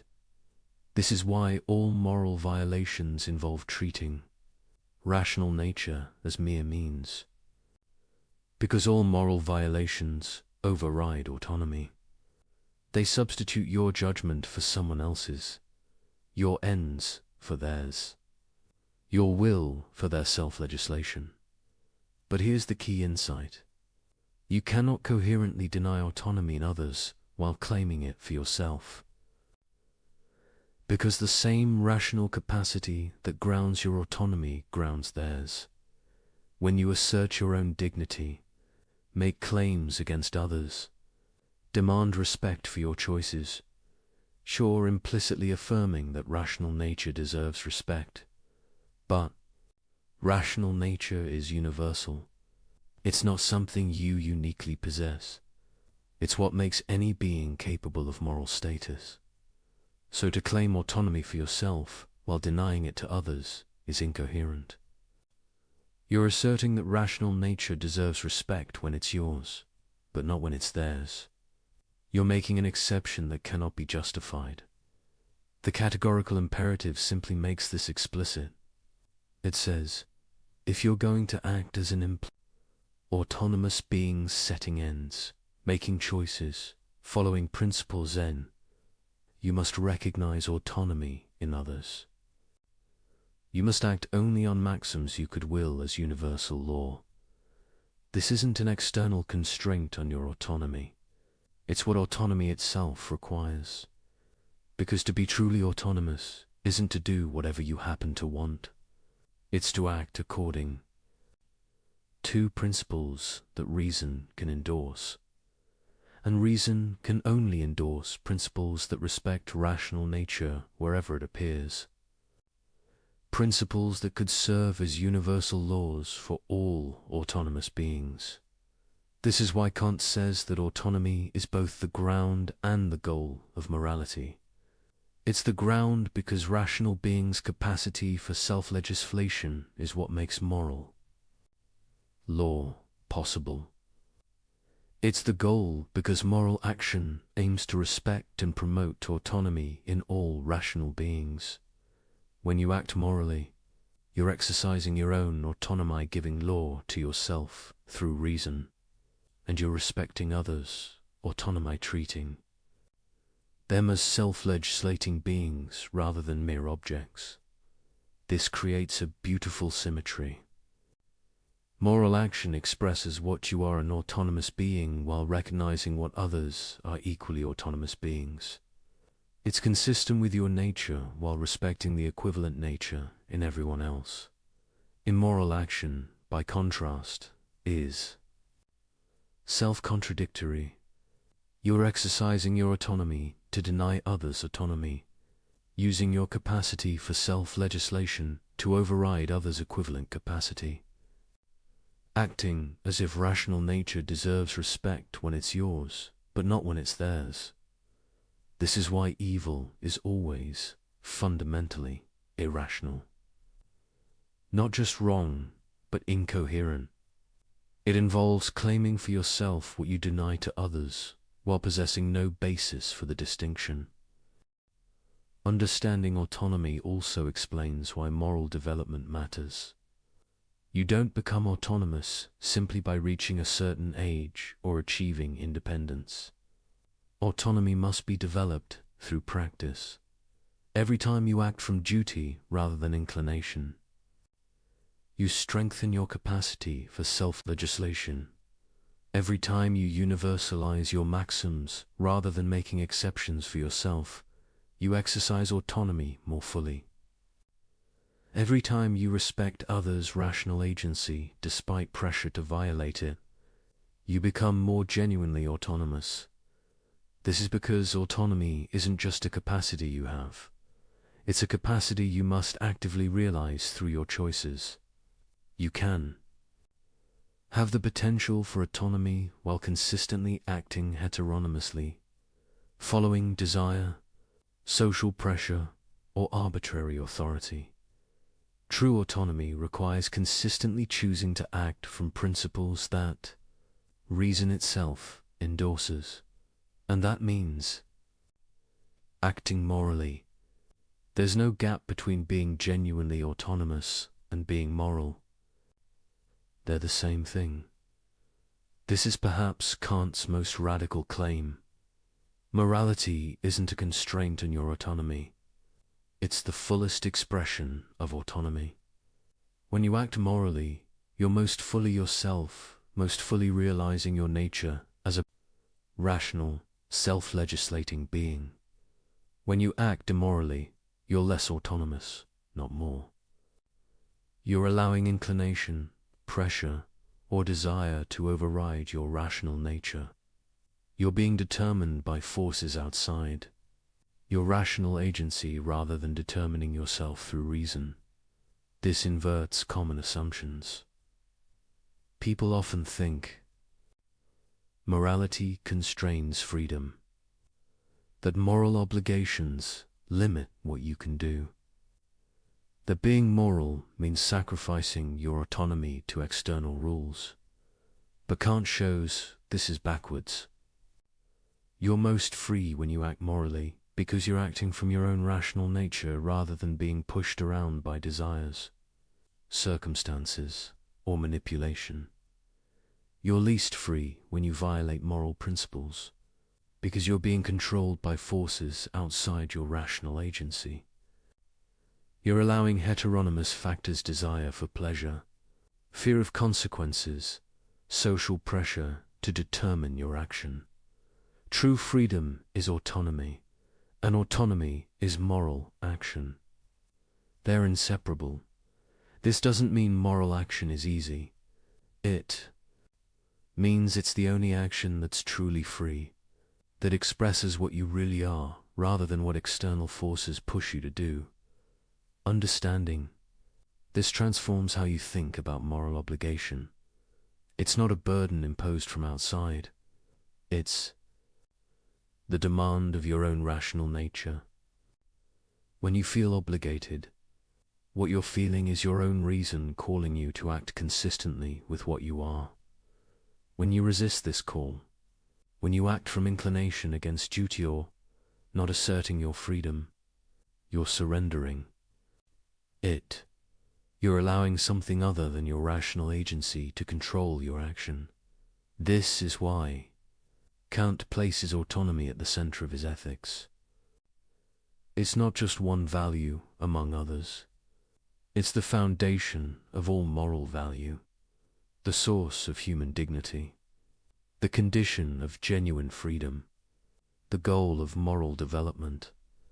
And it's the key to understanding why the categorical imperative binds, not because some external authority demands it, but because your own rational nature demands it.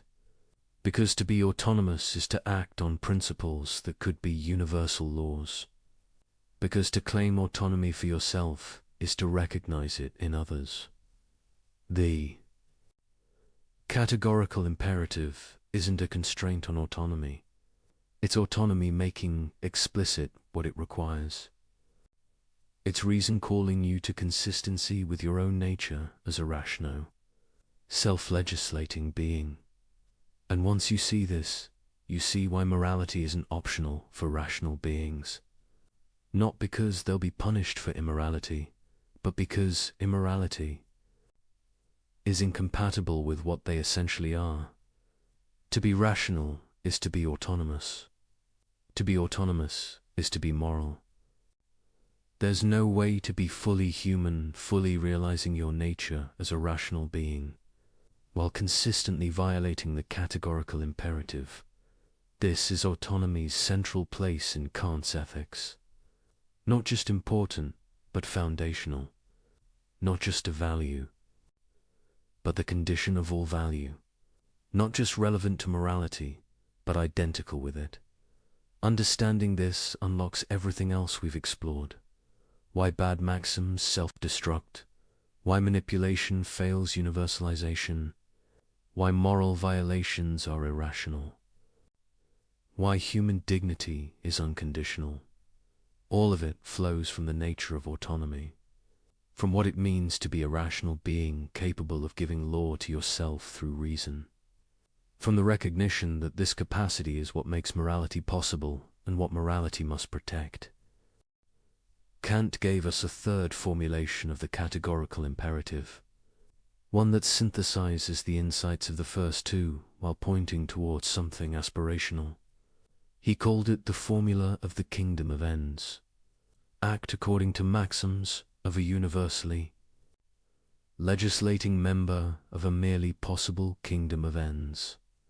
This formulation is more complex, but it captures something beautiful about what morality aims toward. A vision of human community at its best. A kingdom is a systematic union under common laws. But this isn't a political kingdom ruled by a monarch. It's a moral kingdom where all members are both legislators and subjects.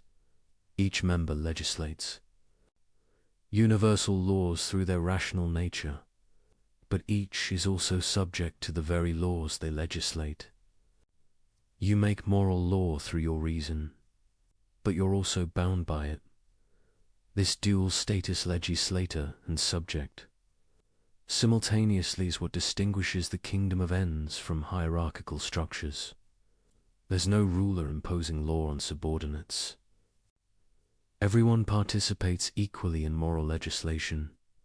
The kingdom consists of ends, rational beings who are valuable in themselves, not merely as means. Each member recognizes every other member as an end. Each treats everyone else with the respect due to autonomous agents.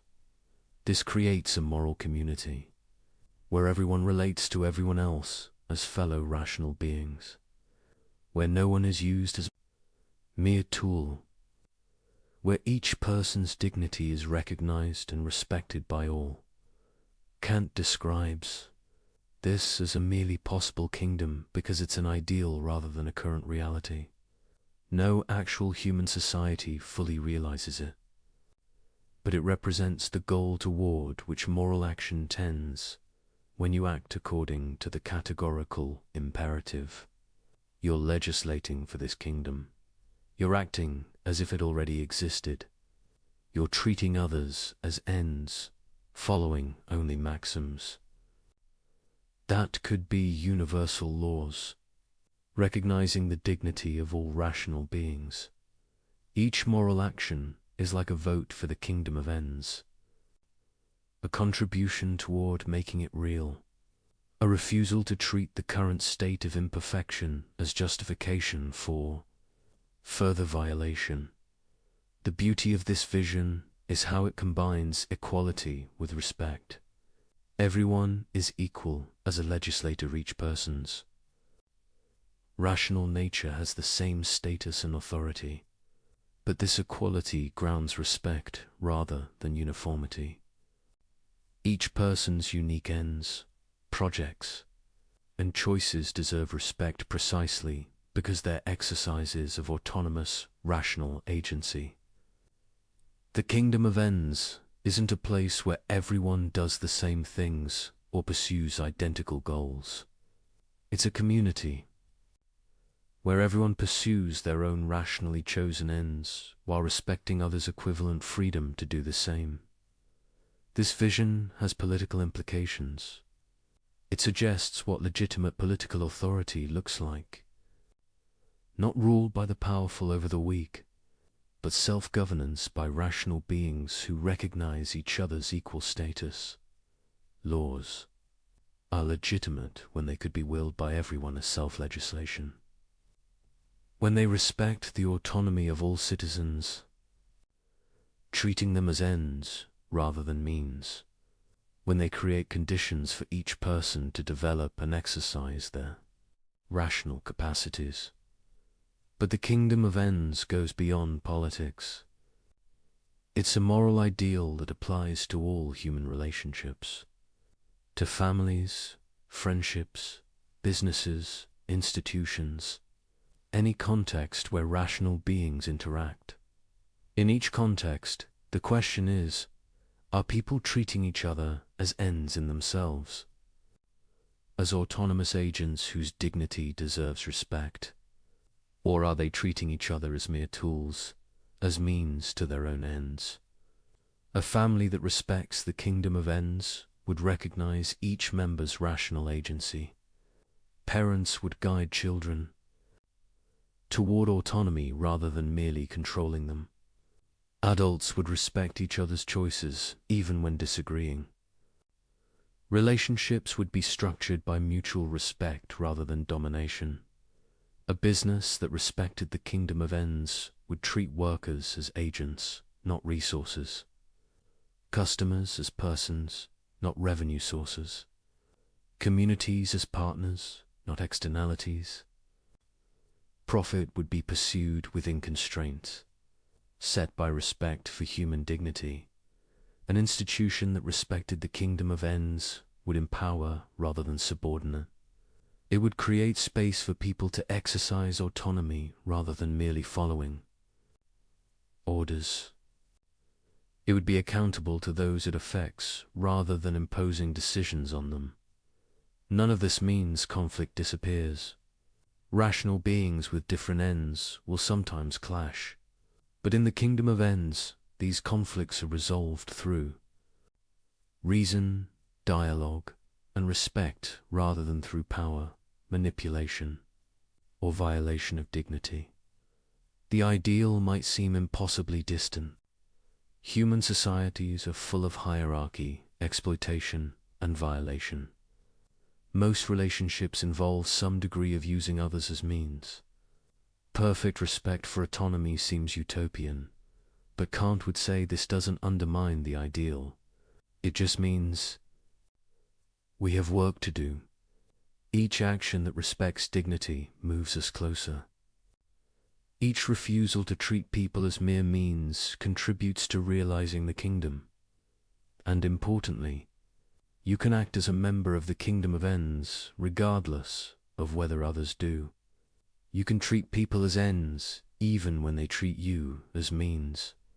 You can follow universal laws even in an unjust world. This is what acting from duty means. Not waiting until conditions are perfect, but acting morally now. Treating the kingdom of ends as already existing through your own behavior, even when others haven't caught up. This is hard. It means respecting people's dignity even when they don't respect yours. Maintaining moral principles even when others violate them. Acting as if rational nature deserves unconditional respect even in circumstances that make this costly. But it's the only way the ideal can ever be realized. Not through some sudden transformation, but through individuals choosing to act morally despite imperfect conditions. Through each person taking responsibility for their own maxims, their own treatment of others, their own contribution to moral community.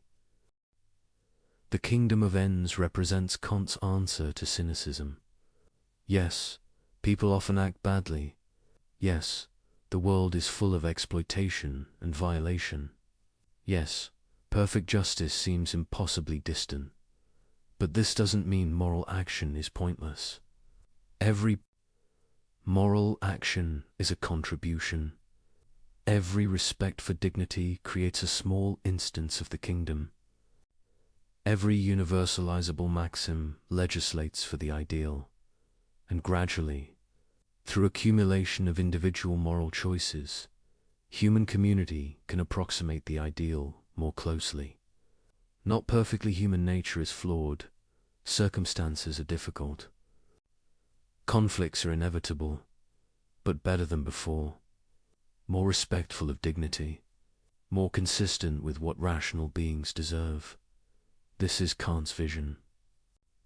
Not naive optimism about human goodness, but realistic hope based on what autonomy makes possible.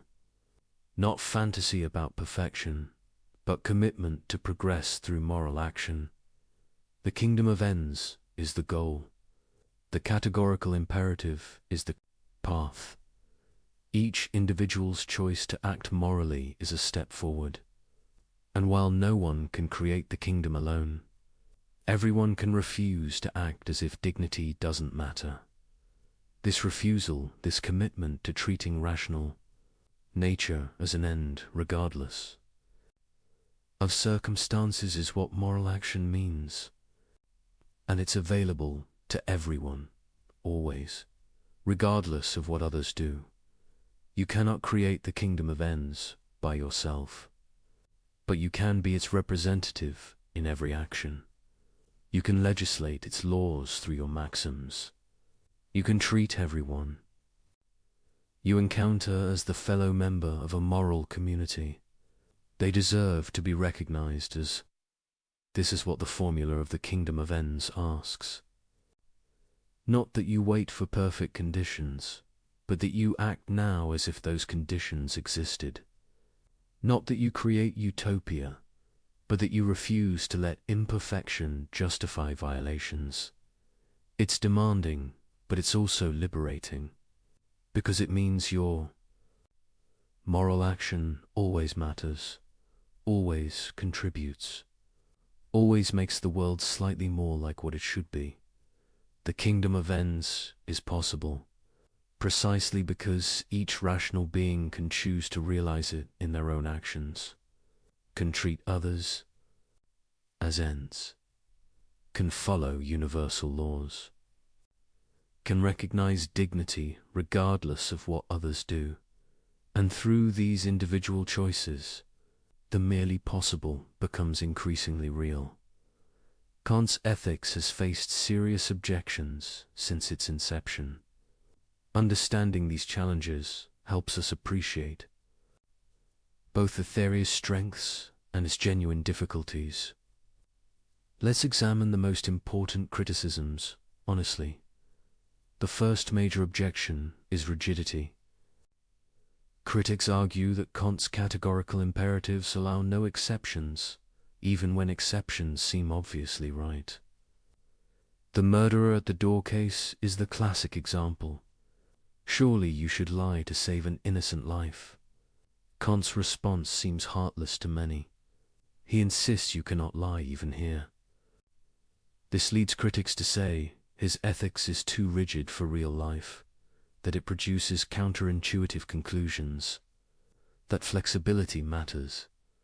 But defenders point out that Kant offers options besides lying. You can refuse to answer. You can physically prevent the murderer from entering. You can do many things. The prohibition is specifically against lying, not against protecting the innocent. Moreover, if we allow exceptions for good consequences, where do we stop? Once we say lying is acceptable when it produces good outcomes, we've abandoned the categorical nature of moral obligation. We're back to consequentialism with all its problems. The deeper response is that Kant's ethics isn't about maximizing good outcomes. It's about respecting human dignity regardless of consequences. If this sometimes requires accepting worse outcomes, that's the price of treating moral principles as truly categorical. You might still disagree, but the disagreement is about whether morality is fundamentally deontological or consequentialist, not about whether Kant is consistent within his framework. The second objection concerns conflicts of duty. What happens when two perfect duties conflict? When keeping one promise requires breaking another? When telling truth to one person means violating confidentiality to another? Kant has no clear procedure for resolving these conflicts.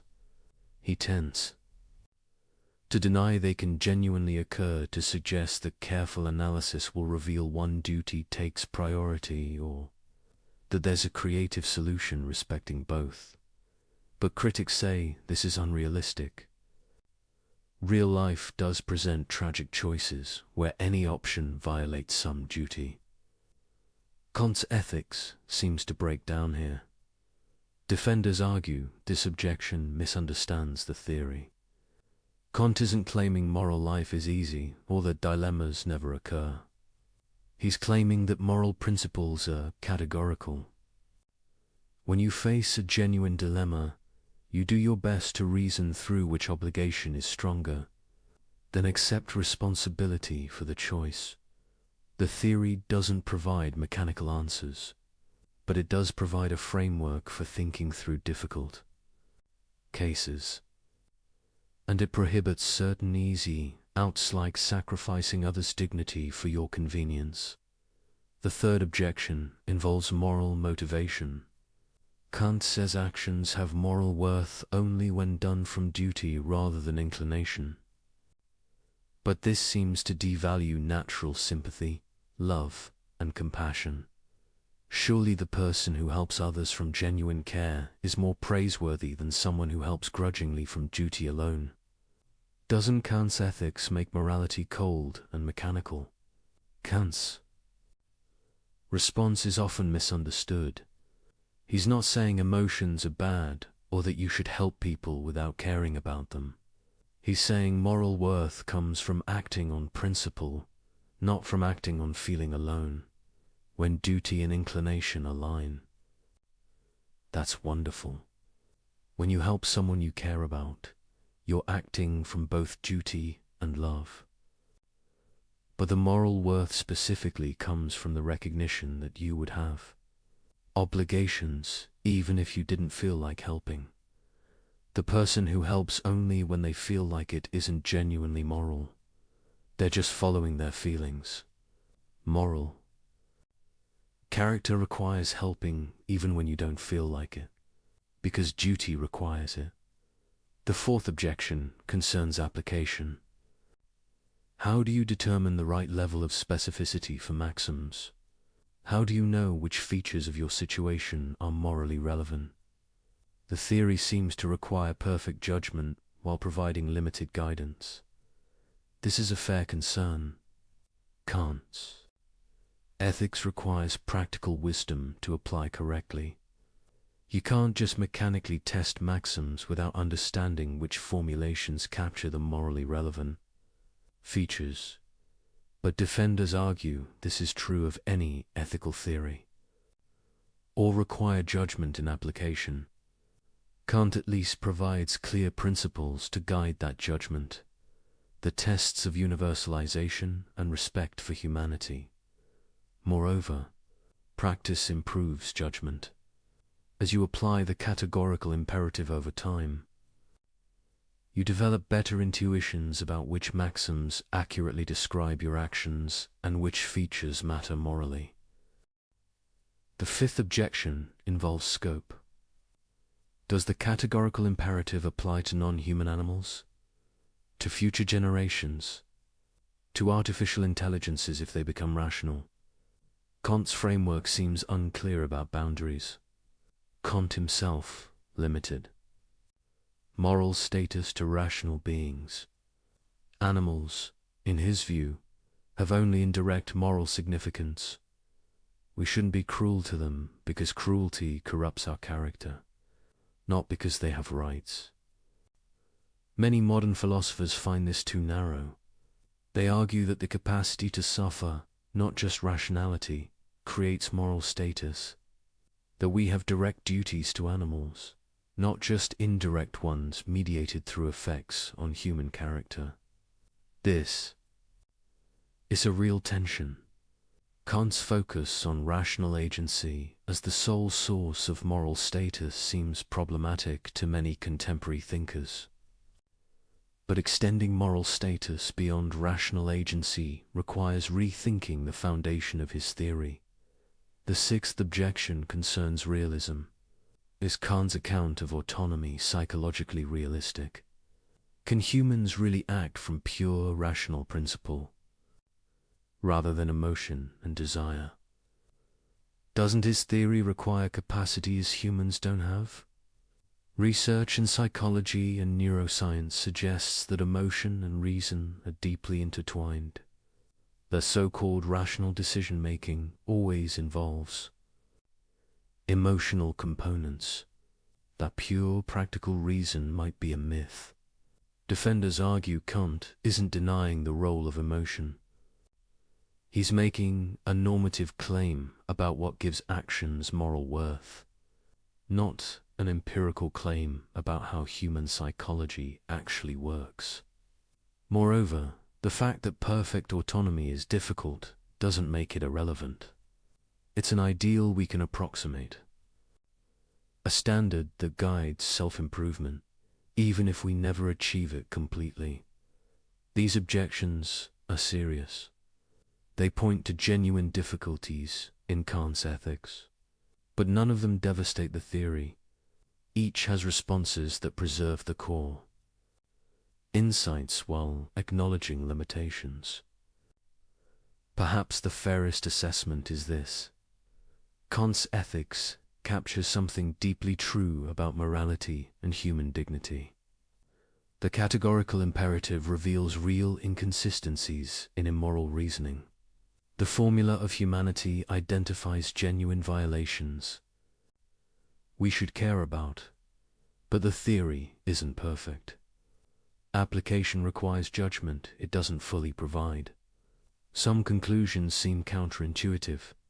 Some questions don't have clear answers within the framework. This doesn't mean we should abandon Kant. It means we should engage with his ideas thoughtfully. Take what works, grapple with what doesn't, and recognize that ethical thinking is an ongoing project without final answers. The categorical imperative remains a powerful tool for moral reasoning, even if you don't accept every detail of Kant's system. The universalization test and respect for humanity can guide ethical thinking. What matters most is the core insight. Rational beings have dignity that deserves unconditional respect. Moral principles must be universal, not arbitrary exceptions. Using people as mere means violates something fundamental about what they are. These insights survive even if specific applications are debatable. They provide framework for moral thinking even if they don't resolve every dilemma. They call us to higher standards even if perfect. Consistency is difficult. Kant's ethics isn't the final word in moral philosophy, but it's an essential word, one that transformed how we think about duty, dignity, and what it means to be rational beings living together. The challenges make the theory richer, not weaker. They show where more work is needed, where judgment matters most, where difficult choices remain difficult. But they don't undermine the fundamental achievement, showing that morality can be grounded in reason itself, that human dignity has philosophical foundation, that rational consistency demands moral action. This is enough. Not to answer every question, but to provide a framework for thinking them through. Not to eliminate moral difficulty, but to clarify what's at stake. Not to perfect human behavior, but to reveal what rational agency requires. And that revelation, what we are and what this demands, remains Kant's enduring contribution to human self-understanding. Now we move from theory to practice. You understand the categorical imperative intellectually, but how do you actually use it? How do you recognize violations as they happen in the messy, complex flow of daily life? The first step is developing what we might call moral attention, the ability to notice when someone is treating rational beings as mere means, when universal principles are being violated, when dignity is being compromised. This is harder than it sounds. We're surrounded by violations so normalized we don't see them. Practices so common they seem natural. Behaviors so standard they feel inevitable. Consider advertising. Every day you're exposed to hundreds of messages specifically designed to bypass your rational judgment, to trigger desires you didn't have, to create needs that don't exist, to associate products with emotions unrelated to the product itself. Watch a commercial carefully. Notice how it works. It's not presenting rational arguments for why you should buy something. It's showing you attractive people, creating artificial scarcity, exploiting insecurities, triggering social pressure. This is manipulation in its purest form, using your psychology against you, treating you as a system to be hacked rather than a rational agent to be convinced. Once you see it, you can't unsee it. The entire commercial landscape reveals itself a systematic violation of the formula of humanity. Every ad is trying to use you as a means to someone else's profit, without engaging your rational agency honestly. Does this mean all advertising is immoral? Perhaps not every instance, but the dominant model certainly violates Kantian principles. And recognizing this changes how you relate to commercial messages or consider workplace dynamics. How many conversations involve people treating each other as obstacles rather than persons, as functions rather than agents, as means to productivity rather than ends in themselves? A manager who sees employees only as resources to be optimized, a colleague who views others only as competition or tools, a system that measures human worth by output and treats dignity as overhead cost. These aren't dramatic violations. No one is shouting about their contempt for human dignity. But the structure of how people relate treats rational agency as secondary to organizational goals, treats persons as occupying roles rather than as beings whose autonomy deserves respect. Watch for phrases that reveal this: human resources, labor costs, productivity metrics. Each phrase subtly treats people as inputs rather than ends, as things to be managed rather than agents to be respected. Or consider social media. You post something, immediately you're aware of performing for an audience, crafting your image, managing impressions, competing for attention and validation. But what's your actual maxim? Not the stated one I'm sharing my thoughts, but the real one that drives behavior.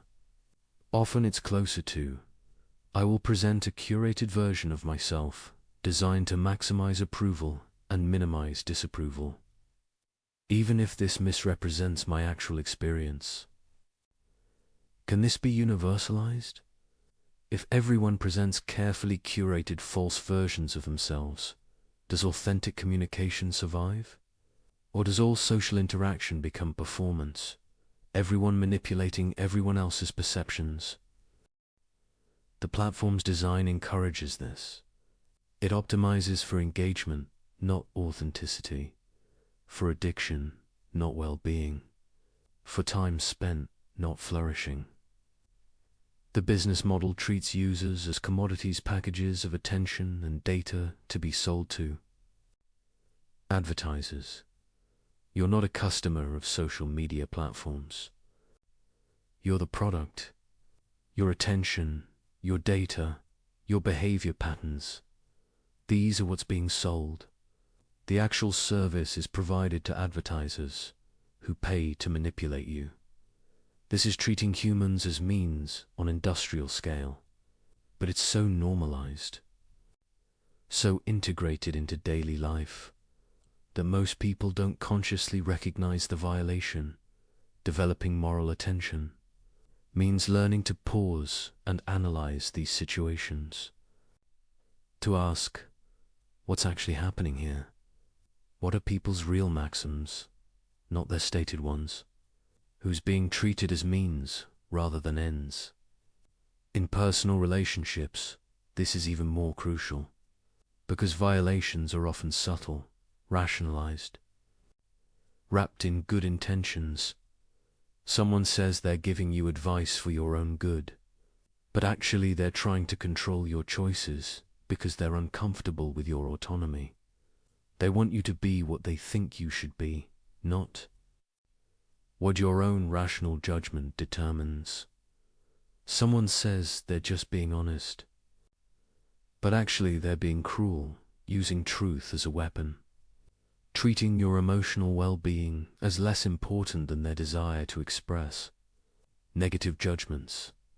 Someone says they need you to do something, but when you examine their actual maxim, it's, I will use guilt, obligation, and emotional pressure to get what I want, regardless of whether this respects your autonomous choice.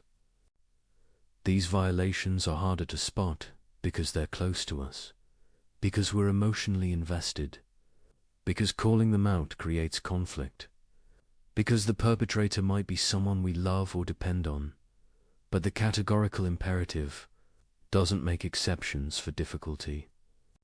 If your parent, spouse, friend, or colleague is treating you as a means rather than an end, that's a violation regardless of their intentions, regardless of how much you care about them.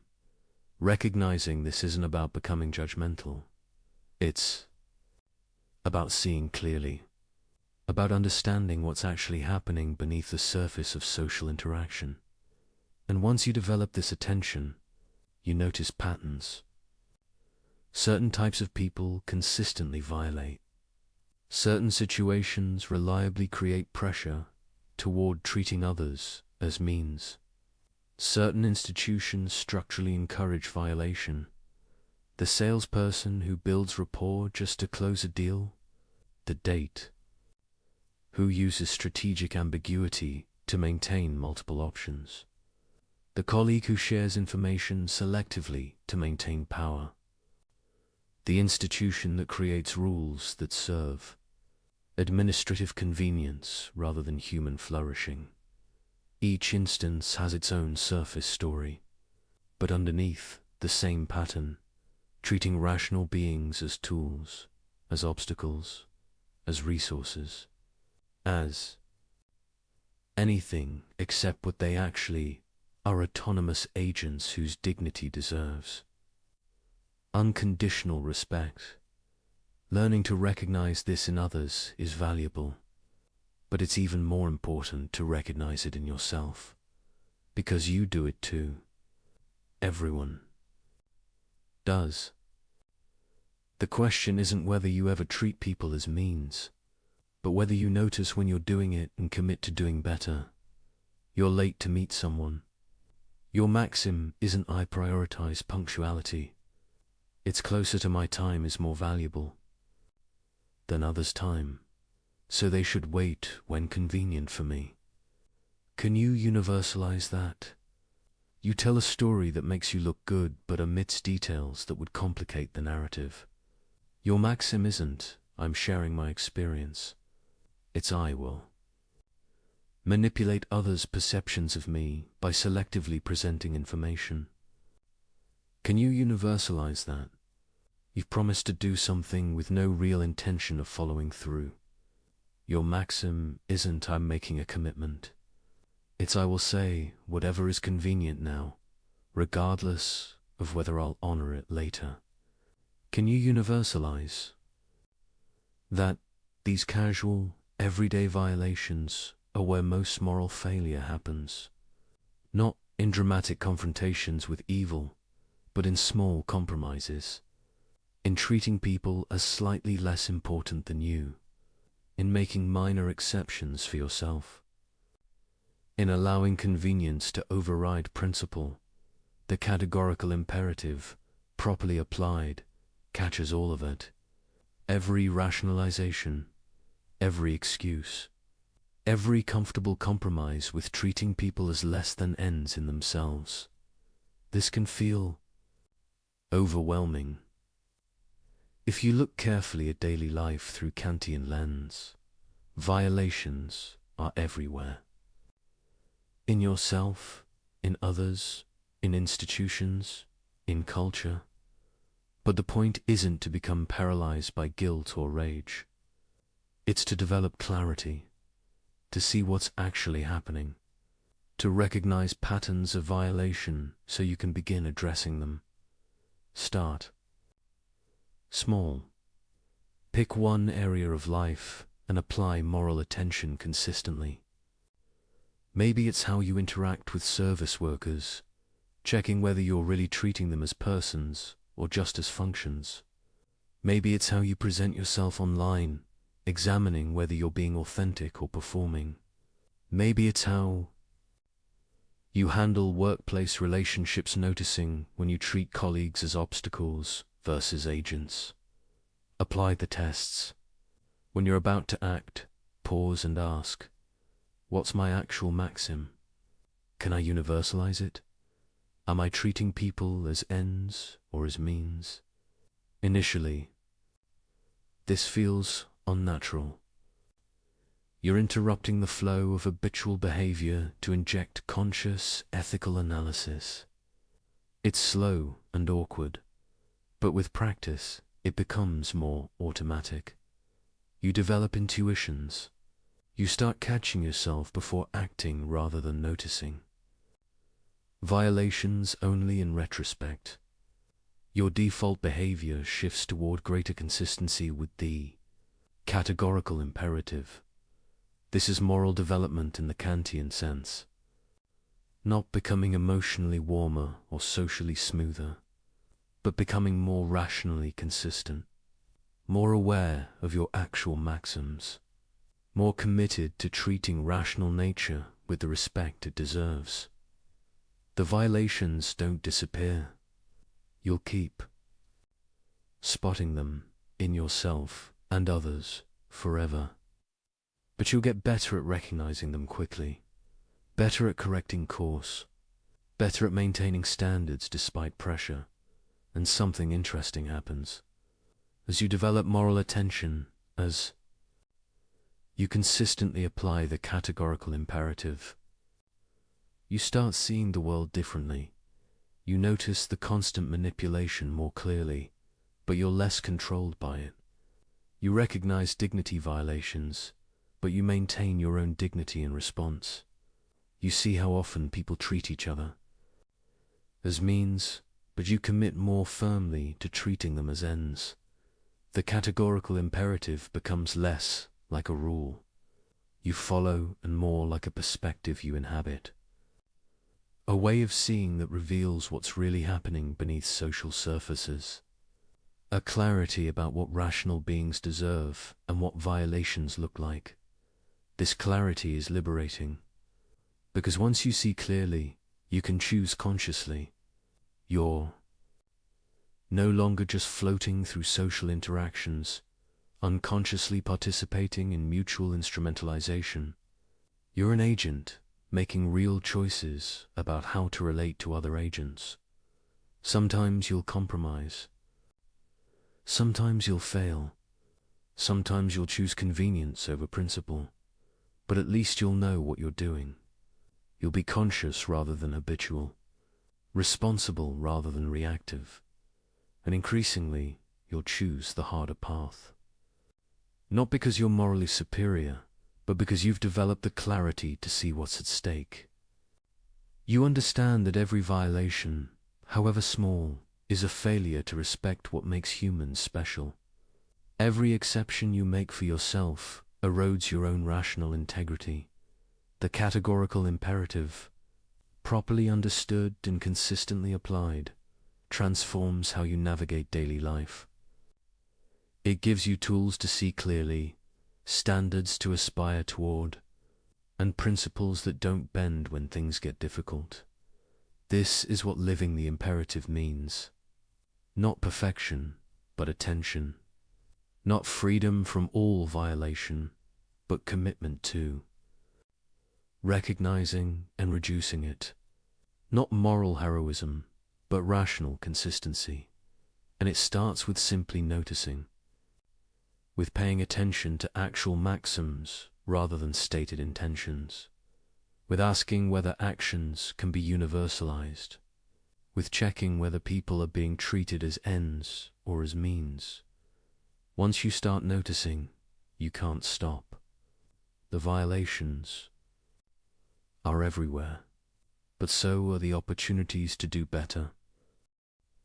Recognizing violations in others is easier than addressing them in yourself, because in yourself you see all the complexity, all the reasons, all the circumstances that make your violations seem necessary or justified.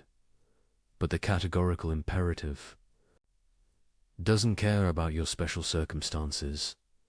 It asks only, can your maxim be universalized? Are you treating rational nature with the respect it deserves? Personal application starts with brutal honesty about your actual maxims, not the principles you claim to follow, but the rules you actually act on. Not your ideals, but your practices. This is harder than it sounds.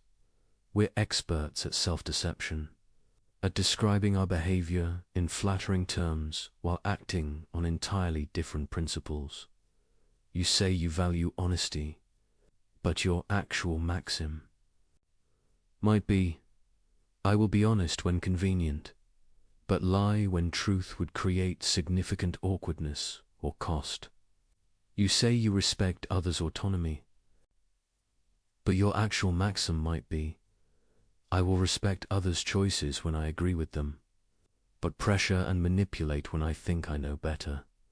You say you keep commitments, but your actual maxim might be, I will honor promises when easy, but feel free to break them when circumstances change or when I find something better to do. The gap between stated values and actual maxims is where all moral failure lives. Closing that gap is what personal application means. Start by picking specific situations and reconstructing your maxims honestly. A recent interaction where you felt uncomfortable afterward. A choice you rationalize but now question. A moment when you treated someone as less important than yourself. Write out what you actually did and why. Not the charitable interpretation, but the real reason. The maxim you actually followed, even if it's embarrassing to admit. Then test it. Can this maxim be universalized? If everyone followed this principle, would the world still function? Would. It creates the kind of community you want to live in. Often the answer is obviously no. Your maxim was selfish, short-sighted, or inconsistent. You were making an exception for yourself that you wouldn't grant others. This recognition is uncomfortable. It reveals that you're not living up to your own standards, that the gap between your ideals and your actions is real and significant. But discomfort is useful. It's your own rational nature calling attention to inconsistency, your own reason, pointing out that you're not being what you claim to be.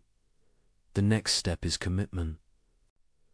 Not vague resolution to do better, but specific commitment to changed maxims. 2 principles you'll actually follow, not just endorse. If your maxim has been treating your time as more valuable than others, commit to punctuality. Not someday, but now. Not when convenient, but categorically. If your maxim has been lying when truth is awkward, commit to honesty. Accept the discomfort. Face the consequences. Stop treating communication as strategic rather than authentic. If your maxim has been breaking promises when circumstances change, commit to keeping them. Or don't make promises you're uncertain about. But stop treating commitments as provisional. This will be costly. That's the point.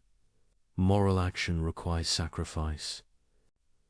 Not because sacrifice is valuable in itself, but because respecting dignity often conflicts with convenience.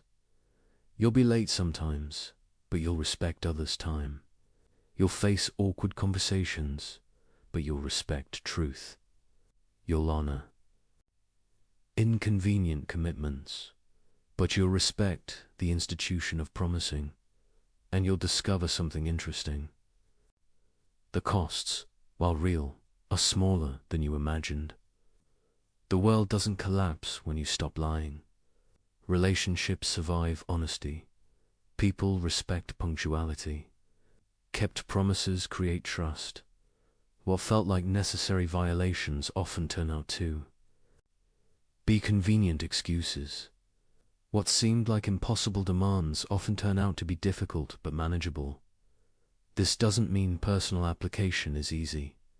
It means your initial resistance was often exaggerated, that your fears about the cost of morality were partly projection, but sometimes the costs are real and significant.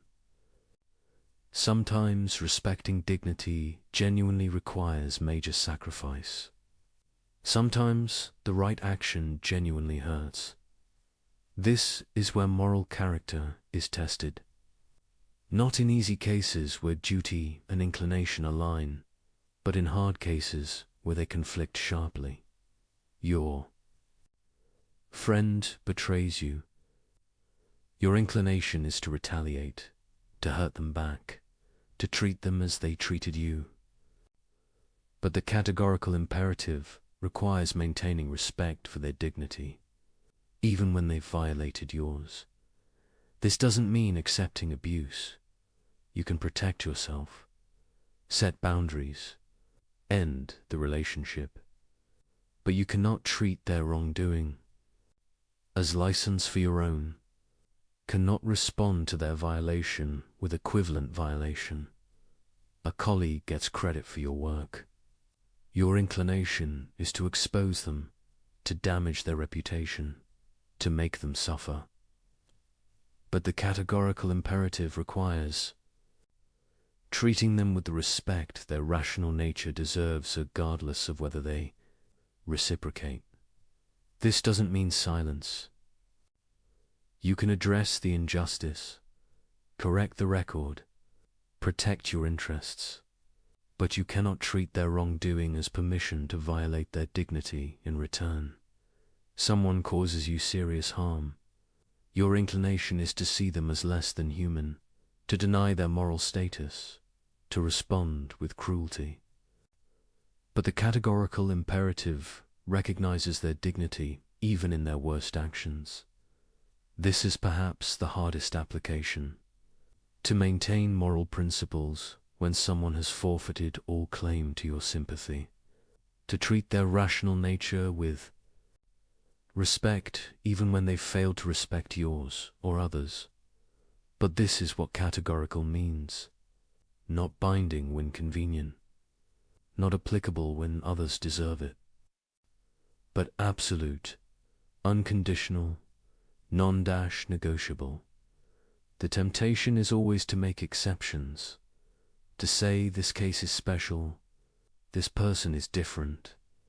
These circumstances justify violation, but every exception undermines the categorical nature of moral obligation.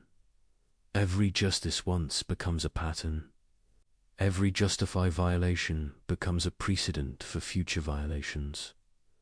Personal application requires catching yourself making exceptions, noticing when you're treating moral principles as provisional, recognizing when you're claiming special circumstances that don't actually matter morally. This is ongoing work. You never reach a point where you've mastered it, where violations stop tempting you, where consistency becomes automatic, because you're a finite being with desires that often conflict with duty, with pressures that push toward violation, with circumstances that make moral action costly. Moral development isn't about eliminating these conflicts. It's about choosing rightly despite them, about strengthening your commitment to principle through repeated practice. Each time you act from duty rather than inclination, you reinforce that capacity. Each time you maintain principle despite cost, you build character that makes future moral action easier. Not easy moral action is always demanding when duty and desire conflict, but easier than it was before, more natural, more integrated into who you are. This is why Kant emphasizes virtue as a disposition, not a single act, but a stable tendency toward moral action, a character structured by commitment to the categorical imperative rather than by pursuit of personal advantage. Building this virtue requires conscious effort over time. You can't just decide to be virtuous and have it be so. You must practice, must repeatedly choose principle over convenience, must strengthen moral commitment through exercise, like strengthening a muscle, and you must be honest about failures. When you violate principles, acknowledge it clearly. Don't rationalize. Don't minimize. Don't pretend circumstances justified what they merely explained. You lied. You broke a promise. You treated someone as a means. Face this honestly. Accept responsibility. Commit to doing better without pretending you didn't fail. This honesty is crucial, because self-deception about past violations enables future violations. If you convince yourself that your exceptions were justified, you'll make similar exceptions again.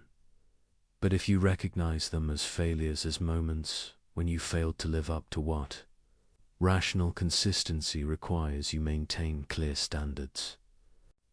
You know what you're aspiring toward even when you fall short. Personal application also means being honest about limitations. You're not perfect. You're not going to perfectly follow the categorical imperative in every moment.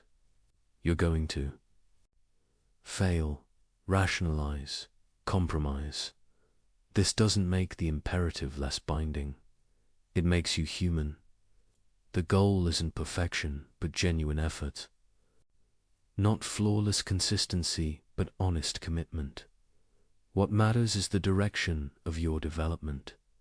Are you becoming more consistent or less? More attentive to your maxims or less? More committed to treating rational nature with respect or more willing to make exceptions? If the direction is positive, if you're genuinely trying to close the gap between your ideals and your actions, then you're developing morally even when you still have far to go.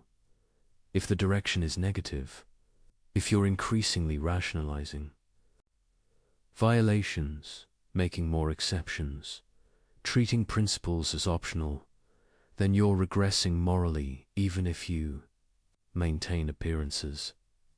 The categorical imperative provides the standard. Personal application provides the practice. Character development provides the goal.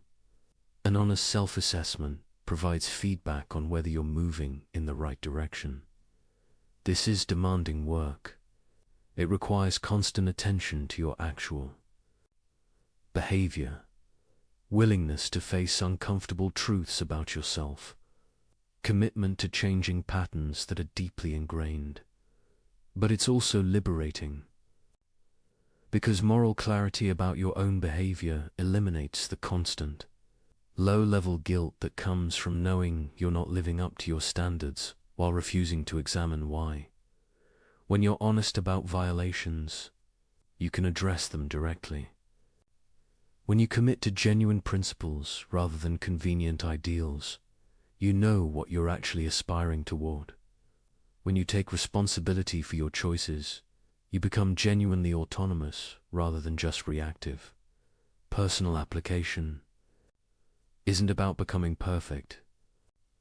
It's about becoming real, about closing the gap between who you claim to be and who you actually are, about living with integrity in the deepest sense, being whole rather than divided between stated values and actual practices. And this integration, this alignment of claimed principles with lived reality, is what moral development means. Not achieving perfection, but achieving honesty. Not becoming flawless, but becoming genuine. The categorical imperative asks you to be what you claim to be, to follow the principles you assert, to treat rational nature with the respect you demand for yourself. Personal application is accepting this challenge, examining your actual maxims, testing them for universalizability, changing them when they fail, and building character through repeated practice of principled action. It's hard work. It never ends. But it's the only way to truly respect your own rational nature by living consistently with what rational agency requires. Personal moral development matters, but humans don't live in isolation.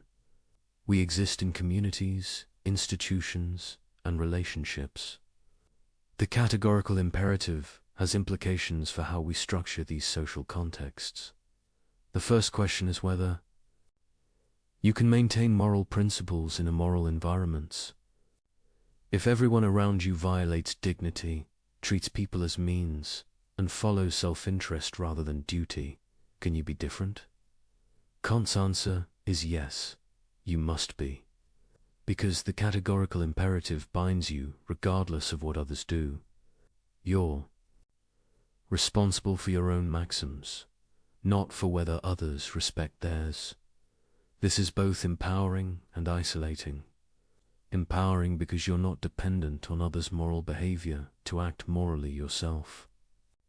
Isolating because maintaining principles when others don't creates friction.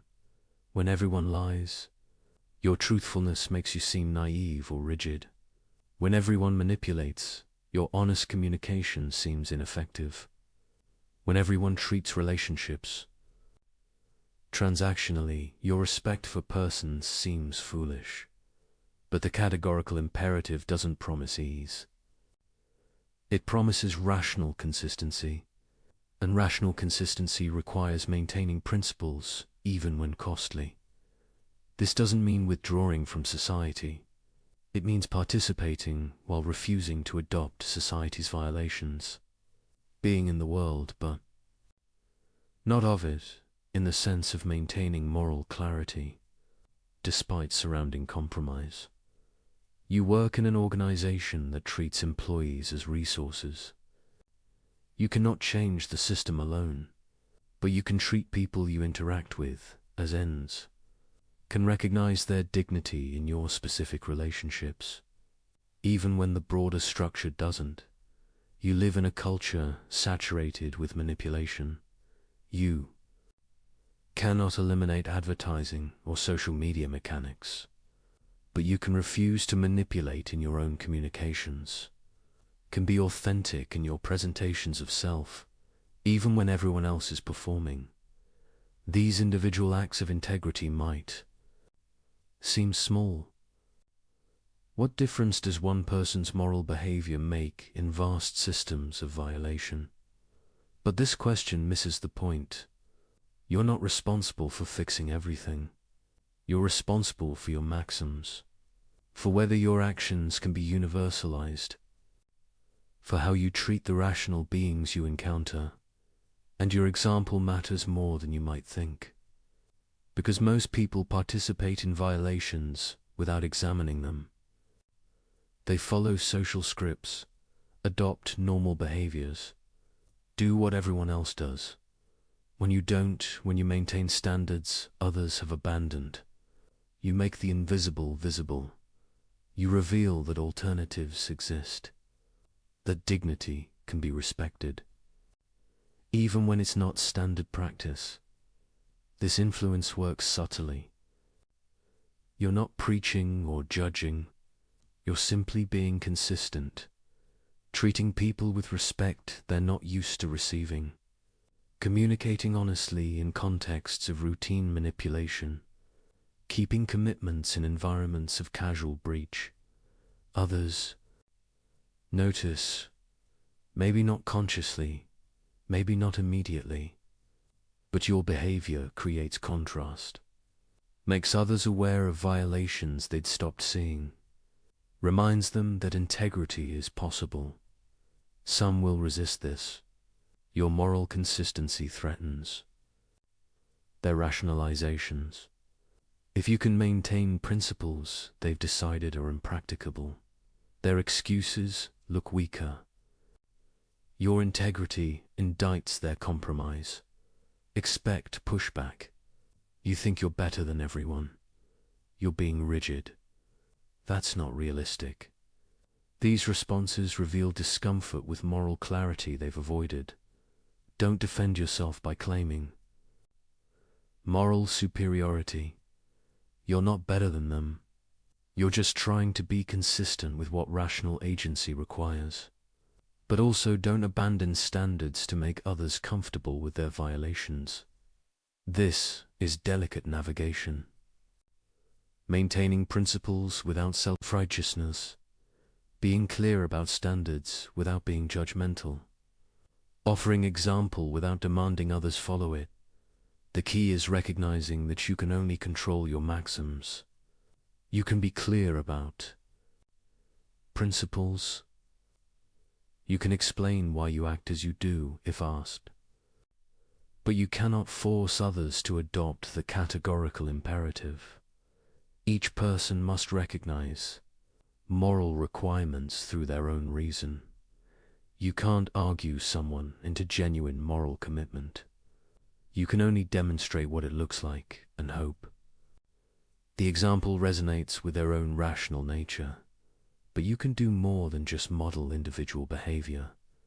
You can also advocate for structural changes that reduce systematic violations, for institutional designs that respect rather than violate dignity, for policies that treat people as ends rather than means.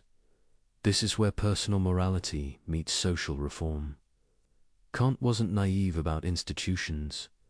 He recognized that structures shape behavior, that environments can make moral action easier or harder.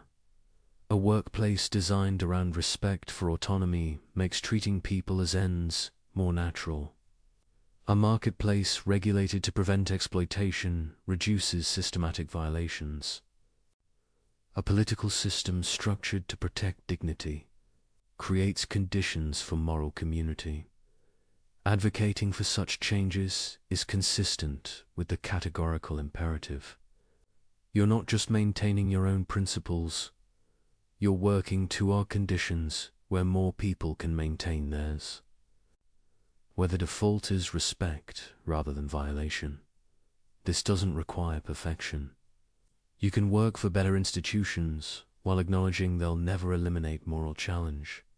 You can advocate for structural improvements while recognizing that individual character still matters. The goal isn't creating conditions where morality is automatic. That would eliminate autonomy. It's creating conditions where moral action is possible, where dignity is protected rather than systematically violated, where the categorical imperative can be followed without heroic resistance to overwhelming pressure. Education plays a crucial role here, not moralizing lectures or rote memorization of rules, but cultivation of capacities for moral reasoning, teaching people to examine their maxims, to test for universality, to recognize when they're treating others as mere means. This kind of education empowers autonomy rather than replacing it with external authority. It develops people's ability to think morally rather than just enforcing compliance with rules. Kant believed enlightenment meant learning to think for yourself, to examine received wisdom rather than accepting it blindly, to use your own reason rather than depending on others to tell you what to think. This applies to moral education. The goal isn't producing people who obey. It's producing people who can think through moral questions themselves, who understand why dignity matters and how to recognize violations. Such education requires patience. You cannot shortcut moral development, cannot make people understand through force or manipulation, can only create conditions where understanding becomes possible and hope individuals choose to develop it. In relationships, the social dimension of the categorical imperative means recognizing that treating individuals as ends requires respecting their connections. Their families, communities, and relationships matter to them. Your actions toward them affect these broader networks. You cannot treat someone's welfare as irrelevant while claiming to respect them as an end. Cannot destroy their relationships, harm their communities, or damage their social connections while maintaining that you respect their dignity. This doesn't mean never disagreeing or opposing, but it means recognizing that persons exist in webs of relationship, that respecting them requires some regard for what they care about, even when you don't share their values. The categorical imperative applies to communities as well as individuals. A genuine moral community would be structured by mutual recognition of dignity, by practices that respect autonomy, by institutions that treat rational nature as an end rather than a means. Building such communities requires collective effort. No individual can create them alone, but each person can contribute through their choices about how to relate to others, through refusing to participate in systematic violations, through advocating for better structures. This is the social dimension of living the imperative, not withdrawing into private virtue while society crumbles, not compromising principles to fit in, but maintaining integrity while engaging constructively, being clear about standards while working to help others meet them. It's harder than pure individual morality because you must navigate complexity, must balance principle with practical engagement, must maintain standards while avoiding self-righteous withdrawal. but it's necessary, because humans are social beings, because isolation isn't autonomy, because the kingdom of ends is a community, not a collection of hermits. The categorical imperative calls you to be a moral agent in social contexts, to treat the people you encounter as ends, to advocate for structures that respect dignity, to contribute to building communities where rational beings can flourish, not by force, not by manipulation, not by imposing your vision on unwilling others, but by example, by advocacy, by persistent commitment to principles others have abandoned. This is how moral progress happens, not through sudden transformation, but through gradual accumulation of individuals choosing integrity, through slow construction of institutions that respect rather than violate, through patient education that develops moral capacities. Your contribution might seem small, but small contributions accumulate. Each person who maintains principles despite pressure makes it easier for the next person. Each instance of integrity creates space for others to follow. This is the social dimension. Not replacing personal morality with structural change, but complementing it. Not abandoning individual responsibility for collective action, but recognizing both matter. You're responsible for your maxims, but you also live in community with others. The categorical imperative applies to both dimensions, to how you treat individuals and how you work toward better collective conditions. Both matter. Both require attention. Both demand commitment to treating rational nature with the respect it deserves. We've explored the categorical imperative as if it resolves all moral questions. But honesty requires acknowledging its limits alongside its possibilities. The first limit is determinacy. The categorical imperative provides a test for maxims, but it doesn't tell you which maxim describes your action. You must supply that interpretation, and sincere people can disagree about the right formulation. Consider helping someone. Is your maxim, I will help this person because they need assistance? Or I will help this person to feel good about myself?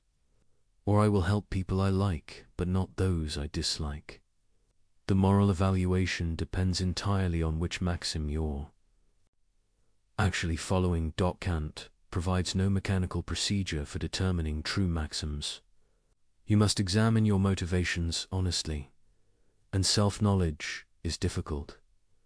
You can deceive yourself about why you act as you do. This doesn't make the categorical imperative useless, but it means applying it requires judgment, honesty, and self-awareness that the formula itself doesn't provide.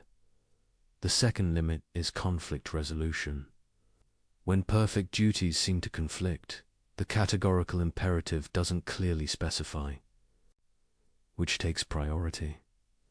Should you keep a promise or tell the truth when they conflict? Should you respect one person's autonomy or another's when both can't be fully respected? Kant often denied such conflicts are genuine. He suggested careful analysis would reveal creative solutions respecting both duties. But this seems optimistic. Life does present tragic choices, where any option violates some principle. The categorical imperative tells you to respect all perfect duties, but when circumstances force choice between them, it provides limited guidance. You must use practical wisdom the theory doesn't fully explain. The third limit is scope. The categorical imperative clearly applies to rational beings. But what about beings with partial rationality? Young children? People with cognitive impairments? Non-human animals with some cognitive capacities? Kant's framework suggests dignity attaches to rational nature. But rational nature comes in degrees. Pure rationality is an ideal no human perfectly achieves. Where exactly does moral status begin? These boundary questions matter practically. How should we treat animals? How should we regard people at different developmental stages? The categorical imperative doesn't provide clear answers. The fourth limit is motivation. Kant argues that acting from duty has moral worth, but he acknowledges humans are not purely rational. We have desires, emotions, inclinations that influence behavior. Can humans really act from pure duty rather than mixed? Motives. Psychological research suggests reason and emotion are deeply intertwined. That pure rational motivation might be a philosophical fiction. This doesn't invalidate Kant's normative claims, but it suggests the psychology he assumes might not match human reality, which raises questions about whether his ideal of moral agency is achievable. The fifth limit is cultural variation. Kant claimed the categorical imperative as universal binding on all rational beings. But moral intuitions vary significantly across cultures. What seems obviously universalizable in one context seems obviously non-universalizable in another. Does this mean the categorical imperative is culturally relative? Or does it mean some cultures have false moral beliefs? Kant would choose the latter, but this seems problematically dismissive of moral diversity. These limits are real. The categorical imperative doesn't answer every question, resolve every dilemma, or work exactly as Kant described. But recognizing limits doesn't require abandoning the theory, because alongside limits, there are genuine possibilities. Things the categorical imperative accomplishes that no other framework matches first. It grounds morality in reason rather than authority. You don't need to believe in God, accept tradition, or defer to experts. You can discover moral principles through your own rational reflection. This is enormously empowering.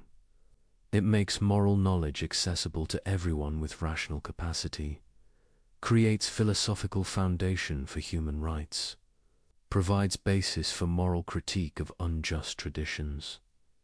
Second, it protects human dignity unconditionally. Not based on usefulness, not contingent on good behavior, not dependent on someone liking you, but simply because you're a rational being capable of autonomy. This protection is robust. It doesn't disappear when protecting dignity becomes inconvenient. Doesn't depend on calculating good outcomes. Doesn't require that you deserve it through virtue. Third, it exposes sophistical reasoning. When someone tries to justify bad behavior, the universalization test reveals inconsistency immediately. No more clever rationalizations that sound plausible but don't survive scrutiny. This is practical power. You can evaluate any moral claim by asking whether it can be universalized. Can cut through complexity to core questions about consistency and respect for rational nature. Fourth, it connects individual morality to broader social ideals. The kingdom of ends isn't just personal virtue. It's a vision of human community where everyone respects everyone's dignity, where institutions protect rather than violate autonomy. This connection between personal ethics and social justice is powerful. Your individual moral choices contribute to larger transformation. Your respect for dignity isn't isolated virtue, but participation in building better community. Fifth, it explains why morality feels binding, not through external enforcement, but through internal recognition. When you grasp that violating the categorical imperative is rationally inconsistent, you understand why you should be moral without needing threats or rewards. This makes moral obligations self-enforcing for rational beings. You cannot coherently deny it without denying your own rational nature. The bindingness is internal, not imposed. These possibilities are significant. They provide what Kant promised: foundation for morality based on reason itself, protection for human dignity, tools for moral reasoning, connection between personal virtue and social justice. The theory isn't perfect. No theory is. But its strengths are genuine and its limits are navigable. You can use the categorical imperative effectually while acknowledging questions it doesn't fully answer. The key is holding limitations and possibilities together, neither dismissing the theory because of its limits nor ignoring limits because of its strengths, but engaging honestly with both. Use the categorical imperative for what it does well: testing maxims for universalizability, identifying violations of dignity, providing principled foundation for moral reasoning. Don't demand it, resolve every edge case or answer every boundary question. Supplement it with practical wisdom for situations requiring judgment it doesn't fully provide. Combine it with honest self-examination to identify actual maxims. Integrate it with understanding of human psychology to make ideals realistic. But don't abandon its core insights: that rational beings have unconditional dignity, that moral principles must be universal, that treating people as mere means violates something fundamental. That rational consistency demands moral action. These insights survive the theory's limitations. They provide genuine guidance even when application requires additional judgment. They ground human rights even when boundary cases remain unclear. The categorical imperative is a tool, powerful but not omnipotent, clarifying but not automatic, principled but requiring wise application. Used well, with awareness of both limits and possibilities, it transforms moral reasoning, provides standards that don't shift with convenience, protects dignity that other frameworks leave vulnerable, connects personal integrity with social justice. This is enough, not to answer every question, but to ground the most important answers, not to eliminate moral difficulty, but to clarify what's at stake, not to perfect human behavior, but to reveal what rational agency requires. And for beings who are rational but finite, who must navigate complex reality with imperfect knowledge, who need both principle and judgment as combination of limits and possibilities, is exactly what moral theory should provide. We arrive at the final practical implication, the one that makes the categorical imperative truly dangerous to systems built on manipulation and exploitation. When you genuinely understand and commit to the categorical imperative, you become ungovernable. Not in the sense of being uncontrollable or rebellious, but in the sense of being immune to manipulation, resistant to exploitation, impossible to deceive. Because you now possess a tool that exposes every sophisticated rationalization, every clever excuse, every attempt to use you as a means while claiming to respect you as an end. You're immune to advertising because you recognize it as systematic manipulation. You see through the psychological tricks, the manufactured needs, the exploitation of insecurity. You cannot be manipulated by what you clearly see as manipulation. You're immune to political rhetoric that treats citizens as means to power. You recognize empty appeals, false promises, strategic ambiguity. You demand actual principles rather than accepting comfortable lies. You're immune to social pressure that demands you violate your principles to fit in. You understand that following the crowd when the crowd violates dignity is itself a violation, that conformity is no excuse for treating people as means. You're immune to institutional demands that you compromise integrity for organizational goals. You recognize when systems ask you to treat people as resources rather than persons, and you refuse, regardless of career consequences. This is what ungovernable means.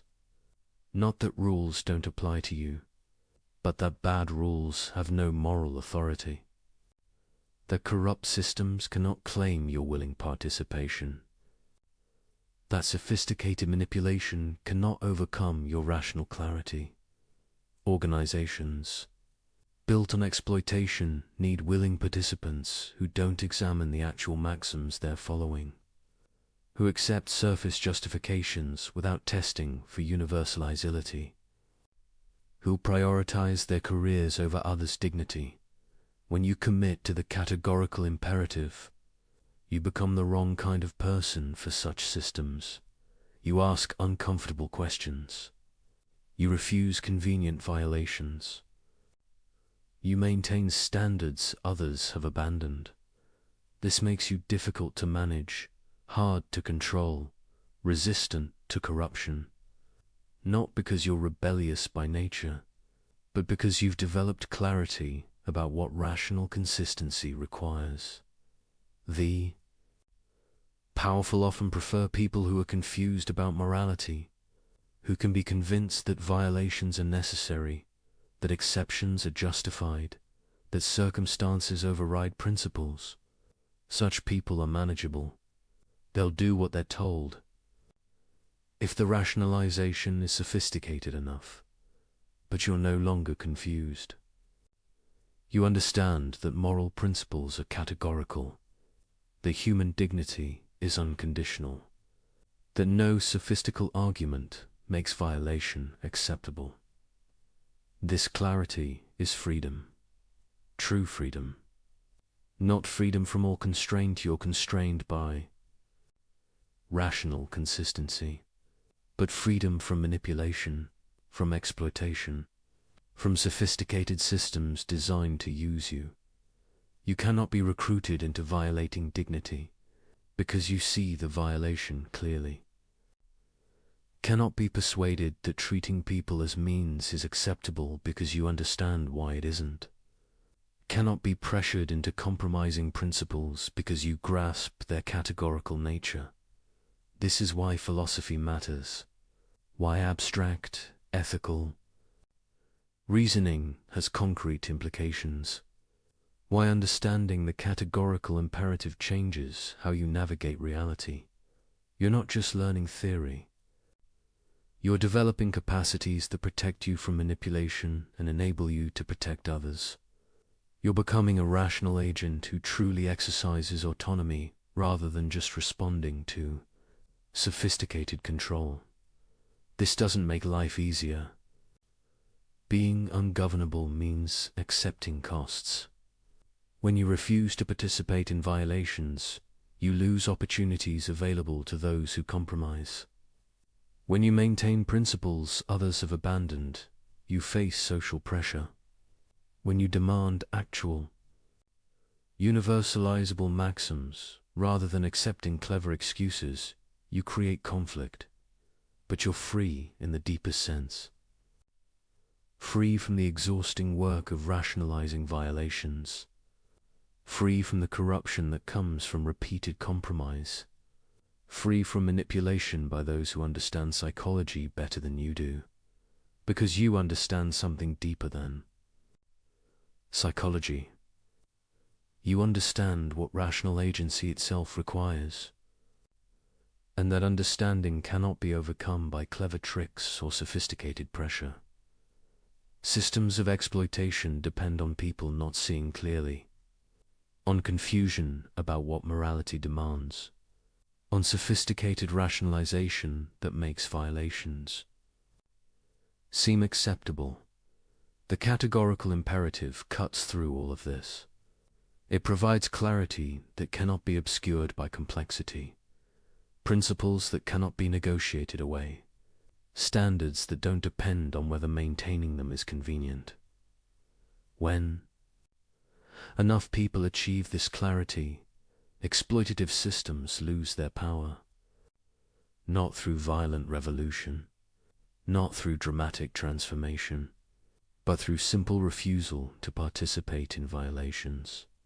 One person refusing is easily marginalized, but as more people develop moral clarity, the costs of maintaining exploitative systems increase.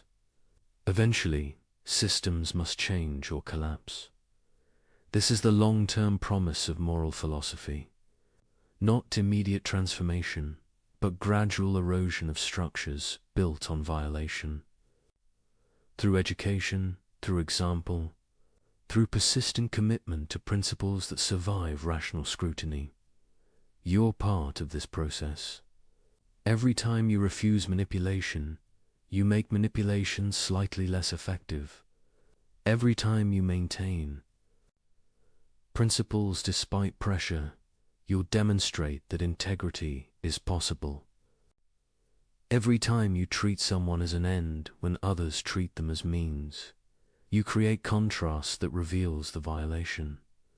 This is your contribution, not changing everything, not perfecting society, but being ungovernable, maintaining clarity, refusing to participate in sophisticated systems of exploitation, and helping others develop the same clarity, not by preaching, not by judging, but by demonstrating what principled consistency looks like, by explaining the categorical imperative when asked, by living in ways that make dignity visible. This is becoming ungovernable through philosophy, using rational tools to protect autonomy, developing clarity that resists manipulation, building character that cannot be corrupted by sophisticated pressure. It's available to anyone, doesn't require special talent or privileged background, just willingness to think clearly, to examine maxims honestly, to maintain consistency despite cost. The categorical imperative gives you everything you need. A test for evaluating any maxim, a principle that protects all dignity, a framework that grounds morality in reason itself. The rest is practice, applying principles despite pressure, maintaining clarity despite confusion, building character through repeated choice of duty over inclination. This is what it means to live the imperative, to let it transform not just your thoughts but your actions, your relationships, your participation in institutions, your very being as a rational agent, and in doing so, to become truly free, truly autonomous, truly ungovernable by those who depend on confusion, manipulation, and sophisticated exploitation. This is philosophy's ultimate gift. Not just understanding, but liberation.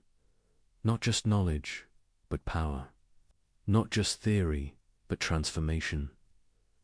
The categorical imperative makes you dangerous, not to legitimate authority or genuine community, but to systems built on violation, to manipulation disguised as persuasion, to exploitation justified by necessity. And that danger is exactly what corrupt systems cannot tolerate, which is precisely why understanding Kant matters now more than ever. You possess the tool. The question is whether you'll use it. We began by noting something remarkable. A principle formulated in 1785 still exposes modern deceptions. An insight from an 18th century German philosopher still reveals 21st century violations. How is this possible? If morality were culturally constructed, you'd expect moral insights to become obsolete. What worked for Kant's world shouldn't necessarily work for ours. Different technology, different social structures, different problems surely these require. Different moral frameworks. But the categorical imperative persists. It exposes violations in contexts Kant never imagined. Social media manipulation, corporate exploitation, political propaganda, algorithmic manipulation, technologies that didn't exist, but patterns of violation that remain fundamentally unchanged. This persistence suggests something profound, that Kant discovered something real, not invented a useful fiction, not proposed a culturally specific framework, but actually identified genuine features of moral reality. Consider why manipulations that work today would work in Kant's time. Why lies succeed now as they succeeded. Then, why exploitation follows. Similar patterns across centuries and cultures. It's because human rational nature hasn't changed. We're still beings who communicate through language, who form expectations about others' behavior, who require trust for cooperation, who possess dignity that can be violated. The categorical imperative works because it's keyed to this stable nature. It identifies what rational agency itself requires, not what any particular culture happens to value. It reveals violations of dignity that don't depend on historical circumstance. This is why the universalization test still catches rationalizations, why the formula of humanity still identifies violations, why the kingdom of ends still represents a meaningful ideal. The sophistication of manipulation has increased enormously. Modern psychology provides tools for exploitation Kant couldn't have imagined. Technology enables violations at scales he never conceived. Systems of control have become vastly more complex and subtle, but the fundamental pattern remains unchanged. The manipulator depends on others not manipulating. The liar depends on others telling truth. The exploiter depends on others maintaining cooperative order. The person claiming exception depends on others not claiming equivalent exceptions. Every attempt to violate dignity while enjoying its protections faces the same logical incoherence. Every rationalization that can't be universalized fails the same test. Every treatment of persons as mere means violates the same fundamental principle. This structural consistency is what makes Kant's insights timeless.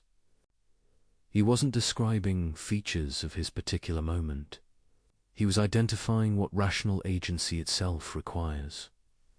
And rational agency has the same requirements whether you're in 18th century Prussia or 21st century anywhere. The details change. The contexts evolve.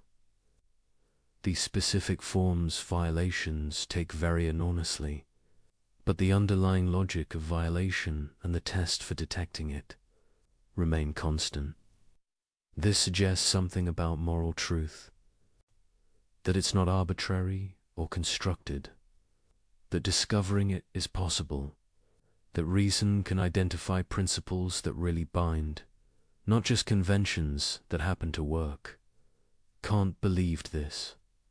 He thought moral philosophy could be objective truths about what rationality requires, rather than inventing useful fictions.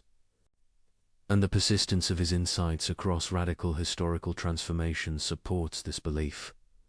If the categorical imperative were just a product of Enlightenment culture, it would have become dated.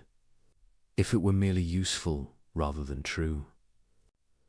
Changing circumstances would have rendered it obsolete.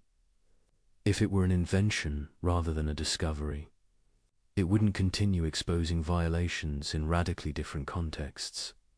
But it does continue working. The same test that revealed inconsistency in 18th century rationalization reveals inconsistency in 21st century sophistication. The same principle that protected dignity then protects it now. The same ideal that guided moral aspiration continues to guide it. This is the persistence of truth. Not because people keep choosing to believe Kant, but because he identified something real about what rational beings are, and what this requires. You can reject his specific conclusions, you can question his applications, you can identify limitations in his framework, but the core insights survive scrutiny across centuries, precisely because they're not time-bound. Rational beings have dignity. This dignity doesn't depend on utility or majority preference. Moral principles must be universal, or they're not really moral. Using people as mere means violates something fundamental. Rational consistency demands acting on principles you could. Will as universal law. These aren't claims about Kant's historical moment. They're claims about rational nature itself. And rational nature persists across historical change. This persistence has implications. It means moral progress is possible not just changing moral beliefs, but actually approaching truth. It means moral knowledge can accumulate later thinkers, building on genuine insights rather than just replacing old fashions with new ones. It means that when you commit to the categorical imperative, you're not choosing one ethical system among many equivalent options. You're aligning yourself with requirements that genuinely bind rational beings, with truths that don't depend on anyone believing them. This is both comforting and demanding. Comforting because moral truth exists to be discovered, not invented. Because principles that survive rational scrutiny really do apply. Because dignity has objective foundation. Demanding because these truths don't adjust to circumstances, don't become less binding when inconvenient, don't care whether you like them or find them comfortable. The persistence of truth means you cannot escape moral requirements by claiming they're outdated, cannot dismiss principles because they're old, cannot reject obligations because circumstances have changed. If treating people as ends was required in 1785, it's required now. If universalization exposed rationalization then, it exposes it today. If dignity deserved respect in Kant's world, it deserves respect in yours. The sophistication of your violations doesn't change their character. The complexity of your rationalization doesn't survive scrutiny any better than simpler excuses. The novelty of your circumstances doesn't create exceptions to principles that apply to all rational beings. This is what persistence means. Not that nothing changes, but that what matters most, the requirements of rational agency, the demands of dignity, the logic of moral consistency remains constant, beneath surface variation, and recognizing this changes how you relate to moral principles. They're not suggestions from the past. They're requirements of the present. They're not historically situated opinions, but timeless truths about what rational nature demands. This doesn't mean Kant was right about everything. Doesn't mean his specific applications were perfect. Doesn't mean his framework has no limitations. But it means he discovered something that persists because it's true. That continues revealing violations because violations really are violations. regardless of how skillfully they're disguised or how much circumstances have changed. The categorical imperative works today for the same reason it worked then, because rational beings are rational beings, because dignity is dignity, because treating people as mere means is treating people as mere means. Whether you do it through 18th century exploitation or 21st century algorithms, this persistence is the test of genuine insight. Ideas that capture something real survive contextual change. Principles that identify genuine requirements apply across historical transformation. Truth persists when fashion fades, and the categorical imperative has persisted through 2 centuries of radical change, through technological revolution, through social transformation, through challenges from multiple philosophical traditions. It persists because it's true, because it identifies what rational agency actually requires, because it protects what genuinely deserves protection, because it reveals what consistently needs revealing. This is why an 18th century principle still matters, why Kant's insights remain relevant, why understanding the categorical imperative transforms how you see modern violations. Not because he was particularly clever at constructing systems, but because he was particularly clear at seeing what was really there, at identifying requirements that genuinely bind, at discovering truths that don't depend on historical circumstance.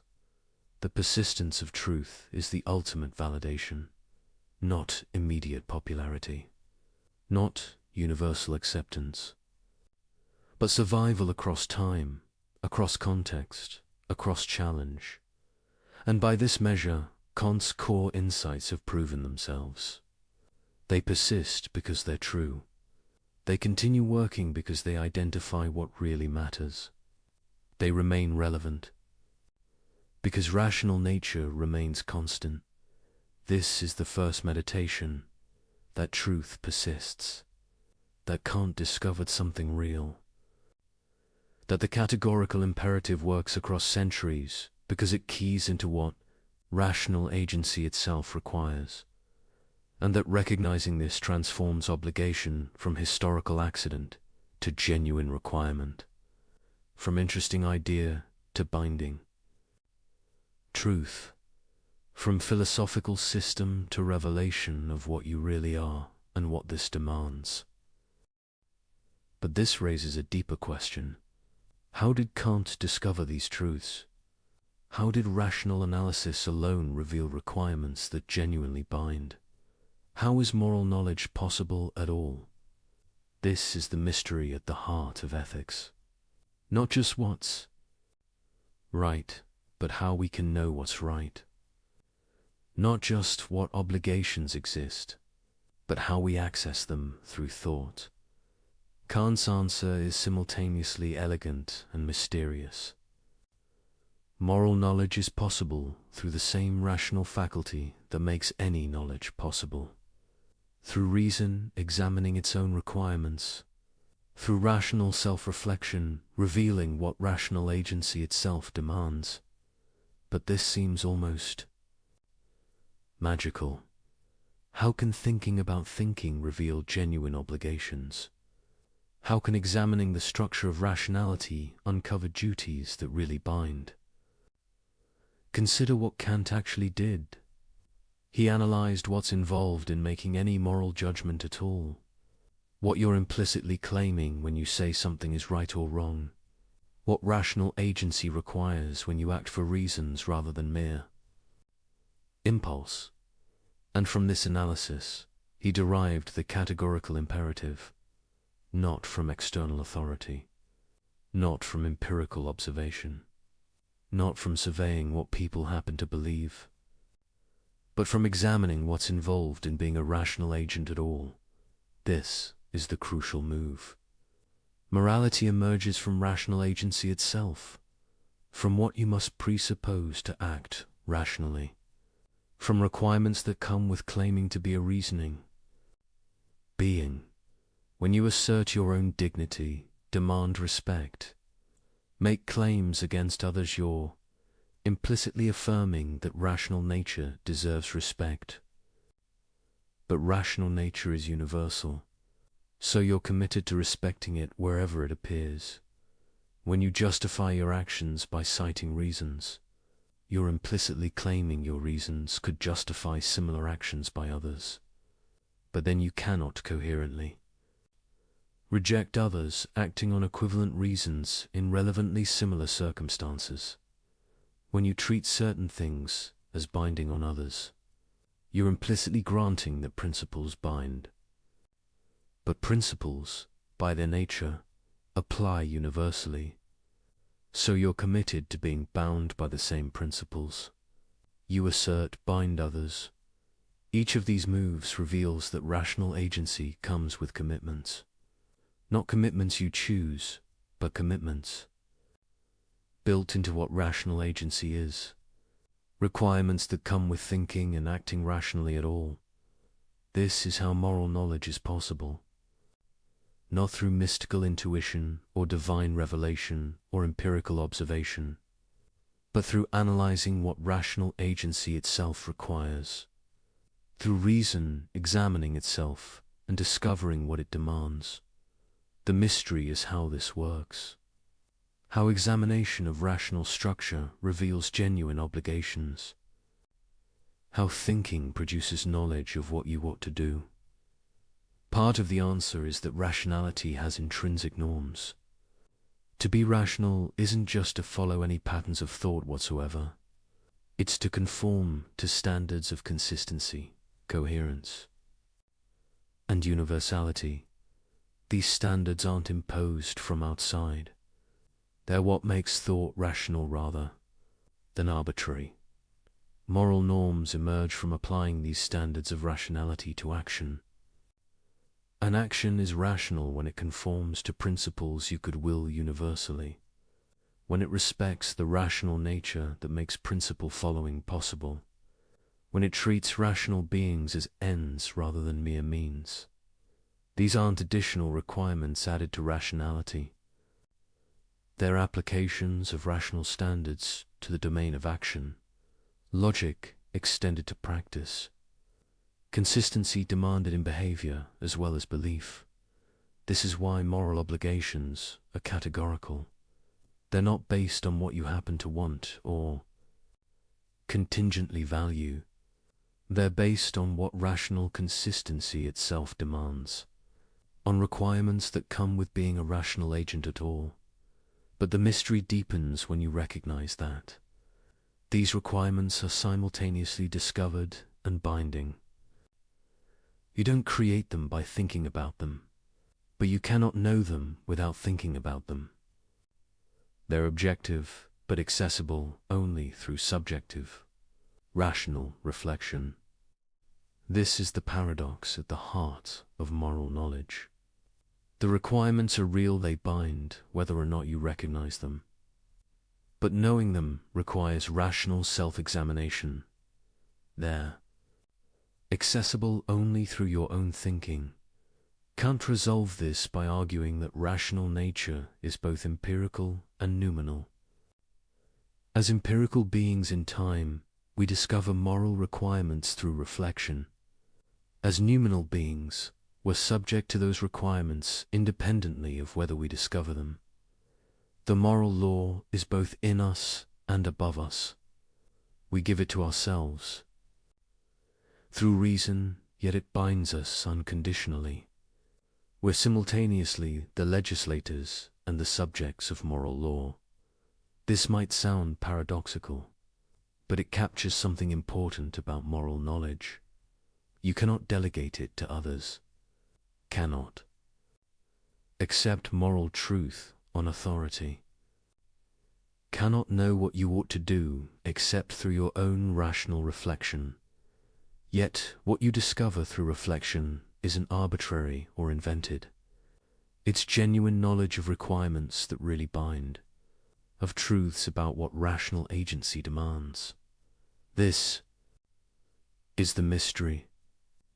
How examination of your own rational nature reveals requirements that apply to all rational beings. How subjective reflection produces objective knowledge. How thinking discovers rather than invents moral truth. Perhaps a mystery can never be fully resolved. Perhaps there's something irreducibly puzzling about how rational self-examination produces moral knowledge, about how we can know through pure thought what we genuinely ought to do, but the mystery is productive. It reveals that moral knowledge is unique, not like empirical knowledge of external facts, not like mathematical knowledge of abstract structures, but something distinct knowledge of requirements that emerge from what we are as rational agents. This uniqueness is important. It means moral truth can't be reduced to other kinds of truth, can't be discovered through the same methods that work for science or logic, requires its own form of rational reflection, and it means moral education must cultivate this capacity for reflection, must teach people to examine their own rational commitments, to discover through their own thinking what rational consistency demands. You cannot be told what your moral obligations are and genuinely understand them.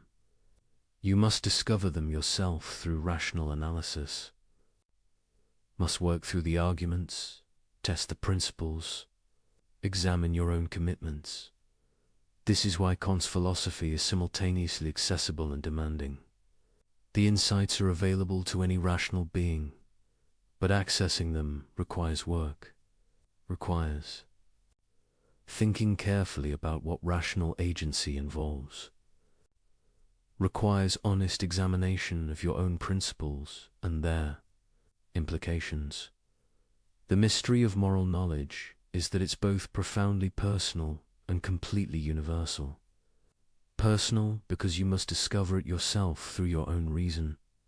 Universal because what you discover applies to all rational beings.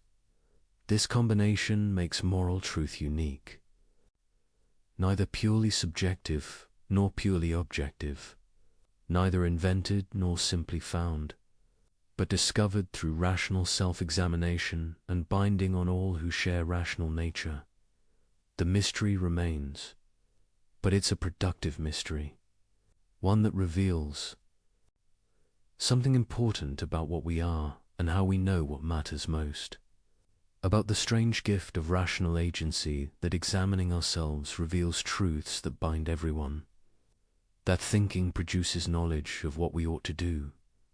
Kant didn't fully resolve this mystery, but he showed us its contours, revealed how moral knowledge is possible even if we can't completely explain why, demonstrated that rational reflection produces genuine insight into what really binds, and in doing so, he opened a path, not to certainty about every moral question, but to confidence that moral knowledge is possible, that examining rational requirements reveals real truths, that thinking carefully about what rational agency involves produces understanding of what rational agents ought to do. This is the second meditation. That moral knowledge is mysterious but real. That rational self-examination reveals genuine requirements. That we can know through thought what we ought to do, even if we cannot fully explain how this knowledge is possible.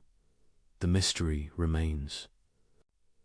But it's a mystery that enables rather than prevents moral understanding. A productive puzzle rather than an insurmountable obstacle. A reminder that we are mysterious to ourselves, capable of discovering through thought what we genuinely owe to ourselves and others. We arrive at the final meditation, the insight that is threaded through everything we've explored, the principle that grounds all else. Human dignity is not earned, not granted, not contingent on behavior, achievement, or virtue, but unconditional, belonging to every rational being simply by virtue of their rational nature. This is a staggering claim, that every person you encounter possesses unconditional worth, that this worth doesn't increase with accomplishment or decrease with failure, that it remains constant regardless of what they do or who they become. Feel the weight of this. Every person, the stranger who annoyed you today, the colleague you disliked, the person whose politics you despise, the criminal whose actions you find abhorrent, everyone possesses the same fundamental dignity you claim for yourself, not because they've earned it, not because they deserve it, but because they share the capacity that makes any valuing possible rational agency, the ability to set ends, make choices, act from principle. This capacity is precious. It's what makes human beings different from objects. It's the source of all value. It's what makes moral law possible, and it belongs equally to all who possess it. You cannot destroy this dignity, only violate it. Cannot eliminate it, only fail to respect it. The dignity persists even when trampled, even when ignored, even when the person possessing it fails to recognize or honor it themselves. This persistence is important, because it means your obligations don't depend on whether others fulfill theirs. Don't evaporate when people act badly. Don't require that dignity be earned or maintained. Through good behavior, you must respect dignity in the person who respects no one. Must treat as an end the person who treats everyone as means. Must honor rational nature even in those who dishonor it. This is demanding. It requires maintaining moral standards when others abandon them, respecting dignity when it's violated, treating people as they ought to be treated rather than as they've earned. But this is what unconditional means. Not conditional on good behavior, not conditional on reciprocity, not conditional on whether you feel like it. Unconditional. Period. The weight of this recognition changes everything.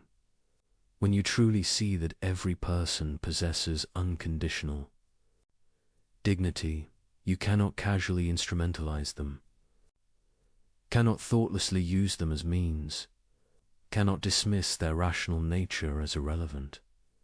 Every interaction becomes fraught with moral significance.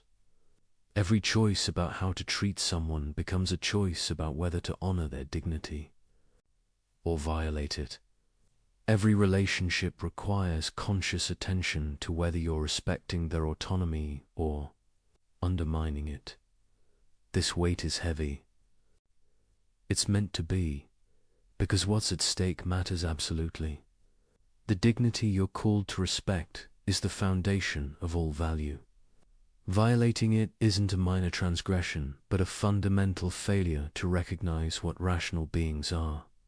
Yet this weight is also liberating, because recognizing dignity in everyone means recognizing it in yourself. Understanding that your worth doesn't depend on achievement, on others' approval, on being useful or productive, but is simply given with your rational nature. You cannot lose this dignity, cannot forfeit it through failure, cannot have it taken away by others' rejection. It belongs to you unconditionally, just as it belongs to everyone unconditionally.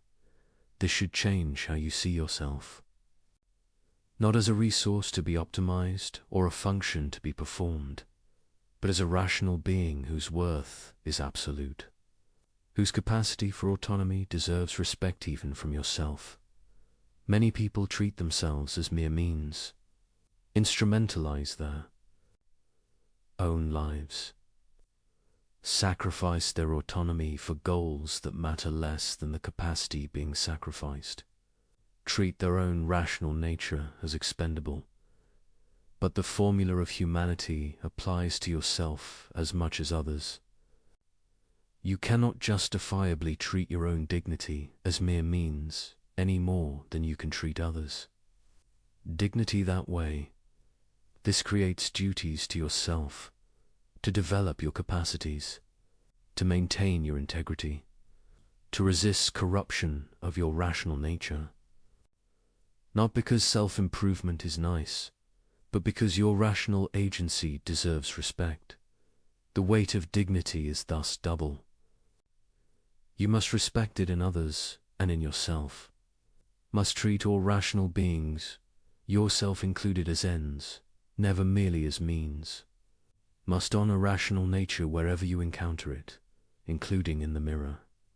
This is demanding, but the demand comes from what you are, from the rational nature you possess, from the capacity that gives you worth and that gives everyone worth. When you grasp this fully, when you really understand the weight of dignity, two things happen simultaneously.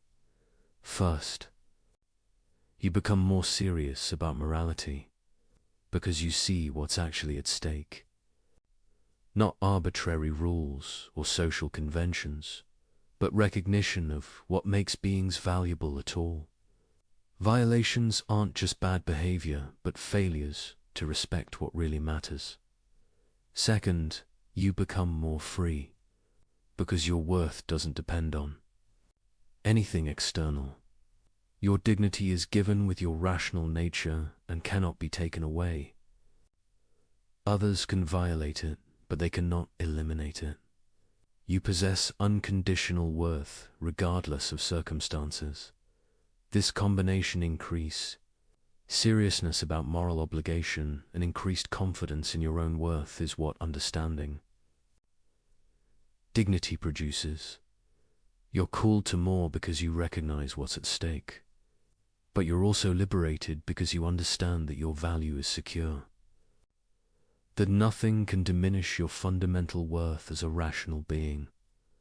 This is the weight of dignity, heavy because it demands unconditional respect for all rational beings, light because it secures your own worth unconditionally, heavy because you must maintain standards when others don't, light because your worth doesn't depend on others maintaining standards toward you, heavy because every interaction carries moral weight, light because this weight comes from something precious, the rational nature that makes you and everyone special.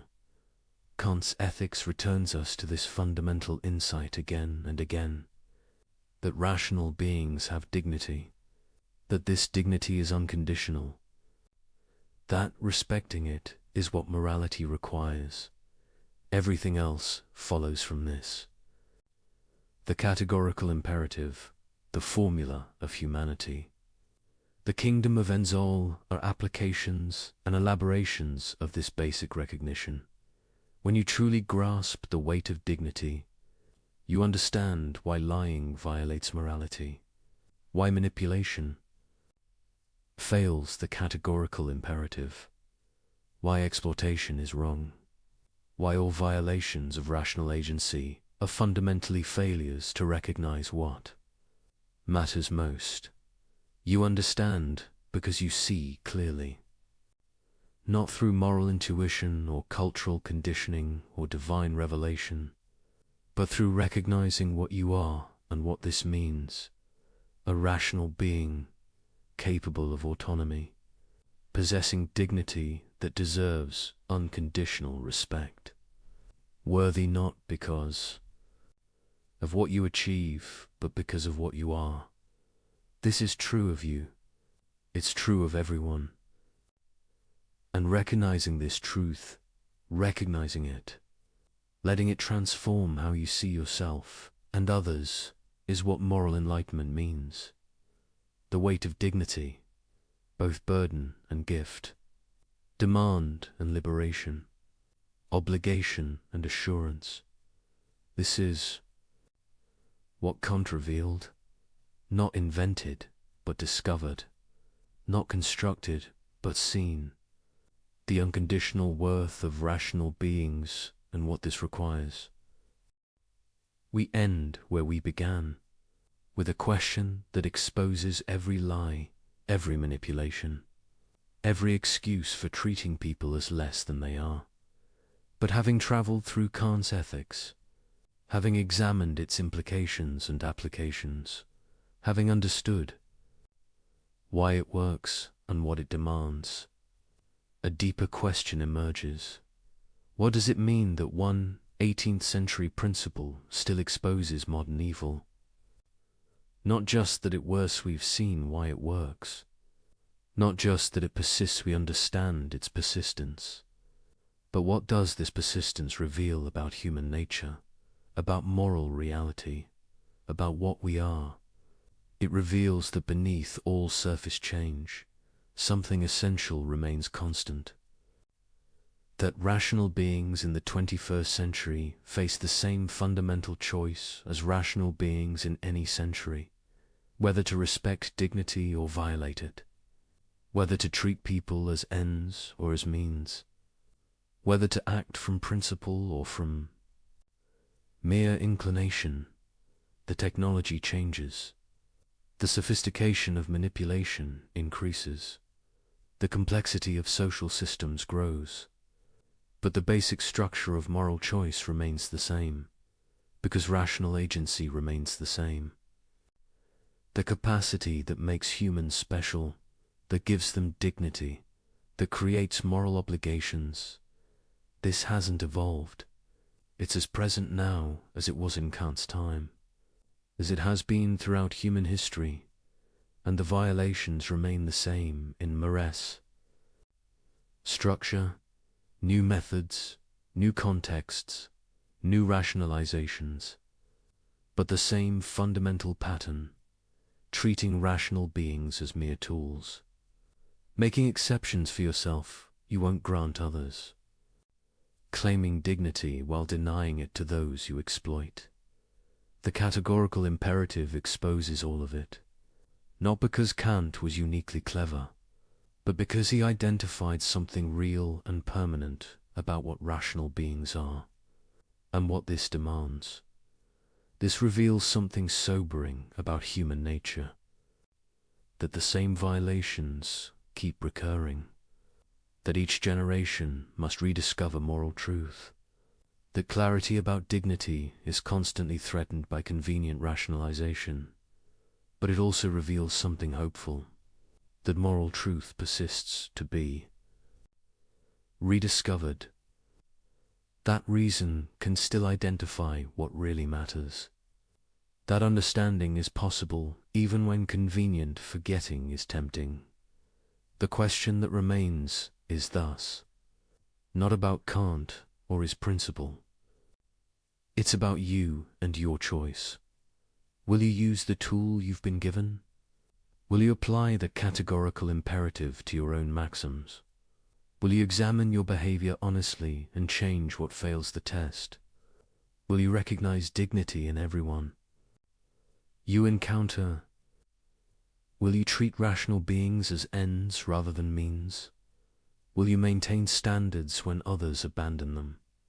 Will you become ungovernable through clarity? Will you resist manipulation that you now recognize? Will you refuse to participate in violations you now see clearly? These aren't theoretical questions. They're practical demands. The categorical imperative doesn't just describe moral truth. It calls you to live by it. And this call cannot be escaped through clever argument, cannot be evaded through sophistical reasoning, cannot be rationalized away by claiming special circumstances, because you now understand how all those strategies work, how every evasion ultimately fails, how every violation reveals itself under examination, how every rationalization collapses when tested for universality. You possess the tool that exposes every excuse. The question is whether you'll use it on yourself as rigorously as you use it on others, whether you'll maintain the same standards for your own behavior that you demand from everyone else. This is the choice that remains. not whether the categorical imperative is correct. You understand why it is. Not whether dignity deserves respect. You'll recognize that it does. But whether you'll actually align your behavior with what you now understand. This choice cannot be made once and then forgotten.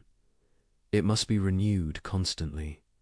In every interaction, every decision, every moment when convenience tempts you toward.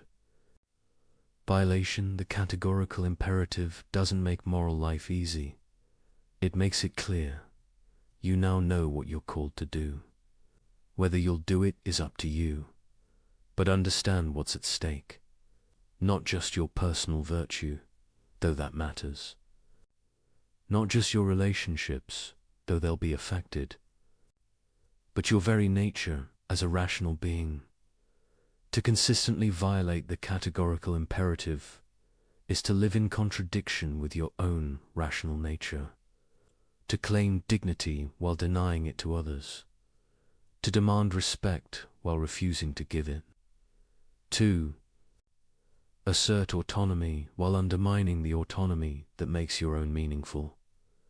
This contradiction corrupts from within, not through external punishment, but through internal incoherence, through the slow erosion of moral clarity, through gradual acceptance of rationalization as reason. But to live by the categorical imperative is to achieve integrity in the deepest sense. To align your behavior with what rational consistency requires. To respect in practice what you affirm in principle. To be whole rather than divided. This wholeness is its own reward. Not the only reason to be moral, should be moral, because dignity deserves respect, regardless of benefits to you, but a natural consequence of rational consistency. When you live by principles, you can universalize. When you treat all rational beings as ends, when you maintain the standards that rational agency requires, you become what you essentially are. A rational being fully realizing its nature through autonomous moral action. This is what Kant offers. Not an impossible ideal, but a clear standard. Not a burden to bear, but a nature to realize. Not a constraint on freedom, but freedom's fullest expression. The question remains. The tool is in your hands. The violations are visible. The principles are clear. The choice is yours. What will you do with what you now understand? This is where philosophy meets life, where understanding demands decision, where knowledge calls for action. The categorical imperative has exposed every justification for evil. It has revealed what rational beings owe each other and themselves. It has shown you what dignity means and why it matters. Absolutely now, you must decide. Will you honor what you've discovered? Will you live by what you know? The question remains, and only you can answer it. The cell was silent, except for the faint echo of dripping water. Stone walls pressed inward, the air thick and cold, the kind that seeps into bone and thought alike. Somewhere beneath Paris, a young man named Francois-Marie Arout sat in the A. Darkness, waiting for the next sound. Perhaps the turning of a key, perhaps the beginning of another long night. He had been arrested for writing words. Not for wielding a weapon or leading a revolt, but for arranging sentences that mocked those who'd claimed absolute power. In the 18th century, that was enough to make you dangerous. And so the Bastille took him in, as it had taken so many. Beforeman whose only crime was daring to think out loud. Tonight we begin with him in that silence. The flicker of a candle barely touches the walls. He presses his palm against the rough stone, measuring time by the beating of his heart. What kind of person risks everything for the freedom to speak? What faith drives a human being to believe that a single sentence could shake a kingdom? This is the story of the man the world came to call Voltaire, a man whose pen frightened kings more than armies, whose laughter wounded tyrants, and whose wisdom still whispers in the quiet hours when the world feels heavy. But before he became Voltaire, before the salons and the fame and the thunder of applause, he was simply a young writer locked away for a few lines of satire. It is there, in the darkness of his imprisonment, that the seed of rebellion took root. He once wrote that to hold a pen is to be at war. The Bastille taught him what that war truly meant. The Paris of 1694, the year of his birth, was a city of contradiction brilliance, wrapped in decay. Candlelight spilled from palaces, while beggars froze outside their gates. The king was the sun, and all others revolved around his glory. Words were meant to praise, not to question. Yet even as a boy, Francois felt the weight of obedience and quietly tested its edges. His father wished him to be a lawyer. His teachers wished him to be devout. He wished only to be free. At the Jesuit college, he absorbed the classics, not as lessons in obedience, but as invitations to rebel. Cicero, Horace. The bold laughter of ancient satire, they stirred something restless within him. By the time he reached his 20s, he had learned the language of wit as others learn the language of prayer. He could pierce hypocrisy with a phrase. And in a society built on appearances, that gift was dangerous indeed. One evening at a gathering, he recited verses mocking the powerful Duke of Orleans. The laughter that followed carried farther than he intended. Within days, the verses were repeated across Paris, each retelling sharpening the insult. The Duke heard, and the young poet soon found himself taken by night to the Bastille. There, surrounded by damp stone and silence, he began to shed his old name. Francois Riaroud would not survive the walls. Voltaire was born from them. The name itself was a riddle, part anagram, part rebirth, entirely defiance. It sounded crisp, sharp, and free of the weight of ancestry. A new identity for a man who refused to bow. Imagine the rhythm of days inside that cell.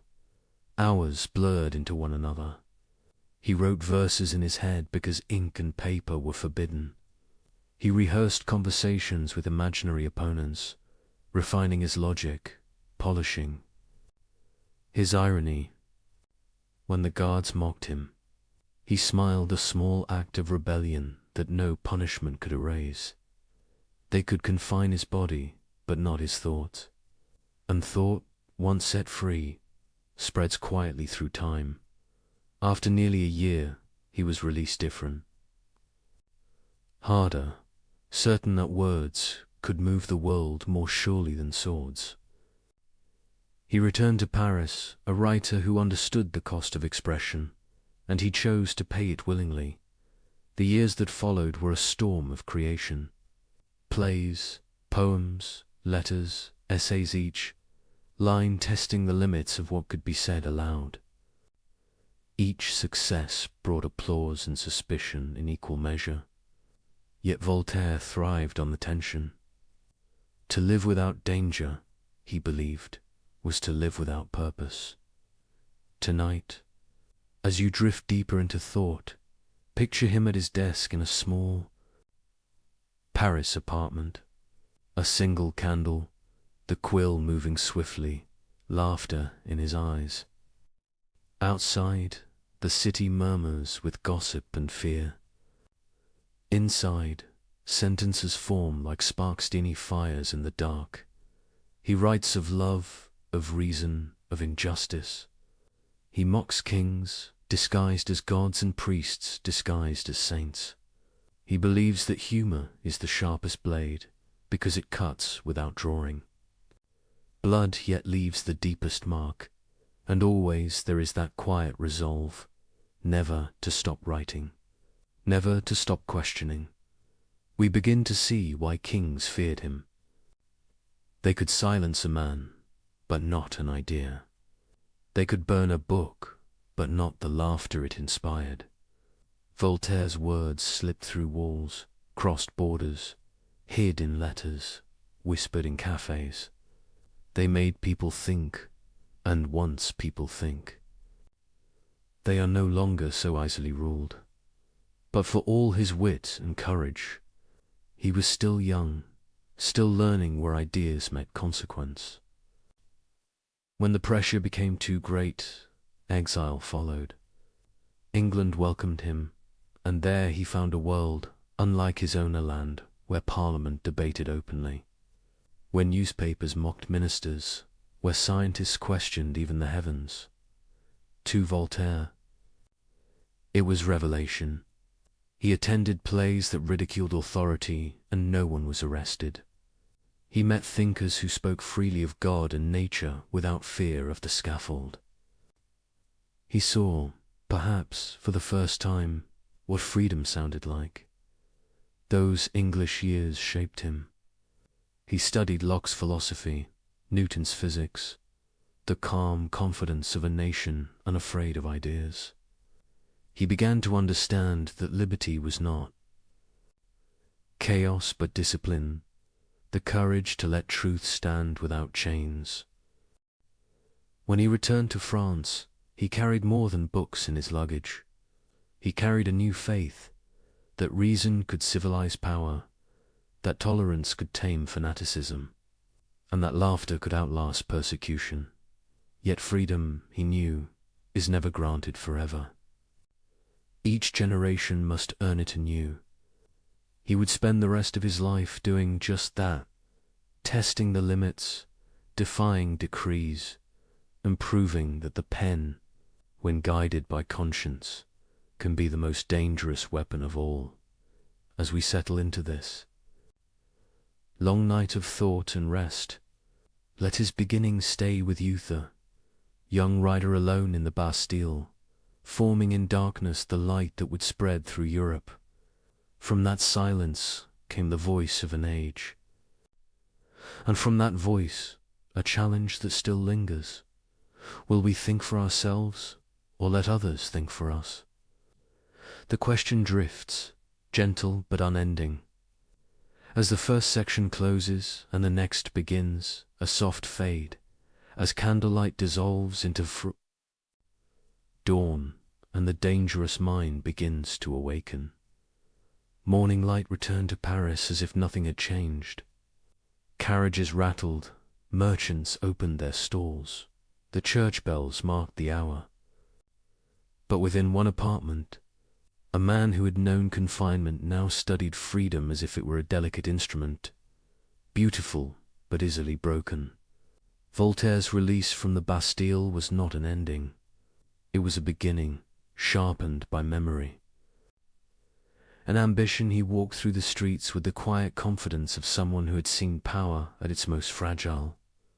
Behind the grandeur of palaces and cathedrals, he recognized fear, fear of thought, fear of laughter, fear of the mindset.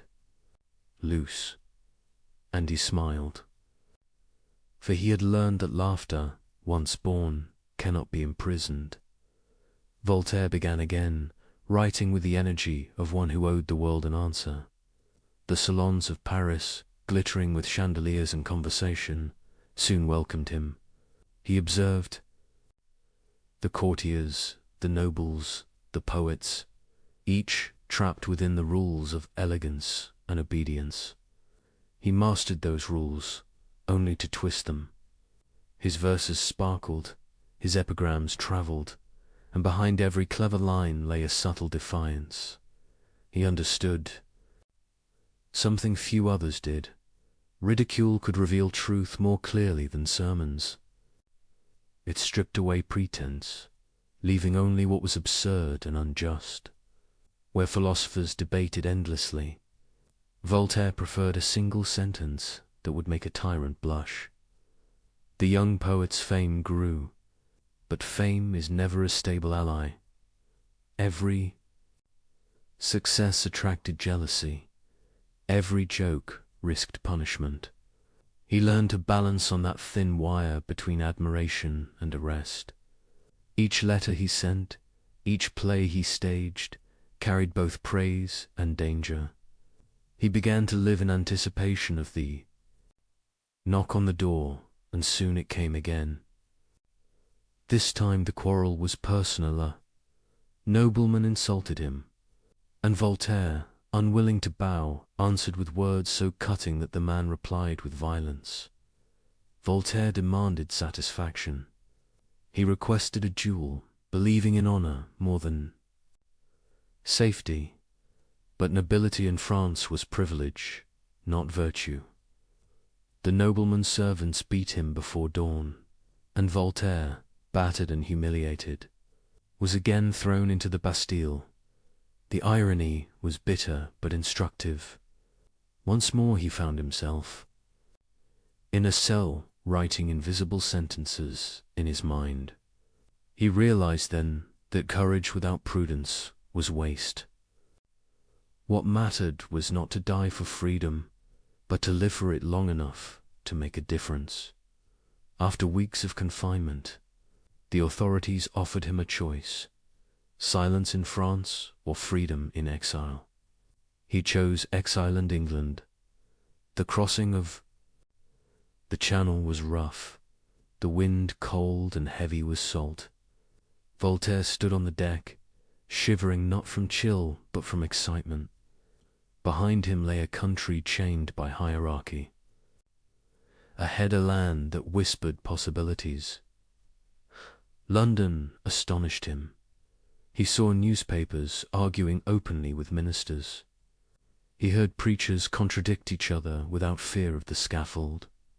He visited the Royal Society, where scientists demonstrated experiments before audiences that included common citizens. He read Locke's essays, Newton's Principia, and was struck by a revelation that would guide him forever. That knowledge grows only where questioning is allowed. The contrast between Paris and London could not have been greater. In Paris, truth belonged to authority. In England, authority trembled before truth.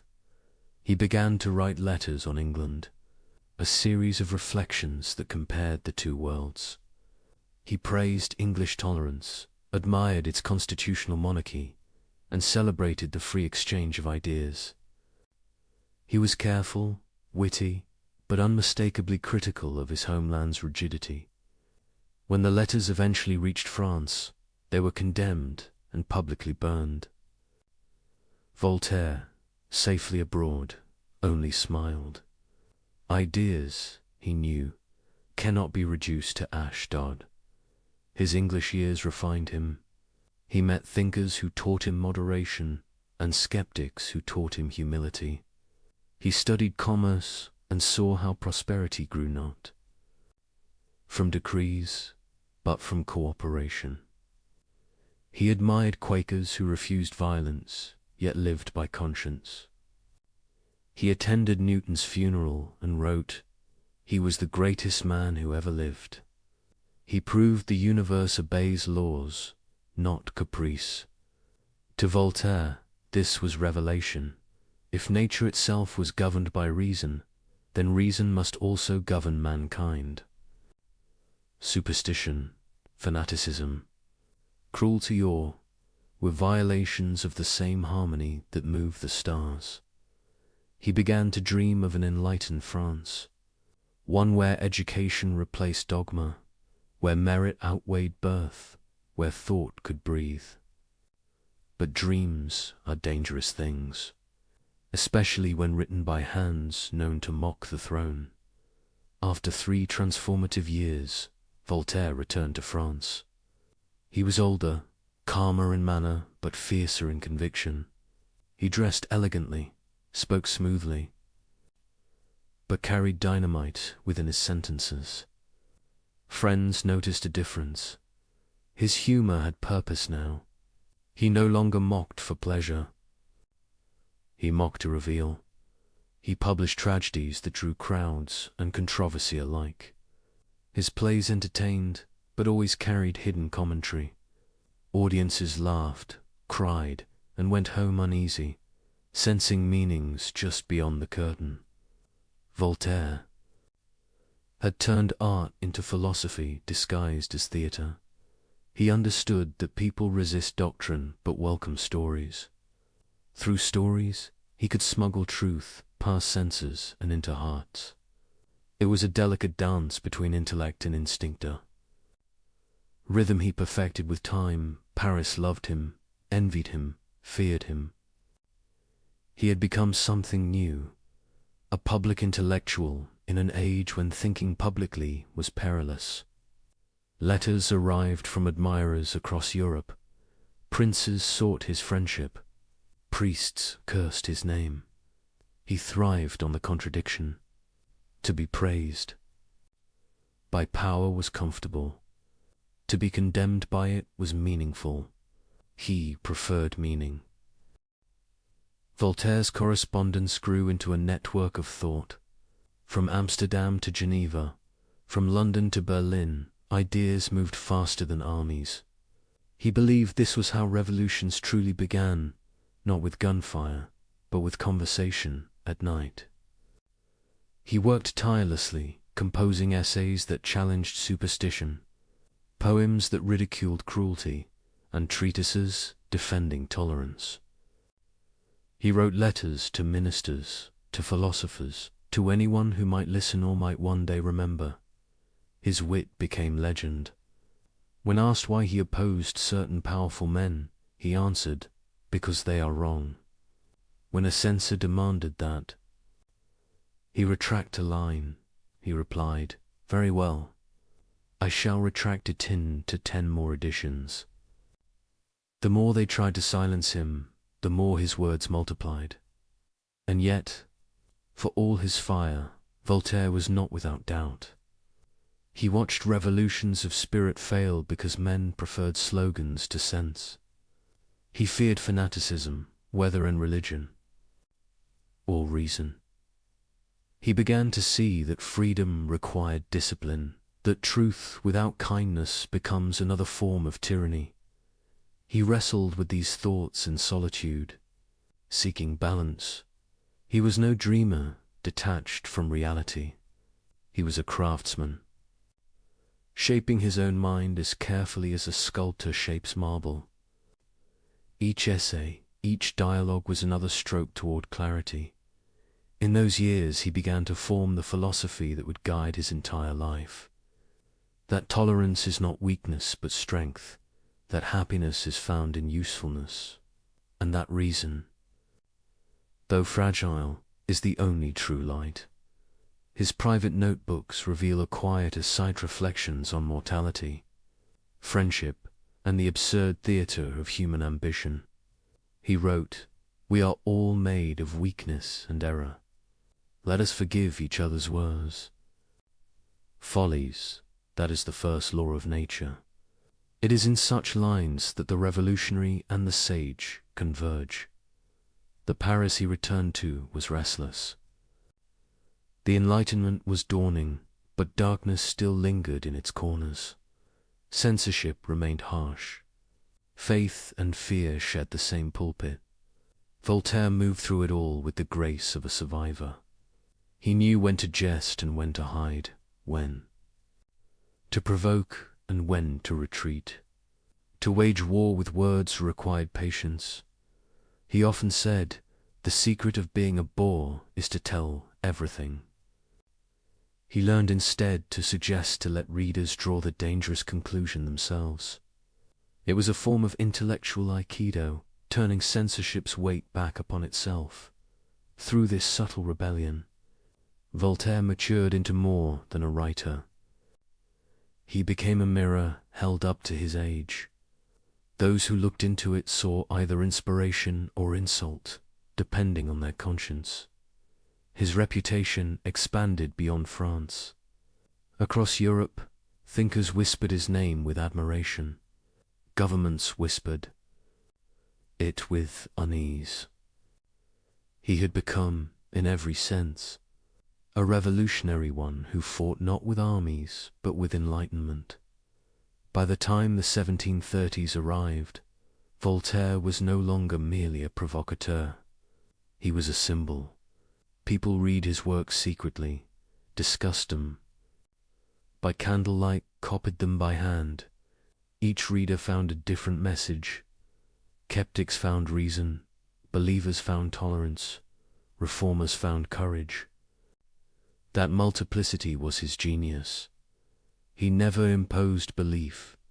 He invited reflection, and yet fame carried danger. A single misstep could mean exile, or worse. He lived always half-packed, prepared to flee should a pamphlet offend the wrong bishop or minister. Still, he continued, convinced that comfort was the enemy of progress. When he looked back on his imprisonments, he saw them not as tragedies, but as education. The Bastille had taught him endurance. Exile had taught him perspective. England had taught him liberty. Together, they formed the crucible in which the revolutionary mind was forged.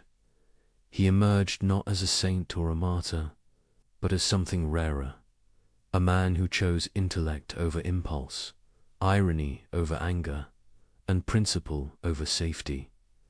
Thus ends the making of the revolutionary. The wit, once playful, had become purpose. The exile had become teacher. And the dangerous mind that once mocked kings was ready to challenge entire systems of thought.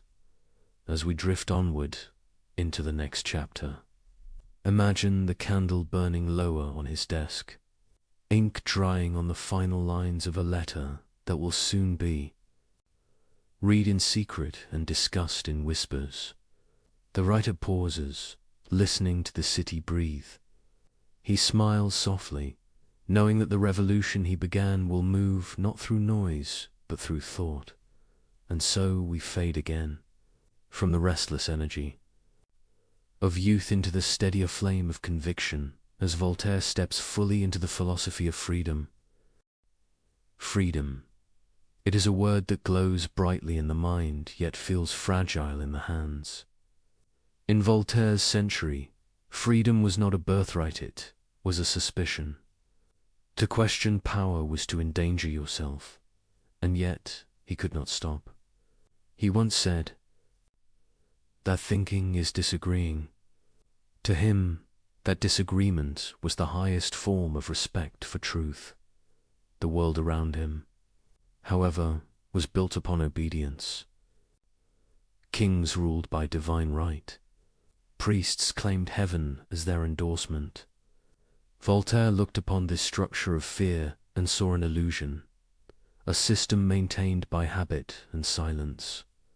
And he knew that silence, more than swords, kept people enslaved. He began to write with new precision. His essays became less ornamental and more direct.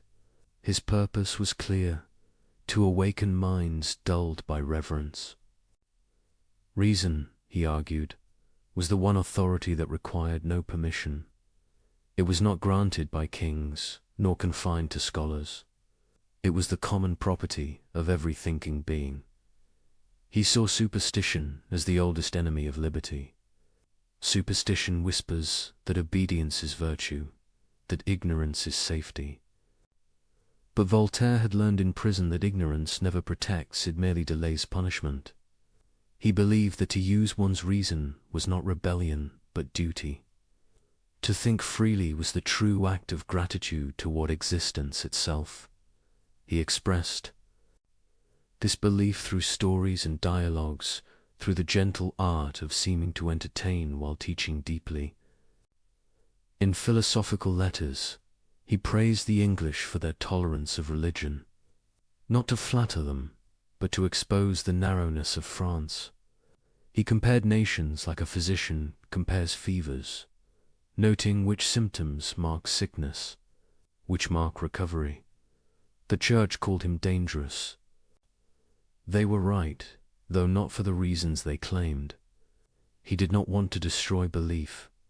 He wanted to strip it of cruelty. He respected faith that inspired kindness, but despised faith used to justify harm. When he wrote Acroces l'infame crush, the infamy, he was not calling for violence, but for the end of oppression in sacred disguise. To him, fanaticism was the enemy of both God and man. He had seen too many wars fought in the name of salvation. He understood how easily faith can become a weapon once it ceases to question itself. So he preached tolerance not as a luxury, but as survival. If God did not exist, he once quipped, it would be necessary to invent him. He meant that humans crave meaning, but that meaning must never be imposed by force. The heart of his philosophy lay in three intertwined convictions. First, that reason is the highest virtue. Emotion without reflection leads to chaos. Belief without doubt leads to tyranny. He did not despise emotion. He wrote with warmth and laughter, but he insisted that feeling must bow to truth, not command it. Second, that freedom of speech is the guardian of all other freedoms. To silence a person, he argued, is to confess one's own weakness. He famously declared, though the words were later summarized by others, that he would defend to the death another's right to speak, even if he disagreed with what was said. He lived by that creed. When opponents mocked him, he replied with wit rather than vengeance. He believed debate was not a threat to truth, but its test. Third, that tolerance is not mere acceptance, but active compassion. It means recognizing the shared vulnerability of all humans. It means refusing to punish difference, even when difference offends us. He urged rulers to govern as philosophers, not as priests. He urged citizens to think as humans, not as heretics or sects. Together, these three beliefs, reason, speech, tolerance, formed the core of his revolution. But these convictions did not come without struggle. Every word risked retaliation. Books were banned, printers arrested, and yet the word spread. Copies traveled hidden in barrels, disguised in false bindings, passed hand to hand like contraband light. Voltaire was relentless, but he was not naive. He knew that ridicule could be misused, that mockery without conscience could wound more than it healed. He wielded humor as a surgeon's knife, cutting away hypocrisy but leaving the patient alive. In a world addicted to certainty, he introduced the medicine of doubt. He wrote dialogues where priests and skeptics debated kindly, letters that began in courtesy and ended in revolution. His genius was not that he destroyed institutions, but that he revealed their absurdity so gently that they destroyed themselves. Voltaire understood the psychology of power, that it collapses not when attacked, but when laughed at by those it seeks to command. For tyranny feeds on solemnity, and laughter is its famine. His enemies often accused him of inconsistency. He was not purely rational, they said, not purely revolutionary, not purely anything. They were right again. He believed in complexity. He argued with priests, yet supported some monasteries for their charity. He mocked kings, yet corresponded with them. He was, as he admitted, a man of contradictions, because the world itself is a contradiction. This flexibility was not hypocrisy, it was wisdom born of observation. Voltaire understood that ideals, when frozen, become dogmas, and dogmas, however noble, soon demand victims. He therefore treated truth as a living thing, something to be cultivated, not worshipped. He often compared philosophy to gardening. Ideas, he said, must be tended, pruned, tested. A garden left wild becomes a jungle, just as liberty without discipline becomes chaos. He saw the mind itself as soil and reason, the gardener's hand. Voltaire's battles were many, and not only with theologians. He clashed with fellow philosophers, most famously with Jean-Jacques Rousseau. Rousseau believed in nature's innocence, that civilization corrupts and emotion redeems.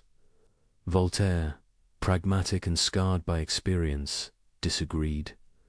He had seen too much cruelty to trust nature, and too much ignorance to worship reason blindly. Their debate was not hatred, it was the Enlightenment arguing with itself.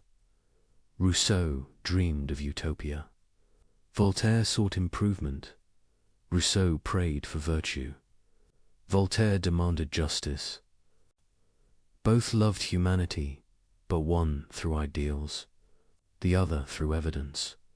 When Rousseau sent him The Social Contract, Voltaire replied with a smile and a dagger of wit, "I have received your new book against the human race, and thank you for it." Behind the sarcasm lay admiration and warning both. He knew that even noble theories could lead to tyranny when they forget the limits of human frailty. By midlife, Voltaire had become both famous and exiled, both celebrated and condemned. He lived under pseudonyms, moving from city to city, writing in the shadows of censorship. His letters, multiplied thousands upon thousands, a one-man network of resistance and inquiry. He defended scientists accused of heresy. He wrote treatises against torture and slavery. He offered financial help to widows ruined by injustice. Each act, small by itself, formed part of a greater movement, the belief that reason without compassion is sterile, and compassion without reason is blind. Voltaire's philosophy was therefore not abstract. It was lived. It was practiced daily, in patience, humor, and work. He did not retreat into solitude or seek divine certainty. He stayed among people, arguing, laughing, writing, cultivating the imperfect garden of humanity itself. His life became proof of his doctrine. He suffered illness, betrayal, censorship, exile, and yet he wrote every day, believing that persistence is the most rational form of faith. He called himself a hard-working bee, making honey even while surrounded by wasps. This quiet endurance gave his words a depth the sermons lack. He taught not by preaching, but by example, by continuing. He once wrote, "The best is the enemy of the good."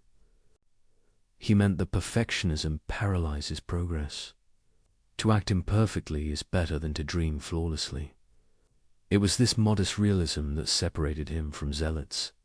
He never promised heaven, only improvement. An improvement, he said, begins with thought. The risk never ended.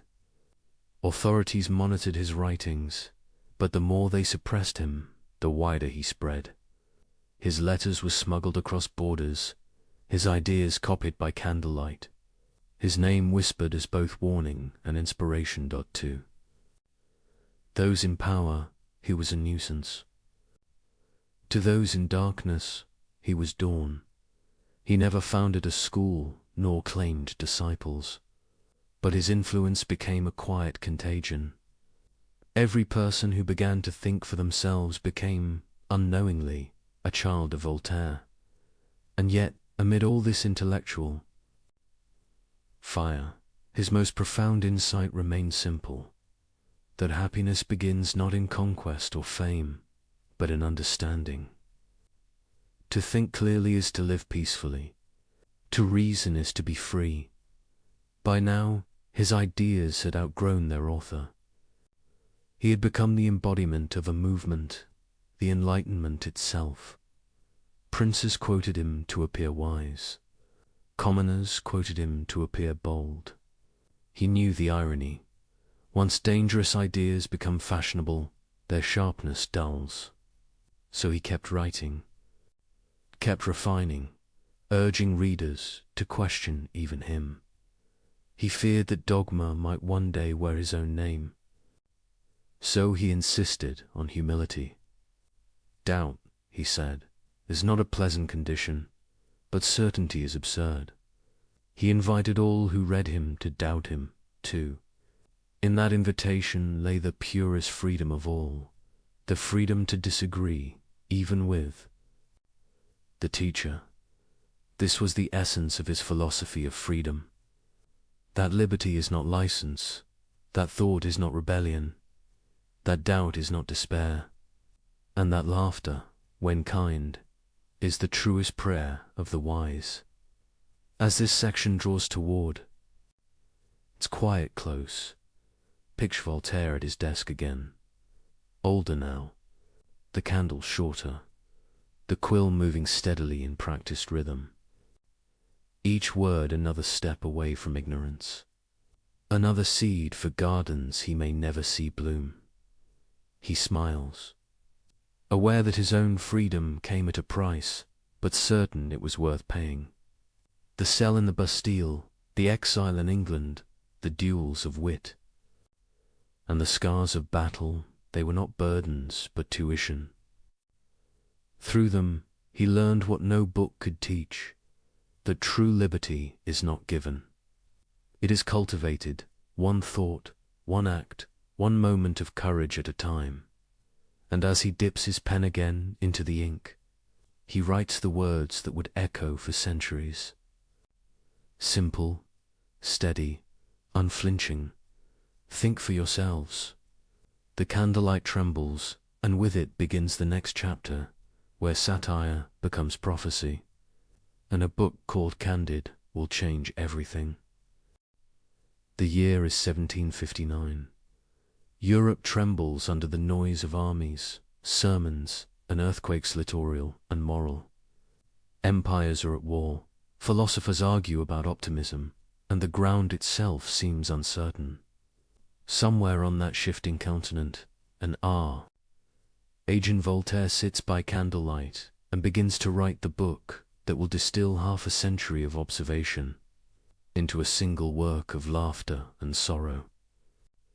He calls it Candid, or optimism. The idea arrives after a disaster. On the morning of November 1st, 1755, Lisbon shakes. Churches collapse during Mass, fires devour the city, and tens of thousands die. Priests call it divine punishment. Philosophers debate whether such suffering can coexist with a benevolent God. Voltaire, staring at the ruins from afar, feels the futility of those arguments. He writes a long poem of grief and rage. Then something quieter grows within him, a desire to show, through story, how fragile optimism truly is. Candid begins in innocence. A young man lives in a beautiful castle in Westphalia, tutored by the cheerful Dr. Pangloss, who teaches that all is for the best in the best of all possible worlds. The phrase sounds harmless, even comforting, but Voltaire sharpens it like a blade. Through that single idea, he will expose the gulf between philosophy and reality. Candid is expelled from paradise for loving the Baron's daughter, Cunegonde. He is beaten, conscripted, shipwrecked, betrayed, flogged, and starved. He witnesses cruelty in every shape: wars, stupidity, slavery's horror, religion's hypocrisy. Each episode is a mirror held to humanity's self-deception. Everywhere, someone insists that everything is for the best. Everywhere, the world replies with pain. Voltaire's prose is light, almost cheerful. That is its genius. He never raises his voice. He simply describes, and the absurdity condemns itself. The laughter he evokes is uneasy. The laughter that trembles on the edge of recognition. When readers first opened Candide, they found themselves smiling and wincing at once. A battle described as a beautiful arrangement of butchery, a sermon interrupted by robbery, a philosopher defending optimism while sinking in mud. Voltaire's irony was merciless but never cruel. His sympathy remained with the victims, never the theories that explained them away, Pangloss. Ever faithful to metaphysics, persists through disease and disaster, proclaiming that all is well. He becomes the emblem of philosophical blindness, reason detached from experience, logic unmoored from compassion. Through him, Voltaire mocks the comfort of abstract certainty. He teaches that when we use intellect to deny suffering, we lose both intellect and humanity. Yet Candide is more than satire. It is a journey from illusion toward responsibility. Candide begins as a believer, becomes a skeptic, and ends as something rarer, worker of his own small patch of earth. After all the adventures, he concludes with 9 simple words. Il faut cultiver notre jardin. We must cultivate our garden. Those words close the book like a sigh after a storm. They do not offer triumph, only peace earned through labor and humility. Voltaire's message is not withdrawal from the world, but engagement with what is real and within reach. The garden is both literal and metaphorical, a call to action scaled to human hands. To understand its depth, imagine the Europe that read those words. Philosophers promise systems explaining everything.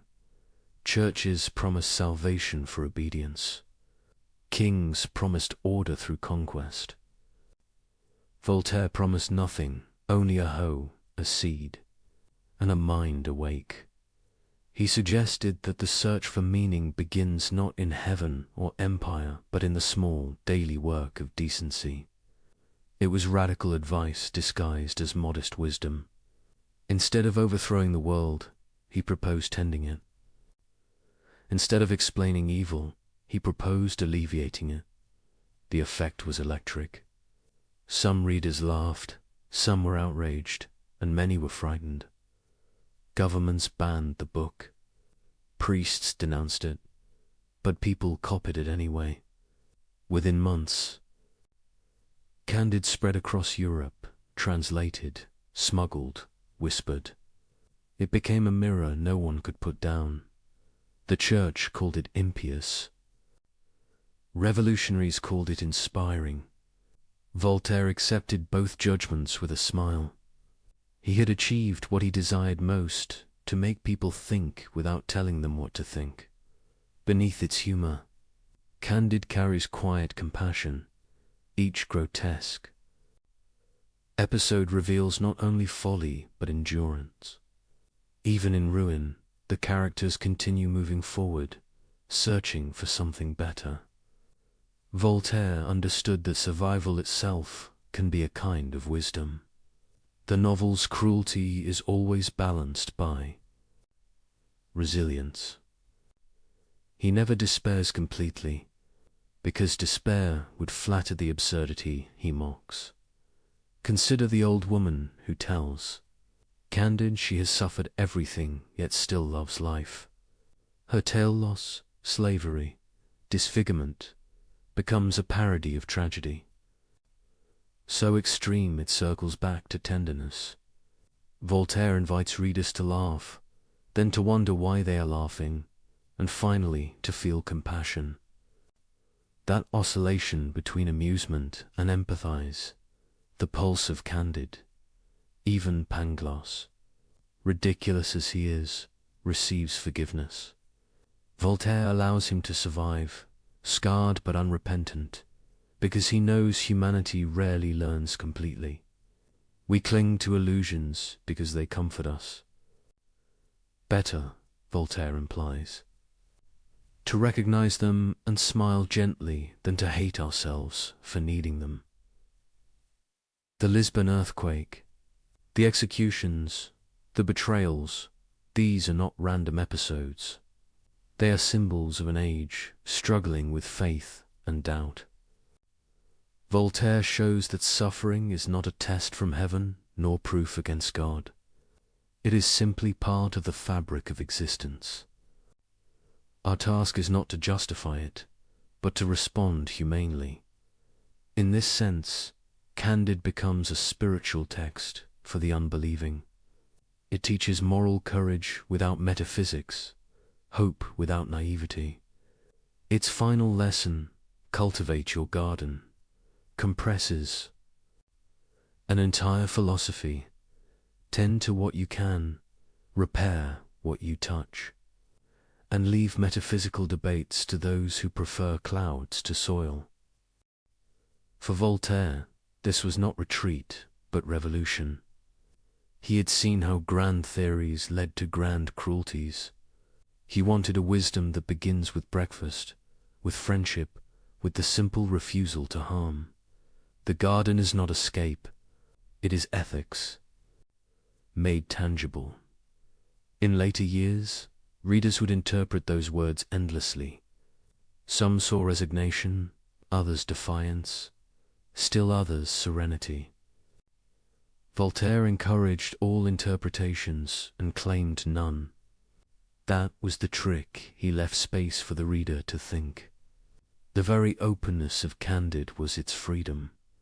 He once said that tragedy should make us weep, comedy should make us wise.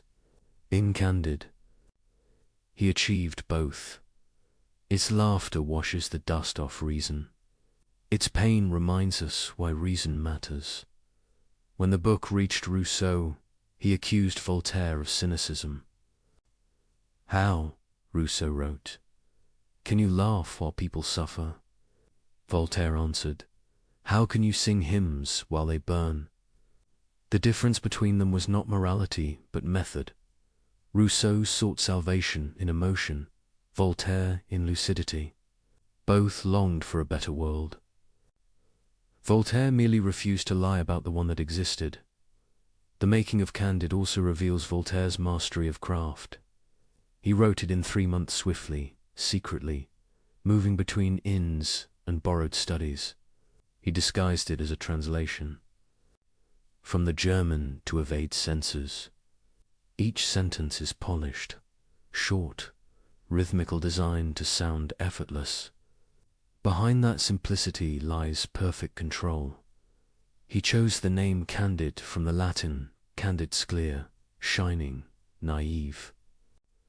The hero begins pure and ends wise, not by revelation, but by exhaustion. After seeing the world, he stops asking why, and begins asking what now. That shift from metaphysics to practice is the heart of Enlightenment thought. Voltaire himself lived that transition. He had chased theories in youth. In age, he cultivated gardens of justice, friendship, and knowledge. Candide is therefore autobiography, disguised as fable, the journey from cleverness to clarity. As success spread, danger returned. Authorities raided printers, confiscated copies, threatened imprisonment. Voltaire, living near the Swiss border, kept moving manuscripts between safe houses. He joked that his books traveled more than he did. In letters to friends, he called Candide a book that makes people laugh and priests nervous. Yet despite persecution, the world refused to unread it. Within decades, it became a cornerstone of modern thought, influencing everyone from revolutionary pamphleteers to quiet moralists. It taught that skepticism could coexist with kindness, that laughter could reform nations. Even the structure of the novel's short chapters, fast scenes, abrupt transitions, feels modern, almost cinematic. Each page a cut, each irony a fade. Perhaps that is why it endures. It moves like a mind awakening in the stillness of night. One can imagine Voltaire rereading the final line. He sets down his quill and looks toward the window, where dawn hints behind the hills. The world outside remains unjust, noisy, full of superstition, but his little estate will soon wake. Workers will tend the vines, letters will arrive, arguments will continue. And that, he realizes, is enough. He has replaced the perfection of heaven with the imperfection of labor. He has traded metaphysical comfort for moral clarity. In that exchange lies peace, the peace of a mind reconciled with limits. The lesson of Candide is not that the world is meaningless, but that meaning must be made daily. Not in proclamations, but in gardens. Not in temples, but in workshops. Not in eternity, but in time. When Voltaire wrote those final words, he was nearly 65. His health was fragile. His humor was not. He called himself half-blind, half-deaf, entirely amused. But within that amusement lay serenity earned through struggle. He had watched philosophers rise and fall. He had outlived kings and enemies alike. Now he wanted to leave something durable, not an empire of ideas, but a way of being. And so Candide endures, not because it resolves questions, but because it teaches how to live among them. It offers no salvation, only sanity. It does not end in revelation, but in rest. For listeners drifting through this story, picture the old philosopher standing among rows of vines at Fernie years later. The sun warm, the earth rich, a book in his pocket and laughter in his eyes. Around him, workers prune branches, children chase insects, and he, the once dangerous writer, hums softly to himself.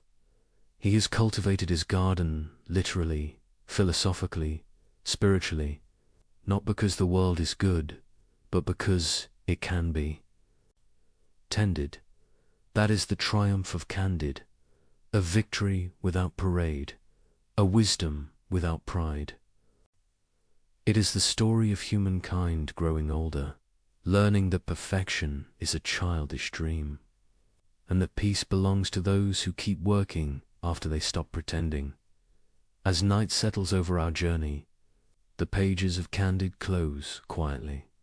No fanfare, no prophecy, only the calm of understanding. From the ruin of optimism, Voltaire built a sanctuary of reason.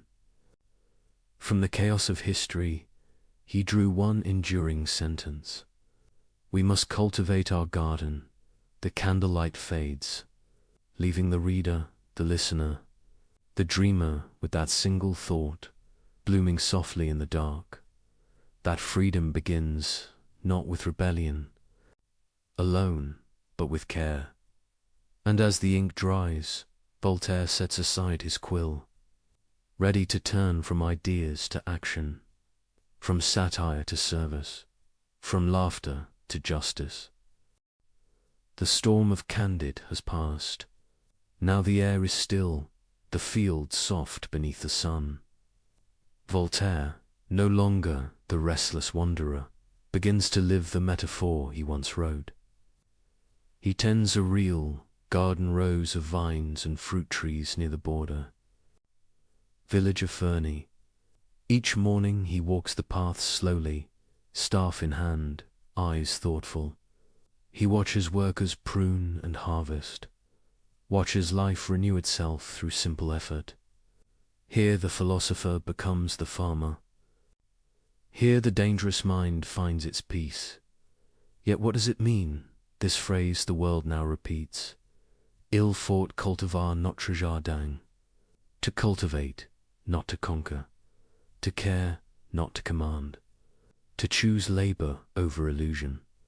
For Voltaire, it is both creed and confession.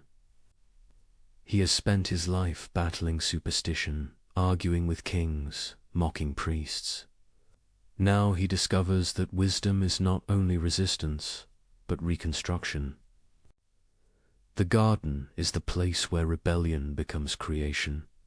He writes to friends, explaining his routine. Mornings spent dictating letters, afternoons among trees, evenings at his desk. Visitors expect fiery debates. Instead, they find a calm host, offering fruit from his orchard. Philosophy, he tells them, is digestion. It must take its time. They smile, unsure if he jokes. But he means it literally. Thoughts, like plants, require patience, seasons, repetition. The same soil that grows bitterness can, with care, grow nourishment. To cultivate one's garden is to accept the limits of power. You cannot reform the entire world, but you can improve the ground beneath your feet. Each weed pulled, each seed planted, becomes an act of quiet defiance against despair. The garden is humility made visible. It reminds the thinker that ideas, like crops, thrive only when tended daily. Voltaire had seen too much destruction done in the name of perfection. He believed improvement was enough. Small deeds, multiplied, could equal revolutions. His correspondence shows the rhythm of this conviction. Letters to kings advising tolerance. Donations to families ruined by injustice. Pamphlets arguing for education and against cruelty. He no longer writes to wound. He writes to heal. He warns his readers not to trust grand theories that promise happiness to all. Beware, he writes, of those who seek to make you better by force. True virtue, he insists, begins in usefulness. Plant something. Teach someone. Relieve a neighbor's hunger. That is enlightenment more durable than any philosophy. The tone of his late work changes.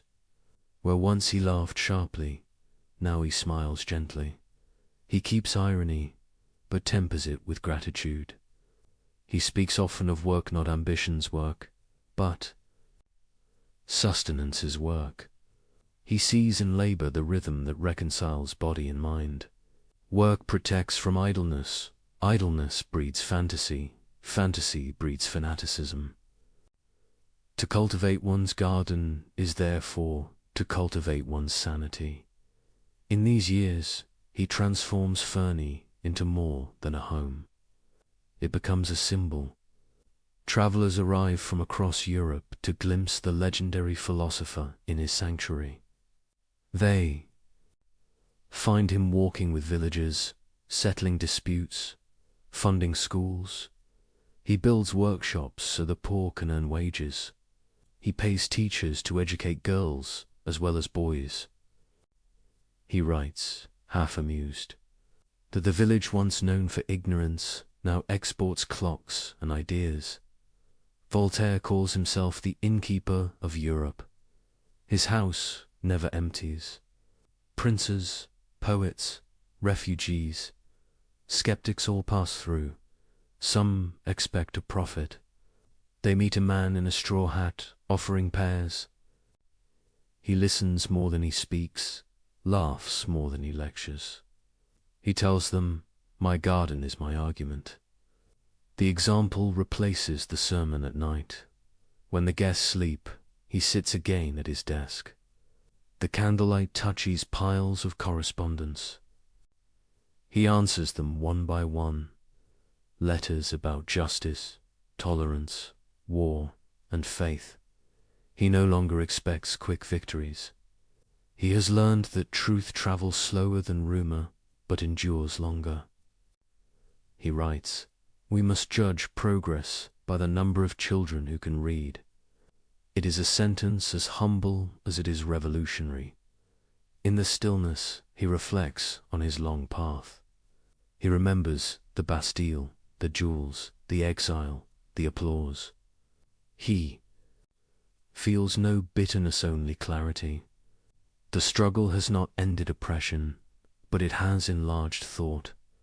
He sees that the world changes by increments, not miracles. The philosopher must learn to live inside the unfinished.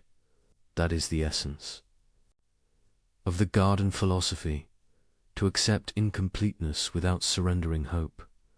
He explains this to a young visitor, who asks him for the meaning of happiness. Voltaire answers with a story. There was once a man who wanted to change the climate. He shouted at the sky, cursed the rain, prayed for sun. He died before the harvest. His neighbor watered the soil and picked weeds. He lived to eat. The visitor laughs. Voltaire adds softly, "Be the neighbor." Happiness, he says, is the equilibrium between effort and acceptance. Work keeps despair from rotting the heart. Acceptance keeps pride from choking it. The wise man does not demand perfection from the world. He collaborates with it. That collaboration between will and limitation is the true art of living. Voltaire extends this idea beyond the self. Each person's garden totters in others. Communities, nations, civilizations are networks of adjoining plots. When one lies untended, weeds spread to the rest. Therefore justice is not charity, it is maintenance. He urges rulers to care for their people as gardeners care for crops, not with sermons, but with watering cans. He writes essays calling for legal reform, arguing that tolerance is the seed of peace. He exposes cases of injustice with precision, not merely to punish the guilty, but to teach compassion as a civic duty. He becomes, almost without noticing, a statesman of conscience. His words restore the idea that moral improvement is practical. Work as years pass. The garden deepens its symbolism. When he speaks of God, he no longer argues theology. He calls God the great clockmaker, a mind beyond our comprehension, not an authority demanding obedience, but a law of order. He prays by cultivating. He worships through usefulness. He writes, "Labor keeps us from three great evils: boredom, vice, and need." That sentence, like the garden, is plain, sturdy, enduring.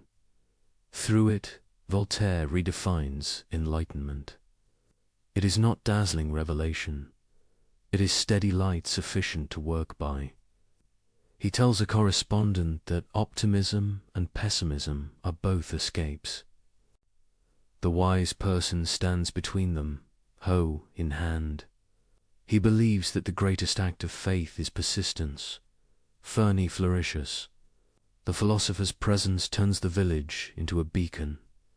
Travelers arrive to thank him for defending victims of injustice. Parents name children after him. He accepts the admiration with gentle irony, reminding them that he, too, is imperfect. When praised for transforming a barren region, he replies, "I merely let people work." It is his final lesson in leadership. Trust the competence of ordinary hands. The garden philosophy grows outward like vines on a wall. It touches economics work as dignity. It touches politics power as stewardship. It touches morality, virtue as cultivation. In each case, the metaphor holds: neglect breeds decay. Attention restores harmony. Voltaire writes that the philosopher who despises manual labor is a fool. He warns against detachment disguised as superiority. To think is divine, he says, but to act is human, and we are not angels. In that humility lies his greatness. He is old now, his hair thin, his body bent, but his eyes still bright. He walks slowly through the orchard each evening, stopping to inspect a bud, a bee, a patch of soil. He tells a companion, "When I plant, I believe in tomorrow." It is perhaps the closest he comes to prayer. Faith, for him, is not hope of heaven, but confidence in sunrise. Sometimes he reflects on those who mocked or punished him. He feels no vengeance. He says, they helped. May cultivate patience. This gentle irony is his final weapon, a kindness, sharper than any satire. He receives letters from across Europe asking for advice. Most he answers with variations of one theme. Do what good you can where you are. The phrase repeats through his correspondence like heartbeat. It becomes the distilled form of his philosophy, an instruction simple enough for anyone, profound enough for all time. Evenings at Ferney are tranquil. Candles flicker in the windows. The fields breathe quietly. He writes until his hands ache. Then closes his notebook and listens to the crickets. He feels gratitude more than triumph.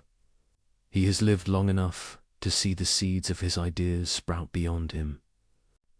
He senses that revolutions of thought move like seasons slow, inevitable, returning. He wonders if future generations will understand that his laughter was love in disguise. He hopes they will remember that to cultivate a garden is to believe in continuity.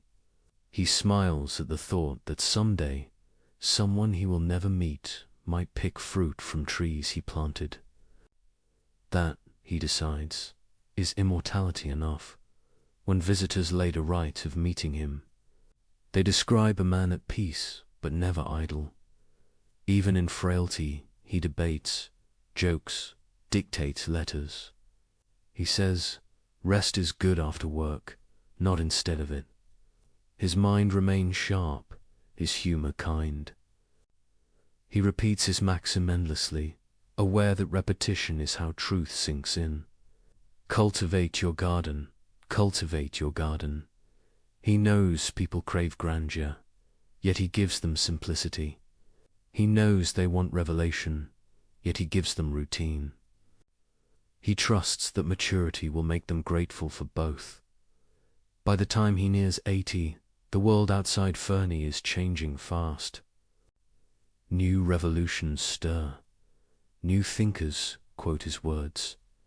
Some interpret them as calls to rebellion, others as calls to reason. He watches from afar, amused and a little weary. He tells a friend, they will improve upon me, or they will not. Either way, the weeds will keep returning. There is no bitterness, only awareness that every age must weed its own soil.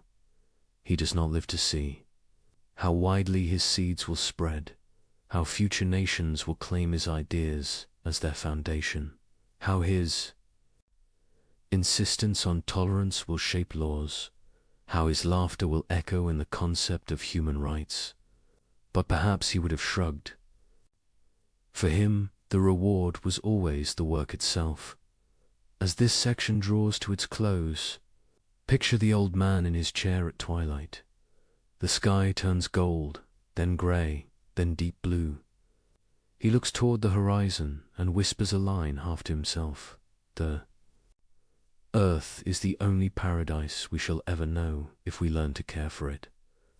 Then he smiles, sets his quill aside, and lets the silence of the garden complete the sentence. The candle fades. Another day ends in the philosophy of freedom transformed into the philosophy of tending. No monuments, no victories, only the simple miracle of things growing.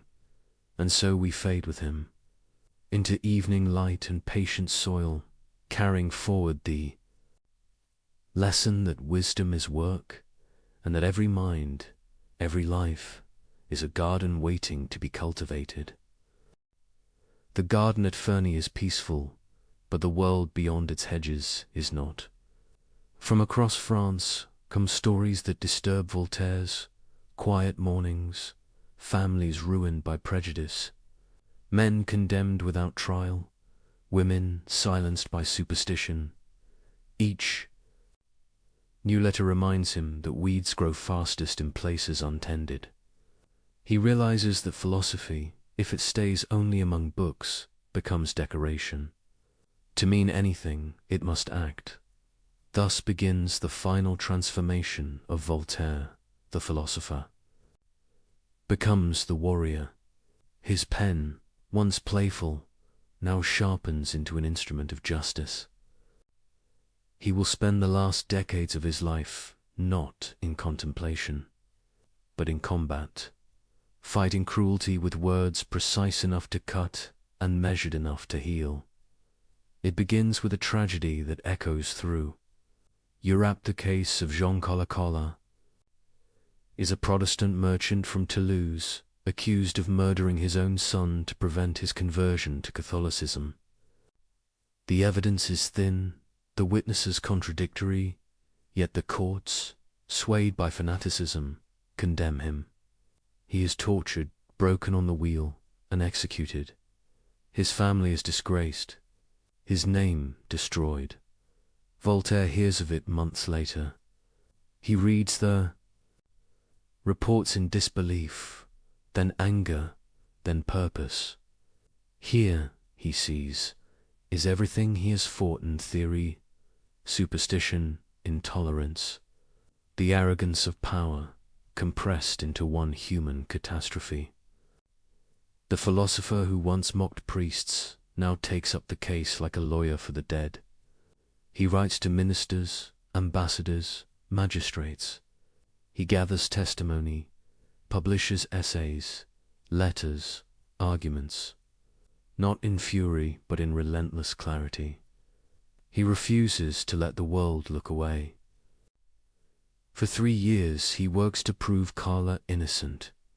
He appeals to reason, not revenge. Let us not avenge him, he writes. Let us vindicate him. The difference is everything. Vengeance imitates the crime. Justice corrects it. Finally, the pressure becomes too great. In 1765, the verdict is overturned. The king issues an official exoneration. The Colla family is restored to honor. Voltaire weeps quietly when he hears the news. He says, "I am old, but I have seen something good." The victory changes him. He discovers that philosophy need not end in resignation. The garden, it turns out, includes the world beyond the fence. From that moment, he becomes the conscience of Europe. When others suffer injustice, they write to Ferney, knowing the old man will answer. The letters arrive by the hundreds. Cases of torture, false accusation, religious persecution. Voltaire reads them all. He cannot rest. Each one feels personal. He answers with arguments, essays, and petitions, turning public opinion into a force more powerful than decrees. He understands that to change minds, one must move hearts first. He tells stories of victims as if they were neighbors. He describes families ruined, lives ended, and asks readers, "What if this were you?" His tone is never hysterical. It is calm, factual, devastating. He makes empathy logical and reason. Emotional, his next great battle comes with the Savine affair. Another Protestant family accused, another miscarriage of justice. He fights again tirelessly, methodically until innocence is proved. Then comes the case of the Chevalier de la Barre, a young man executed for failing to salute a religious procession. Voltaire's outrage burns through his letters. So they have cut off a boy's head for singing an irreverent song. He writes, "The true blasphemy is cruelty itself. Each campaign takes years, but he persists. He has become the Enlightenment in motion. His house turns into a court of appeal for all who have none. Farmers arrive at his gate carrying petitions. He feeds them, listens, and sends letters that travel faster than armies. People begin to say that Ferney is more than a villageate, is a tribunal. Some call him the patriarch. He laughs at the title, but fulfills the role. From his desk, he governs nothing and influences everything. The methods he uses are revolutionary. He wields publicity as weapon. He understands that scandal, once illuminated, loses its power. He exposes cruelty not by screaming but by describing it until denial becomes impossible. He turns reason into theatre, making the reading of injustice. A moral awakening in pamphlets. He dissects trials line by line, showing contradictions, mocking absurdities, always ending with a plea for tolerance. He never allows himself to hate. Hatred, he believes, is ignorance reborn. Instead, he uses ridicule to dismantle what others would burn. He writes, "Fanaticism is a monster that dares call itself God." He insists that every faith, every nation, must choose between cruelty and civilization. He calls for the abolition of torture, the protection of minorities, the separation of religion from law. Each idea seems radical, but all spring from one root, the conviction that reason and compassion are the same virtues seen from two sides. The burden of battle weighs on him. At 70, he should rest, but cannot. His body grows frail. His spirit does not. He writes through illness, dictating when he can no longer hold the quill. He jokes that death will find him mid-sentence. He is probably right. Visitors to Ferney describe a paradox, a man physically weak, yet morally immense. They find him surrounded by papers, letters piled like fortifications. Each morning he dictates with the calm of someone long past fear. When asked where he finds strength, he answers, "From injustice. It keeps me alive." He no longer writes for fame or vengeance, but for what he calls the tenderness of reason. He believes the Enlightenment must learn to feel as well as think. Compassion, he says, is the logic of the heart. Through these campaigns, Voltaire reshapes Europe's moral landscape. He proves that public opinion, when informed, can correct courts and kings. He inspires others to write, petition, and protest. What begins as one man's outrage becomes a collective conscience. He calls it progress. Others call it revolution in slow motion. His enemies multiply, but so do his allies. Princes who once banned him now quote him. Young thinkers visit Ferney as if on pilgrimage. They find no mystic, no saint, only a human being who never stopped caring. That, perhaps, is why they trust him. He shows that morality need not require perfection. One can be flawed and still fight for what is right. He writes to a friend, "I am not a good man, only a man who prefers justice to injustice." It is both confession and creed, As the years pass, his campaigns blend together. He becomes less interested in victory than in persistence. He says, every time we prevent cruelty, we plant a seed of civilization. He knows some seeds will fail. Still, he plants them. The act itself is the meaning. He often repeats his favorite image.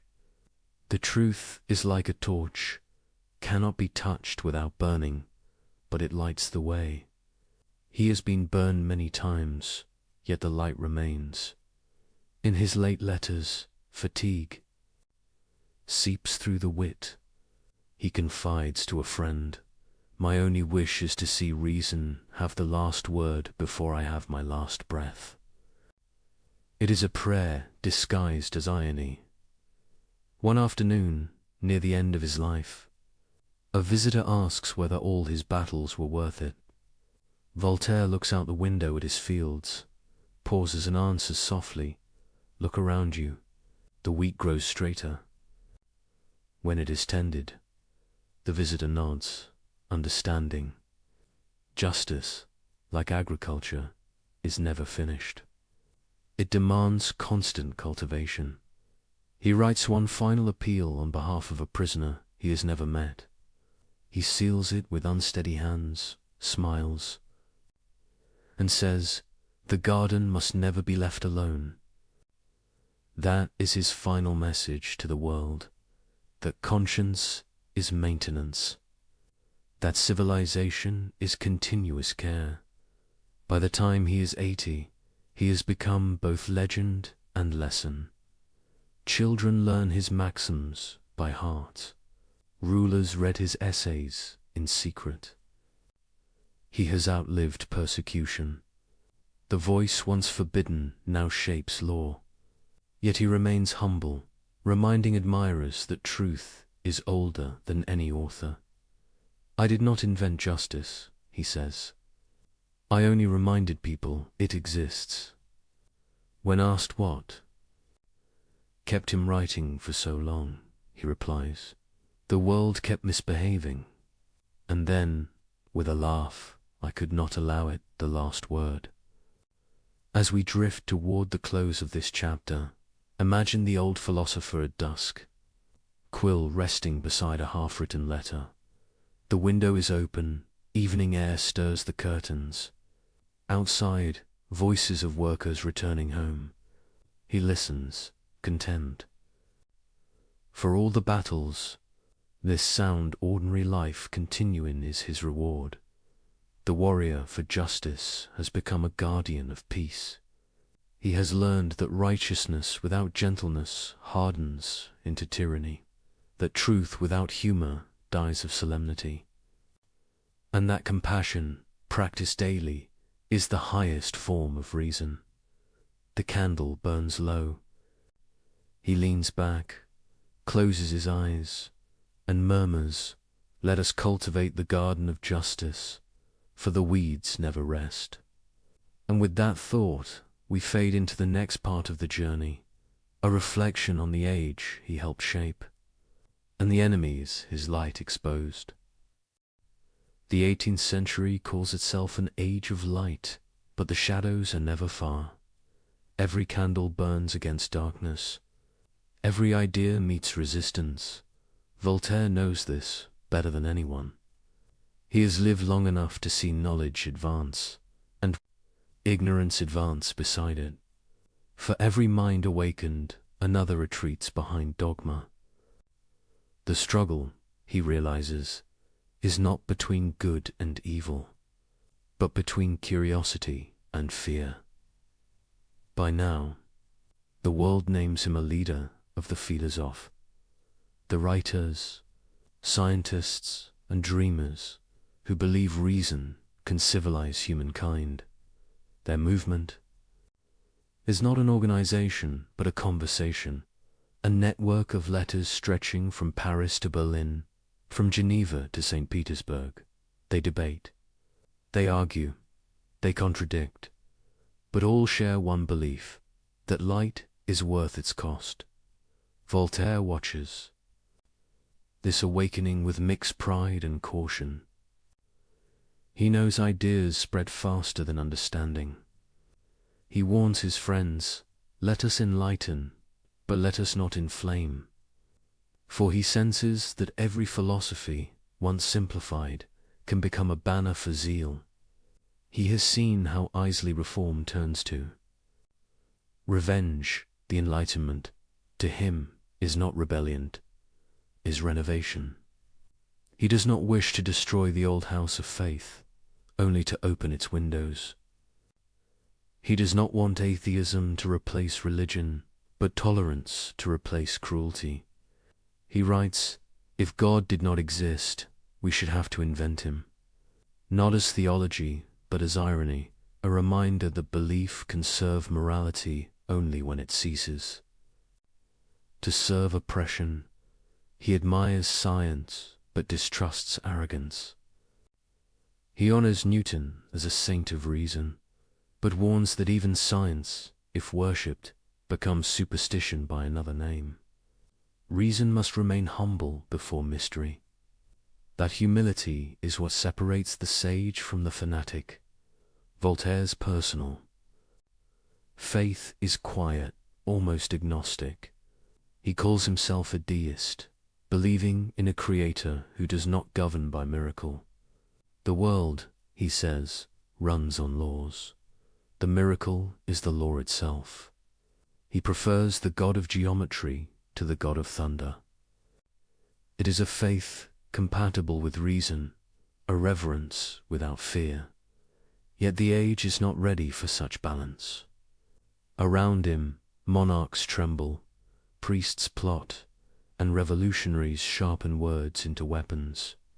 He watches as thinkers younger than himself turn his moderation into militancy. They demand immediate change. He counsels patience. They call him cautious. He calls them reckless. He sees that enlightenment itself has enemies on every side. On one side, the old powers, the church, the court, the censors. On the other, new radicals who mistake destruction for liberty. Both, he says, are blinded by certainty. The true philosopher walks between, trusting in reason and experience, never in slogans. He writes, "Doubt is uncomfortable, but certainty is ridiculous." That line becomes a shield for generations to come. In it lies his whole method, to live intelligently in a world that resists intelligence. Voltaire studies the history of fanaticism as others study war. He collects examples of intolerance from every religion, not to mock faith, but to remind believers that cruelty wears many names. In his treatise on tolerance, he pleads for conscience without persecution. He writes, "It does not require faith to be virtuous, but it requires virtue to make faith harmless." He argues that religion's purpose should be consolation, not control. That prayer means little if it blesses injustice. That salvation, if it exists, must depend more on kindness than on creed. He does not abolish the sacred, he purifies it. For him, the enemy is not belief, but fanaticism, not ignorance, but arrogance. He calls dogma the poison of certainty. His antidote is curiosity. Every question asked in good faith, he insists, is an act of worship. Among the philosophes, Voltaire stands apart. Diderot dreams of universal encyclopedias. Rousseau preaches natural virtue. Montesquieu designs political balance. Voltaire, ever practical, concerns himself with human pain. He measures progress not by theories, but by suffering reduced. "Let others speculate," he says. "I will prevent one injustice, and it will be enough." His influence spreads beyond literature. Economists quote him, scientists thank him, statesmen read him in secret. Catherine the Great of Russia invites him to court. Frederick of Prussia calls him friend, then rival, then friend again. They correspond for decades, trading philosophy and sarcasm in equal measure. Voltaire enjoys their attention, but never forgets that power flatters to neutralize. He flatters back, but keeps his independence. To kings he offers advice wrapped in wit. To subjects he offers laughter sharp enough to wound without bleeding. He proves that diplomacy and defiance can coexist. His letters are theatre, half flattery, half resistance. They allow him to whisper truths that would be dangerous if shouted. Still, danger finds him. Books banned, plays censored, pamphlets condemned as heresy. He answers each attack not with retreat, but with more writing. He claims that persecution is advertisement. Burn my books, he says, and you light my words anew. In time, his defiance becomes legendary. Young writers adopt his tone, mixing courage with comedy. Voltaire becomes not only a thinker, but a style, a rhythm of irony, a way of being fearless without hatred. But as his fame grows, so does the backlash. Priests accuse him of corrupting youth. Some scholars envy his influence. Even among allies, jealousy breeds suspicion. He endures it with amusement. He says, "To be hated by fools is the beginning of wisdom." The enlightenment he helped ignite becomes a constellation too bright for one man to control. New thinkers push beyond him, toward revolutions he will not live to see.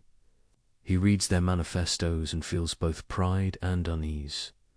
They speak of liberty, equality, fraternity, words that echo his own. But with heat instead of light. He fears that in destroying tyranny, they will forget tolerance. That in freeing themselves from kings, they will enslave themselves to anger. He senses the future approaching with the sound of marching feet. Beware, he writes, of those who burn to reform mankind. They will burn mankind itself. Yet, he does not despair. He believes ideas evolve beyond intention. The philosopher sows, history harvests. He will not live to see how the harvest turns, but he trusts the soil. In these twilight years, Voltaire writes less polemic and more reflection. He returns to themes of aging, forgiveness, and mortality. He asks what the Enlightenment has truly achieved. People think more freely, yes, but do they feel more kindly? Science has advanced, but has wisdom kept pace? He answers himself softly, perhaps progress is not speed, but direction. To move toward reason, however slowly, is already victory. He watches children playing in the streets of Fernie, and imagines a world where laughter is safe. That, he decides, is civilization's test, not the splendor of cities, but the peace of ordinary joy. Through all these meditations, his humor never deserts him. He jokes about death, about God, about himself. He says, "I am at the age when one must choose between dying of boredom or dying of something else." Friends call his levity blasphemous. He replies that only despair is sin. His laughter, even now, is service. It keeps fear at bay. He understands that laughter and light share the same property. Both reveal, both comfort, both vanish when forced. That is why he refuses fanaticism on every side. He loves reason too much to make it a religion. Visitors ask him to define enlightenment. He answers without hesitation. It is the habit of judging things by evidence and people by their humanity. That sentence could stand as his epitaph. He sees enlightenment not as knowledge acquired, but as prejudice discarded. It is not a destination, but a discipline, a way of looking without hatred. He warns that light creates shadows. Every new truth exposes new errors. The work of thought, therefore, never ends. He imagines the future continuing this work, generation after generation, each one correcting the last. That image comforts him more than any creed. Late in life, he visits Paris again after decades in exile. The journey is both triumph and temptation. Crowds fill the streets to see him. Theatres perform his plays. Academies welcome him as a hero. He rides through the city as through a living book. Students shout his name. Women throw flowers. Priests mutter prayers he does not need. He bows from his carriage window, smiling faintly. He knows that fame, like faith, is a form of illusion. But he accepts it as one accepts sunlight, brief, warm, undeserved, and gone by evening. That night, in his hotel room, he writes the last words he will ever publish. May all men remember that they are brothers. It is both blessing and warning. It is the enlightenment reduced to a whisper. As this chapter of his life closes, the enemies of light remain, but so do its keepers. The movement he helped shape will survive him and divide without him. Some will turn his moderation into rebellion, some will misquote him to justify cruelty. He cannot prevent it. Ideas, once born, belong to history. Yet he leaves behind a pattern, a method of thought that resists corruption, doubt, humor, patience, and courage. Together, they form an invisible armor, stronger than dogma, lighter than pride. And so, as night settles on the Enlightenment's greatest witness, Voltaire sits once more at his desk. The candle flickers. The pen rests between aging fingers. He writes one last note to a friend. The truth is slow, but it walks. He seals the letter, sets it aside, and listens to the quiet world he helped to free. Outside, the wind stirs his garden. The same garden he once made metaphor now rustles like applause. The philosopher smiles, knowing that the light he tended will wander on without him, fragile, flickering, but alive. And as we fade toward the next part of this journey, the final letters, the final home, the final peace, his words linger softly behind. The more I see of mankind, the more I love my garden. In the century before instant words and glowing screens, letters with a bloodstream of ideas. They carried thought from one solitude to another, stitched together the countenance-hidden conversations. And no one wrote letters like Voltaire. His pen connected kingdoms, scholars, merchants, and friends. He wrote as if correspondence itself were a republic, a nation without borders, ruled only by curiosity. His letters were many things at once: confession, argument, performance, and disguise. Each one revealed a part of him and concealed another. They were the mirror through which Europe saw its conscience. He called them little ambassadors of truth. They carried humor where sermons could not, reason where pamphlets were banned, and compassion where the law was deaf. By the end of his life, he had written more than 20,000. A lifetime of sentences sent across mountains and seas, each one a spark of intellect searching for its match. Through them, Voltaire built the most powerful weapon of the Enlightenment: communication. He understood that wit could cross borders, that armies could not. While censors-inspected books and sermons thundered from pulpits, his letters slipped quietly from desk to desk, turning into echoes that could not be contained. He addressed kings as equals, priests as students, friends, as partners in the grand experiment of reason. He wrote with grace and danger balanced so delicately that even his enemies could not resist reading him. To Catherine the Great, he offered counsel disguised as flattery. To Frederick the Great, he offered flattery disguised as counsel. Their exchanges reveal a man who could disagree without provoking wrath, a master of tone who never confused humility with submission. He knew that a gentle truth, well-timed, was more revolutionary than any shout. The art of wit, to Voltaire, was not mockery for its own sake. It was the discipline of clarity. To write wittily was to think clearly enough that even the dull would listen. He said, "A witty phrase is a truth, smiling." And he smiled often. Among his most dangerous letters were the letters Philosophites, the philosophical letters written after his stay in England. They compared English liberty with French absolutism, English science with French dogma. Each essay was a mirror angled just enough to reflect discomfort. He praised the English Parliament not to glorify Britain, but to embarrass France into thinking. When the book appeared, it exploded like quiet dynamite. Readers laughed first, then realized what they were laughing at.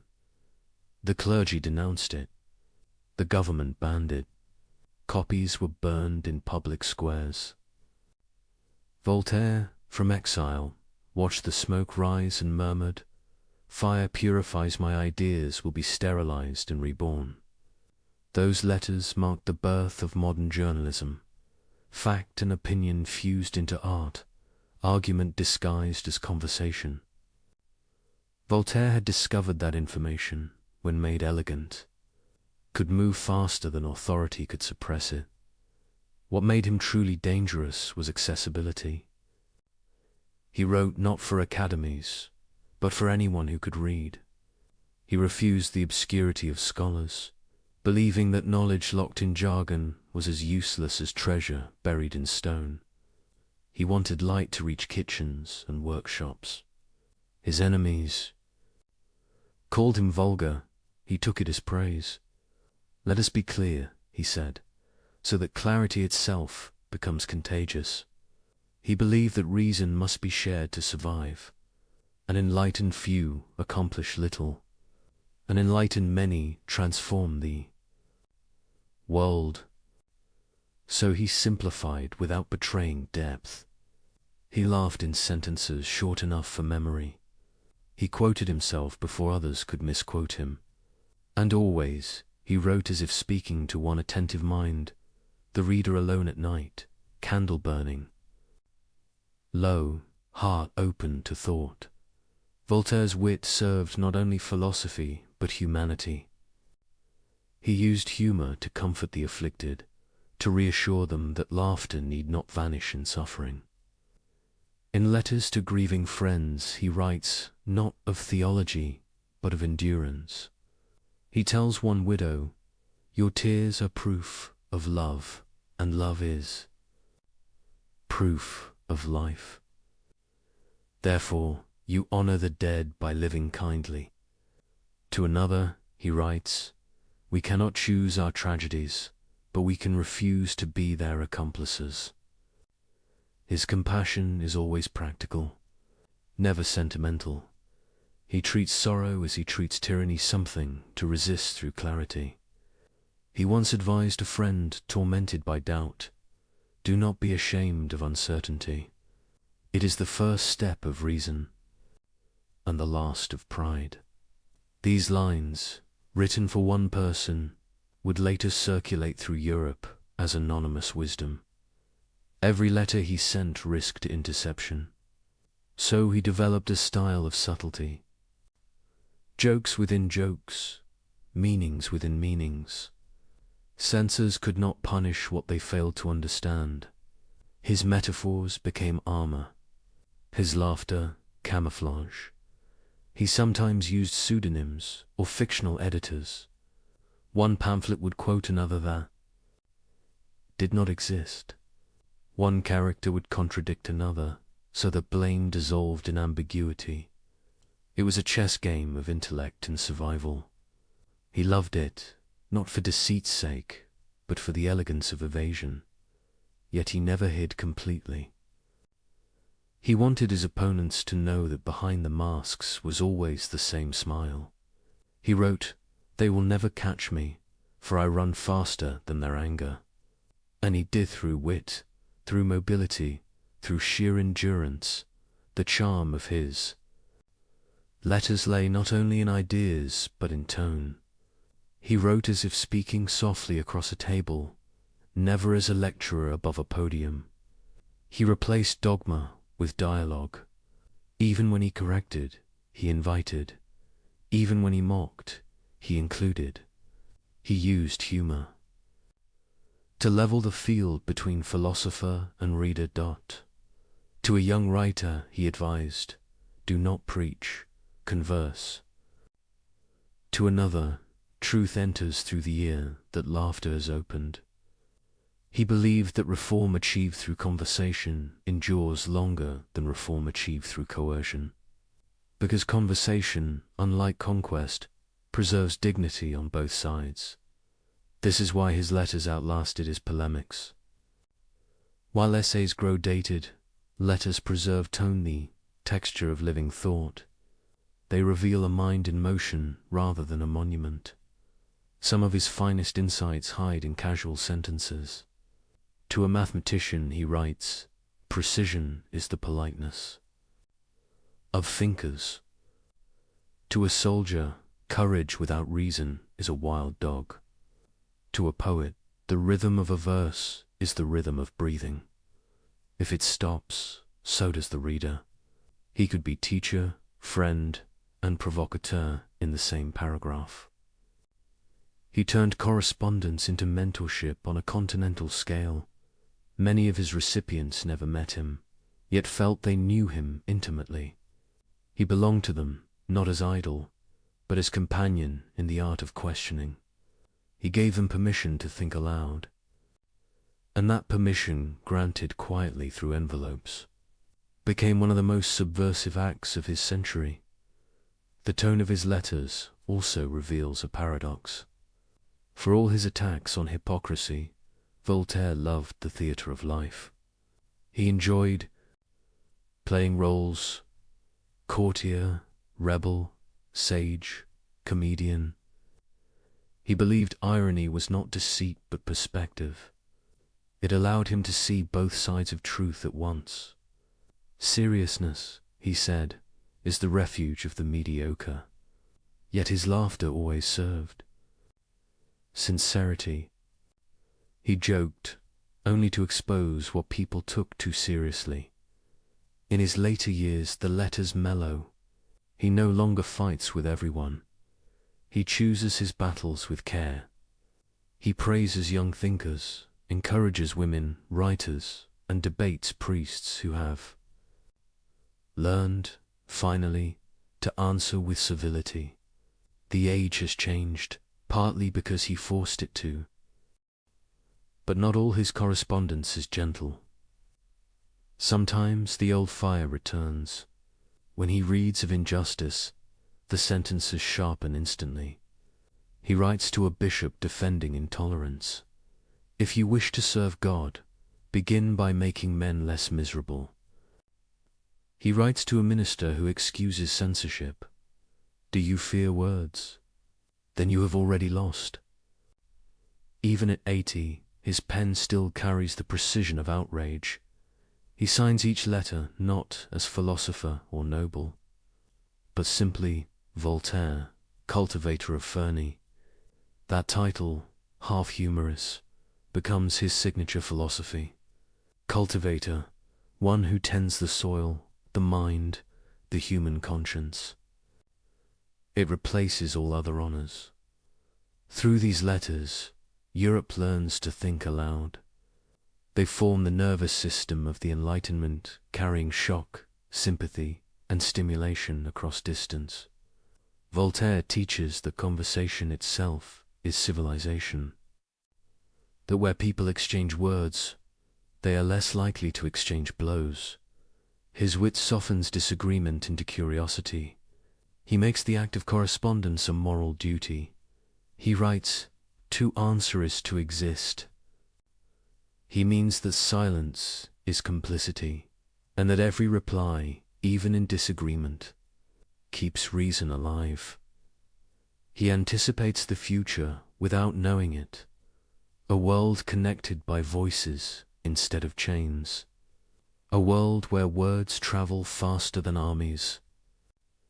In his letters lie the first architecture of modern dialogue, toward the end. As his strength fades, he writes fewer lines, but with more tenderness. He thanks his correspondents for keeping him alive in spirit. He writes, "When I can no longer travel, my words walk for me." He feels the limits of his body, but not of his reach. Every sealed envelope carries another fragment of his immortality. In one of his last letters, he muses, "I have spent my life fighting foolishness, and I see that it is immortal. But perhaps, if it never dies, neither will laughter." That single line could stand as the motto of his age. He does not expect victory. He expects continuity. And that expectation, humble and steadfast, is the true essence of enlightenment. When he dies, his letters remain in drawers, trunks, pockets. They circulate slowly, outliving censorship, outliving even the revolutions they inspired. Future generations will piece them together and find not a hero, but a human voice, curious, weary, amused, alive. They will see that his greatest creation was not a book or a theory, but the habit of correspondence itself, the ongoing dialogue. Between minds seeking clarity, Voltaire's wit was dangerous because it proved that truth need not be solemn to be powerful. A joke, sincerely meant, could loosen the grip of tyranny. A letter, honestly written, could change a world one reader at a time. As this section fades to its quiet close, imagine him once more at his desk, the quill moving slowly across parchment. He signs his name, folds the sheet, and presses wax upon it. The candlelight flickers on his face. He smiles, not triumphant, but content. He has learned that words, like seeds, find their soil in distant minds. And somewhere, perhaps tonight, someone will open a letter and feel a sudden lightness of thought, a quiet rebellion, a smile at the edge of revelation.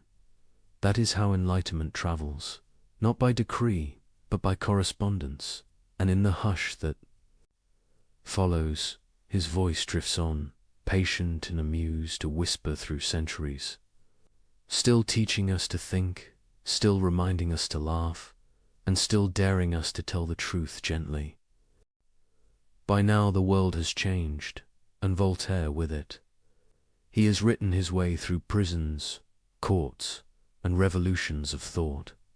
He has outlived kings, outargued bishops, outlasted his enemies, and yet he remains what he was at the beginning. A man in search of a place where he can think freely, live honestly, and write without fear. That place will be Fernie, a small estate near the French-Swiss border, a frontier between nations, between safety and danger, between silence and speech.